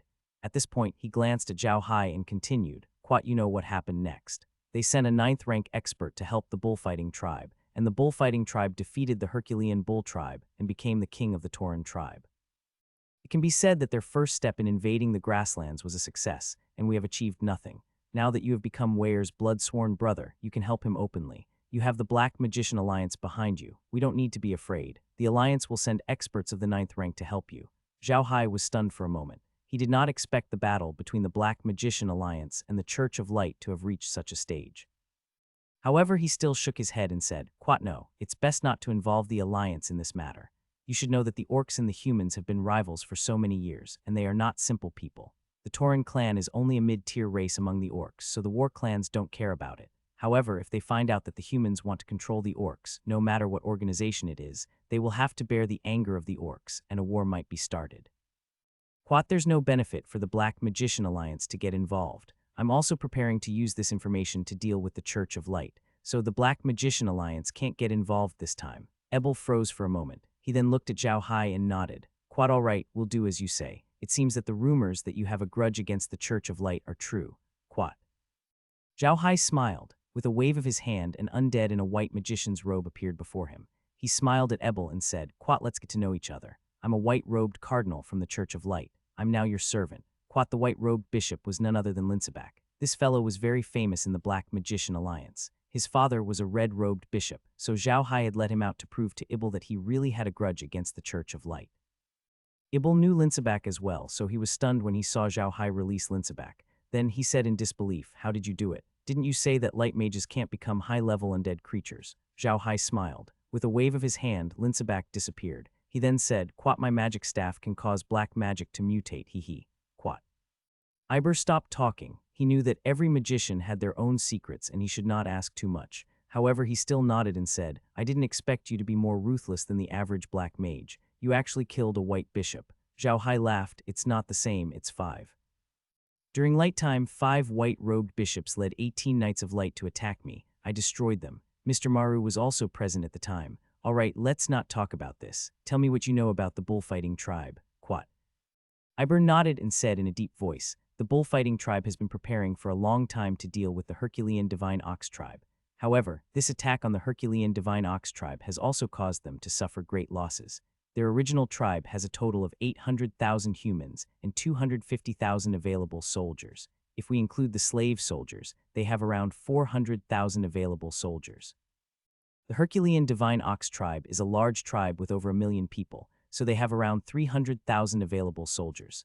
The total number of soldiers exceeded 500,000, but the Herculean Bull clan had not expected that the bullfighting tribe would dare to attack them. Moreover, the defeat of their 9th-rank combatant had a great impact on their morale. Furthermore, Jiasu had killed his father and his own brother in a fight for the position of clan leader. This had caused the Herculean Bull clan to be unstable. When the bullfighting tribe had attacked, Jiasu had not been there. They did not have a complete command system, so they had been defeated. The bullfighting race now only has 200,000 soldiers at most, and with the addition of slave soldiers, the total number of humans is only 300,000. The people from the Church of Light who helped them before have already left. If they stay here, they'll definitely be hunted down by the rank 9 beastmen. Zhao Hai nodded. Quat, this means that the bullfighting race can only mobilize about 300,000 soldiers. Among them, 100,000 are slave soldiers. This is good news. Quat, when does Heirs plan to counterattack? Ebel asked. Zhao Hai shook his head. Quat, I don't know yet. The Herculean Bull tribe suffered a great loss this time. They'll have a hard time this winter, let alone anything else. I'm only responsible for collecting information for Brother Heirs. I can't do anything else. Heirs is similar to his father. They're both very traditional beastmen, and they don't want the humans to get involved too much. Quat. Ebel did not doubt Zhao Hai's words. He nodded and said, that's what I think as well. Otherwise, the previous chief of the Herculean Ox tribe wouldn't have passed the position of chief to Heirs, and Gasol wouldn't be in such a hurry to act. That's right, when will you return to the human territory? Perhaps we can cooperate when the time comes. Zhao Hai looked at Ebel and smiled bitterly. Ebel, are you serious? Do you know my current situation in the Arca's empire? If those people find out that I'm working with you, it won't do you any good. Instead, you'll become the target of the Southern King and the Church of Light. Your identity might even be exposed. I think that you'll be more helpful to the Black Magician Alliance if you keep your identity. Iber looked at Zhao Hai and nodded. Quat, you're right, but you have a lot of good things in your hands. If you give them to me, I can make a lot of money. Quat. Zhao Hai smiled bitterly. Quat, I know that I have a lot of good things in my hands. However, it is because of these good things that I am being hunted down by the entire Arca's empire. You don't want to become like me, do you? That's right, we can do another business, and it's definitely a good one. Ebel was stunned and looked at Zhao Hai in confusion. Quat, what business? Milk wine. Zhao Hai smiled. Do you want to buy milk wine from the humans? I know that the milk wine of the human-beast hybrid clan can't be stored for a long time, but my milk wine is different. It can be stored for a long time and its taste won't change. I think there should be some humans who want to try it. Ebel was stunned. To be honest, even though he had been to the grasslands many times, he was still not used to drinking the orc's milk wine. It was too strong, and even ordinary humans could not stand it. He did not understand why Zhao Hai seemed to be intoxicated when he mentioned his milk wine. Was this guy an orc? Zhao Hai looked at Ebel and smiled. Quat, you'll know once you try my milk wine. By the way, should we also celebrate the meeting of our 2 friends in the Alliance? How was it? Why don't you take out one of your lambs and roast it? I'll get the milk wine. Seeing Zhao Hai's expression, Iber suddenly laughed. He felt that Zhao Hai was very interesting, more interesting than most of the black magicians in the Alliance. He immediately waved his hand and said to the servant beside him, Quat, Casey, go kill a lamb and roast it. Invite Captain Beta over as well. We'll have a good drink today. Quat. Casey responded and turned around to make arrangements. Zhao Hai smiled and said, then I'll go prepare some vegetables and milk wine. See you at the camp later. Iber nodded. Zhao Hai then led Laura, Meg, and the other 2 back to his tent. Zhao Hai and Laura returned to their own tent and did not leave immediately. Laura looked at Zhao Hai curiously and asked, Big Brother Hai, you didn't tell Big Brother Ibwells that he was about to launch a counterattack. Was it because you were afraid that the news would be leaked? Zhao Hai nodded and said, although Iber is also a member of the Black Magician Alliance, we can't let our guard down against him. It's better to be careful. No matter what Brother Weir's plan for a counterattack cannot be ruined. Brother Weir's biggest advantage is his element of surprise. If others know when he will counterattack, his attack will not succeed, so don't tell anyone about this. Quat.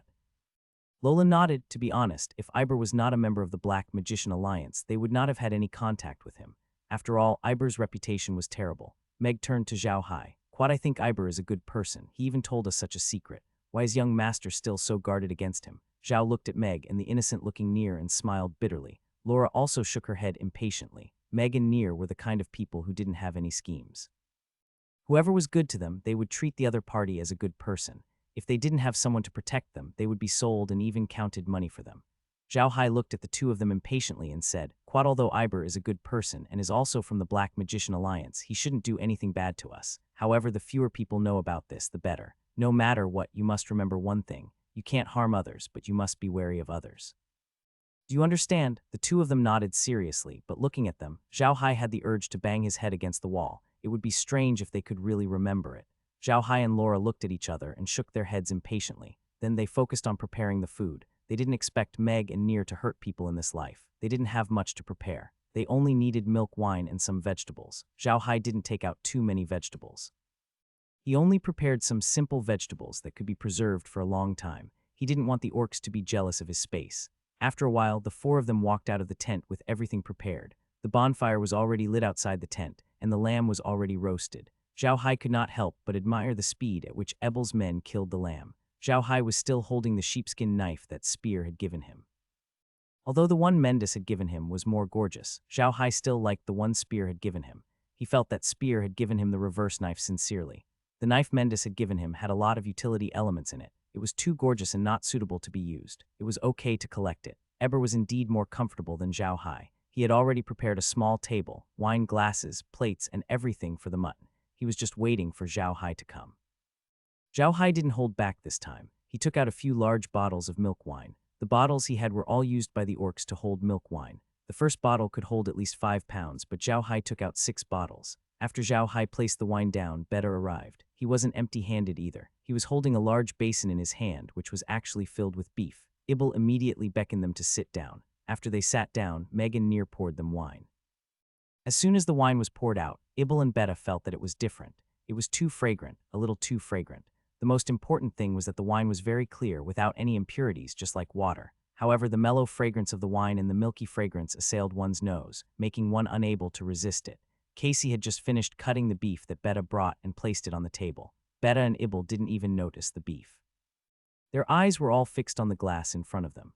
After taking a deep breath, Ebel looked up at Zhao Hai and said, Mr. Zhao Hai, this is your milk wine. Zhao Hai smiled and nodded. Have a taste. Let's see how my milk wine compares to Brother Beta's. Brother Beta, you should have a taste as well. However, I have to remind you that this wine is very spicy. Beta didn't know what courtesy was. He immediately picked up the glass in front of him and drank it in one gulp.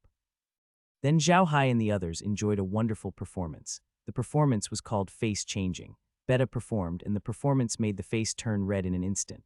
Beta couldn't be blamed for this. They had never drunk such a high alcohol content before. Although Zhao Hai's wine only went through simple distillation, its alcohol content was about 30. The milk wine that the orcs drank before was only an alcohol drink, to be precise, without much alcohol content. Seeing Beta's reaction, Ebel was stunned. Then he carefully picked up the glass and took a sip. The rich aroma of wine mixed with milk rushed into his mouth. It was too fragrant. Ebel closed his eyes because the smell was too good. Although there was a milky smell in the wine, it was definitely not rancid. The smell did not make him feel uncomfortable at all. Instead, it made the wine even more fragrant. It was the first time he had drunk such a fragrant wine. At this time, Beta, who had caught his breath, couldn't wait to pour himself a second glass of wine. He didn't even say a word of praise, but drank the wine in the glass in one gulp. However, his face was even redder, as if it was about to drip blood. Zhao Hai saw that Beta was about to pour a third cup and quickly said, Quat, Brother Beta, don't worry. We haven't tasted the beef you brought. Are you trying to get yourself drunk? Beta finally reacted, but he still filled his glass with wine, then said to Zhao Hai, Quat, Brother, Zhao Hai is right. Come, try the beef I brought. It's just cooked with the special seasoning of our grassland. Try it, Quat. Zhao Hai and Ebel laughed out loud at his reaction, but they still tried the beef Beta brought. It was really fragrant. The taste was unique to the grasslands, and humans couldn't make it. Zhao Hai was curious about the spices Beta mentioned, so he turned to Beta and said, "Brother Beta, can you give me some of your spices? It'd be even better if there's a living one." Of course, Beta knew about Zhao Hai's collection of plants, but he didn't expect Zhao Hai to collect such things. When he heard Zhao Hai say this, he immediately smiled and said, "Quite okay, Brother Zhao Hai, that's not a problem. I'll bring you all the seasonings I can find tomorrow. I'll try to make them alive, but I have a request. You have to give me a few more pots of your milk wine." Quat. Zhao Hai laughed heartily. "Quat, no problem, Brother Beta, don't worry. Even if you don't give me those spices, I will give you a few pots of milk wine, it's nothing." Quat. With that, he laughed out loud. Ebel laughed along with Zhao Hai. He was liking Zhao Hai more and more. At the same time, he understood why Zhao Hai could make the people in King Sichi's camp like him so much in such a short time. Ebel didn't know that the two flags Zhao Hai was carrying were friendship flags. He couldn't be blamed for this. Most of the humans who did business on the Orc grassland didn't know what friendship flags were. They had never even heard of them. Since they couldn't win the trust of the Orcs, they naturally wouldn't give them friendship flags. Even so, Ebel could tell that the Orcs' attitude towards Zhao Hai was different. They seemed to prefer to interact with Zhao Hai. Furthermore, the way they interacted with Zhao Hai was completely different from how they interacted with him. At first, Ebel did not understand what this was, but after seeing Zhao Hai, he understood. He understood why the Orcs liked to interact with Zhao Hai. It was out of respect. Although Ebel didn't want to acknowledge them, he had to. He looked down on the Orcs. He looked down on these Orcs who only knew how to herd sheep all day and made them smell like sheep. He thought that these Orcs were rough and boorish people. They were completely different from him. When he usually interacted with the Orcs, he would talk and laugh, and he would be polite. However, he had to admit that he had less respect for these Orcs and more pride. It was this emotion that made it difficult for him to really make friends among the Orcs. Ebel could not help but sigh. He finally understood why Zhao Hai could become sworn brothers with Heirs. It was because Zhao Hai respected them. Everyone had a great time eating, not only because of Zhao Hai's wine, but also because of Ebel's fruits, Zhao Hai's vegetables, Beta's beef, and Casey's roasted lamb. As they ate, many Orcs who were familiar with Zhao Hai also joined in. Zhao Hai quickly asked Laura to take out some milk wine to drink with everyone. In the end, more than 10 Orcs were drunk. It was not that they drank a lot of wine. On the contrary, they did not drink a lot. They just drank too quickly and got drunk. However, Zhao Hai didn't drink too much. He was very experienced in drinking high alcohol content. One couldn't drink high alcohol too quickly, or one would get drunk. However, to Zhao Hai, this milk wine couldn't be considered high alcohol content. Zhao Hai was used to drinking high alcohol on Earth, so he still felt that this milk wine was too bland. Everyone who came to the campsite had a good time drinking. This was the first time Ebel had seen an Orc like this. It was also the first time he had seen an Orc so close to him. He was really impressed by Zhao Hai. Eber was also very happy, so he was carried back to the tent by Casey in the end. As for Bell, he was the first one to get drunk. After everyone in the campsite had left, Zhao Hai and the others returned to their tents. Zhao Hai did not drink much today, so he was still very sober. He did not need to drink the life fluid to get rid of the alcohol. Laura looked at Zhao Hai and smiled. "It seems like the milk wine business with Ebel is settled." Zhao Hai smiled. "Quat, looks like there won't be any problems. I think our sales in the camp will go up as well, but it's a pity that the camp won't be able to exist for long." Quat.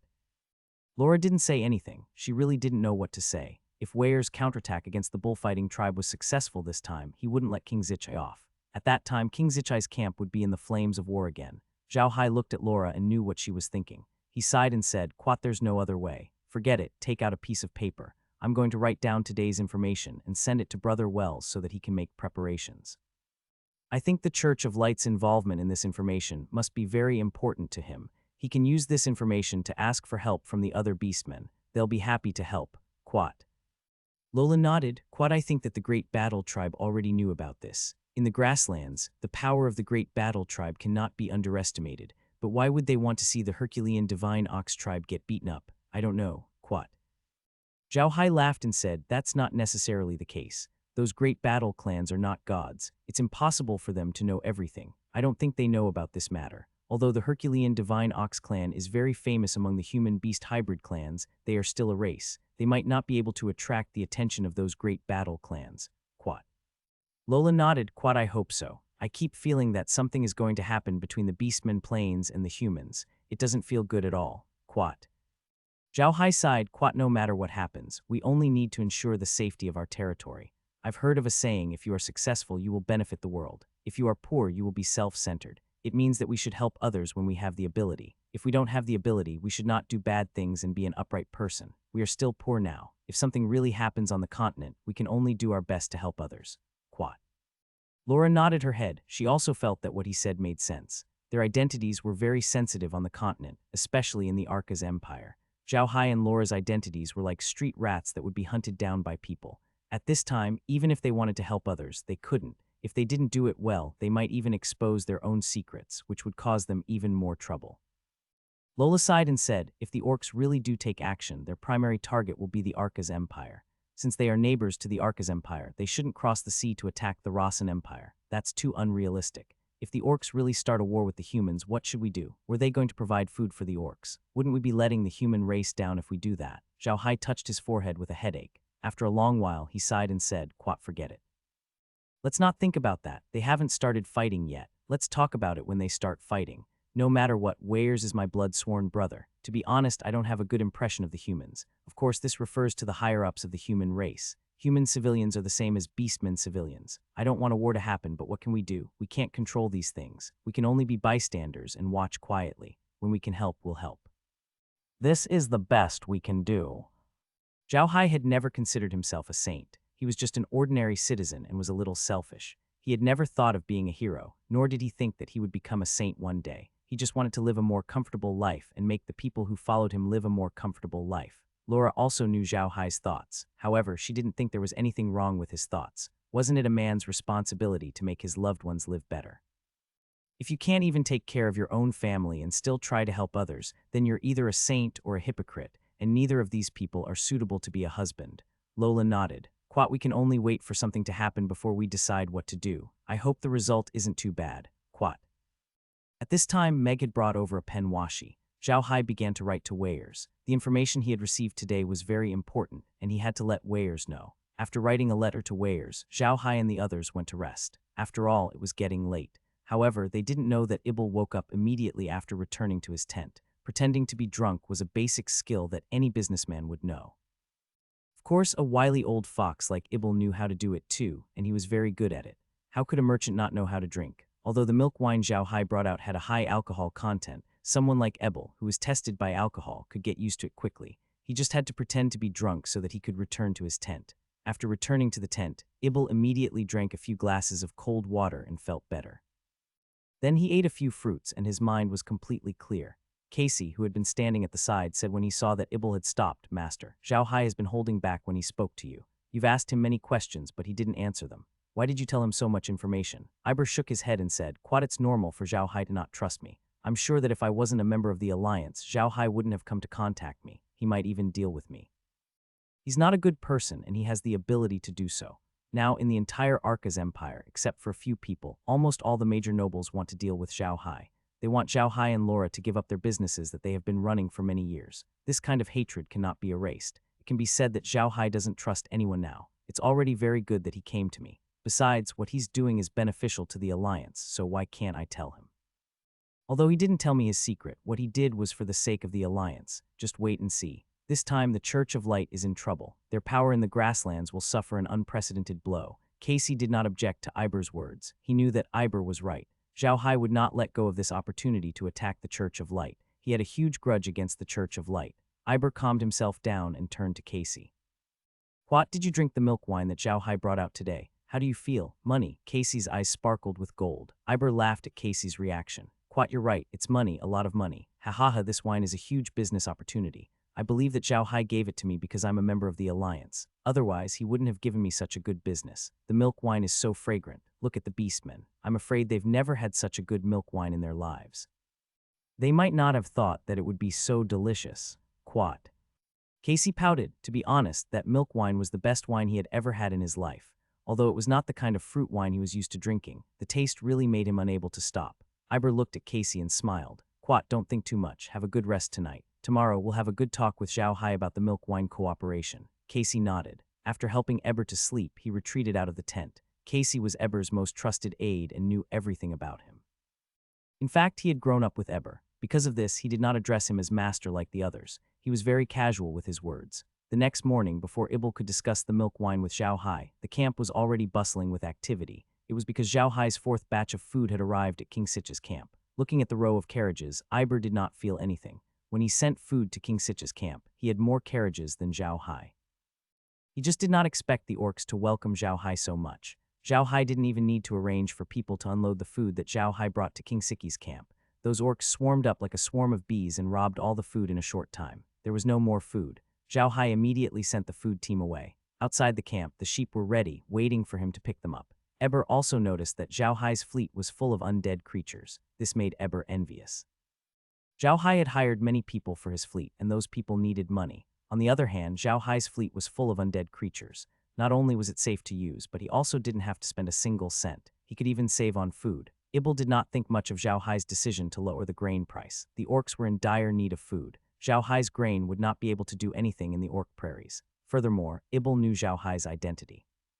He thought that Zhao Hai was doing this to gather information, so he did not mind. To be honest, after drinking the milk wine that Zhao Hai had brought, Ebel almost wanted to give up on transporting grain to the grasslands. It was very risky and arduous to transport grain to the grasslands. Milk wine was definitely the only thing on the continent. It was hard not to make money from this business. Hence, Ebel was ready to put his heart into milk wine.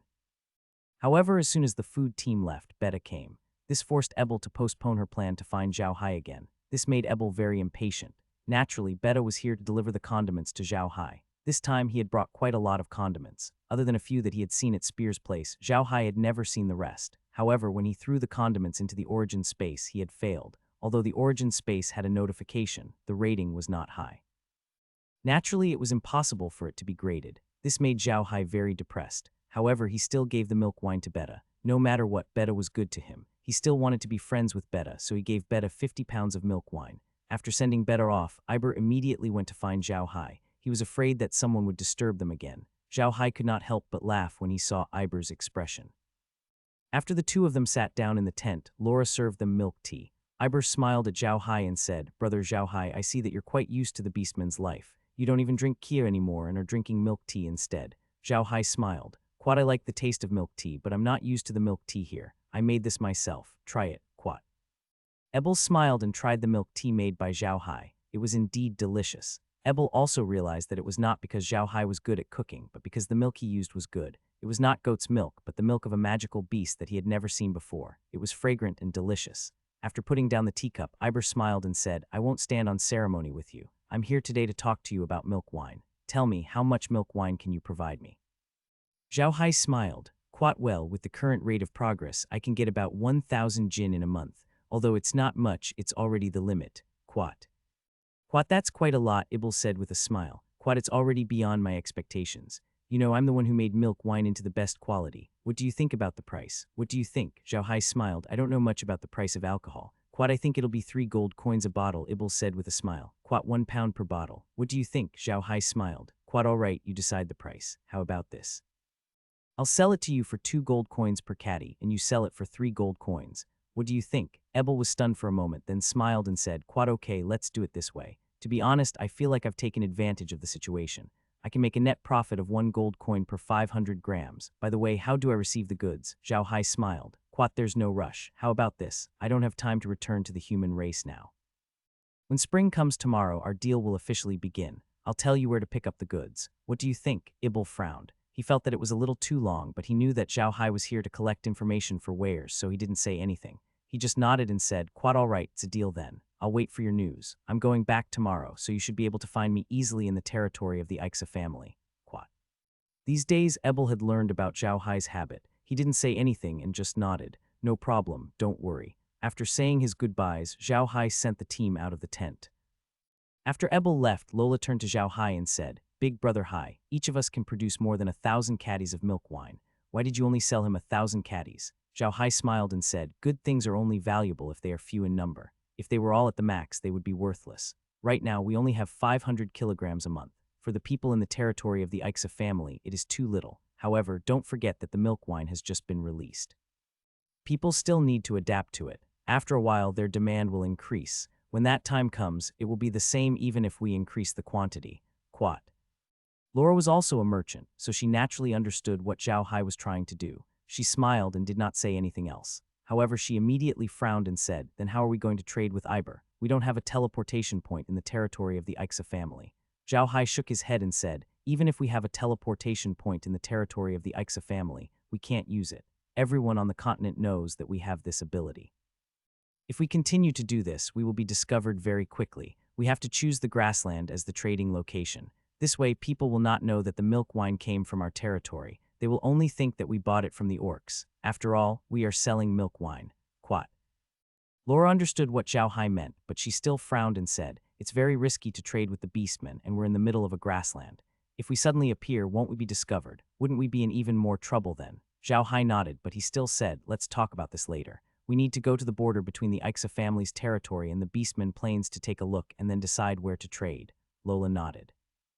She had never been to the territory of the Ixa family, so she was not familiar with the situation there. However, she agreed with Zhao Hai. They were selling milk wine, and it would be best to do the trade on the plains. That way, no one would suspect anything. Although Ebel had told them that the Church of Light had some power in the orc prairies, they were far weaker than the orcs. They could not know what was happening in every corner of the prairies. Even the Great War Tribe could not know, let alone the Church of Light. It was a peaceful day. In fact, Zhao Hai's life was very peaceful now. Although King Xi's camp lost 5,000 people, the disappearance of these 5,000 people was too inexplicable. They couldn't find anything, so they could only leave it at that. The campsite was peaceful. After all, it was almost winter. There were too many things that people needed to prepare. There was no time to think about anything else. Zhao Hai did not have any more information to gather. He had already gathered all the information that he could. There was nothing else to do. All he had to do now was to wait for the last batch of food to arrive, and then he could leave. The next day, Iber left the camp of Sichi. Just as he had said, winter was coming. The grasslands in winter were very scary. Not only would there be strong winds and blizzards, but there would also be demon wolves. The magic wolf pack was a disaster on the grassland. In winter, it was very difficult for magic beasts to find food, so many small magic wolf packs would work together to attack some orc tribes. Many orc tribes were exterminated by magic beasts in winter. Because of this, the human tribe would not spend the winter on the grassland. They would leave the grassland before winter and return to their living quarters. When spring came, they would come back to the grassland in groups. This had become a trend. In the next few days, Zhao Hai's life was very peaceful. Only Beta would come to see him from time to time. Every time Zhao Hai saw him, his face would be red as if he had just had a drink. This made Zhao Hai very impatient. He did not want Beta to become an alcoholic because of the wine he gave her. However, on his first visit, Zhao Hai would still give some milk wine to Beta. No matter what, they were friends. Even if Zhao Hai did not give some wine to Beta, Beta was like a drunkard, so it did not make a difference whether he gave some or not. Soon, 6 days had passed. Zhao Hai's grain team was the last to arrive at King Zichai's camp. Before the team arrived, Zhao Hai had already packed his things. Once the grain was unloaded, Zhao Hai immediately bade farewell to Baruch and left King Zichai's camp. Before leaving, Zhao Hai gave Beta another 50 pounds of milk wine. Beta was very happy, but he did not dare to drink so freely now. He decided to keep the 50 pounds of milk wine until Zhao Hai came to the grasslands again. Unfortunately, he never expected Zhao Hai to appear as their enemy the next time he came. After Zhao Hai and the others left the Sichi King tribe, they followed their usual route and headed straight for the Pig Clan's territory.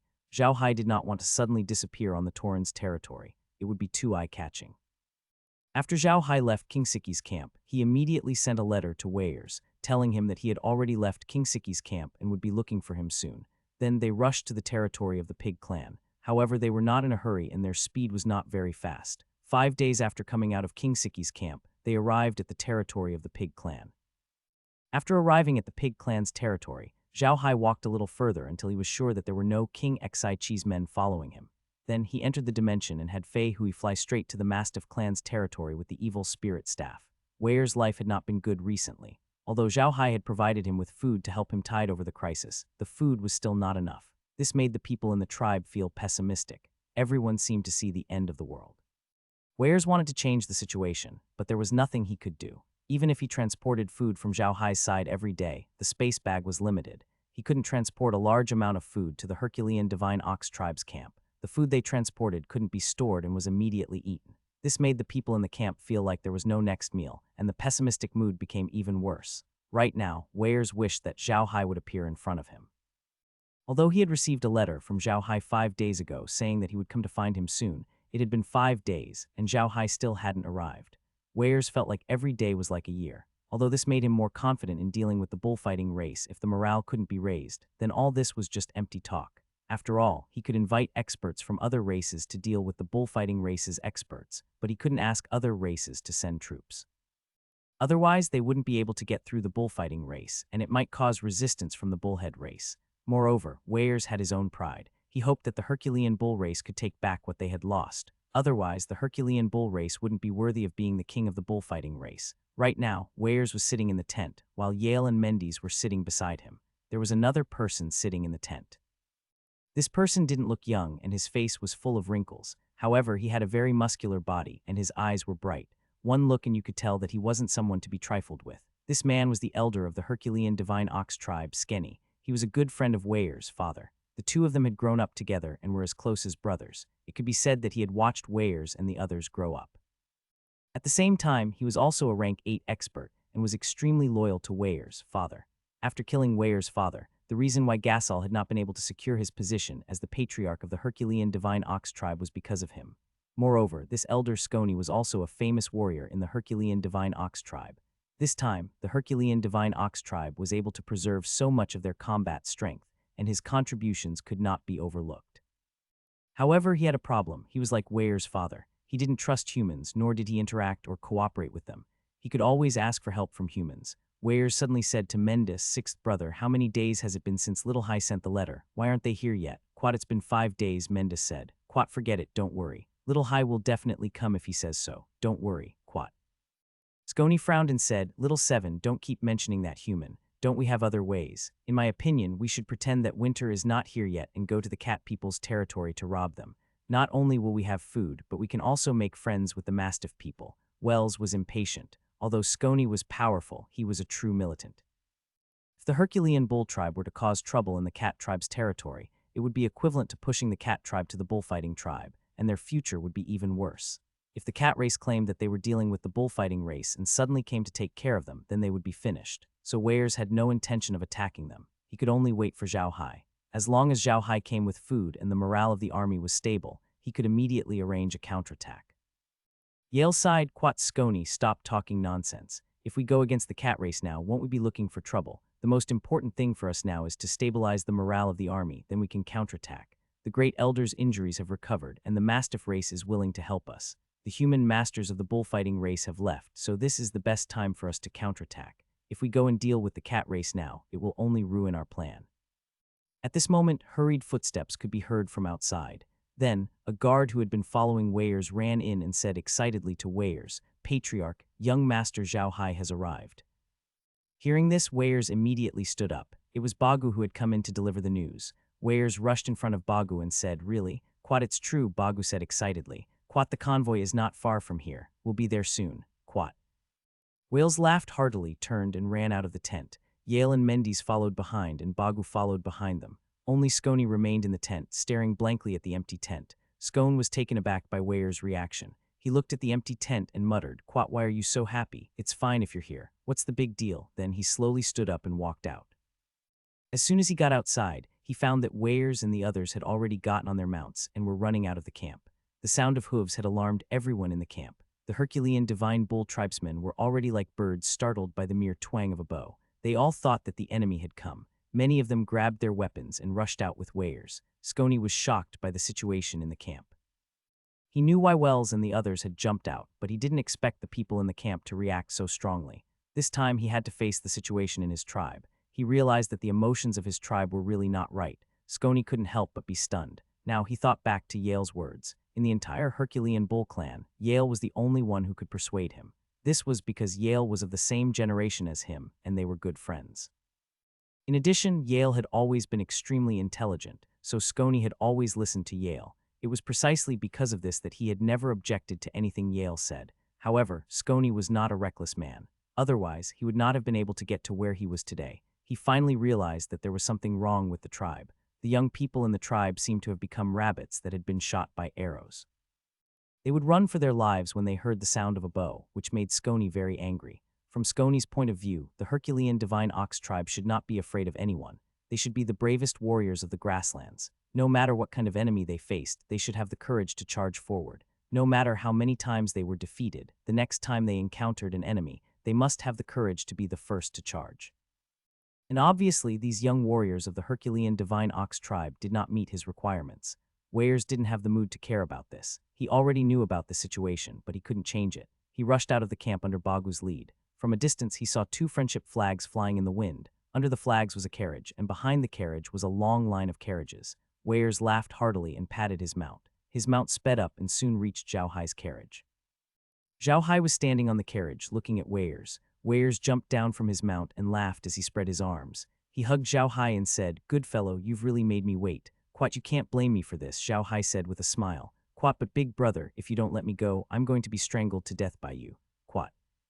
Wales laughed out loud and placed Zhao Hai on the grass. He turned to look at the food truck behind him and asked Zhao Hai, "Why did you use a carriage to load the grain? Don't you think the effect might be better this way?" Zhao Hai smiled. "Let your people see we have plenty of food." Wales laughed heartily and patted Zhao Hai's shoulder. He knew that Zhao Hai was doing this to help him stabilize the morale of his troops. At this moment, Mendis and Yale had arrived as well. Two of them walked up to Zhao Hai and hugged him as they laughed out loud. This scene caused the people behind Weirs and the others to freeze up, not knowing what was going on. Soon, Weirs discovered that there were close to 10,000 coiled sheep following behind Zhao Hai's carriage. Zhao Hai had obtained these coiled sheep from King Sichi. Zhao Hai knew that the orcs would feel uneasy if they didn't have any coiled sheep, just like the humans without land. Thus, he released the coiled sheep and prepared to give them to Weirs. Weirs didn't say anything and led Zhao Hai into the camp.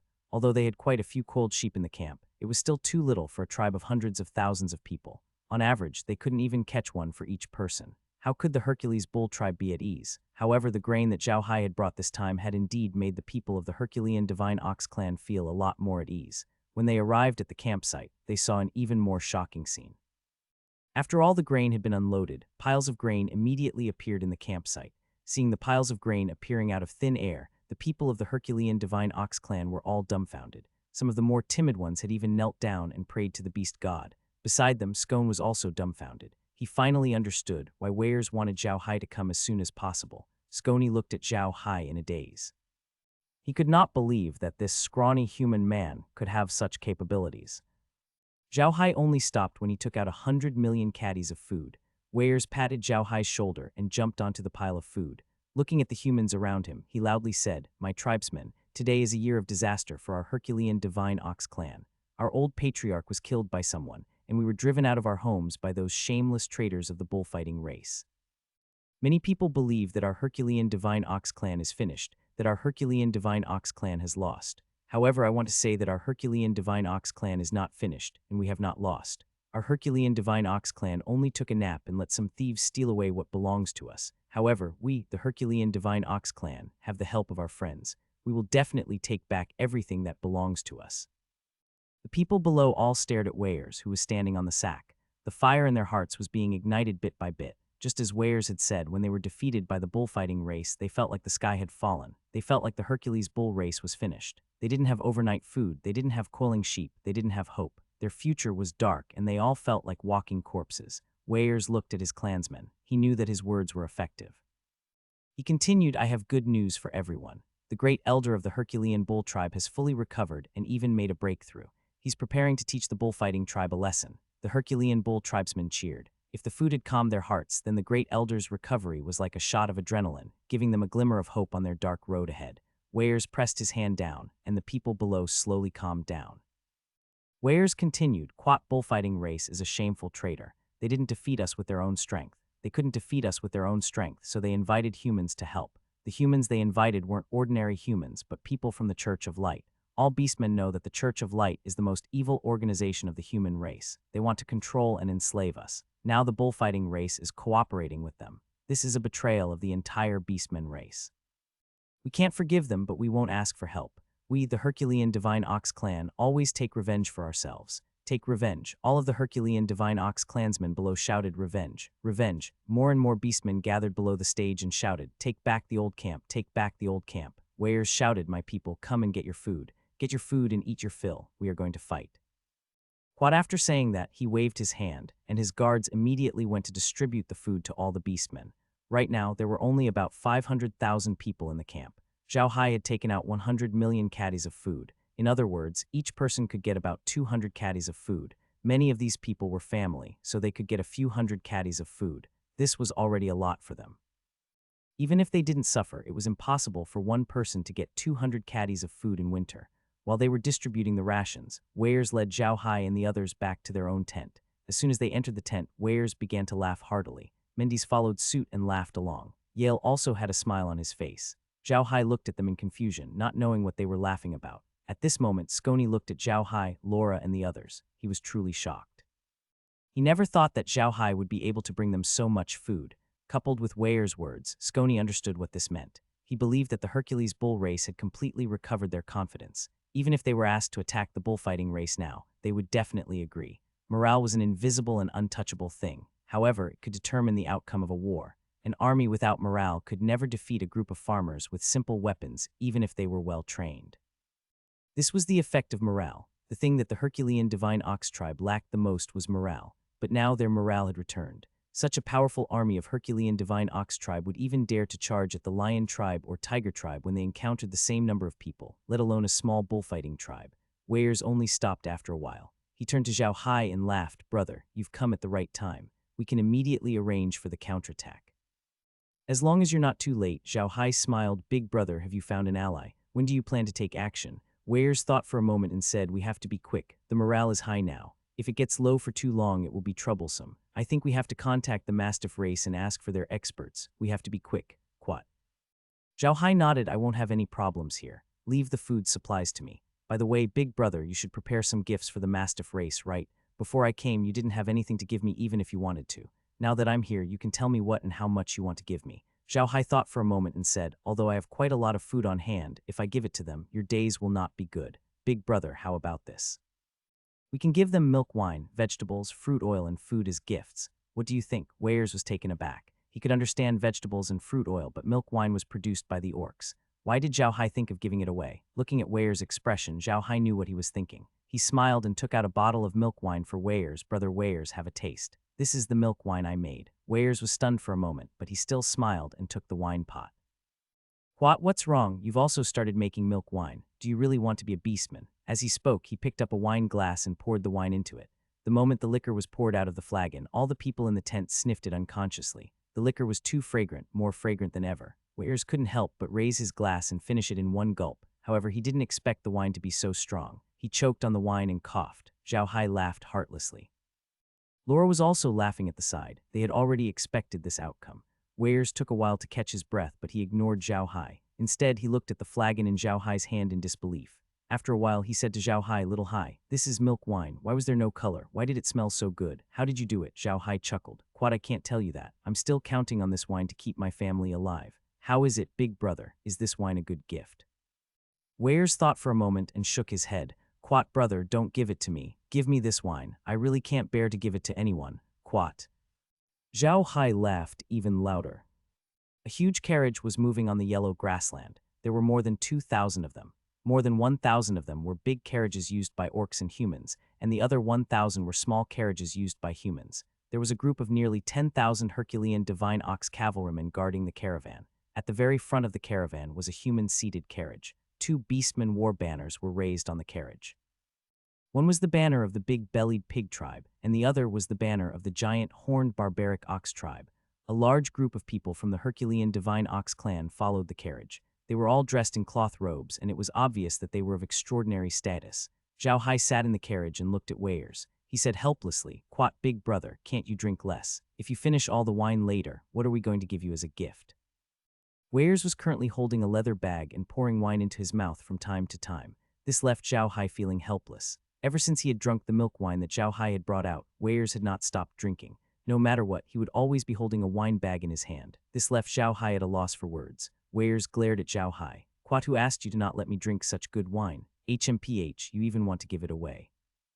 "I'm going to drink to my heart's content." Quat. Hearing Weirs' words, Laura and the others all laughed. Yale, who was riding beside the carriage, also laughed. He knew that Weirs was joking. However, to be honest, the wine brought by Zhao Hai was simply too fragrant. Even someone like Yale, who wasn't a glutton for wine, was a little tempted. Zhao Hai shook his head impatiently and turned to Wales. "Quat, big brother, will it be fine if only 6th brother is left at home?" Wales smiled. "Quat, no problem. Brother 6 is very good at arranging logistics. Don't worry, nothing will happen." Quat. Zhao Hai nodded. "Quat, I think it's best to prepare more wine for this winter operation. The winter is too cold. Whether it's humans or magical beasts, it's best to drink less wine before the big battle. Otherwise, you'll freeze." Quat. Weirs' eyes glinted coldly. "Worry, I've made all the arrangements. This time we'll fight to the death. I've already ordered them to kill all the coiling sheep in the tribe and turn them into war provisions." At the same time, we'll ban drinking and control all the milk wine so that we can use it when the battle begins. If we can't take back our old camp this time, I'd rather the Herculean Divine Ox tribe disappear from the plains. Weir's words carried a hint of determination. Just as he had said, the Herculean Bull clan was going all out this time. Right now, their entire clan was holding back and had put in all their resources. If they didn't succeed this time, the Herculean Bull clan would never have a chance to turn the tables. Zhao Hai realized that Weir's was indeed a little crazy, but this was exactly what the Herculean Divine Ox clan needed. Zhao Hai sighed. Did second sister and third sister say anything about eldest sister and fourth sister's situation? Wales nodded and said, yes, they're dead. They weren't the only ones who were executed by the patriarch of the bullfighting race. All the servants who followed them were executed. Only the old and weak who didn't manage to escape in time were captured and demoted to slaves. This time, I must kill all the bullfighting men who are taller than the wheels of a car. Quat. Zhao Hai didn't say anything. He knew that this kind of killing was very common for orcs, but he still said, Big brother, when dealing with King Sichi, is there a need to do this? Wales was stunned for a moment before he nodded and said, we can indeed show some mercy to King Sichi, but King Sichi must die. Little Hai, you must turn all the dead bullfighting clan members into undead and make them your slaves. Big brother, there are hundreds of thousands of people there. Are you really going to do that? Zhao Hai smiled bitterly. Wales nodded and said fiercely, if I don't do this, I won't be able to dispel the hatred in my heart. Brother, you must promise me. Big brother, I'm the one who's taking advantage of you, right? Zhao Hai said impatiently. If you give me those people, my combat power will be even stronger. Of course, I'll help you with this. Weir's didn't say anything as he thought Zhao Hai was consoling him. He had a certain understanding of black mages. He knew that if a black mage ruled over too many undead creatures, it would be a heavy burden for the mages. Normally, it was already impressive for a black mage to command a few hundred undead creatures. However, he had asked Zhao Hai to turn a few 100,000 people into undead creatures. This request was a little overboard. He didn't know that Zhao Hai was just a fake black magician. To Zhao Hai, the undead creatures weren't a burden at all. Just as he said, they were just tools to increase his strength. Weir's had already completely treated Zhao Hai as his own brother. To be exact, he was closer than his own brother. No matter what, his brother had not reached Zhao Hai's level. Weir's had already made up his mind. If they managed to take down the bullfighting race, he would give the bullfighting race to Zhao Hai as slaves. He would give Zhao Hai hundreds of thousands of sheep. However, he didn't say these words out loud. He was just preparing to implement them when the time came. He believed that Yale and Mendis would not object. Without Zhao Hai, the Herculean Divine Ox tribe would not be where they were today. Zhao Hai didn't want to go with them when they went to present gifts to the Mastiff race, but Weir's insisted on bringing him along. He felt that he should introduce Zhao Hai to the Mastiff race. This way, everyone would know Zhao Hai's identity and status. He also wanted Zhao Hai to do business with the Mastiff race. This way, not only would Zhao Hai benefit, but the Mastiff race would also benefit. The caravan slowly moved forward. They weren't too far from the Mastiff tribe's camp. The Mastiff tribe had carved out a piece of their territory for the Herculean Bulls people to live in. At the same time, they also wanted to protect and take care of it. This moved Weir's greatly. To the people of the Herculean Divine Ox tribe, those who could help them now were their most loyal friends. This disaster could be said to be a touchstone. They could immediately test out those people who were their true friends and those who were like wolves that couldn't be fed. It would take 2 days to travel from the Herculean Bull tribe's camp to the Mastiff tribe's camp. Weir's wasn't in a hurry, so he walked forward slowly. When he had received news from Zhao Hai about the cooperation between the bullfighting race and the Church of Light, he had immediately informed the Mastiff race. Among the Orc race, the Mastiff race had a higher status than the Herculean Bull race. If he told the Mastiff race about this, they would be able to immediately inform the Tiger race or the Lion race. This way, the War tribe would know about this, and the entire plains would probably be cleansed. The Church of Light was the organization that the Orcs hated them. Just as Weir's had said, the Church of Light was the most evil organization in the eyes of the Orcs. They suppressed the Orcs everywhere and called them barbarians. They were the ones who had started many wars against the Orcs. The most important thing was that they had tried to control the Orc tribes a few times before, causing internal strife among the Orcs. This made all the Orcs full of hatred for the Church of Light. When Weir's had received the information from Zhao Hai that the people helping the bullfighting race were from the Church of Light, he had been extremely excited. He knew that if this news spread, the bullfighting race would be finished. Weir's believed that the Lion clan or the Tiger clan had already received the Mastiff clan's letter. They would probably make a move. This would be very helpful for them to take back their throne. However, Weir's didn't want to rely on the pressure from the Lion or Tiger races to take back the position of royalty. If that happened, their prestige among the Taurens would fall, which would be very bad for their future rule. That night, they set up camp on the plains. Wells and the others didn't make a big fuss. They just had a simple meal and went to rest. Now, they put all their energy into preparing for the battle, so they stopped enjoying themselves. For this battle, Weirs and the others had put everything on the line. They had only brought a few simple provisions on this trip, not even a single lamb. Just as Weirs had said, he had already ordered all the lamb in the tribe to be turned into war food. On the second day, they could already see the grass-cutting team of the Mastiff people. Now was the time to cut grass, so there were human-beast hybrids cutting grass everywhere on the grassland. The Mastiff people naturally had to prepare for winter, so they were also cutting grass. Not only their own people were doing it, but many slave clans were also doing it. This was the busiest time of the year in the Central Plains. The Mastiff people saw Weirs and the others, but it was obvious that they loved the Herculean Divine Ox clan. Many of them ran over to greet Weirs and the others. This was Zhao Hai's first time seeing a member of the Mastiff tribe. They were very tall, about 2.5 meters. Although they were a little shorter than the Herculean Divine Ox tribe, they were not that much shorter. They were very thick and strong, and their huge Mastiff heads were covered with a layer of long fur at the area between their faces and necks. This made them look as mighty as lions. Their voices were very low, but they had an indescribable penetrating power. People could feel a domineering aura from their voices. In fact, the Mastiff tribe was very famous in the prairie. Even the powerful battle tribes such as the Wolf tribe, Tiger tribe, Bear tribe, and Lion tribe didn't want to offend the Mastiff tribe. They were very brave. With the same number of people, the Mastiff tribe didn't lose to the Lion tribe. They only lost slightly to the Tiger tribe. When they fought with the Wolf tribe lost. When they fought with the Bear tribe lost. This battle record made the Mastiff tribe the most famous tribe in the prairie. However, because there were many races in the dog-headed people race, they were not strong enough. Therefore, the dog-headed people could only be regarded as a race. However, in the eyes of all the people, the dog-headed people were the battle race. As a result, there was a semi-battle race on the prairie, and only the dog-headed people had obtained the title of semi-battle race. There were no other races. The Mastiff race had also noticed Zhao Hai's existence. They glanced at him, and Weirs quickly explained to them that he was his sworn brother. Obviously, the beheading blood oath was a great oath for the orcs, and it was accepted by all the orcs. No matter which race, as long as an orc had made the beheading blood oath, he would be considered an orc in the eyes of the orcs. As a result, the Mastiff tribe didn't do anything strange to Zhao Hai. On the contrary, they were even more friendly to Zhao Hai. This was because they had noticed that Zhao Hai was not only Weir's sworn brother, but also had 2 orc friendship flags on his carriage. The friendship flag was equally important to the beastmen. Thus, when the Mastiff tribe saw that Zhao Hai was Weir's sworn brother and had 2 friendship flags, they naturally wouldn't treat him the same way they treated ordinary human merchants. At noon the next day, they finally arrived at the Mastiff race's old camp. The Mastiff race's old camp was much more imposing than King Xi's camp. They were now on a small hill. If they didn't guard this small hill, there would be a small river flowing under it. The river's volume wasn't small, and the speed of its flow was very fast. It could be a natural barrier for them, and it would also make it more convenient for them to use water. On the river, the Mastiff tribe built a wooden bridge. The bridge was very wide and strong, enough to allow 10 riders to ride side by side. Not far from the mountain, there was a place where the water flowed very slowly, allowing people to wade through the water. It was definitely a good place to set up camp. Of course, the hill was not very tall. One could only see the slight ups and downs of the hill. The camp was huge. It could probably hold more than 1 million people. These millions of people were not all gathered together.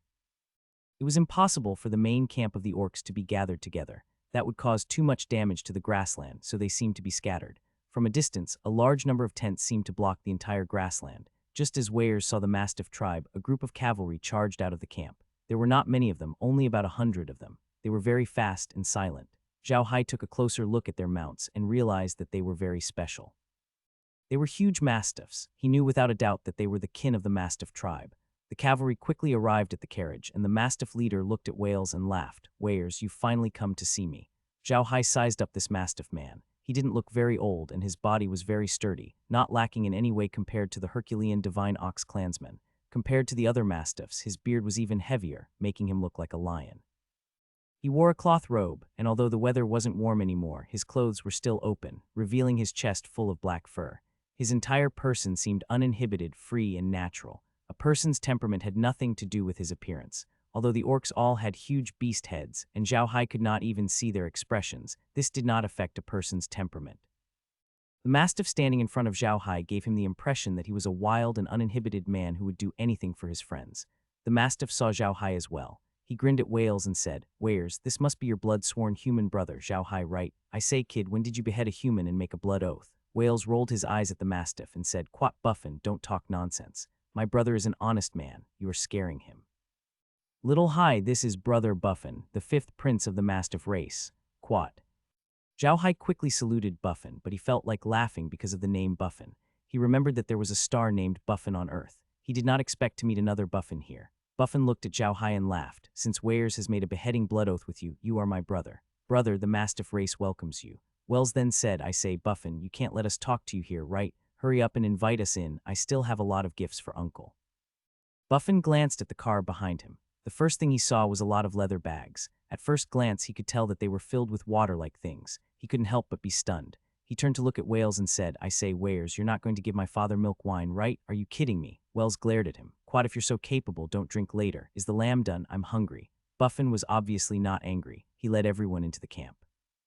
As soon as they entered the camp, they immediately walked up to the small hill. Zhao Hai had already seen a big flag on the small hill. It was the king flag with a dog head. Obviously, the golden tent of the Mastiff tribe should be set up there. Sure enough, they soon saw the golden tent of the Mastiff people. Although this tent looked very grand, it didn't have fences and as many guards as King Xi. Other than the grandeur of the tent, it looked like an ordinary orc's tent, with only 2 guards in front of the door. The convoy had already stopped. Wales only brought Zhao Hai, Yale, and a few guards who were carrying things to the big tent. Now, Wales had put away his joking expression when he was joking with Buffin and had a serious face. Zhao Hai also followed Weirs. The two walked into the tent under Buffin's lead. As soon as they entered the tent, Zhao Hai was stunned because this golden tent was not as gorgeous as it looked from the outside. The inside of the tent was very simple, similar to King Sichi's tent. There was a big brazier in the middle, a lamp hanging on the tent, and a desk. A young Mastiff was sitting behind the desk, and there were rows of chairs on both sides of the desk. This made the place look more like a conference room. Other than these, the furnishings inside were much simpler. There was nothing good. As soon as Weirs entered the tent, he quickened his pace and immediately knelt down in front of the old Mastiff. Quat, Weirs pays his respects to Uncle Boozer. Zhao Hai also knelt down and saluted. All right, little seven, get up. You don't have to be so polite with me. I heard that you brought a lot of gifts. What's the point of bringing those things? You're in a difficult time right now. Wales stood up and smiled. Quat, uncle, I've brought some special products of the human race. They're dispensable to us. Consider it a token of my respect. Quat, that's good, said Buzzer with a smile. Quat, it's good that you have this thought. By the way, this must be your brother who took the blood oath. Zhao Hai couldn't help but neglect him. He quickly knelt down and saluted Boozer. Zhao Hai greets uncle. Boozer nodded and said with a smile, get up. Since you're Weir's brother, you're my junior. There's no need to be polite with me. Have a seat. After thanking him, Zhao Hai retreated behind Weirs. Weirs stepped forward and waved his hand. A guard following behind him immediately brought a silver wine pot to Weirs. Weirs took the wine pot and said to Boozer, Uncle, this is the milk wine brewed by Little Hai. I think it tastes good, so I brought some for you. Try it. Boozer looked at Weirs' expression and didn't seem angry at all. He laughed and said, Quite good, milk wine is good stuff. We beastmen can't live without it for even a day. I want to try the milk wine made by your human brother and see if it tastes like our beastman's milk wine. Quat. Weirs smiled and walked to the side of Buzzer's table, pouring wine into his glass. It was just as Buzzer had said, the beastmen couldn't live without milk wine, and milk wine had become the most important part of their lives, so there was also a glass on Buzzer's desk. However, when Weirs poured the milk wine out, Buzzer was stunned. He had been drinking milk wine his entire life, but he had never seen milk wine as clear as water. This was too shocking. But he didn't doubt Weirs' words because he smelled a very strong milk wine fragrance. The Mastiff race's nose was much better than ordinary beastmen's. When Weirs finished pouring the wine, Buzzer immediately picked it up and took a sip. He didn't drink a lot, unlike Weirs, who drank a large glass of wine in one gulp. He only took a small sip, but the wine's fragrance immediately intoxicated him. Orcs loved wine, and this wasn't the case for ordinary orcs or royal orcs. Boozle also loved to drink, but he swore that he had never had such good wine. It was obvious that he was talking to Zhao Hai. Zhao Hai quickly bowed and said, Quat, uncle, you're too polite. I used the best materials. It's good that you like them. Quat. Boozle smiled and said, all right, Weirs, you don't have to keep an old man company. Little Five, go and get Weirs and the others to drink. Remember to bring me a few pieces of lamb chops and invite the elders over to bring us more of this wine. This wine is really fragrant. We old fellows should have a few cups. Quat. Buffin responded and led Wales and the others away.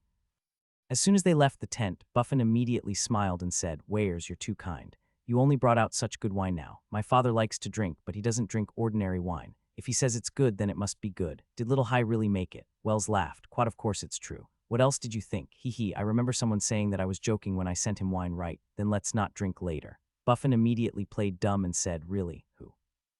who said that his appearance, coupled with his somewhat silly-looking dog head, was really unspeakably funny. Weirs and the others laughed, but they still immediately arranged for someone to send wine to Boozer. It was a big bag of 50 pounds of milk wine.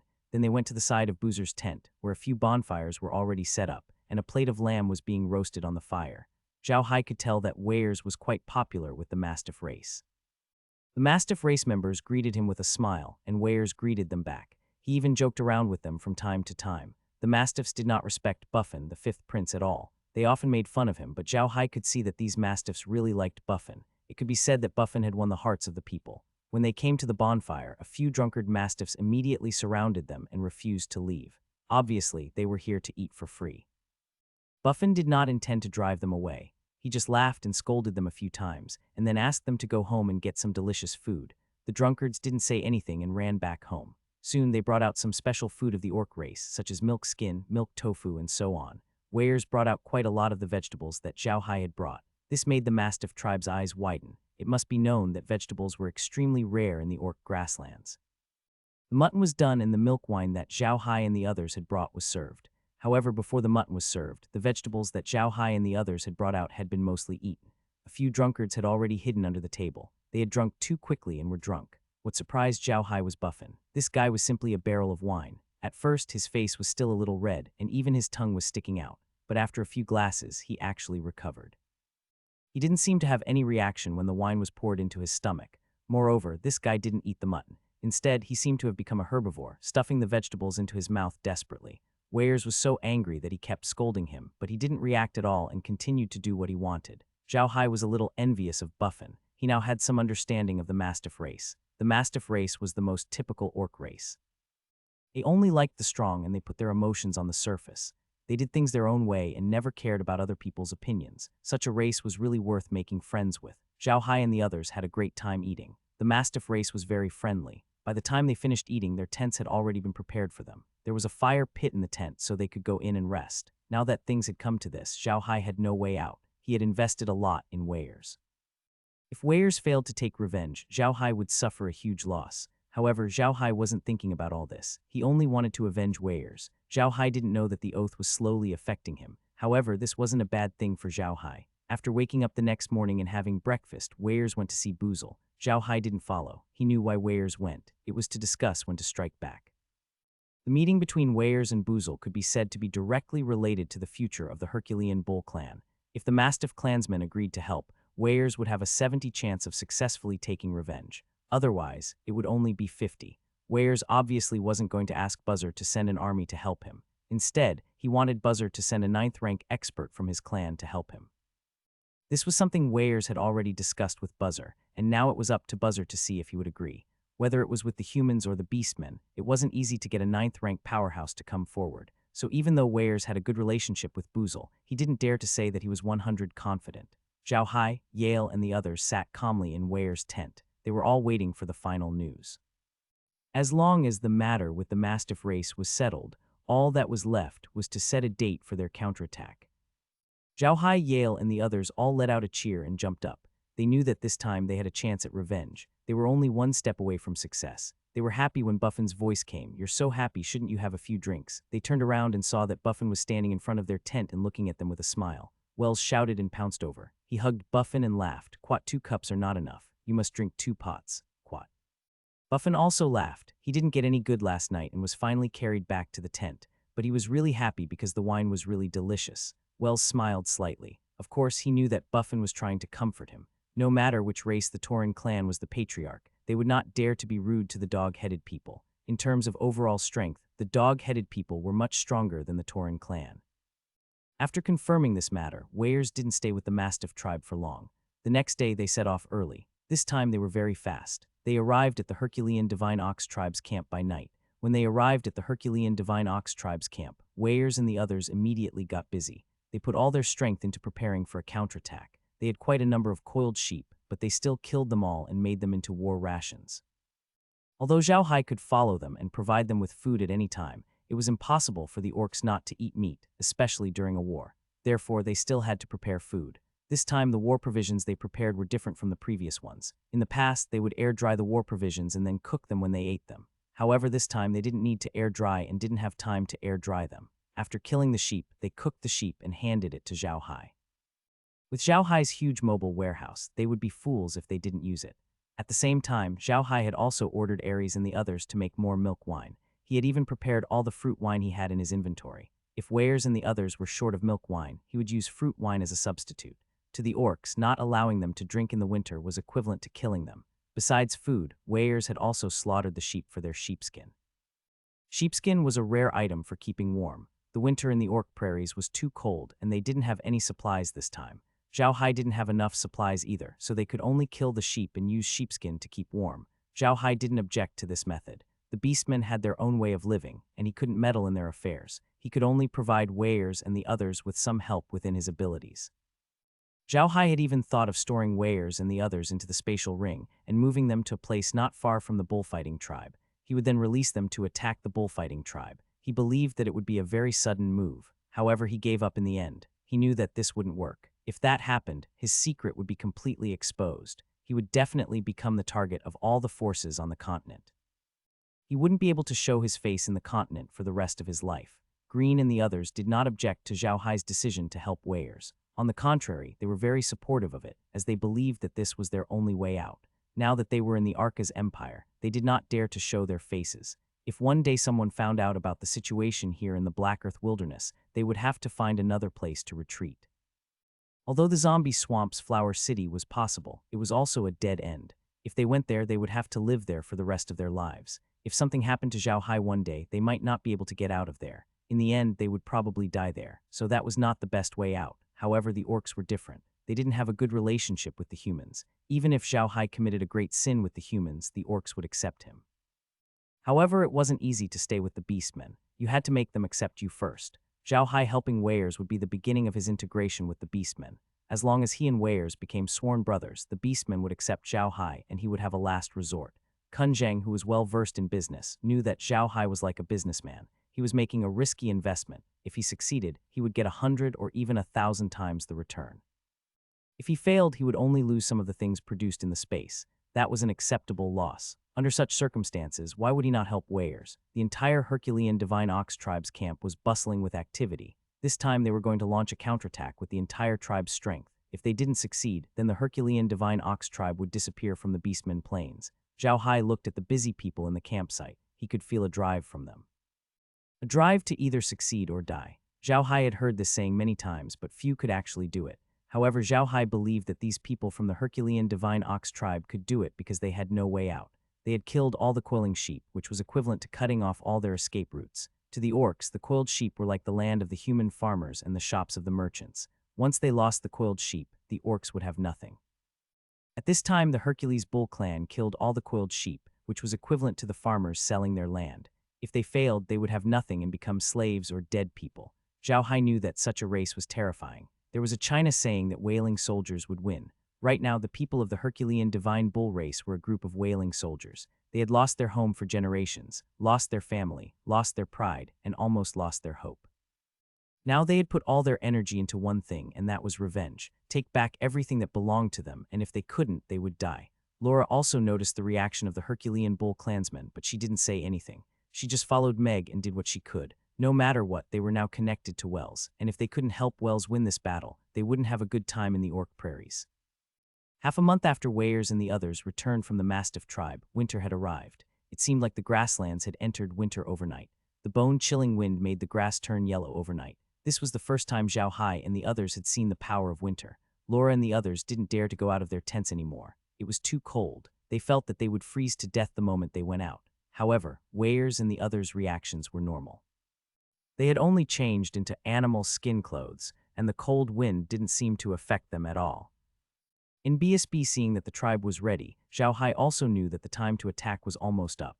He was slightly excited. This was the first time he had seen a battle involving hundreds of thousands of people. How could he not be excited? Zhao Hai and the others were also preparing. They knew that the day of their revenge was not far away. Just as they were busy in the tent flap was suddenly lifted and Wells walked in. At the same time, he brought in a gust of cold wind. Although they were wearing thick clothes, Laura and the others couldn't help but shrink back. Weirs couldn't help but laugh when he saw Laura and the others. "Laura, you guys have to get used to this temperature as soon as possible. You should know that the coldest time on the grassland has not yet arrived." Laura's face paled as she shook her head. Quat, I'm afraid I can't get used to it. If it's the coldest time, I'll freeze to death. Zhao Hai stared blankly for a moment.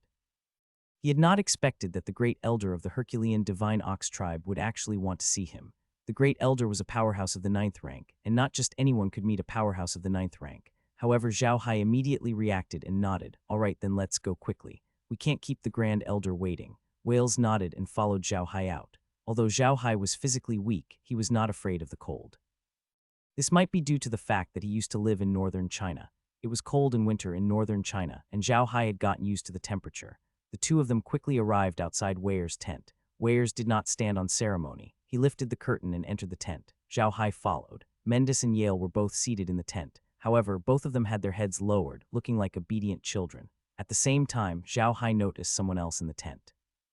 An old man in plain clothes sat in the tent. The old man was very tall and strong. He sat there like a mountain. Although his eyes were closed, Zhao Hai could feel every movement in the tent. Once inside the tent, Weirs became cautious. He relaxed his steps and slowly walked to the old man. He said softly, Elder, Zhao Hai is here. Zhao Hai stepped forward and bowed to the old man. Zhao Hai greets the Grand Elder. Elder, you're too kind. It's my honor to be able to help, Zhao Hai replied hurriedly.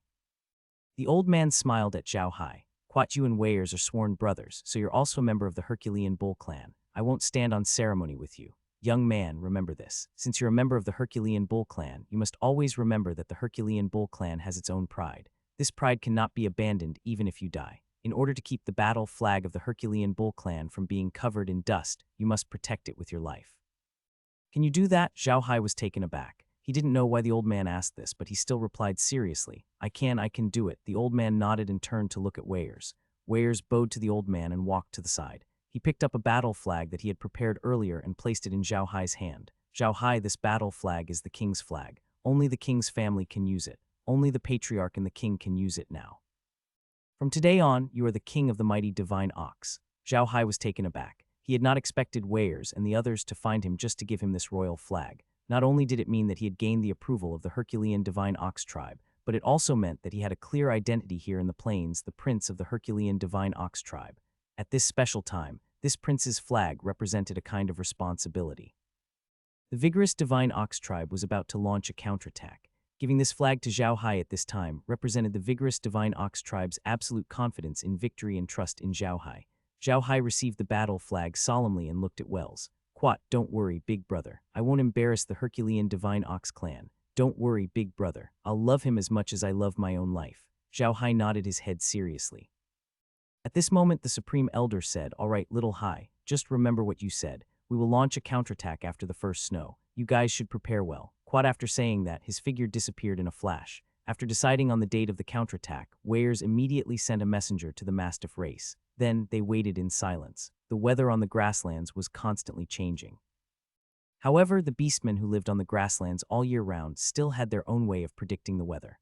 On the day Zhao Hai received the mighty divine ox tribe's royal flag, Weirs told Zhao Hai that an elder in the tribe predicted that the first snow on the grasslands would come in 10 days. Furthermore, it would be a blizzard that would not happen in a decade. Zhao Hai had no idea what this once-in-a-decade blizzard meant, but he knew that it would cause a lot of trouble for their counterattack. On the other hand, no one would have thought that someone would be marching to war in such weather. 10 days wasn't a long time, but to the people waiting, these 10 days were as long as 10 years. For the sake of this war, the Herculean divine ox tribe had gambled everything. Before they set off, all they had to do was sharpen their axes and take care of their mounts. At the same time, Weirs had even imposed a ban on drinking alcohol. Not allowing beastmen to drink in winter was almost the same as killing them, but this time, no one opposed it. Everyone calmly accepted this order. If they were not allowed to drink, then they could only train. When they felt cold, they would come out of their tents and practice martial arts outside. It was Zhao Hai's first time seeing a human-beast hybrid using a beast soul skill. When they used a beast soul skill, a demonic beast shadow would suddenly appear on their bodies. Then the shadow would slowly merge into the person's body, and his strength would increase greatly. Zhao Hai felt a chill run down his spine when he saw this. It felt like a soul was being possessed, and it gave him a creepy feeling. To everyone's disappointment, even though the sky was covered in dark clouds, not a single snowflake fell. This made Weirs and the others even more anxious. But at this time, the old man who had predicted the weather came to Wells again. He told Wells that the weather had changed.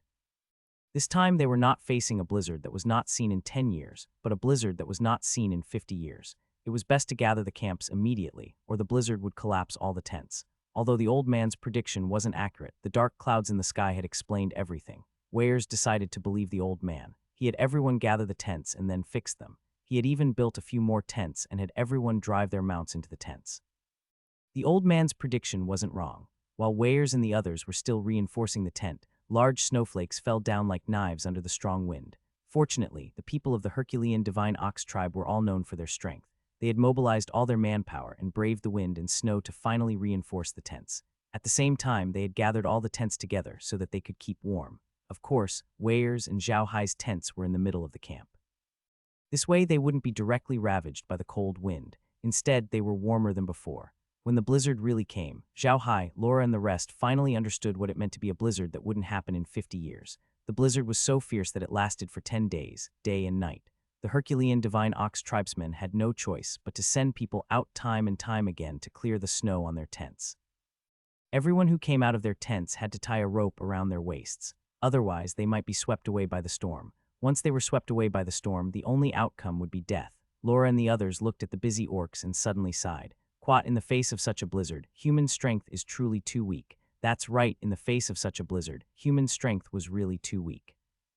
Even the Herculean Divine Ox clan, which was famous for their strength, had no choice but to bow their heads to the force of nature. The power of nature was really great. 10 days later, the sky finally cleared up and the sun came out. Although it was still very cold on the plains, the frightening blizzard had finally stopped. The entire camp could not help but cheer. Laura and the others couldn't help but cheer. This was a battle between man and nature. Fortunately, the final victor was man.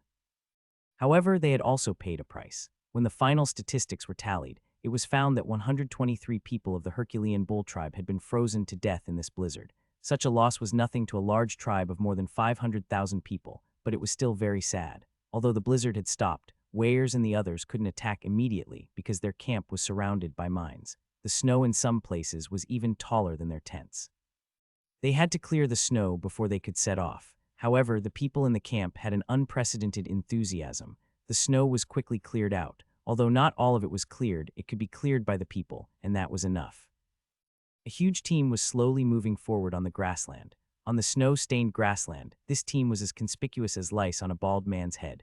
However, at this time, there was basically no one on the grassland. The grassland in winter was terrible. The cold wind, heavy rain, and wolves would all become the most terrible things on the grassland in winter. Orcs rarely left their camp in winter, especially the small team. However, there were a lot of orcs in this team, more than 500,000 of them. Although the snowy plains were not easy to walk on, they did not stop. If one looked closely, they would find that not all of the orcs were young and strong. There were many elderly, children, and women. It was as if a large tribe was moving. This group of people was from the Herculean Divine Ox tribe. This time, it was not just the 200,000 young and strong warriors of the Herculean Divine Ox tribe who had followed them. Instead, everyone had come. There was a saying in the grassland that orcs who were taller than a car wheel were dangerous as long as they were not dead.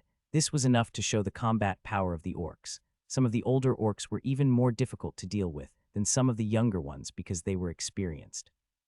Although their strength might not be as strong as the younger ones, their experience was something that the younger ones would never be able to match. The women of the Hercules Ox clan had never been easy to deal with. Although she hadn't learned any beast soul skills, she was still a woman of the Hercules Ox clan. They were also born with godly strength and were in their prime. Their strength was no less than that of an ordinary grade 4 human warrior. This was the most terrifying part of the beastmen. This time, the Herculean Divine Bull tribe had gone all out. There were no young children or old people in their tribe because none of them had been able to escape from the hands of the bullfighting tribe. They had all become slaves. Under these circumstances, Weyers decided to mobilize the entire clan. They had to win this battle, or the Herculean Divine Ox clan would rather die. Zhao Hai and the others were with the team, but they were in their cars instead of riding on their mounts.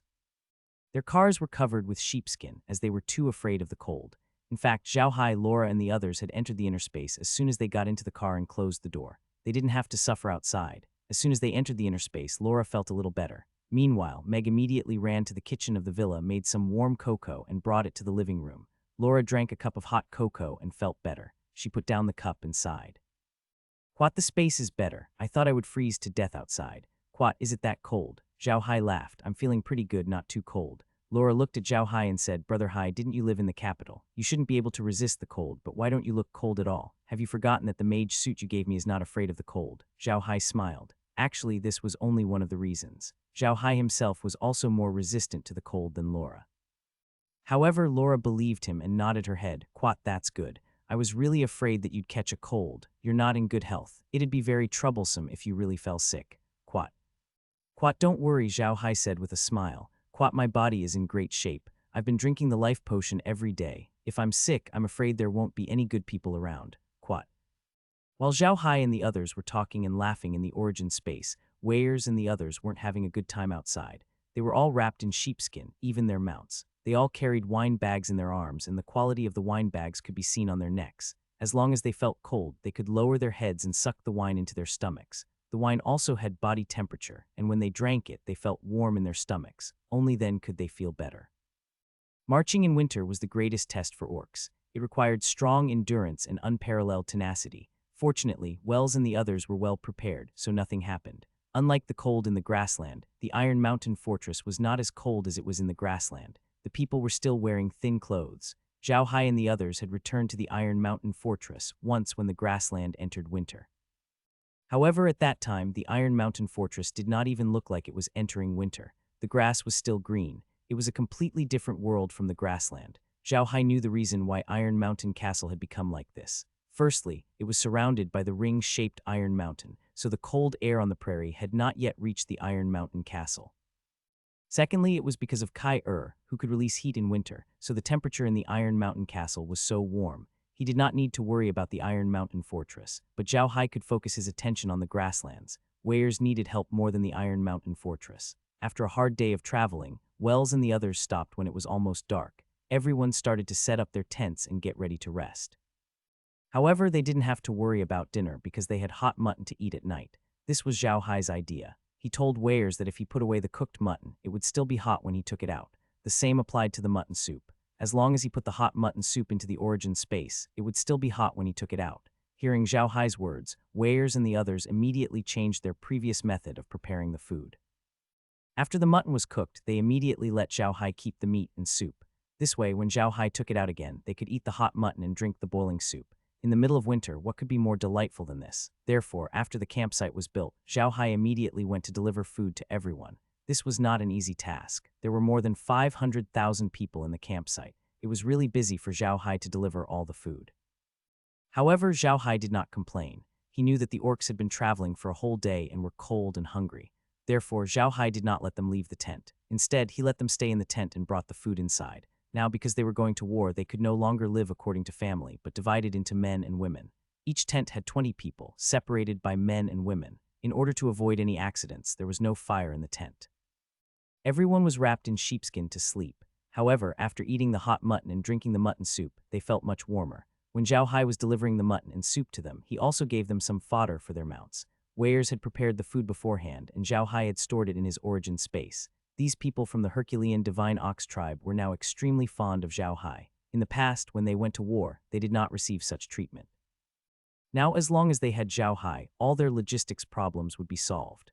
Weirs and the others had been by Zhao Hai's side the entire time. They would ask about the current situation of his clansmen from time to time. Their actions moved the clansmen. It could be said that Weirs had the hearts of all his clansmen in his hands. Because they had to travel during the day, they could only eat 2 meals a day, one in the morning and one in the evening. Almost all of the time during the day was used to travel, and almost no one got off their mounts. To Zhao Hai, this was a form of torture. If he had to travel like this, he didn't know if he would be able to endure it. This also showed Zhao Hai the tenacity of the beastmen. After distributing the dinner to the Herculean divine bulls, Zhao Hai and the rest gathered in Weirs' tent. They had not eaten yet. Their dinner was similar to the Herculean divine bulls, consisting of mutton and mutton soup. Weirs took a sip of the mutton soup and let out a long sigh. With Little Hai following us, we're really very happy. In the past, when we were fighting, it was so easy. Quat, isn't that so? Scony laughed. Quat, not to mention winter. Even when we went to war in the summer, it wasn't much better than now. Quat.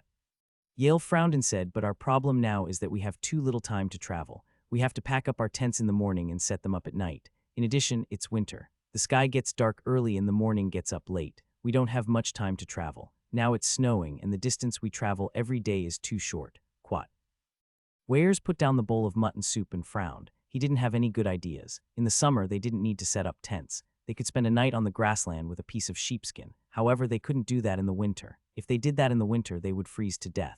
Zhao Hai looked at Weirs and said in a deep voice, "Quat brother, how about this? After you wake up tomorrow morning, don't care about the tents. Just walk forward and I will take care of the tents.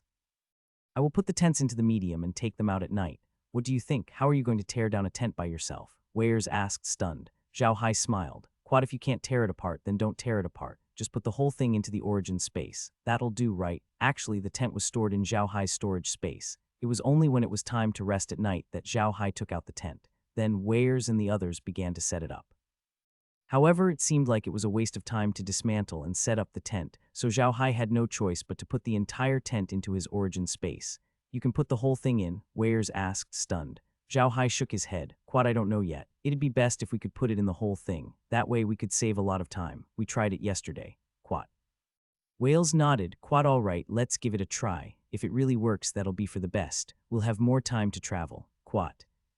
"Quat, at our current speed, it will take about half a month to get to the old camp," Mendis said. "Quat, Little Hai, did you let Blood Eagle take a look? The bullfighting tribe is all at the old camp." Zhao Hai nodded. "Quat, they're all here. Don't worry, Brother Six. They're like the other tribes now. They don't leave the camp during winter." Quat.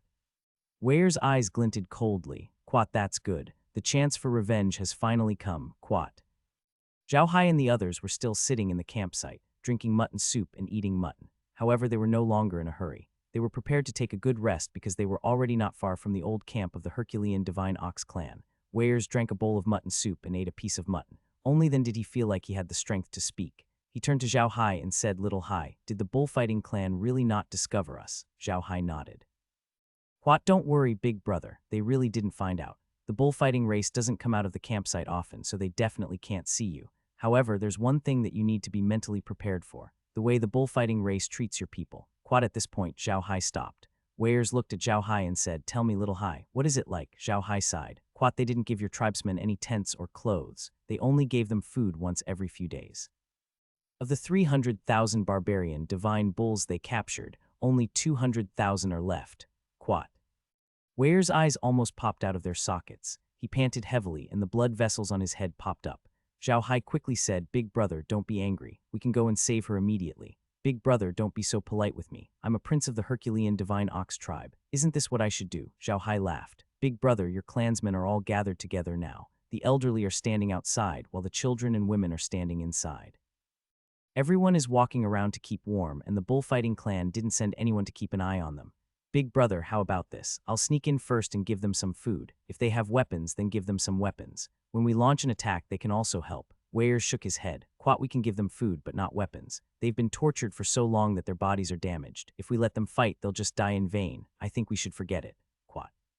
Menders shook his head and said, "Little Seven, I agree with Little Hai's words. We should give them the weapons. Not only can they be used to kill enemies, but they can also be used to protect themselves. What if the bullfighting clan goes to kill them during a war? We should give them weapons." Yale nodded as well. "Quat, that's right. I agree. We should give them weapons, but we can't give them weapons that are too big. I think we should just give them some hatchets.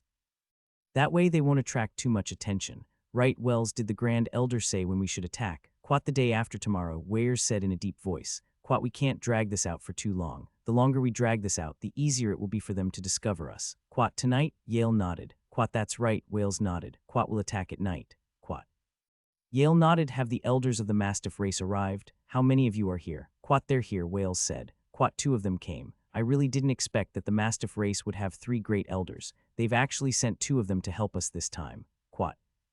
"Quat, good," Yale said. "Quat, let everyone have a good rest tomorrow. Prepare for the attack at night the day after tomorrow." Quat, their attack was a surprise, so no matter what kind of tribe they encountered along the way, they avoided them all and tried not to give the bullfighting tribe any chance to discover them.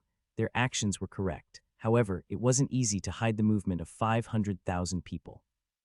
Fortunately, the beastmen wouldn't be active on the plains during winter and would only stay in their campsite.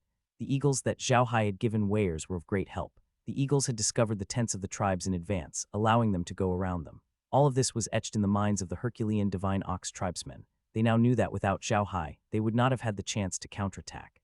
Everything had been given to them by Zhao Hai, so they were now extremely respectful of him. In the current Herculean Divine Ox tribe, although Zhao Hai wasn't a member of the Herculean Divine Ox tribe, his status wasn't any lower than that of an elder like Scony. This was because Zhao Hai had managed to do it. Now, every time Zhao Hai went to deliver food to the Herculean Divine Ox tribesmen, they would all bow to him, regardless of their age. This courtesy came from the bottom of their hearts.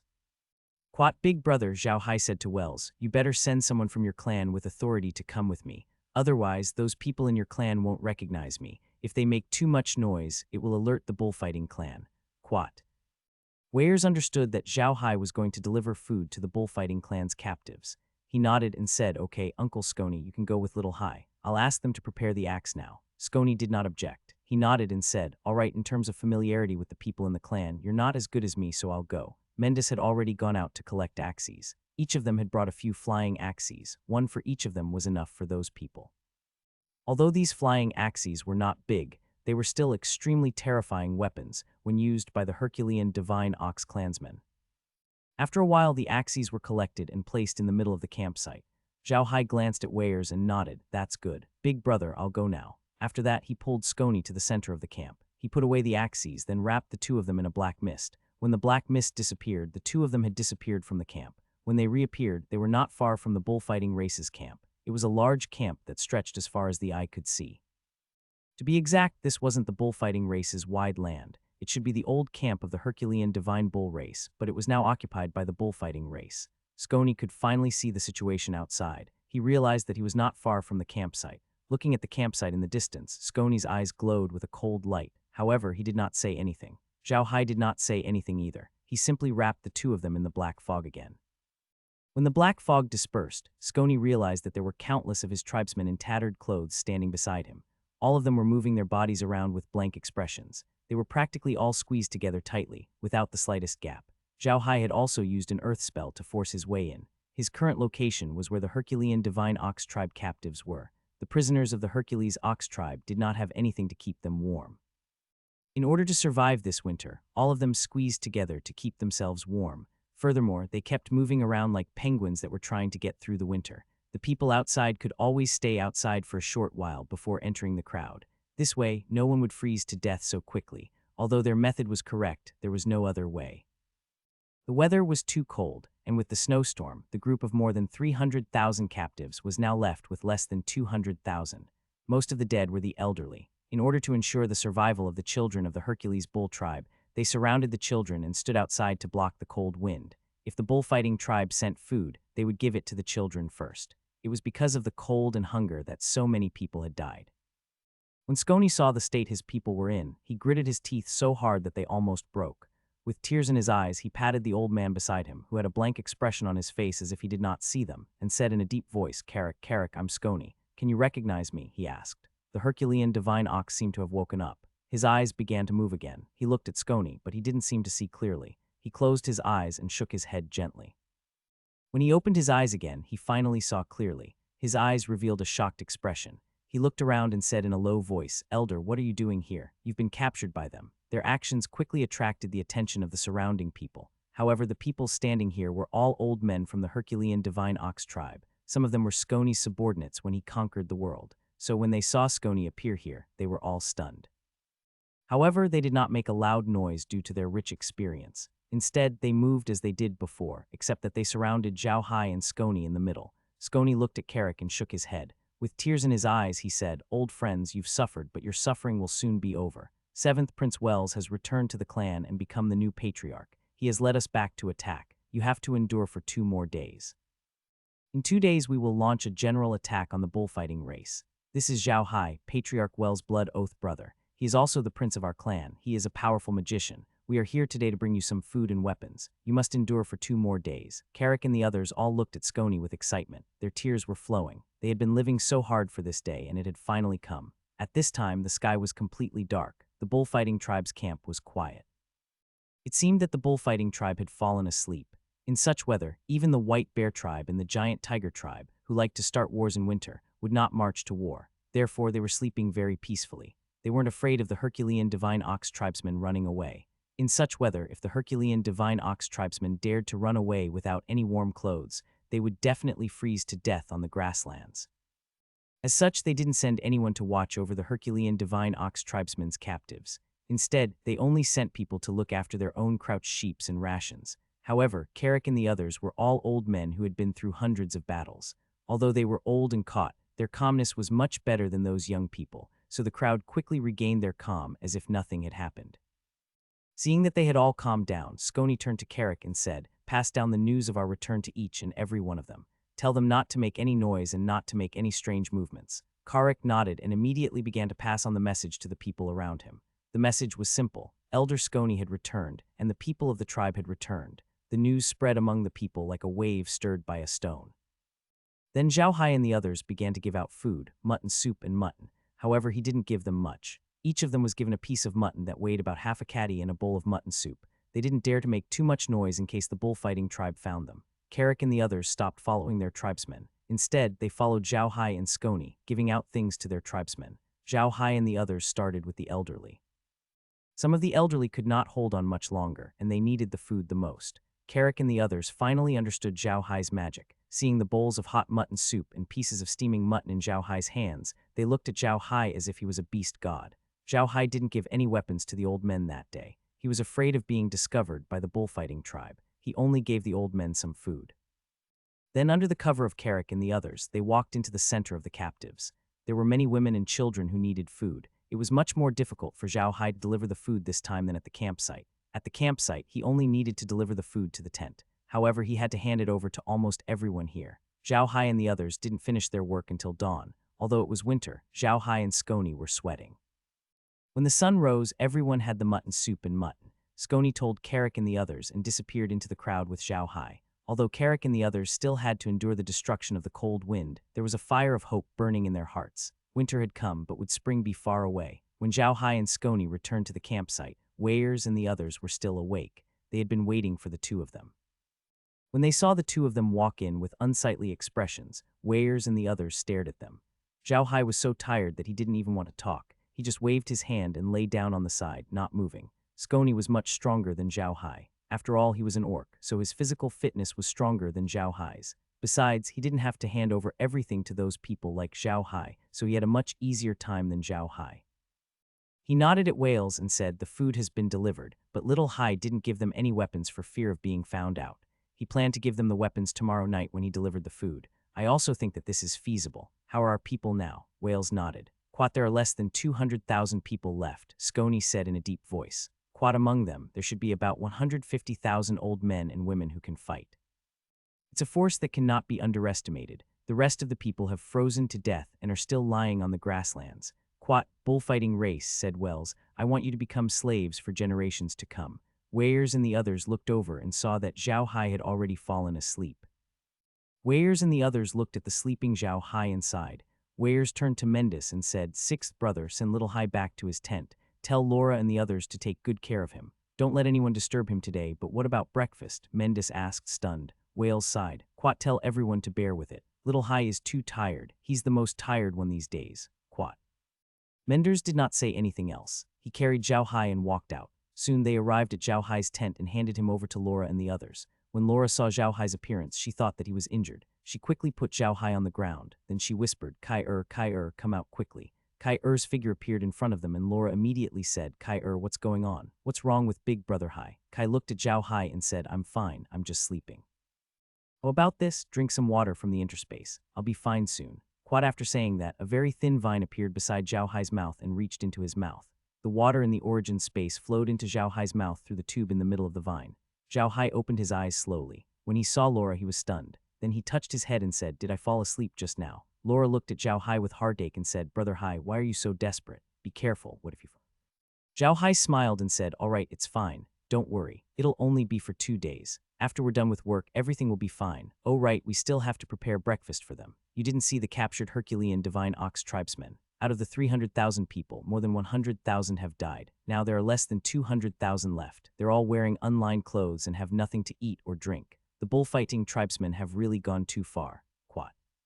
Zhao Hai's face darkened as he spoke. He had seen many slaves in King Xichi's place, but this was the first time he had seen someone treat a slave like this. It was obvious that the Herculean Divine Bull wanted to kill all of them. This was the first time Laura and the others had heard about this. Zhao Hai had not told them about this before. Hearing Zhao Hai's words, Laura and the others could not help but look at him in shock. Laura and the others had seen slaves from both the orc and human races. However, it was the first time they had seen the way the bullfighting clan treated their slaves. Back then, the human race didn't treat the slaves well, but they wouldn't let the slaves die. After all, slaves were their property. No one wanted to waste their property. Strictly speaking, the slaves of the orc tribe had a better life than the human slaves.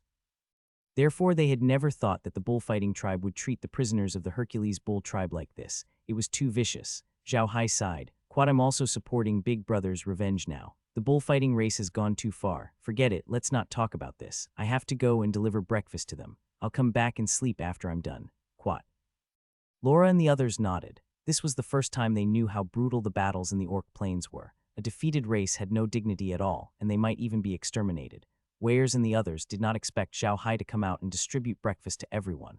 After everyone had their breakfast, they returned to Weirs' tent. Weirs then said, Little Hai, why don't you sleep for a while? There's no need to rush today, so it doesn't matter if you eat breakfast or not. Zhao Hai smiled and said, Forget it. I'll sleep a little later so they can eat their fill. There's nothing wrong with that. All right, I won't say anything more. I'm going back to sleep. Don't wake me up today. Quat. Weirs nodded his head. Zhao Hai waved his hand and returned to his tent. Weirs looked at Zhao Hai's back and muttered, Don't worry, Little Hai. I'll definitely succeed this time. Zhao Hai only came out of the origin space when it was almost dark. He had a good sleep. What Zhao Hai didn't know was that the entire camp had become quiet so that he could have a good sleep. At night, Zhao Hai first gave out dinner to the people in the camp. Then he went to the captives with Scony and gave them dinner and hatchets in preparation for the next day. They would take action tomorrow night. Zhao Hai and Scony also told them about the operation tomorrow night and told them to stay as far away from the camp as possible. The night was spent distributing food. When they returned to the camp, Zhao Hai distributed breakfast to everyone before going to rest.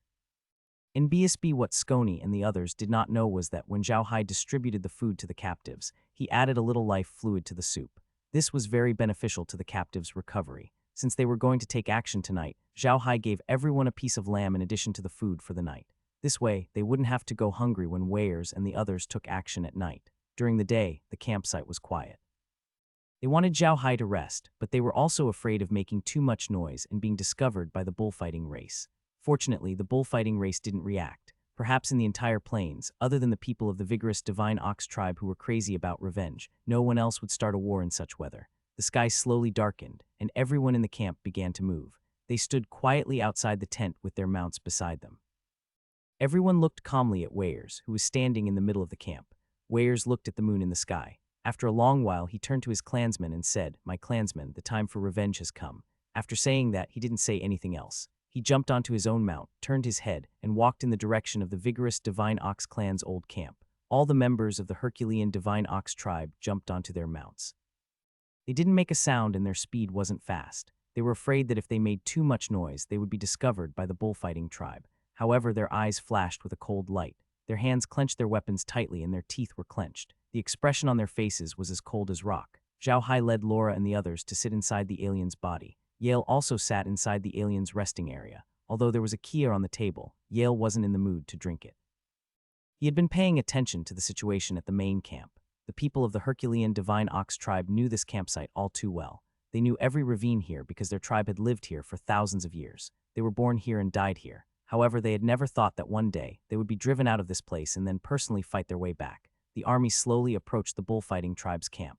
Because of the snow on the ground, Weirs didn't make too much noise when he walked. Weirs walked at the front of the group, followed by the young and strong men of the tribe. Behind them was a group of old people, then women, and finally children. Zhao Hai's army of undead creatures was beside the team, and Weirs was in charge of it.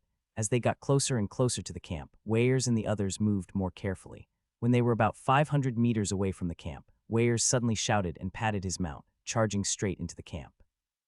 The Herculean Divine Bull clansmen beside him also patted their mounts and followed Weirs.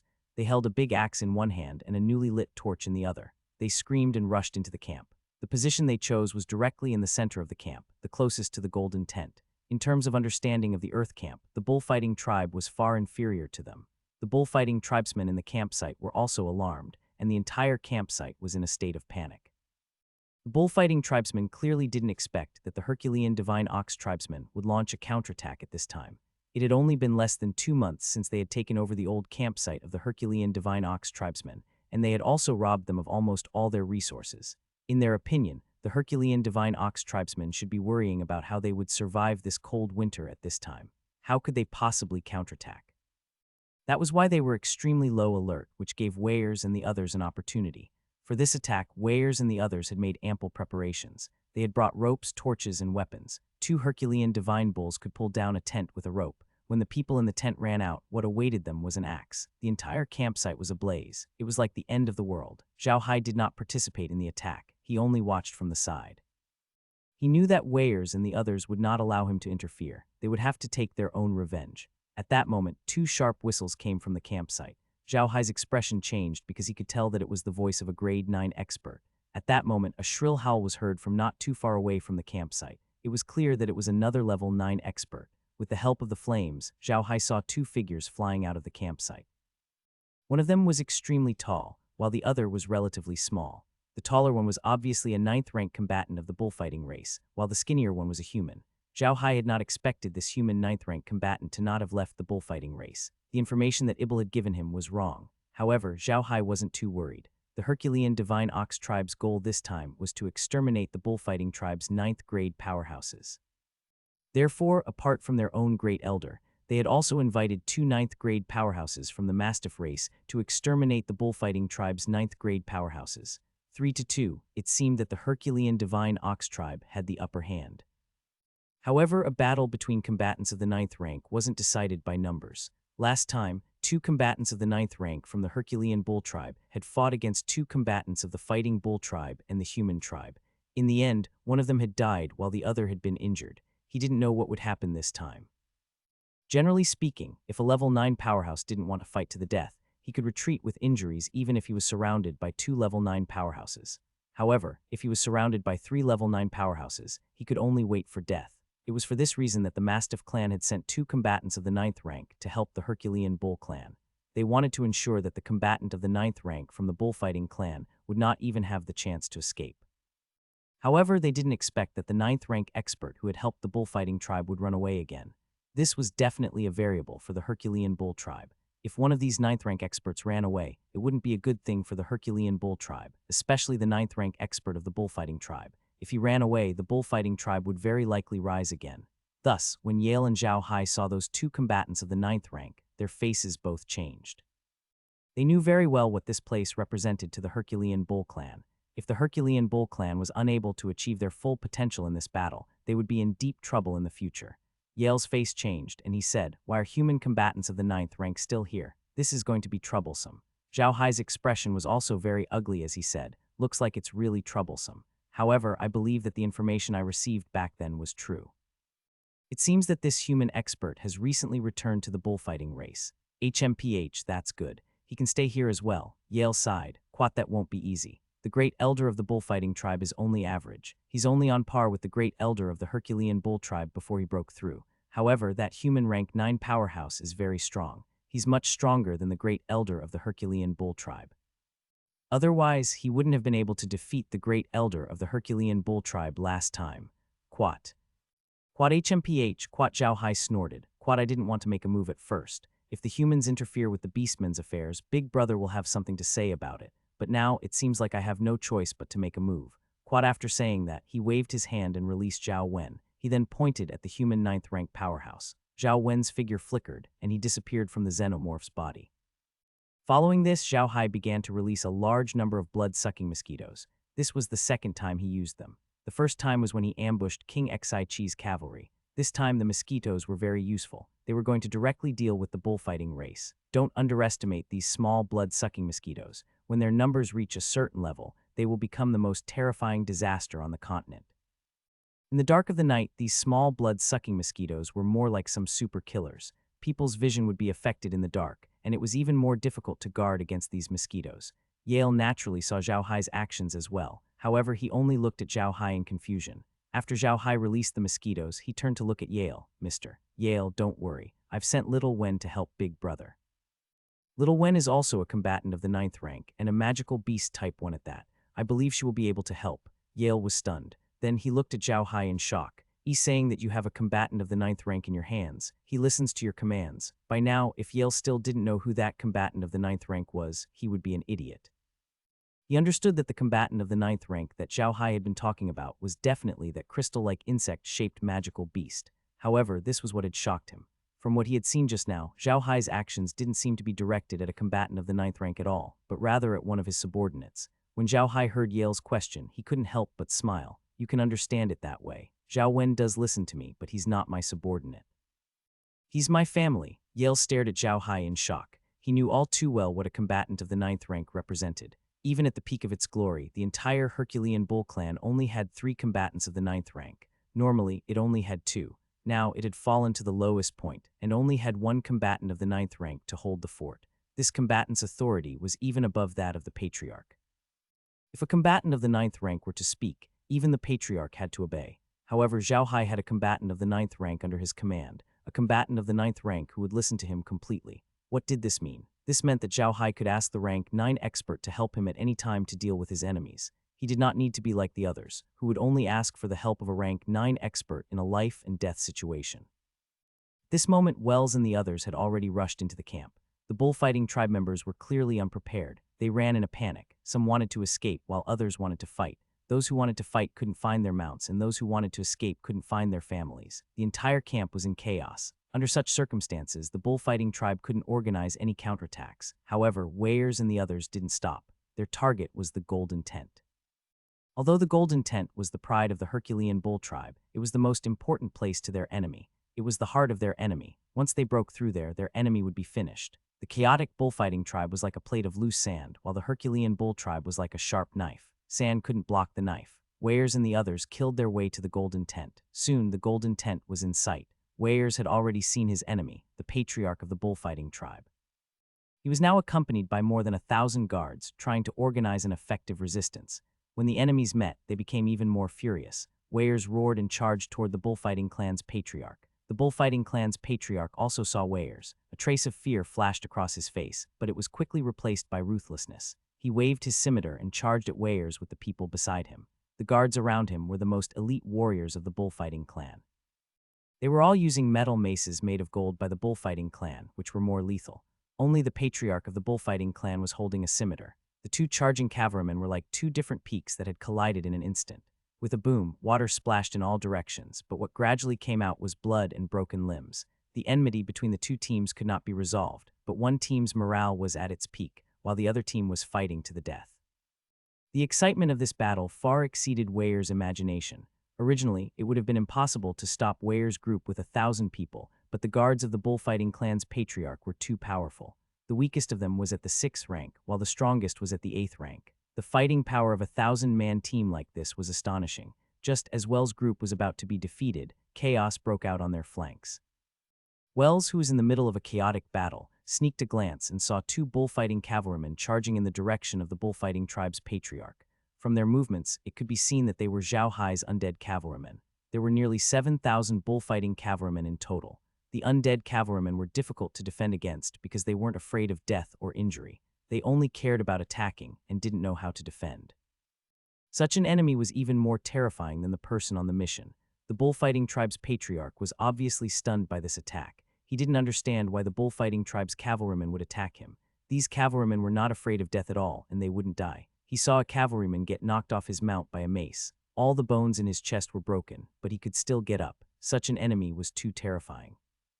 The bullfighting clan's Patriarch was a smart man, but he was not strong. He was only a grade 7 warrior, so he would not rush to the front line to fight. However, this incident made him even more afraid. He felt that he might die at the hands of those monsters, so he turned and ran. His running startled the guards around him. Among orcs, running away was an extremely shameful behavior. It was precisely because of this that after the Hercules Ox tribe was defeated by the bullfighting tribe and ran away, the Hercules Ox tribesmen appeared to be in low spirits. In their eyes, they were cowards and shameful escapees. However, it was also because of this that when they heard Weirs say that he wanted revenge, they were so desperate to wash away their shame. Back then, they had run away because there was no one to command them. Now that they had a single commander, they were willing to give up their lives for this. However, the bullfighting clan leader's escape was different. As the leader of the clan, everyone could run but him. Paul, who was Wells' second brother and had stayed behind to guard the campsite, died in battle. When he was surrounded by the bullfighting clan's cavalrymen, he led his personal guards and charged forward. Even when he was left alone, he still charged forward. He died while charging. Such an orc was worthy of respect. However, the Patriarch's escape was shameful. It wasn't just him, but the entire bullfighting race. When the guards saw the clan leader run away, they were stunned for a moment. Then they looked in the direction that the clan leader ran in with disbelief. Everyone did not know what to do. While they were still in a daze, the undead cavalrymen charged over and drowned the small group of cavalrymen in an instant. Weyers saw that the bullfighting clan's leader was running away and quickly said, "Quat, the bullfighting clan's leader has run away. Don't let him run away. Chase after him. Quat." The guards beside him also shouted, "The bullfighting race's leader is running. Don't let him run. Chase him. Kill him." This sentence was too crucial. When the fighting bull clansmen heard this, they were stunned for a moment. Then they looked in the direction of the golden tent in disbelief, but they didn't see their patriarch. The flag of the fighting bull clan had already been cut down. To the orcs, the battle flag was extremely important. The battle flag was the pride of the orcs. It was their life. It could be said that the orcs would rather lose their lives than their battle flag. Now, even their most important battle flag had been cut down and thrown to the ground. The bullfighting tribe felt as if the sky had fallen. They had lost the goal they had been fighting for. Many of the bullfighting tribe members had almost instantly given up resisting. They either stood there in a daze and were chopped to death by the mighty divine bull tribe's axes, or they had turned around and fled into the boundless grasslands. In such weather they had nothing with them. Running into the grasslands alone was equivalent to courting death. Even Weyers didn't expect the bullfighting tribe to be defeated so quickly. They didn't even have to fight before they won. All that was left was to kill the bullfighting tribe members with their weapons.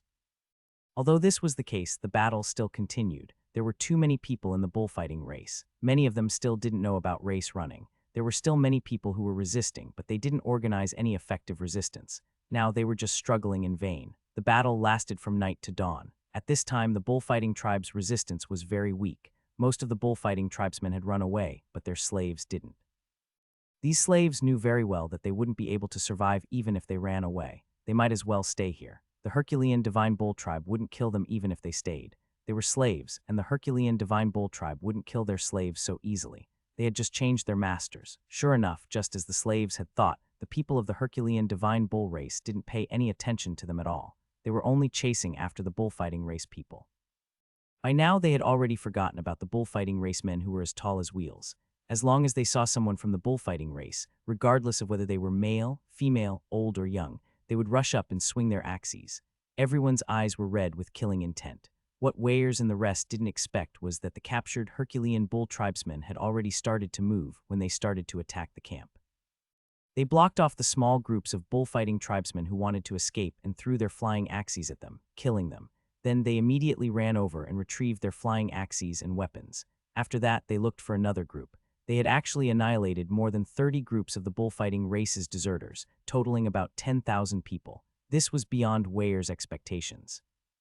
He had thought that these captives would not have any fighting power after being tortured for so many days. He did not expect that these old people, women, and children could achieve such a result. It was amazing. Weyers didn't know that Zhao Hai was the reason why these people had such combat power. Zhao Hai had added the liquid of life to their soup, allowing them to recover very quickly. Many of the old men were even stronger than before they had been captured. Zhao Hai didn't join in the pursuit. He found the place where the bullfighting race stored their supplies and protected it. He was afraid that the bullfighting race would burn the supplies in desperation. It was because of this decision that the blood-sucking mosquitoes didn't attack the other bullfighting tribe members. Instead, they guarded the warehouse. At the same time, Zhao Hai commanded his undead creatures to put out the fire and turn all the bullfighting tribe members into undead creatures. Zhao Hai counted the number of bullfighting tribesmen as he turned them into undead creatures. In one night, he had found more than 300,000 bullfighting tribesmen's bodies. The bullfighting race only had a population of over 800,000, and this was including the elderly and children. Now, he had already found over 300,000 corpses, and most of these corpses were adult men and women. These people would pick up their weapons to resist. As long as they resisted, they would only die when they encountered the Herculean Divine Bull race. It was because of this that the battle was extremely intense. The ground of the entire camp was dyed red with blood, and Laura, who was sitting inside the alien, turned pale. Just as Zhao Hai had expected, the warehouse that he was guarding was attacked more than 10 times that night. They were all deserters from the bullfighting race. They wanted to burn all the supplies, but they failed. Right now, Yale truly admired Zhao Hai to death. While everyone was hunting down the fleeing members of the bullfighting race, Zhao Hai had managed to protect the most important resource warehouse of the Herculean Divine Bull race. As long as the resource warehouse was there, even if their old camp was destroyed, they would still be able to rebuild it. The battle in the old camp had almost stopped when the sky brightened. There wasn't a single living bullfighting tribesman here, be it an old man or a child. Zhao Hai had already collected more than 400,000 undead creatures. It could be said that even the fleeing bullfighting tribesmen wouldn't be able to cause any trouble.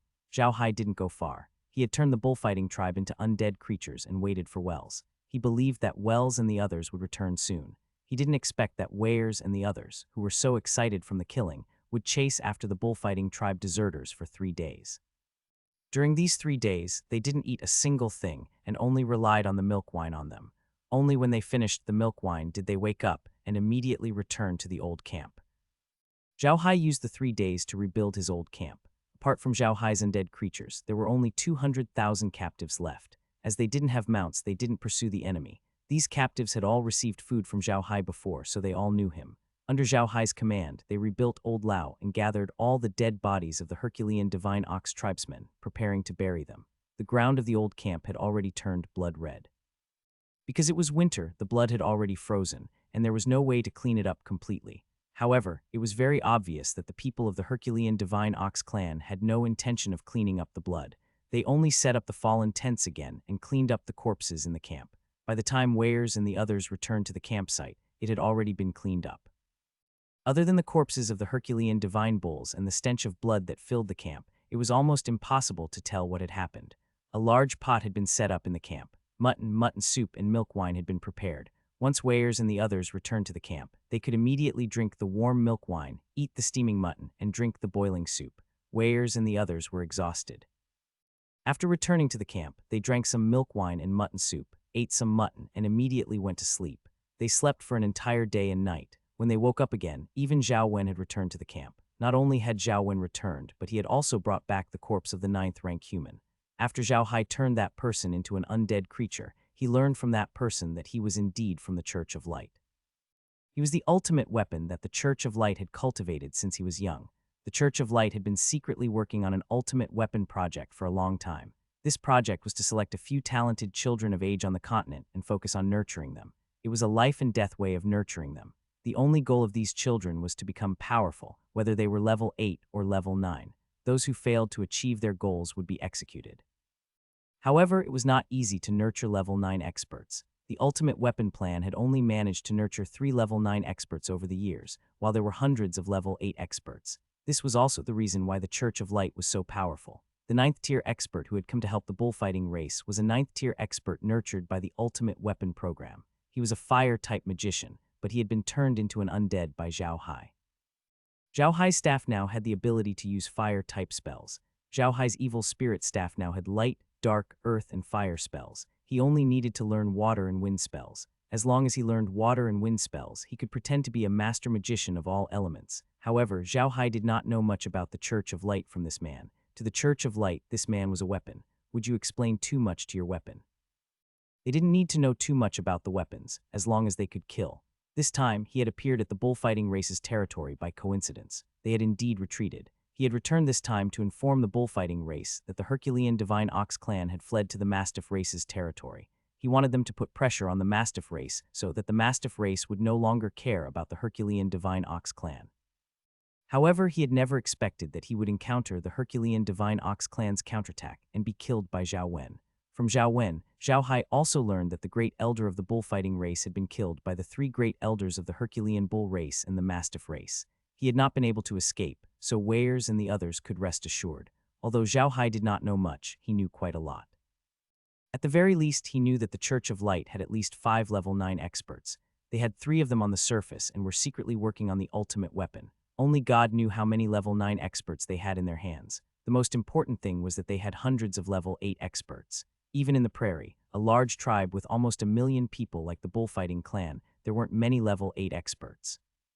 Among the 1,000-man guard team of the bullfighting clan's patriarch, there were only a few dozen level 8 experts. The rest were level 6 and level 7 experts. On the other hand, the Church of Light had hundreds of level 8 experts that the undead creatures knew about. It was evident how terrifying their strength was. Weirs and the others woke up after Zhao Hai asked them about the matter. Zhao Hai immediately went to Weirs' tent. Weirs was currently chatting with Mendis and the others while eating mutton. Seeing Zhao Hai enter, Weirs immediately went up to him and laughed. "Little Hai, come quickly. Ha, we won this time. The bullfighting race won't be able to cause any more trouble." Zhao Hai's heart sank when he saw Weirs' proud expression. He quickly said, "Big brother, I have something to tell you." Weirs knew that it was something big when he saw Zhao Hai's expression. He quickly said, "What is it? Sit down and eat while we talk." Zhao Hai nodded and sat down. Immediately, someone brought him milk, wine, mutton soup, and mutton. Zhao Hai did not touch the food, but said, "First, I have to tell Big Brother that the 2 combatants of the 9th rank of the bullfighting clan have been killed. The bullfighting clan's threat is no longer a threat." Weyers and the others were overjoyed. The Grand Elder had yet to return, so they had not received the news. However, they had heard from Yale that Zhao Hai had sent a combatant of the 9th rank to participate in the battle. Thus, what Zhao Hai had said should be true. Zhao Hai saw how happy they were and continued. "The 9th rank expert who is helping the bullfighting tribe has been confirmed. He is a 9th rank expert from the human race's Church of Light. He is a fire-type magician. This time, he came to deliver a letter just in time for our counterattack. The information we received before was correct." Weyers and the others nodded. Zhao Hai then continued, "The power of the Church of Light is beyond my imagination. They have at least 5 combatants of the 9th rank and at least a few hundred combatants of the 8th rank. Big Brother, you have to be careful." Weyers' expression changed when he heard Zhao Hai's words. He looked at Zhao Hai and said, "Little Hai, is what you said true?" Zhao Hai nodded. "Quad, I can't be wrong. I turned that level 9 expert into an undead creature." He told me himself that the Church of Light had started an ultimate weapon project decades ago. They selected a group of talented children and began to train them strictly from a young age. They wanted to turn them into level 9 experts. Even if they couldn't become level 9 experts, they wanted to become level 8 experts. All the children who couldn't withstand the training died. That's why they have so many experts. Quat. Weyers put down his cup and said in a low voice, "Quat, the Church of Light is really far-sighted. Amazing, Quat." Zhao Hai nodded and said, "But the Church of Light doesn't dare to send all of them to the prairie. Otherwise, they will die. What I want to talk about now is still about the bullfighting tribe. I have cleared out more than 400,000 bodies of the bullfighting tribe in the camp. If you add those who died on the prairie, the number will increase. In addition, their grade 9 powerhouse is already dead. It can be said that the bullfighting tribe is no longer a big threat." Quat. Weyers nodded with a smile. This number was within his expectations. This time they didn't take any prisoners at all. They killed all the bullfighting clansmen they encountered. Zhao Hai looked at Weyers and said, "But Big Brother, don't let your guard down. Second sister and third sister have been rescued. King Sichi will be even more careful. Now that the patriarch of bullfighting race has been killed, his men will most likely join King Sichi. This way, King Sichi's strength will increase greatly. He also knows that the people of the bullfighting race, the Herculean divine bull race, have returned, so he might run away. If they all run away, then there may be a chance for Dongshan to rise again in the future. So what I mean is that Big Brother must quickly send troops to King Sichi and take care of him." Zhao Hai couldn't help but let out a sigh of relief when he heard Wales's words. He had said all this to Wales to persuade him and to see how Wales would react. If Wales listened to him, it would mean that Wales wasn't blinded by victory. Zhao Hai was someone who would do great things, and Zhao Hai would help him as he had before. However, if Weyers didn't listen to him, Zhao Hai wouldn't have helped him like he did in the past. That meant Weyers wasn't someone who would do great things.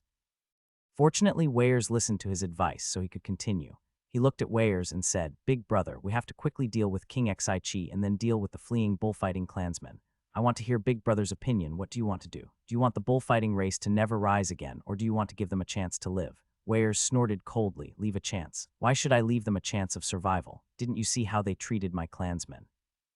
Those are just some old people and children. They actually wanted to freeze them to death, so why should I leave them any chance of survival?" Zhao Hai nodded and said, "Quite all right, I know what to do with your words. You can take care of King Sichi as soon as possible, then report to the Great Battle Tribe about their collusion with the Church of Light. Also, tell them about the Ultimate Weapon Project. At the same time, you have to issue a notice to the grassland that any race can exchange a head of the bullfighting tribe for 500 kilograms of food if they bring it to the old camp of the Herculean Divine Bull Tribe. Children and women can be exchanged for 500 kilograms of food by half." Quat. Weyers and Yale couldn't help but shiver. What Zhao Hai had said earlier was still acceptable. The damage to the bullfighting race was limited. Even if the bullfighting race cooperated with the Church of Light, it wouldn't be a big deal to the fleeing bullfighting race. They could say that it was the decision of their patriarch and had nothing to do with them. However, exchanging heads for food was really too cruel. Food was really important to the Orc tribe, especially those small tribes. If those small tribes encountered the bullfighting tribe, they would definitely not let go of this opportunity to exchange food. It could be said that once this announcement was made, the bullfighting tribe would be exterminated. Weyers and Yale both stared at Zhao Hai in shock. They couldn't help but gulp. This move of Zhao Hai's was too vicious. They had never seen it before. "What's wrong?" Zhao Hai asked. "Big Brother, don't forget, we have plenty of food in our hands now. In the warehouse, in addition to your original supplies, there are also supplies from bullfighting. It can be said that you have more supplies than before. Plus, I have so much food here, so why don't we use it to do something? Bang, bang. Weyers slammed the table and said, okay, Little High, you're right. We'll do it this way. I want the bullfighting tribe to disappear from the prairie. However, I originally wanted to turn them into slaves and give them to you, but I can't do that. You can give me the people from King Xi's side, how about that? Zhao Hai smiled. Weyers laughed. Quite all right, let's do it this way then. Sixth brother passed down the order. We'll set off for King Xi's camp in 3 days. I want to see how this ungrateful King Xi will resist the army of my vigorous divine ox tribe. Quat.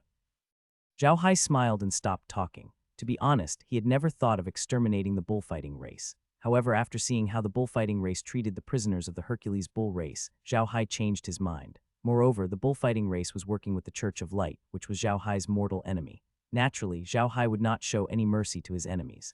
After being on the Ark continent for so long and experiencing so many things, Zhao Hai's heart had slowly hardened. He knew that if he was too kind to his enemy, he would be making things difficult for himself. He had to eliminate his enemy by the roots. Zhao Hai looked at Wales and asked, Big brother, have you calculated the losses this time? Or how many people, resources, and goats do we still have in our tribe? Have you calculated all these? Before Weyers could say anything, Yale said, I've already counted all of this. Before the attack, our clan had a total population of 1,329,000, but now we have about 800,000. This number is only for the current number of people in the old camp. I believe that there are still many people from the Herculean Divine Ox clan who have fled to other parts of the prairie. As long as the news of US taking back the old camp spreads, they should be able to return. It should be around 1 million. We lost more than 300,000 people in total. We didn't lose too many people in this attack. We only lost less than 10,000 people, most of which were women and old people. We can't count the number of the coiled sheep for the time being because we haven't counted the total number of our original coiled sheep. Now that the bullfighting race's coiled sheep are added, the total number is even more. It's easy to count the materials. The original materials of our tribe and the materials of the bullfighting race. It's enough for 1 million people to live without worry for 10 years, and the food is enough for 5 years. This time the bullfighting tribe left us nearly 500,000 slaves, so our tribe's total population is about 1.3 million. Weyers and the others nodded. No wonder they couldn't count how many sheep they had. The orcs usually didn't check the sheep one by one. They usually split into groups and didn't count how many sheep there were in a large group. When they did large transactions with humans, they didn't check how many sheep there were. They just took turns. What was charging? Humans would bring some supplies and the orcs would take them to the flock of sheep. They would give the humans a horse and ask them to charge into the flock of sheep. When you charged through the flock, you would split the flock. The one on the left would be yours, and the one on the right would be the orcs. It all depended on the humans' skills. If the humans were skilled, you would get more sheep. If the humans were not skilled, you could not blame others. This kind of trading method was only suitable for large tribes. It was not possible for small tribes. They had a limit on how many sheep they had. One sheep was one sheep, and each sheep was their property. They could not trade by rotation. This was also the reason why humans were willing to trade with the larger orcs. Some of the humans who were good at riding could often get several times more crouching sheep than normal trade. The reason why the orcs treated the slaves so well was that the big races had too many coiled sheep. They needed these slaves to take care of the coiled sheep. Therefore, the average big race didn't know how many coiled sheep they had. They only knew how many flocks of coiled sheep they had. However, they were sure that the number of coiled sheep in each big race was counted in the units of tens of millions. But the coiling sheep in the hands of the Herculean bull tribe were originally from their own tribe. Adding on the ones that the bullfighting tribe had, it was equivalent to the number of coiling sheep of the two major races combined. This number was extremely shocking. Zhao Hai also nodded. I still have a lot of mutton and soup with me. They can be used as food for this expedition. But big brother, I was just joking with you. I can't make the bullfighting race my slaves. The bullfighting race is considered a powerful race among the bullmen. It's a pity for them to be my slaves. If you really want to give me slaves, just give me some ordinary slaves. You can completely control the bullfighting race. Wouldn't it be better to make them a powerful team in your hands? Quat then, Wales frowned. Does that mean we still have to carry out our plan of exchanging food for heads? Zhao Hai smiled. Of course we're going to do it. This time you can take all of King Xi's subordinates as your prisoners. You can even make them your slaves. As for those who escaped, you don't have to be polite. I don't think anyone will come to the vigorous Divine Ox tribe's old nourishment to kill your slaves and then use their heads to exchange for food, right? Weyers and the others laughed out loud. To be honest, Weyers had already calmed down. He knew that it wasn't appropriate to give the bullfighting race to Zhao Hai as slaves. The bullfighting race was very powerful. If they were given to Zhao Hai, it would be equivalent to giving Zhao Hai a huge problem. Weyers had treated Zhao Hai as his own brother, so he naturally didn't want to cause Zhao Hai any trouble. Moreover, as Zhao Hai had said, the bullfighting race was one of the few powerful races among the Tauran race. If they were destroyed, it would greatly affect the combat power of the entire race. Therefore, Weirs did not object to Zhao Hai's decision to not take the slaves. On the contrary, he felt that Zhao Hai was more considerate. He had thought of almost everything for him. The few of them chatted about the Herculean Divine Ox Tribe for a while before Zhao Hai returned to his own tent. The Herculean Divine Ox Tribe had just been rebuilt. Some of the original management personnel had either died or disappeared. Now, they had to appoint new management personnel. This was an internal matter of the Herculean Divine Ox Tribe. Although Zhao Hai was their prince, he was a human after all. He did not want to meddle too much in such matters. This would give the Herculean Divine Ox clan the impression that he was taking advantage of their kindness to seize power. Zhao Hai did not want that to happen. Zhao Hai returned to his tent in the center of the Herculean Divine Ox tribe's campsite. It was very big and had a brazier inside. It was very warm inside the tent, and Laura and the others finally didn't have to wear thick clothes. Seeing Zhao Hai return, Laura immediately said, "What's wrong?" Zhao Hai smiled. "Big Brother said that we will enter King Xi Chi's camp in 3 days. He wanted to give the bullfighting race to me as our slaves, but I didn't want them. I want some mild-tempered races with weak combat power as slaves. The bullfighting race is not suitable." Quat. Lola nodded and said, "I think so too. The bullfighting race is famous for having a bad temper among the beastmen. Even if he gave it to us, it would be a troublesome matter. It seems that Big Brother still takes good care of us." Quat. Zhao Hai smiled. "Quat, Big Brother has already thought about it. He wants to make all of the bullfighting race our slaves after we exterminate them. He's really thoughtful." Quat, "I'm afraid that we're the most glorious ones in the grasslands," Laura said with a smile. Quat, "But we've really given enough." Quat. Zhao Hai smiled and said, "Don't worry, our rewards will definitely be good. All right, let's not talk about this anymore. In 2 days we will be going to West Chi's camp. I still have to follow. This time there might not be too big of a battle. No matter what, West Chi's camp doesn't have many young men available. They shouldn't dare to fight Big Brother head-on. However, I suspect that West Chi's king might not just wait for death. I'm afraid he will counterattack. I just don't know what kind of counterattack it will be." Quat. Laura smiled and said, "I see that Big Brother doesn't need to bring an army with you. How many undead creatures do you have now? It's more than 400,000, right? With this number, you can even establish a tribe on the grassland. Even Big Brother's tribe with over 1 million people can't use as many soldiers as you can, not to mention the slave clan. And those undead creatures in your hands are much stronger than ordinary orc armies." The reason why Laura was so happy was that with these undead creatures, the safety of the Iron Mountain Fortress would be guaranteed.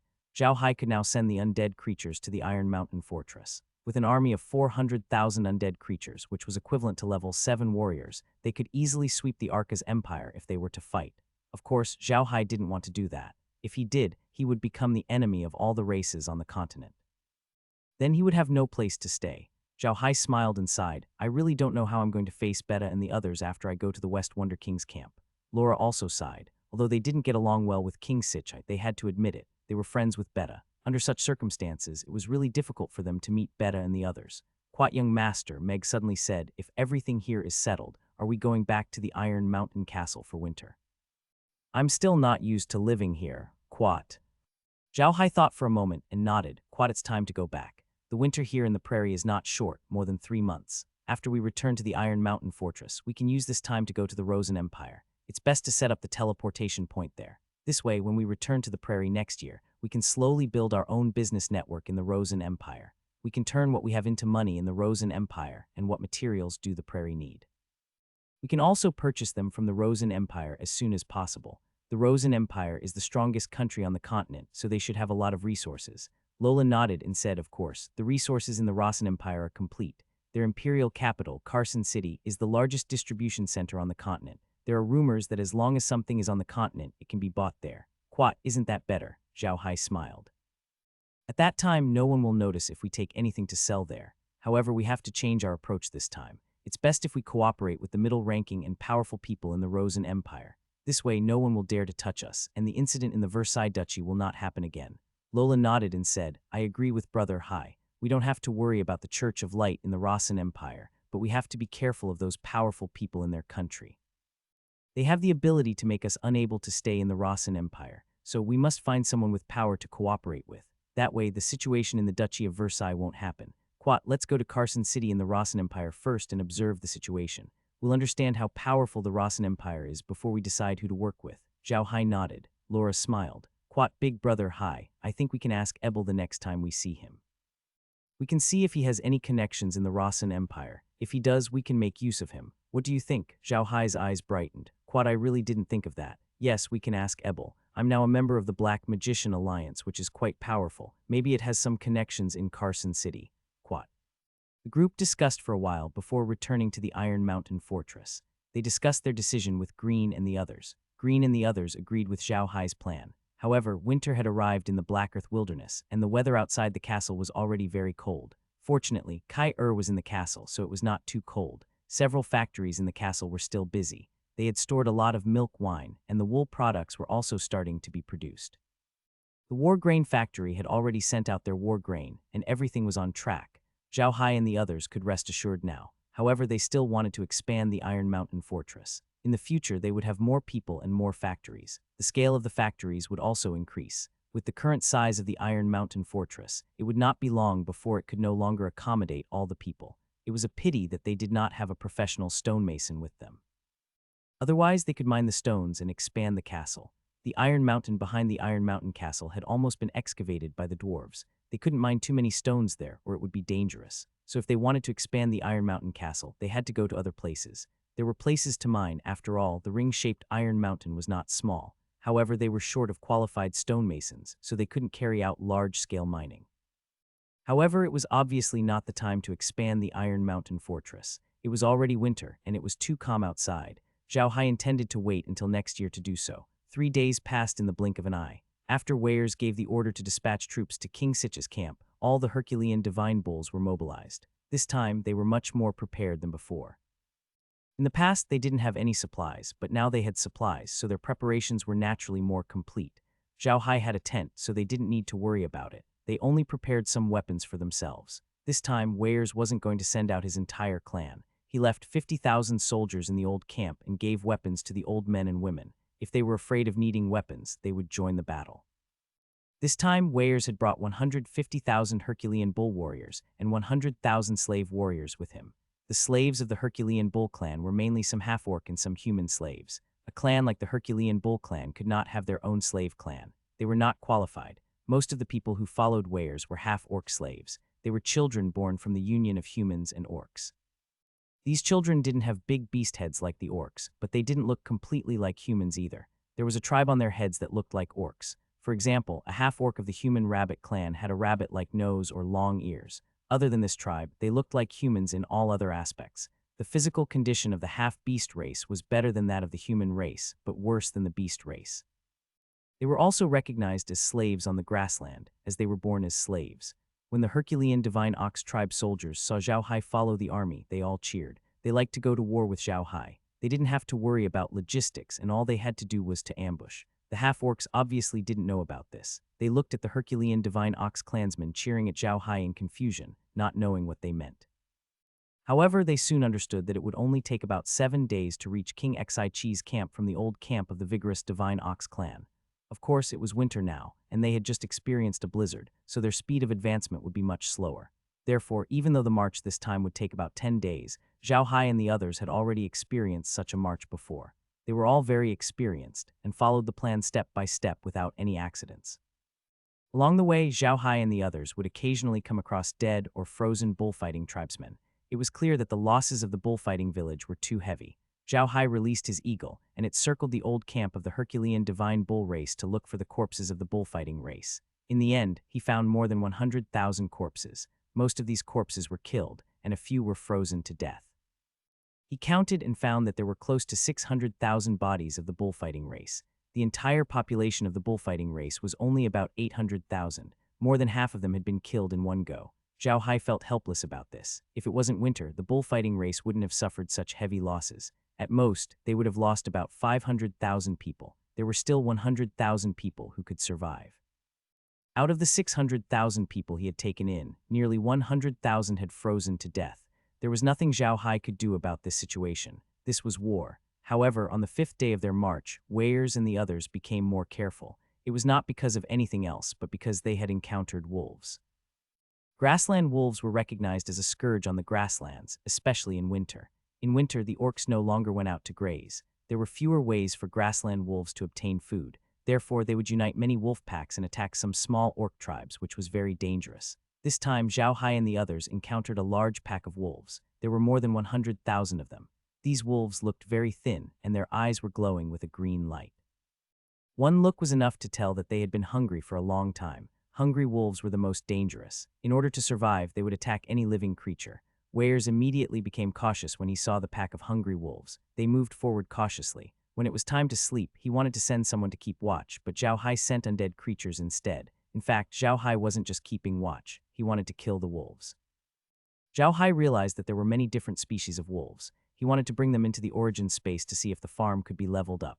The farm's current leveling speed really made him unhappy. At night, after Wells and the others went to sleep, Zhao Hai immediately asked Kai to come out and plant some poisonous gas in the campsite. The poisonous gas was very mild, and it would only cause the orcs to faint. It wouldn't cause too much harm to them. Next, they would deal with the wolves.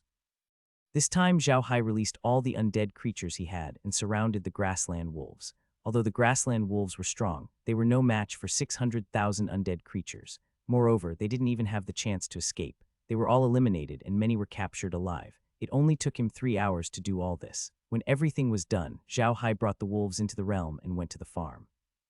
As soon as he arrived at the farm, a system notification immediately came. Quat mutated wolf-like animal level, 25 maturity time, 20 hours, can give birth 5 times. Each time it will give birth to 5 cubs, consumes 2 pellets of feed per hour. Animal data can be purchased from the space store. Quat mutated wolf-like animal level, 25 maturity time, 20 hours, can give birth 5 times. Each time it will give birth to 5 cubs, consumes 2 pellets of feed per hour. Animal data can be purchased from the space store. Quat. 5 consecutive notifications that were exactly the same made Zhao Hai's head spin. He did not understand what was going on. He immediately looked at the page of the store, and there were 5 pictures of wolf-like animals. Zhao Hai finally understood. Although these wolves were all grassland wolves, there were many different species of them. It seemed like the realm had considered all the different species of grassland wolves as a new species. This was definitely a good thing for him. At this moment, the space's voice once again sounded. Quat wolf-shaped creature, strong attack, designated as harmful creature. The space has added a harmful creature summoner, which can release harmful creatures to destroy the enemy. Quat. Quat, the realm has met the requirements to upgrade and has been upgraded to level 8. I hope that the host will work hard. Quat. Zhao Hai was once again stunned. He wasn't surprised by the space's upgrade, but what was this pest control device? He did not understand. He immediately asked Kai about it, and found out that this was a change from the original function of the realm, which allowed him to put wild animals in his friends' spaces. He could gain experience by putting wild animals in his friends' spaces and destroying their crops, but now that Zhao Hai had become the host of the realm, and he didn't have any friends here, the function of putting wild animals in his space had changed to putting harmful creatures in his space. The grassland wolf was deemed as a harmful creature, so this function was activated. Zhao Hai was overjoyed. This function was too powerful.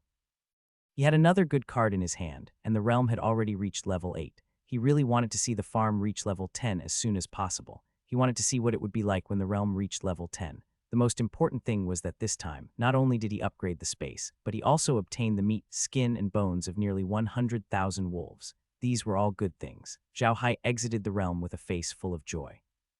He didn't expect to gain so much this time. The ability to release harmful creatures, this was another magic weapon to trick people.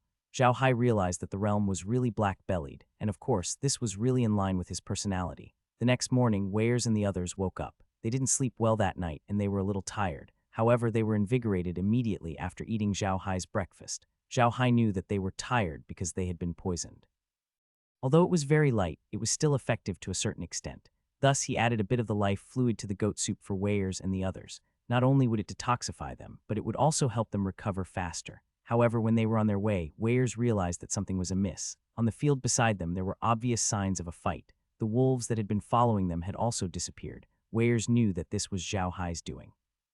Zhao Hai must have taken care of the wolves at